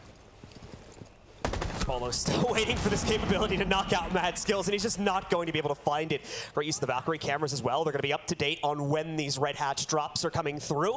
They know that Merc has committed himself to it now. Merc obviously with good overwatch downstairs, but he's going to be locked into this as they do need to pay close attention to this. They know that they have the Thunderbird moving out, but that's a surprising pickup there. Joker, certainly you'd expect him to be aware of the play coming in from Merc, but not in this scenario here. Mad Skills still striking from the inside of Cigar, nearly catching Merc there as well. Is going to continue to cause problems from the back of Piano. He's going to go for one more. Nope. Some teammate support's going to come in. It's O-Kills to push the direct red door to knock him out and leave only Geo not even inside the building yet on Repel. He'll get one more pickup, obviously. A muted Nitro Cell there with the player with the charge now being dead, but still a long way to go considering he doesn't even have access to the interior just yet, and he only has 35 seconds to change it up. Attackers have recovered their diffuser. To pick up the diffuser and maybe work his way through, but 30 seconds, 3 kills to find, 1 kill a second. Oof. Nitro Cell is going to do it, especially one that lands at your feet. No time to shoot it out either. Worrying round from TSM, I must admit. Merc died with 2 adrenal surges left on Finker. That's Finker's best kit, obviously aside from the LMG. We don't even talk about the LMG anymore. But the adrenal surges, they're what's going to give you the edge in those gunfights. That's what's going to give you the ability to just stim your teammates up ever so slightly. Even a panic push of that as you enter your engagement sometimes is enough to come out better for it. But TSM just taking a lot of solo fights there and not looking to really work off those trades. We are going to see a timeout now. I can only assume this is a TSM timeout to try and stop this bleeding. Almost certainly the case. Obviously, shout out there to Mad Skills for his MVP performance inside of that previous round, taking a very bold position in the piano area of Cigar. Not a position that our defenders oftentimes want to play in because of how easily it can be pinched out, but he seemed to be aware of every single potential play that TSM was making against him. And to be fair as well, TSM kind of approaching it on a one-to-one basis, really only sending a player at a time to try and deal with him, so it made it quite easy to detach those fights into individual 1v1s, allowing him to pick up, I believe, 3 kills over the course of that round, and realistically could have gotten a 4th. His teammates just playing it safe and overwhelming that second to last player that came in through Red Hatch. He almost played it like an Azami without the Kiba barriers, or like an old Wamai, yeah. with, you know, with the magnets and stuff. That's kind of the style that it was played, and it just wasn't on either of those operators. Really nerves of steel to play that position, especially when you're going up against gunners like Bolo. You're going up against Bolo on Repel with Zafir's LMG. There's not many people that are expected to come away better on that engagement, but Mad Skills was just fearless, really stood his ground, and that's the clean sweep for Falcons. They can go back downstairs now and look to do it all over again.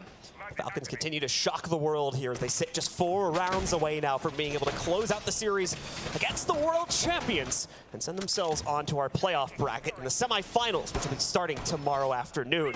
Away from that, though, the rotations restart. TSM has seen the full brunt of the Falcons' defense. That's assuming, of course, they don't have a pocket strat for mining as well, but we'll have to wait and see on that if Falcons run into any issues. Of course, this starts the rerun for them. Back downstairs where they started this game out at. Let's see how TSM are going to try and course correct. Bolo going to be rocking the IQ, and a criticism that was made of Bolo earlier on today was the fact that some of their IQ play wasn't fantastic, especially when going up against the Valkyrie. Fortunately for Bolo, there is no Valkyrie this time. It's something that we've seen Falcons bring quite regularly, and why not? If Valkyrie's open on Cafe, get it locked in, get it selected as a defender, because there are not many other operators better for gathering that information and, of course, that bring that C4. However, in this round, at least, Falcons have opted for no Valk, but instead they are still going to be holding these pretty aggressive locations. J-Lad, how have you not been droned there? He gets away with it. I think he was, to an extent. I did see a drone like jump over the hatch almost to try and quick peek him there, but I don't know if it was actually looking at J-Lad. I don't know who's got luckier out of that engagement, I'll be honest with you.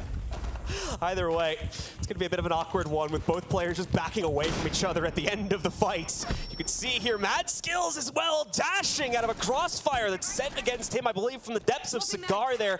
Eventually, Merc sending out those shots and nearly getting Mad Skills. No Thunderbird, which we've seen commonly played in the lineup here for the Falcons. Great spray from Bolo as well. Take a bullet or two of damage in response. They've got the camera to lock in the fact they indeed downed him, but the members of Falcons may not be aware of this just yet. You can see his teammate, though, backing away. Bolo nearly chains both of those together, but a smart move from the teammate there on the Falcons.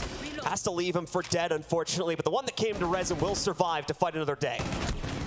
TSM chaining the kills together now as Gio's going to double down onto this. A very nicely timed stim. Oh, Kills, you have an opportunity, but you're caught looking the wrong way, my friend. Gio there to collect his second and leave a lot for Kotos to do. TSM, they are responding fantastically, especially given the way that round one went when we saw this exact same site. They have opted for a bit more of a full map clear, and they're not just piling through single doorways to try and get the job done. Final defender resides inside of Christmas, as TSM have plenty of time, but more importantly, plenty of drones to figure out what they want to do. Quick little bit of information there is going to tell them all they need to know. Case firmly in Pojo Man's hands. I imagine that's going to start getting placed down pretty soon, as there we can see Pojo light up gold. Kotos finds one onto achieved. That is a warning shot to say to TSM, play this one a little bit safer. You do have the plant down, but there is still a player that you are not wanting to challenge onto here. At least not wanting to challenge in a solo fashion. Gio, fantastic round from him. 3 kills there, and that's going to do a lot to boost TSM here. Falcons constantly just trying to fight back against the losses they were sustaining on the inside of that round. A bit of an unfamiliar experience for them, at least here on Cafe, as they had controlled those early kills and had no problem locking out any of the aggression coming in from TSM prior to this. This time, they lose one, try to send more players into support, and even res one of the players that had been down. That then locks that player into Library, making it an easy pickup once they're able to establish top white stairs control to pinch down upon that. We see more examples of that throughout the round as well, and it's only when they're brought down to about 2 players remaining that they finally pull it back to the site. By that point, unfortunately, it's just far too gone, and TSM have a near 5v2 locked in there. We are going to see Falcons stick to their rotation.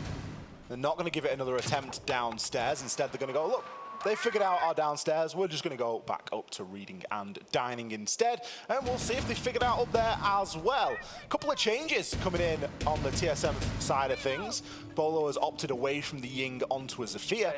And Achieved has gone from the book to the book. He did briefly hover the Lion, and I was a little bit excited, but instead that's going to go up to Bolo. So they are still going to rock with the Lion. It's just going to be on a different player. J-Lad, hello. This is a pretty extravagant run out, my friend. All of that for just a seconds early. It was keen. Mad Skills as well.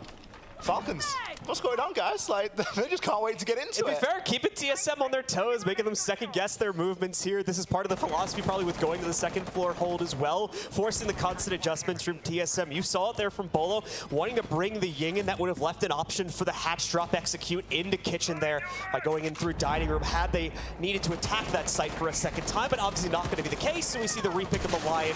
Try to get some better intel as, again, we just saw it there at the beginning of the round. Falcons have no problem running a rampant around this map, and if they can time it correctly to catch them with an EE1D charge, that'll be all the better for this round. TSM have at least all made it safely up onto the roof, which isn't something that happens every time for them. A couple of Valkyrie cameras there. I think the Valkyrie camera that's just been thrown outside will lose signal, unfortunately, but for Joker, it might have given him a little glimpse of information that he needed. Of course, does have a C4, and oftentimes we'll see C4s thrown up through the hatches to deal with players on the roof. It can be a little bit more of a Hail Mary or a little bit of a random throw, but sometimes it does reward the defender. TSM fully in this drone phase now as the first Lion scan comes out, the first of 3 potentially. Valkyrie cameras gathering quite a bit of info again. It's a little bit of a dance that we've seen of the IQ. Is it going to be brought? Is it not? And it seems as though Bolo just can't get that timing right to bring it when when Valkyrie is being brought. The ping is there, as once again those Valkyrie cameras have been hidden. The ruse of this map, very prop heavy, so lots of places to potentially hide out those cameras. You can see 2 different players soft pinging that Lion's position right now as you saw them stack for just a pure moment there. But Falcons unfortunately not going to be able to find a pure execution upon that. Try to play this game a bit more cautiously, so you can see the adjustments already showing up for the last round when there is the threat of a refrag from TSM. Falcons no longer wanting to jump directly out into that fight, and with good reason. As you see here, Pojaman able to control that early kill from himself, and Merc landing a nice nade against O-Kills as well. Leaves TSM in a good position here to follow through with the side execute. Now they've brought it down to a 5v3. Couple of kills there for TSM and another Lion scan to boot. Still one here to go. So we can hear that Skeleton Key starting to rip open the floor. TSM look for further angles here. Merc going to be tasked with watching onto those white stairs. The C4 all the way through is not going to be successful. Joker, site's going to start getting a pretty small plays here, and J-Lad just trying to make his own rotation there for the meantime. He's going to be one of only 2 players left alive here as another Lion scan comes out. J-Lad Felix gives his position away as Merc picks up his third. The LMG really working for him in this round. Pojo consistent as ever, nailing that diffuser to the ground. Kotos is left inside a fireplace. Does manage to grab himself one, but with the plant down, well, we've been here before. Great shot through the wall, but Bolo there to shut him down. Yeah, good to follow through. As once again, we see these 1vx's always get played out to the bitter end due to the bounty prizes sitting at the end of the tournament, but obviously not a realistic comeback inside of that round. TSM seem to have figured out how to push out, especially the early prowess from the Falcons here. They're on a bit of a rampage themselves. 2 rounds in a row without much resistance showing up in the mid-round from the Falcons. And as a result of that, they've just got one more round to go to potentially tie us up at an even score for halftime, but they'll have to complete the set to do it. Big question for the Falcons too. Do they want to go to that full 3rd floor site? Or it's going to be a little bit risky for the defense. I've seen this played out a little bit, and they'll choose not to. Instead, we're going to see them play into that same site downstairs on the 2nd floor. I think if TSM are able to get 3 here, that would be considered a very successful attacking phase on Cafe. The level of coordination that it requires is oftentimes quite a lot. Certainly your efficiency with time can really start to be a little bit of a factor. TSM are going to be more than happy, I think, going back down to this site, given how successful they were here previously. The Valkyrie cameras not really causing too much difficulty. Falcons might have the intel, but they're not always winning the gunfights, and they're certainly not always in the right place at the right time. And with only bringing a couple of nitro cells, I guess this time at least they've brought 2, they might have a little bit more chance to make good on some of that information. We have seen the Thunderbird make another reappearance here from the Falcons as well, stacking them quite heavily on the inside of the chassis over by Library there, so going to create a nice safe fallback point for the Falcons. We've already seen them use that before, but again, they just cannot find this opening kill anymore. 3 rounds in a row now that a member of TSM, and I believe it's 2 rounds in a row at least for Merc, that he's been able to pick up this opening kill. Arguably one of the most influential players on the Falcons going down to it as well. Joker knocked out, obviously a little bit worse for wear in this game, sitting at 2 and 6. We've seen him come alive time and time again before. Gio on a little bit of a crouch walk on the Nook. Could cause a ruckus if he gets to the bottom of those white stairs in a fairly sneaky fashion, but Falcons are going to make a rotation, getting themselves up onto that top floor and looking to hold a little bit more ground here. Having lost Joker, there is going to be a gap that they need to plug up there. It's Pojo going to start to open up the wall at the bottom of that red hatch again. Patience for TSM at the moment, as they don't need to really rush this round. There's still quite a lot of time remaining, and they've gained a little bit of control. The worst thing that they could do now is to run headlong into Falcons without confirming that next step inside of drones. Mad Skills, smooth as ever with that nitro as well. We just switched to his POV and casually pops off a kill for himself against Bolo. At least makes up the difference from the earlier pickup, but we'll see Kotos as well be left quite low here, so he's still gonna have to find a way to contribute, and thankfully he'll get it. We remember those Kona stations that were placed down in the library. He's gonna get a massive boost from that HP. Gio, though, gonna potentially sneak in here to contest against it, but no, can't win out the gunfight. Mad Skills with his reboosted HP is gonna be able to take it instead, and that's now the lead maintained, at least in terms of player count for the Falcons. Finally as well, things are looking bleak on this 2nd quarter of the game, but might be recovering here on the final round. These nitro cells from below that are getting pre-placed from the Falcons are going to be very dangerous, especially now that they've got Joker to literally sit there and watch the camera in a dedicated way. Nitro or not, O-Kills is going to get the job done though. Just says, you know what, I've got the spear, I'm just going to chew through the floor. Then detonates the Nitro and picks up one onto Merc. That's 2 for 2 on Nitro kills here. Achieve gets the black eye camera, but it's too little too late, I'm afraid. You're now 1 versus 4, and you've got a lot to do inside of 30 seconds. About to be swung here on side of Lumber. I think he's got the skeleton key active for that close range engagement. Was he anticipating 2? Snags himself 1 and chip damage onto a second. We're now using impacts to try and rip open that floor as everyone on the side of Falcons thirsts for this kill. Has achieved his left desperately to pre-fire angles, but didn't anticipate Mad Skills rotating up white. It's once again the Valkyrie cameras saving the day as we saw Achieved realize it just a bit too late. A little bit of an unfortunate moment for TSM. Had they taken that out earlier, we more than likely would not have seen at least one of those Nitro kills go off, potentially the second as well. And obviously would have left TSM in a much more fighting condition to actually make a play for the site. Not going to happen this time though, despite the early kill as we saw from Merc going into their favor. They are not able to follow it through into the depths of the site. Great cam intel coming out there once again. You can see how these Valkyrie cams are helping them out with the soft pings, able to take down those players up on top, still on droning directly through the floorboards. That's going to leave the Falcons in control of the game now as we enter the second half. Only up by 2 rounds though, so this is still very easily winnable for TSM if they can get themselves off to a good start. We've been here before, 4-2 splits, 2-4 splits. Whilst it's a good advantage for the Falcons to have, it's nothing to set your life on. You've still got to fight for every single round here, especially when you're dealing with TSM on the defense, because those little Valkyrie cameras, guess what? TSM have got Valkyrie now, and Achieve's wasting no time picking onto it. They're going to actually double down with a little bit of info here, bringing Bolo, kind of almost forcing this plant meta, saying, look, if you want to get in and get the plant down, you're going to have to chew through quite a bit. 3 Toxic Babe canisters, we've got the Echo, we've got a C4, we've got plenty of information, we've got a little bit of utility burn in there as well. There's not much more that you would be left wanting out of a defender lineup here for Cafe. Right, so let's see if TSM can indeed find a solid start for themselves with the upstairs hold being in play. As you see Mad Skills working himself just up for the rappel right now, not looking to try and get himself into any early fights on the second floor or anything like that. He's got a job to do, in fact, of trying to open up these hatches real quickly, as we did not see a sledge. It brought it quite obviously as he's banned out, nor do we see a buck either.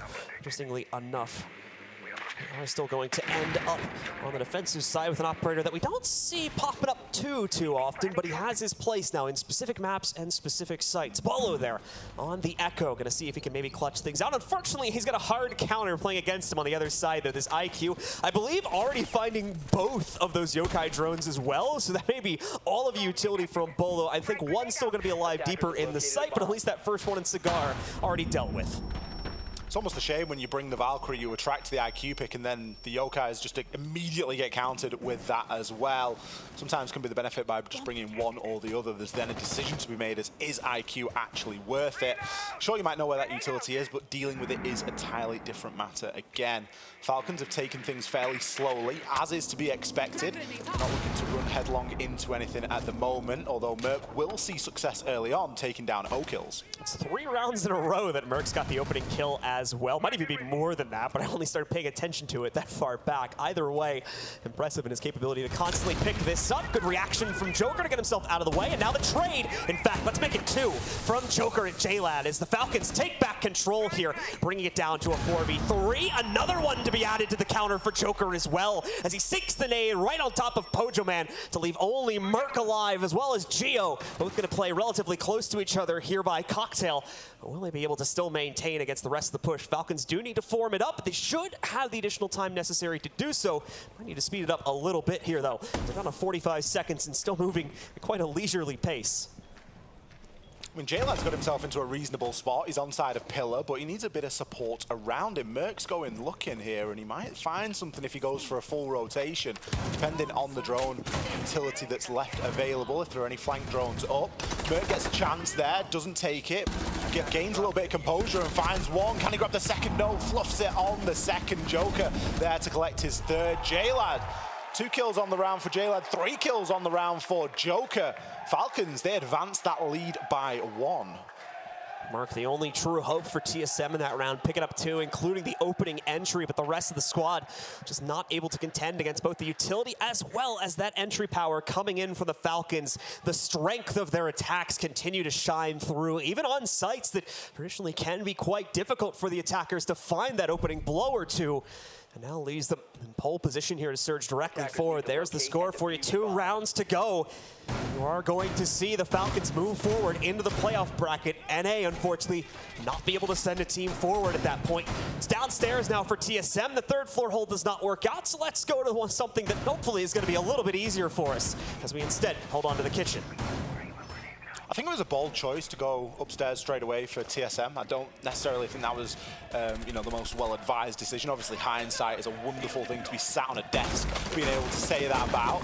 But at least they're going downstairs to mix things up, not looking to really bang their head against the wall that is that top floor site. Instead, changing things up. And they're going to play it in a rather interesting way. They've opened up that freezer hatch. They've got a lot of rotations in and around that back wall as well. They've reinforced off the garage, so obviously you've still got the doorway that you can look to try and take advantage of, but we all know what funneling through a single doorway is like. You're just going to have to use the hard breach in a slightly different location, realistically. It's not too much for Falcons to deal with, but it just gives them something to think about.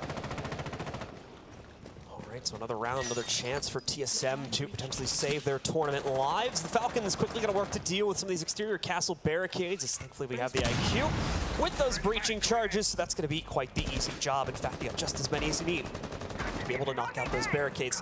Away from that, Joker will be putting his attention over towards the side entrance by the white entry there. He'll be able to move himself in and start to pay attention to if we'll have that horizontal extension from TSM. I don't believe we're actually going to be, yep, correct myself, we do, but regardless, we're not going to be able to see Merc pick up the first kill. It was 3 rounds in a row that he was able to find it for himself, but finally, it's been broken as instead the Falcons will take him down instead to give them the first kill. Falcons have got some really good drones placed out here as well. Gio just going to rotate himself back into Bakery. A C4 does get thrown out. Won't be detonated right now, but likely Merc sat on cameras waiting to give that call. Kutos going to be able to find out those Valkyrie cameras, so maybe that C4 just comes to nothing and it might now be relied upon sound to detonate. That, or Kutos is going to find it out himself on IQ scanner. Got a little bit of a ping to work with there. Confusing because we can't see anything on the other side of that. As a nade flies in, it won't cause Gio too much concern, but he gives a little bit of a pre-fire onto the door as a courtesy. See Gio patiently waiting for an opportunity to frag. Doesn't know where that pressure is going to come from. Currently has the correct read in positioning himself against the red take. In fact, 2 players watching out for that as O'Kill sits just on the second to last landing. He's going to be trying to wait himself for a cross from the inside of Kitchen, but it's quite sparse on the inside of that site right now, so more than likely not going to be able to be met with it. Gio trying to dodge out that nade, but it leaves him out of position. Thankfully, Pojo Man quick to correct on that for the inside of Kochek. He finds the trade onto Joker and keeps things winnable here for TSM, although they'll still be down a player, but the Falcons starting to get low on time as well. The only thing really that TSM have got going in their favor right now is going to be the time. They don't have a C4, and a 1-for-1 trade isn't really what you want to be looking at here. 3 versus 2 in favor of the Falcons. He's got a yellow ping, but he's not going to use it. He flicks on at the last second, and Pojo Man will fall. Achieved inside of VIP, finds himself 1. Can he pick the second? There's going to be 1 on Whiskey Bar. He had no idea. Falcons, they get themselves another round here and 1 step closer to our semifinals tomorrow. The timing on the hop-in from Kotos is enough to fend off the potential clutch for the last player alive on TSM. And now just 1 round to go for this squad. And they'll be able to push themselves forward into our semifinals. Will they complete the set, or do we have another heroic comeback in the makings for TSM? Looking more likely for the Falcons at this point if we're real about it, but at the same time, we've already seen 1 surprising comeback earlier today. Spacestation having that 6-1 lead over Liquid that they were unable to close out upon. They brought it back, and now TSM has to pull off arguably something just as impressive here, bringing 4 rounds in a row for themselves, and that's just to get us to overtime. It's not like TSM are a team that aren't used to the pressure either. They won SI earlier this year. They have seen the most pressure there is to see. They're just being outclassed at every turn. You've only got to take a quick look at the scoreboard to see just how much some of these players are struggling to consistently maintain any sort of positive KD or consistent engagement. I think Merc really, for me, is one of the only ones in this map at least that's been out there on that entry, and he's often found a lot of those entry kills. They've just always not resulted in a round win for TSM, which of course is always a little bit of a problem. TSM looking to mix things up now. Nowhere they've gone so far on the defense has worked for them, so why not try their last hope? Will that be enough of a difference here, or are the Falcons just holding a little bit too much momentum as we move into what could be the final round of play tonight? Seeing how the Falcons will start this one out. A little bit of fire centered against them, but it reveals not just one, but two players from the TSM side of things. J-Lad with the perfect engagement on his timing. Knocks out achieved. Knocks out about half of the HP from Pojoman as well. It's a good thing Pojoman keeps himself in this. Obviously, they need this player count now to bring it back, but the record has not been great for TSM, and losing that initial control for a second round in a row is going to cost them heftily if they had any more aggressive plans to try and swing out on this round. A lot of information to be gathered as well on that IQ as we see nades start to come in. Merc going to start to feel that pressure. He's stuck inside of the freezer. A little bit of a stim up there from Joker just to keep his team in good health. Pojo getting rid of that C4 before he inevitably gets sent to the cameras, as he's only one bullet away right now with the SMG. Not in great form to take an extended gunfight here. You do get to this point in the round and start to worry about the timing for the Falcons. They do tend to take their foot off the gas a little bit, but it hasn't done them any harm up to now. Yeah, caution, especially considering the pre-fire damage that's been done from nades and other sources to some of the members on TSM. Certainly gonna be nothing to worry about. Oh, Bolo almost gets unlucky there with the nade positioning and has to go while blind. Ends up getting hit via another one, and he'll be brought down to just under half HP as well. Every single member of TSM has now been peppered to an extent, but you can say that a bit about some of the members of the Falcons as well. Either way, it's gonna be a messy round for both teams to clean it up. Things continuing to look good for the Falcons, but TSM starting to get a bit more adventurous, but at the same time, quickly running out of players with which they can go on that adventure. Down to 2 now. Geo knows he needs to activate now. What a great kill to grab. Catches a second player on the camera too, and suddenly brings TSM back into this round. But the case is down. A misstep from Pojoman as he walks right into Joker's crosshair. And now it's all up to Geo. We've seen this clutch in the past from him, but it's not going to show up today. The Falcons knock out North America and move Meta on into the semifinals here at Gamers8.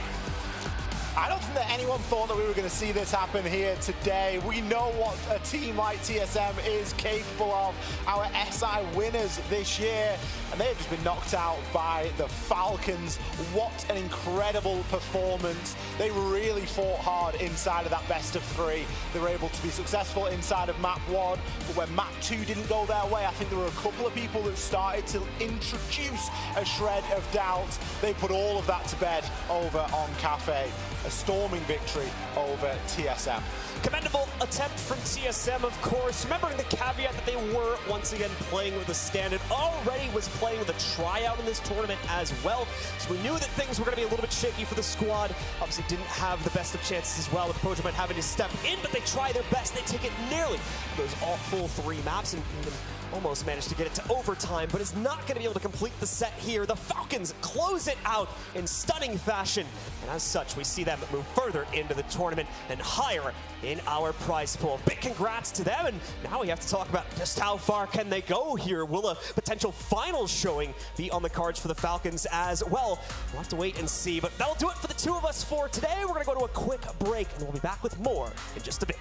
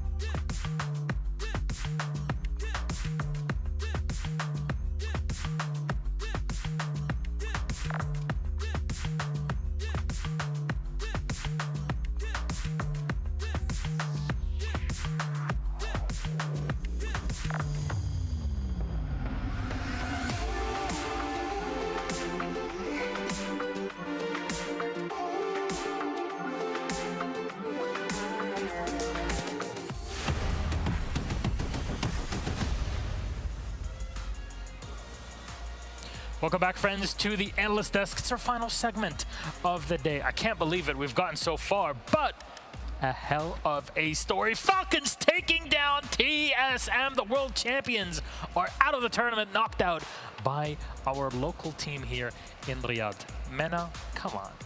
They got it. It's just cousins. They got it. Let's take a look at our scoreboard brought to you by STC. And I turn to my wonderful analysts in Fresh and Twister.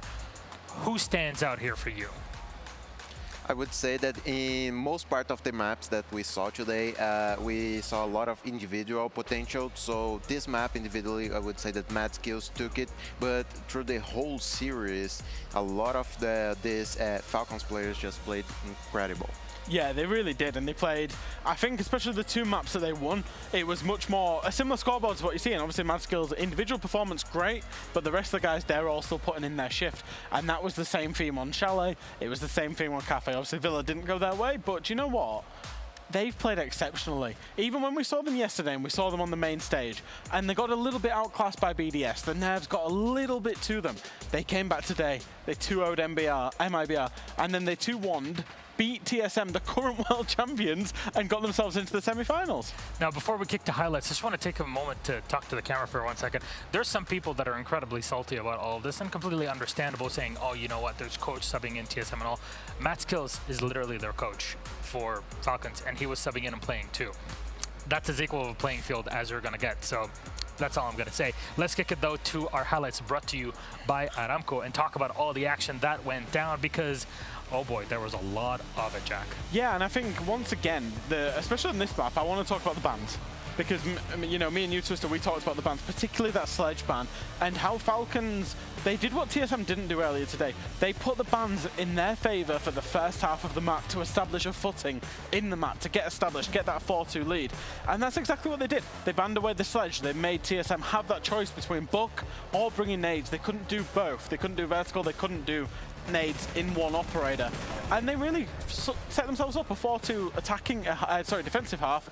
And then the way they played the attack, for me, it must have been really frustrating for TSM, because there was a lot of window play, there was a lot of nades, there was a lot of indirect engagements, and TSM were just getting frustrated and peeking and dying. And you know, I thought Falcons played excellently.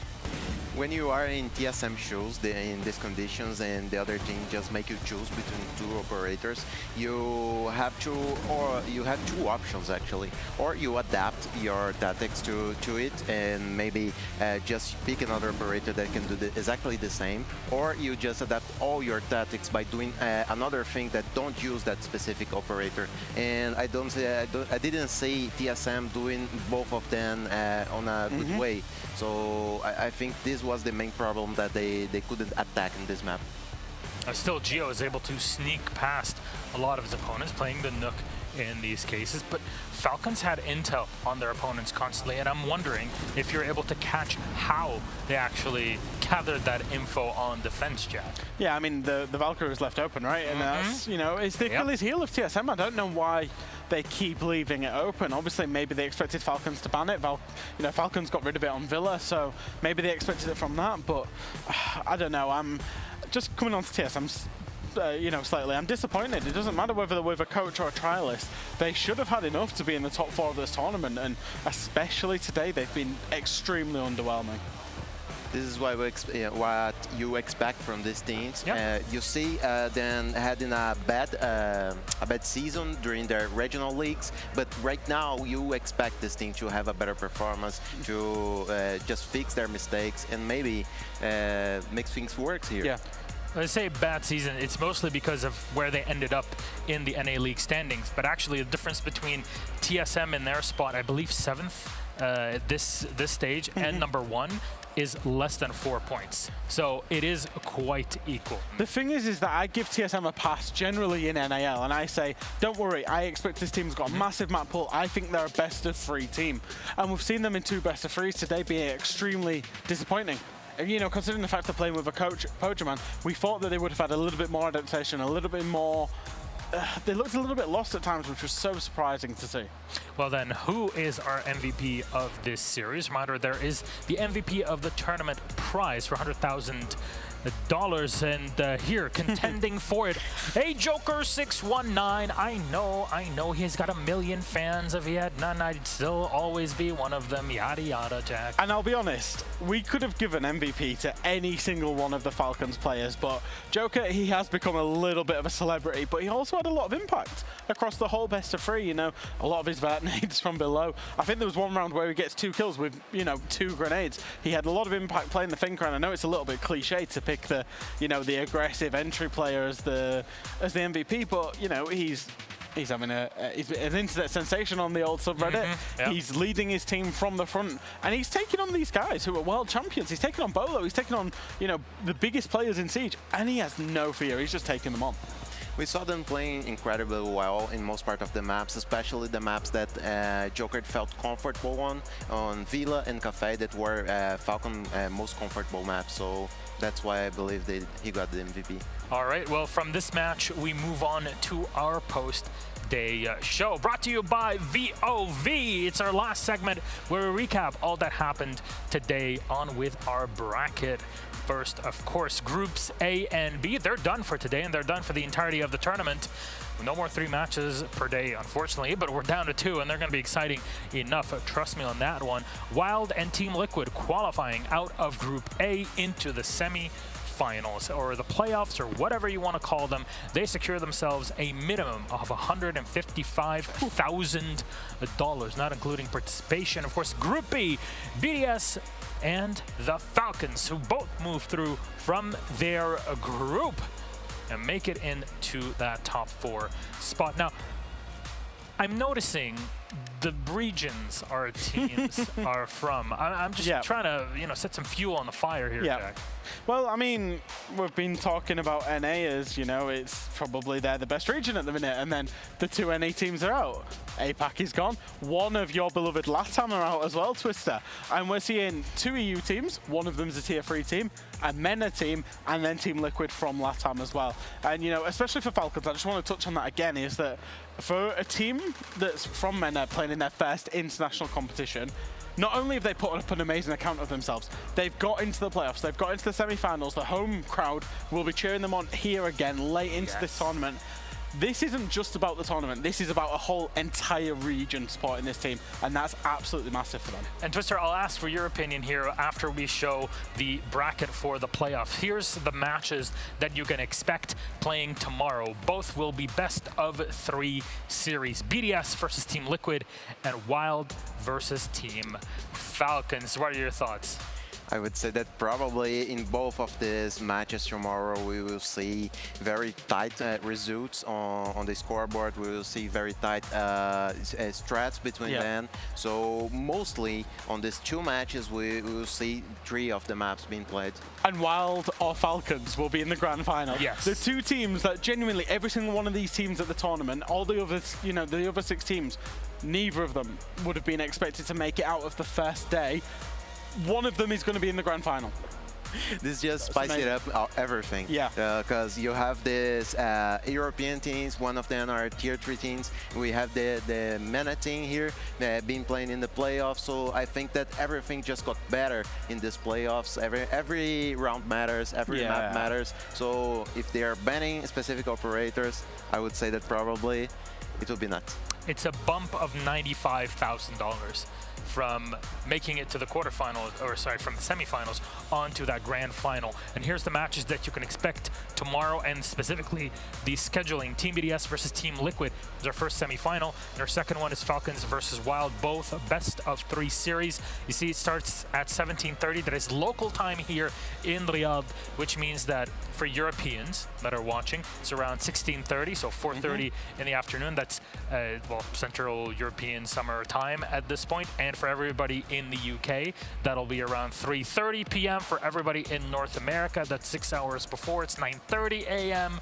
Now, I don't know how to go the other side of the world. I was about to say, like, you impressed me when you hit the 4th time zone there. I was like, what about West Coast US? What about West Brazil? Coast is, what about West Japan? Coast What is about a Korea? 2-hour difference between them, so that's 7:30 a.m. And if you go to Tokyo, because we work the APAC League, so we know there's around a difference of 8 hours, but the other way, so it should be starting very late, 17:30. That puts it to how much? No? Check Wikipedia. Yeah, we'll tell it in your local time zone. That's half past cop out. midnight for everybody in Tokyo that would like to watch it for some reason. But that is our day done and dusted. We're going to leave you with some highlights brought to you by Dr. Sulaiman Habib and one of our sponsors, many of them here at Gamers8. Gentlemen, thank you very much. And Tristan, of course, for joining us today on the desk. We'll be back to you tomorrow for some more action live from Riyadh. Until then, take care. We love you. Good night.